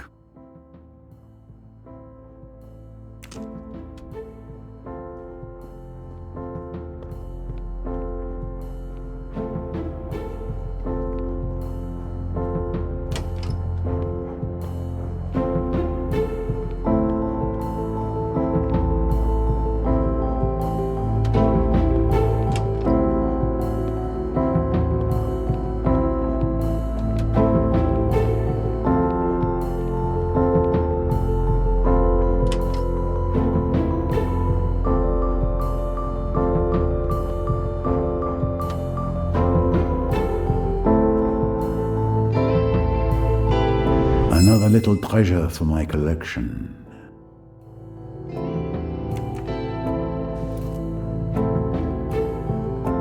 Clearly, the room was prepared by the hotel staff, but Pennington never set foot in his room.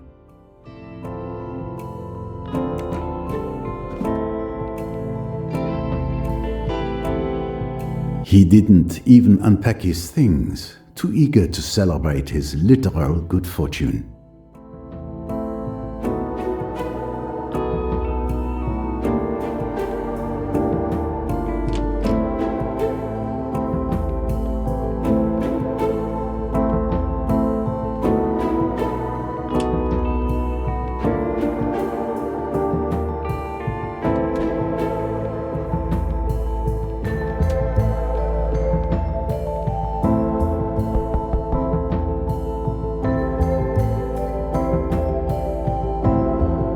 Good evening.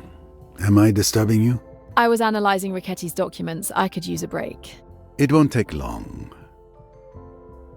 Do you need help with your analysis? That's kind of you, but I need to do it alone if I'm going to remember everything. I understand. Even the little grey cells can't hold everything.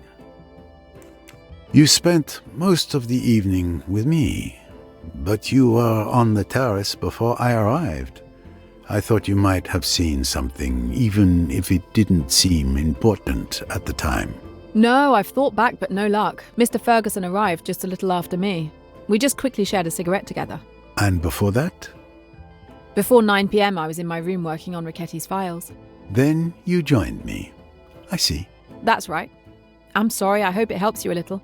Who can tell? I'll let you get back to your work.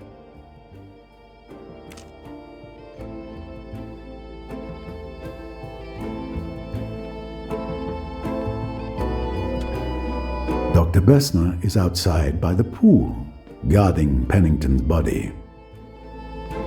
If I want to question Miss Bowers, she's outside on the terrace.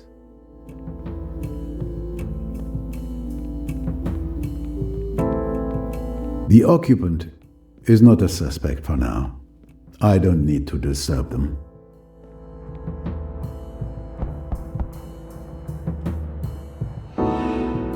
Good evening, Mr. Ferguson. Would you mind? I have a few questions regarding your schedule for this evening. I've already been questioned all day by the police. Is this really necessary? Unfortunately, yes. Mr. Pennington has been found dead here in the hotel this evening. Good God. Well, All his money won't do him any good where he is now, will it? I'm not interested in a character endorsement, monsieur. What do you plan to do after Egypt? I was thinking of, well, returning to my family.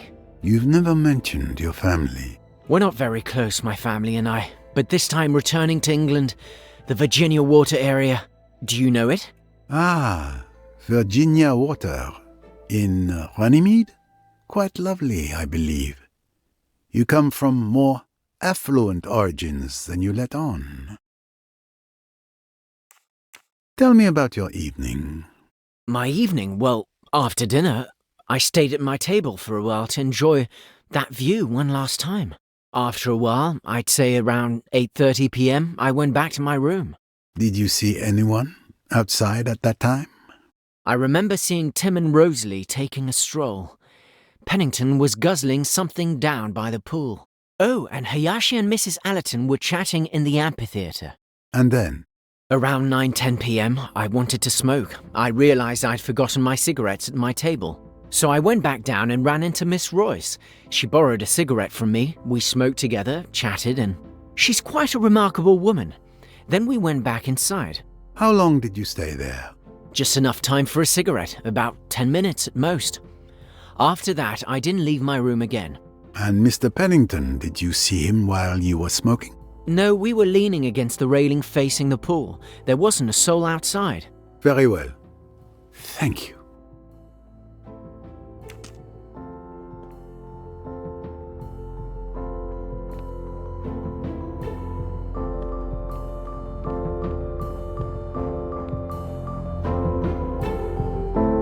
The occupant is not a suspect for now. I don't need to disturb them. The occupant is not a suspect for now.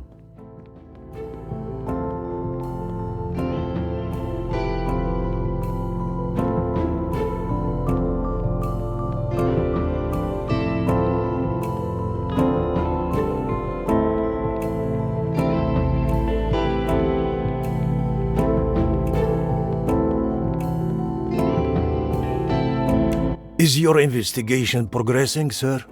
You're concluding it was an accident? Can we call the police? Not yet, my friend.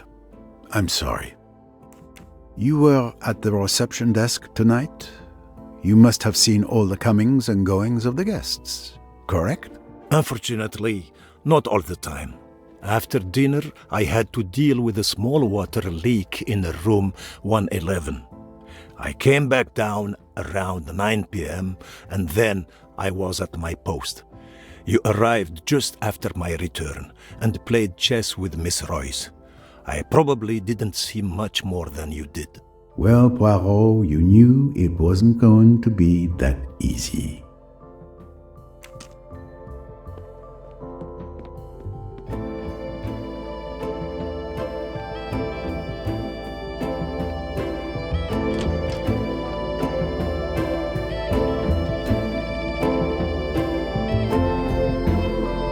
Miss Powers, may I have a word with you? Of course, Monsieur Poirot. How can I help you? I'm investigating. How are you?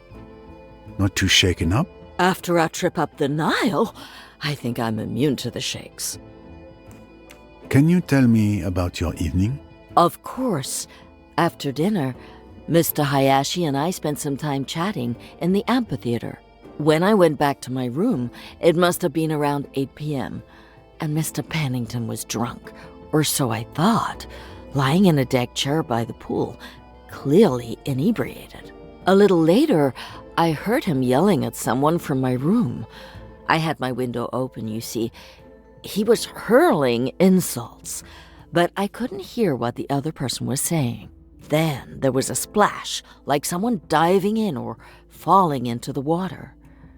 Pennington continued shouting threats. Threats? I'm going to kill you. You don't know who you're dealing with. That sort of thing. He sounded furious. And then? What else did you hear?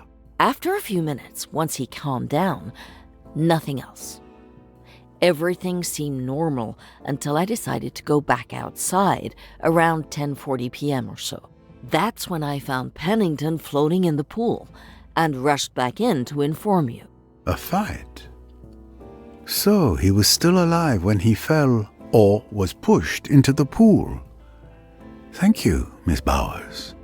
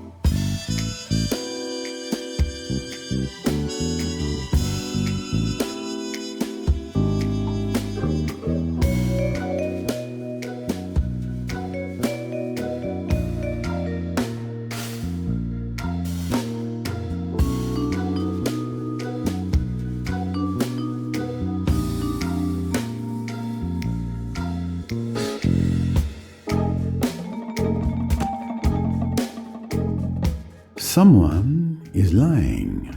With the elements I have, the time of death is between 10 p.m. and 10:40 p.m. Bowers is definitely innocent because she didn't have the time to kill Pennington. If it were Miss Royce, Mr. Ferguson, Tim Allerton, or Rosalie Otterborn who had lied, Mr. Hayashi would have had to find the body floating. However, he claims to have seen nothing. So since he is the last one to say he saw nothing, he must be lying. My little grey cells did not let me down.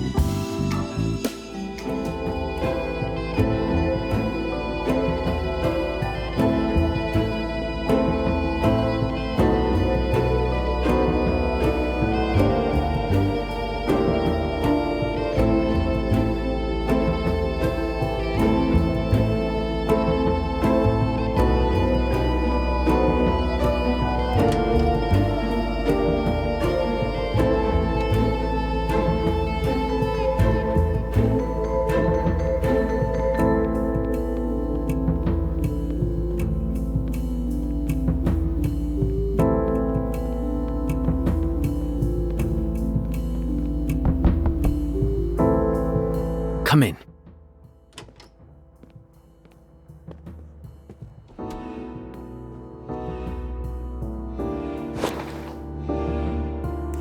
Can you tell me what you did this evening? After dinner, I went to chat with Miss Bowers in the amphitheater. Miss Bowers left, but I stayed for a while. Mr. Pennington was still there. I went back to my room around 8:30 p.m. Then I went back around 10:30 p.m., and there was no one outside. I went back to my room a few minutes later. I haven't moved from here since. Something isn't right.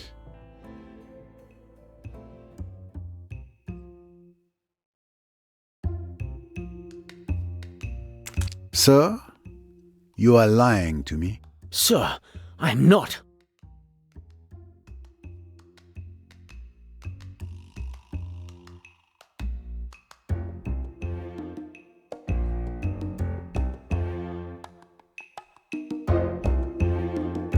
You claim to have seen nothing when you went out at 10:30 p.m. However, you are the last person to have gone out before Miss Bowers found Pennington's body 5 minutes later. But if I didn't see anything and Bowers tells you she discovered the body, why aren't you accusing her? Because she was outside for less than a minute. It would have been impossible for her to kill him and then come back in. Why would she lie to me? I killed him. I knew it. I never wanted it to happen like this. I feel so guilty. Calm down, Mr. Hayashi. Give me everything from the beginning, and do it calmly. As I told you, Miss Bowers went back before me.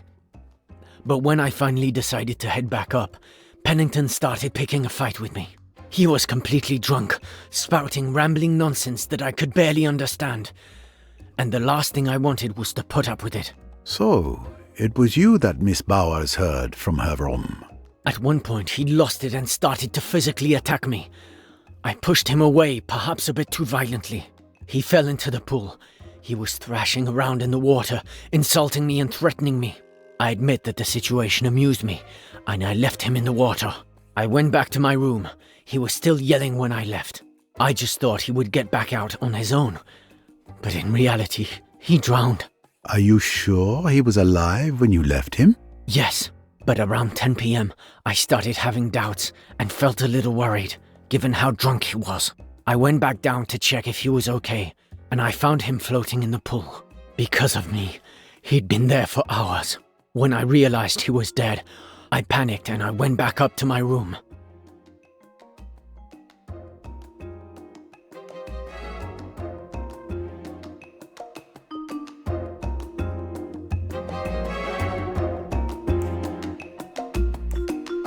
Even though he seems honest when telling his story, some things don't add up with what I've discovered. Let's go over his testimony again.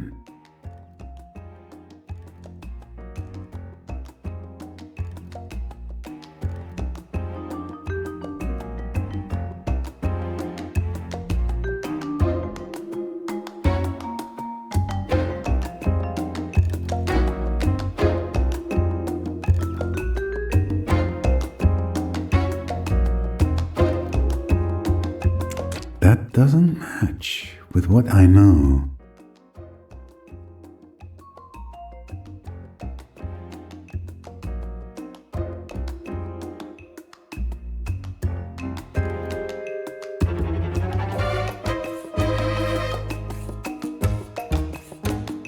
Mr. Hayashi, you told me that Pennington drowned. I can assure you that he died from hitting his head on the edge of the pool. I don't understand. He didn't hit his head. I pushed him into the water. And there's more.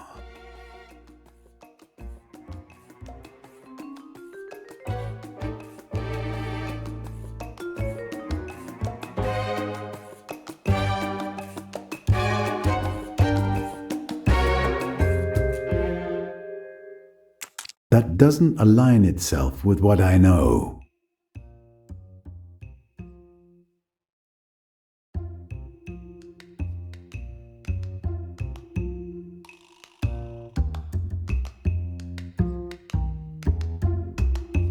Mr. Hayashi, You think you left Mr. Pennington dead in the pool for hours.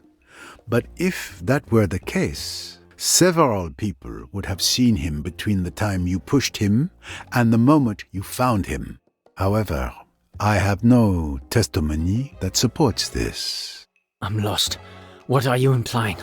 That I killed him when I went back the second time? I'm not implying anything. I'm stating facts. I'm telling you again. At 10:30 p.m., he was already dead. When I saw him, I tried to turn him over to check his pulse, but it was already too late. I remember the bottles he had put in his jacket fell into the water. I got scared. I put him back the way I found him and ran away. That's the absolute truth. A moment, please. Bottles? What bottles? He had been drinking the whole evening. He was so drunk that he even put 2 empty champagne bottles in his jacket. But why didn't you tell me that earlier? I don't know, because I didn't think it mattered, I suppose. Ugh. But come on, Mr. Poirot. What difference does it make that he had bottles in his jacket? He was drunk. Mr. Hayashi, it changes absolutely everything. Does that mean you believe me? It would be different if I didn't, but time will tell.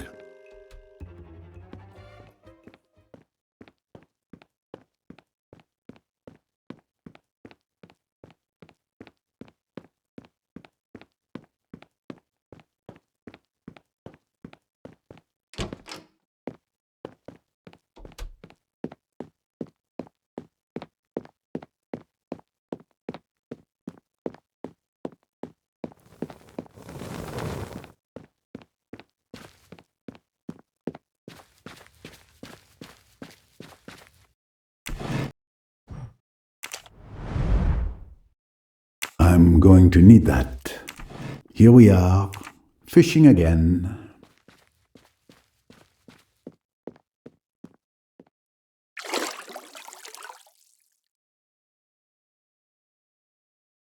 This is the bottle Mr. Hayashi mentioned. Let's see what it can tell me.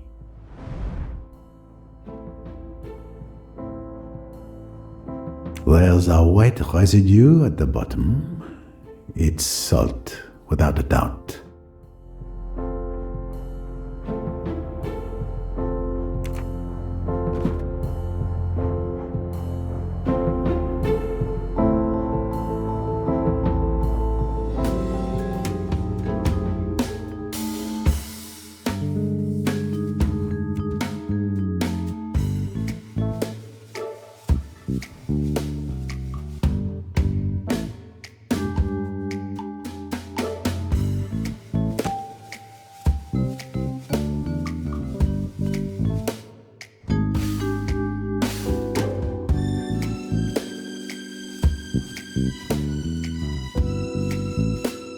Correct.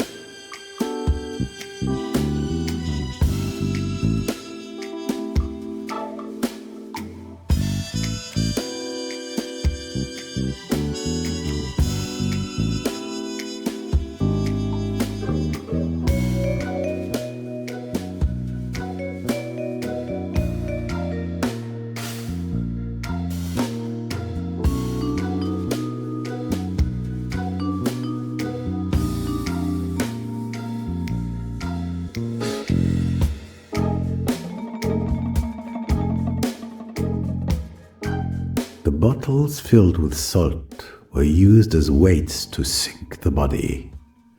The salt took a long time to dissolve in the water. once it had almost completely dissolved, the body resurfaced. Who else could have succeeded?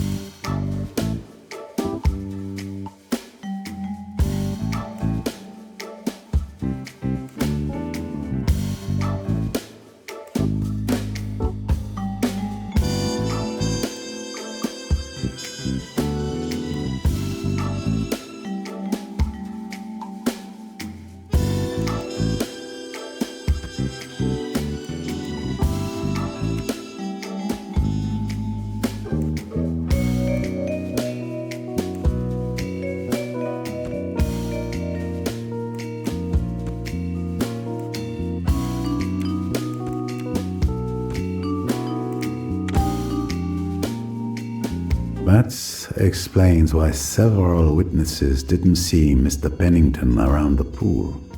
And more importantly, it changes the time of death that I had estimated between 10 p.m. and 10:40 p.m. Who is the world's greatest detective?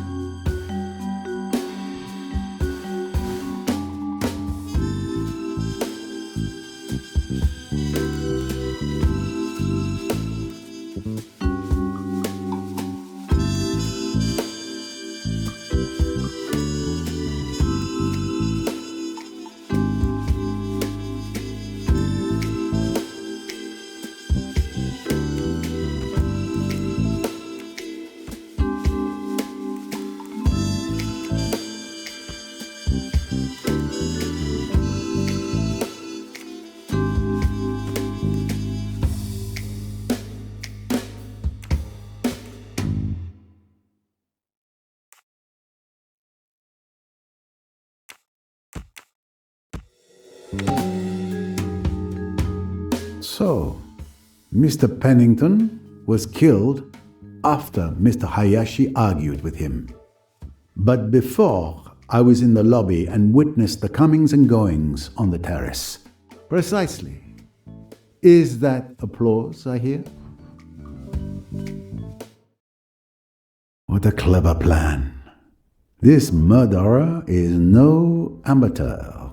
With this new perspective, I no longer have any witnesses or alibis at the time of the crime. I'm back to square one.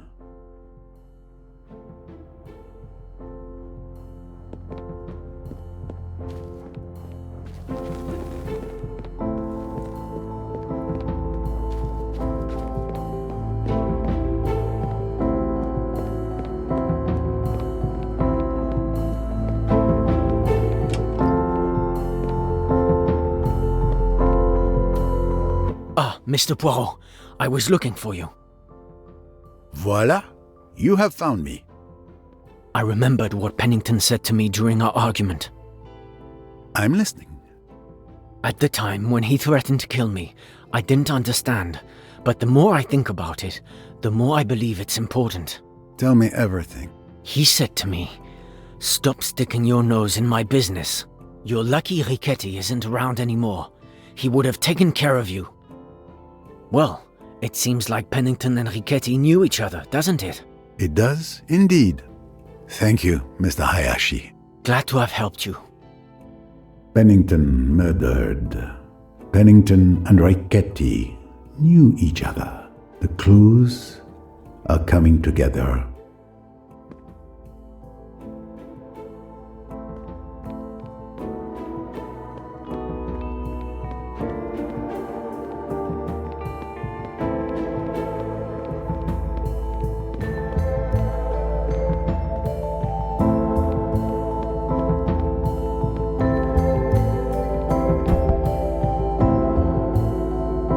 Miss Royce, are you here? Door open, room empty. Something's wrong. Something has happened. I should inspect the room.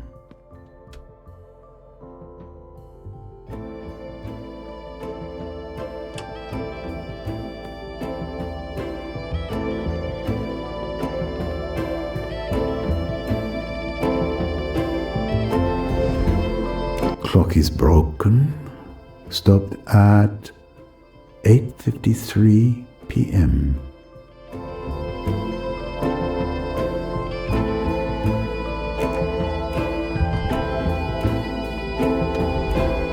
This lamp has been put back in place, but it must have fallen to the floor.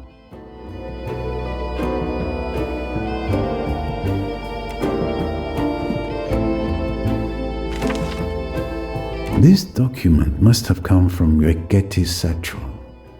But where is the rest? And where is the satchel? Miss Royce taped some things to the wall. Evidence cards, clues. What did she discover?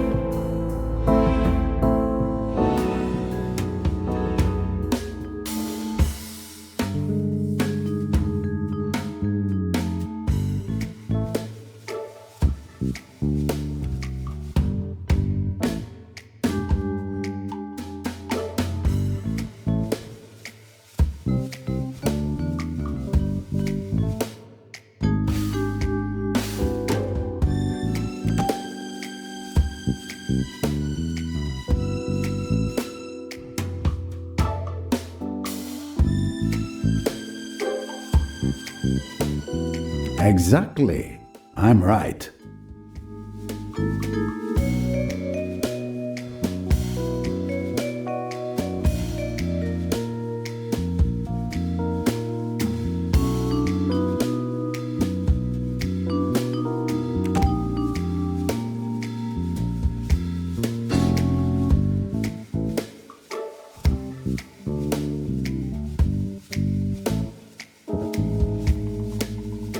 Brilliant.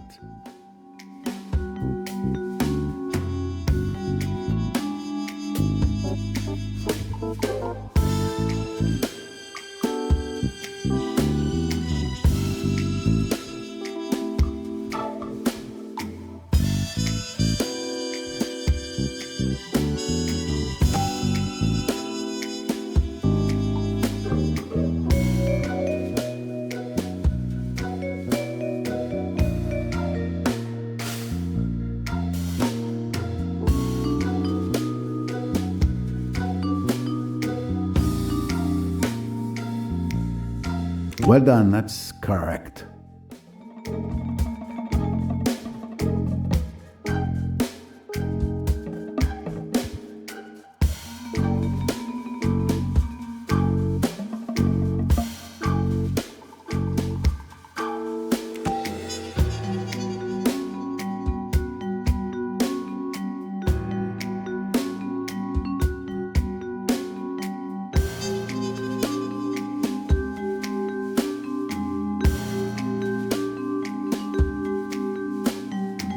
That's logical.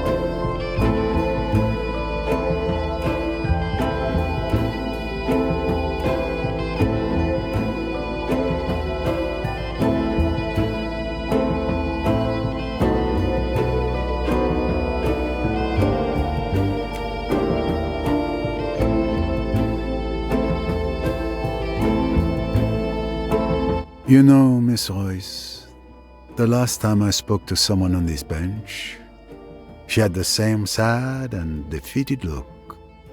It's a good place to reflect. I'm not used to giving compliments, but you are an excellent detective. Your help was invaluable in unmasking Jacqueline de Belfort and Simon Doyle. I thank you again. It was a privilege to work with you, Mr. Poirot.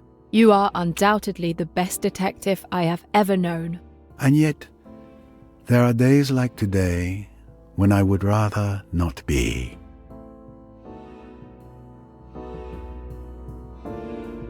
I really hoped I could spare you this moment. You neatly threw me off the scent. The idea of the salt bottles was quite clever.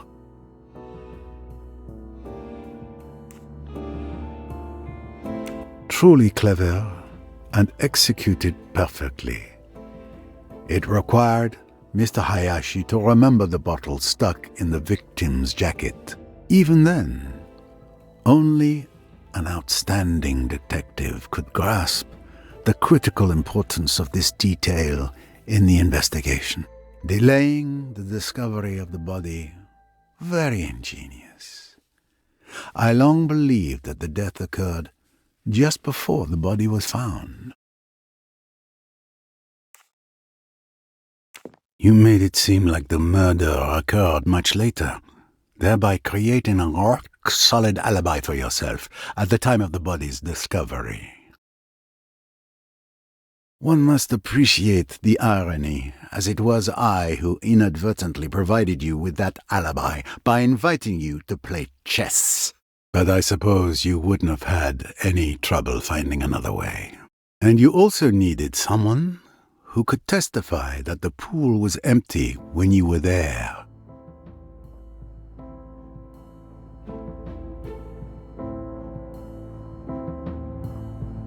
After sinking the body, you deliberately waited for someone to come out onto the terrace. That was Ferguson. You made sure he saw that the pool was empty. By leaving an empty bottle at the top of the stairs by the dock, you hoped to make it seem like Pennington had gone down to the docks by himself all along.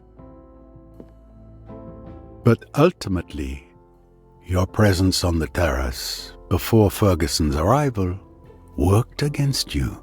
Once the hypothesis of a death at 10 p.m. was ruled out, you became my primary suspect by default.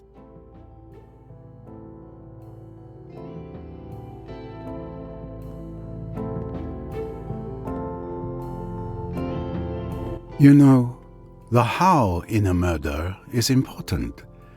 But for me, the key point is why.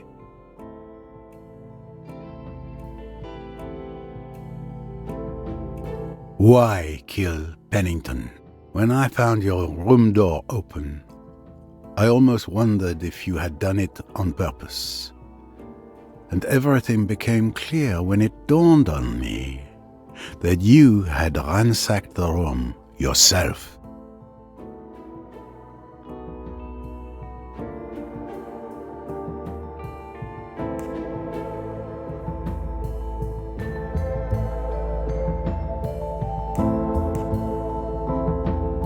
My theory is that you discovered something in Ricchetti's papers that made you furious. But I couldn't verify it because you made the documents disappear. I imagine that they must now be at the bottom of the Nile, along with Ricchetti's satchel. The river bottom was a very popular dumping ground throughout this case.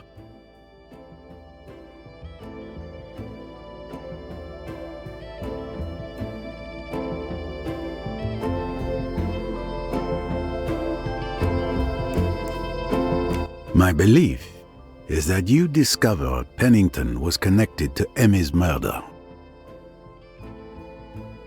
And that drove you into a rage. That bastard. He was the one who ordered Ricchetti to kill my Emmy. When I realized that, I lost it. Explain to me what happened. Don't try to humour me, Mr. Poirot. I know very well you've already figured it out. Perhaps. But I'd like to hear it from your perspective, if you would indulge me. Very well. When I realised, I lost it. I turned my room upside down, ripped everything apart. I stormed downstairs to find Pennington. He was completely drunk and laughed in my face, mocking Emmy when I confronted him. He said I could never prove it. But of course, it was never my intent to prove it. I pushed him with all my strength. He fell on the edge of the pool and that was it. Flesh hitting concrete. It's a shame it came to that.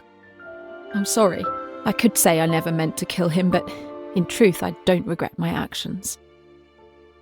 I suppose you're going to turn me into the police now?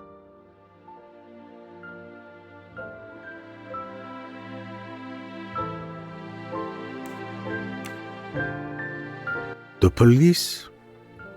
Why should I do that? The evidence is clear. It was an accident. Mr. Pennington was drunk.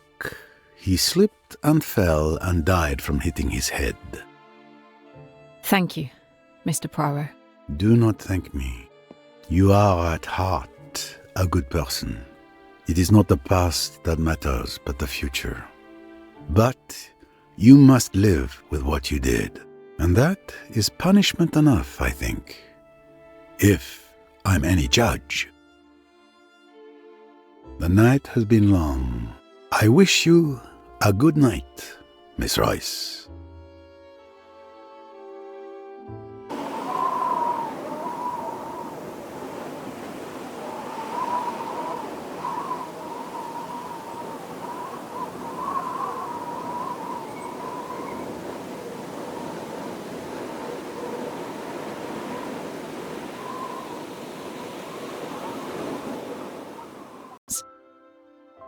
I suppose you're going to turn me into the police now?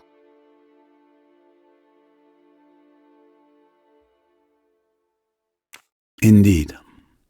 You know I have to. And what if I decided to deny everything? After all, you have no physical evidence. When your clothes are tested, I'm confident they will find pool salt residue. And of course, they will have Poirot as a witness for the prosecution. You are something else, Mr. Poirot. In any case, I don't intend to deny it. I will tell everything to the police. I've made peace with myself. Emmy is avenged. That's all that matters.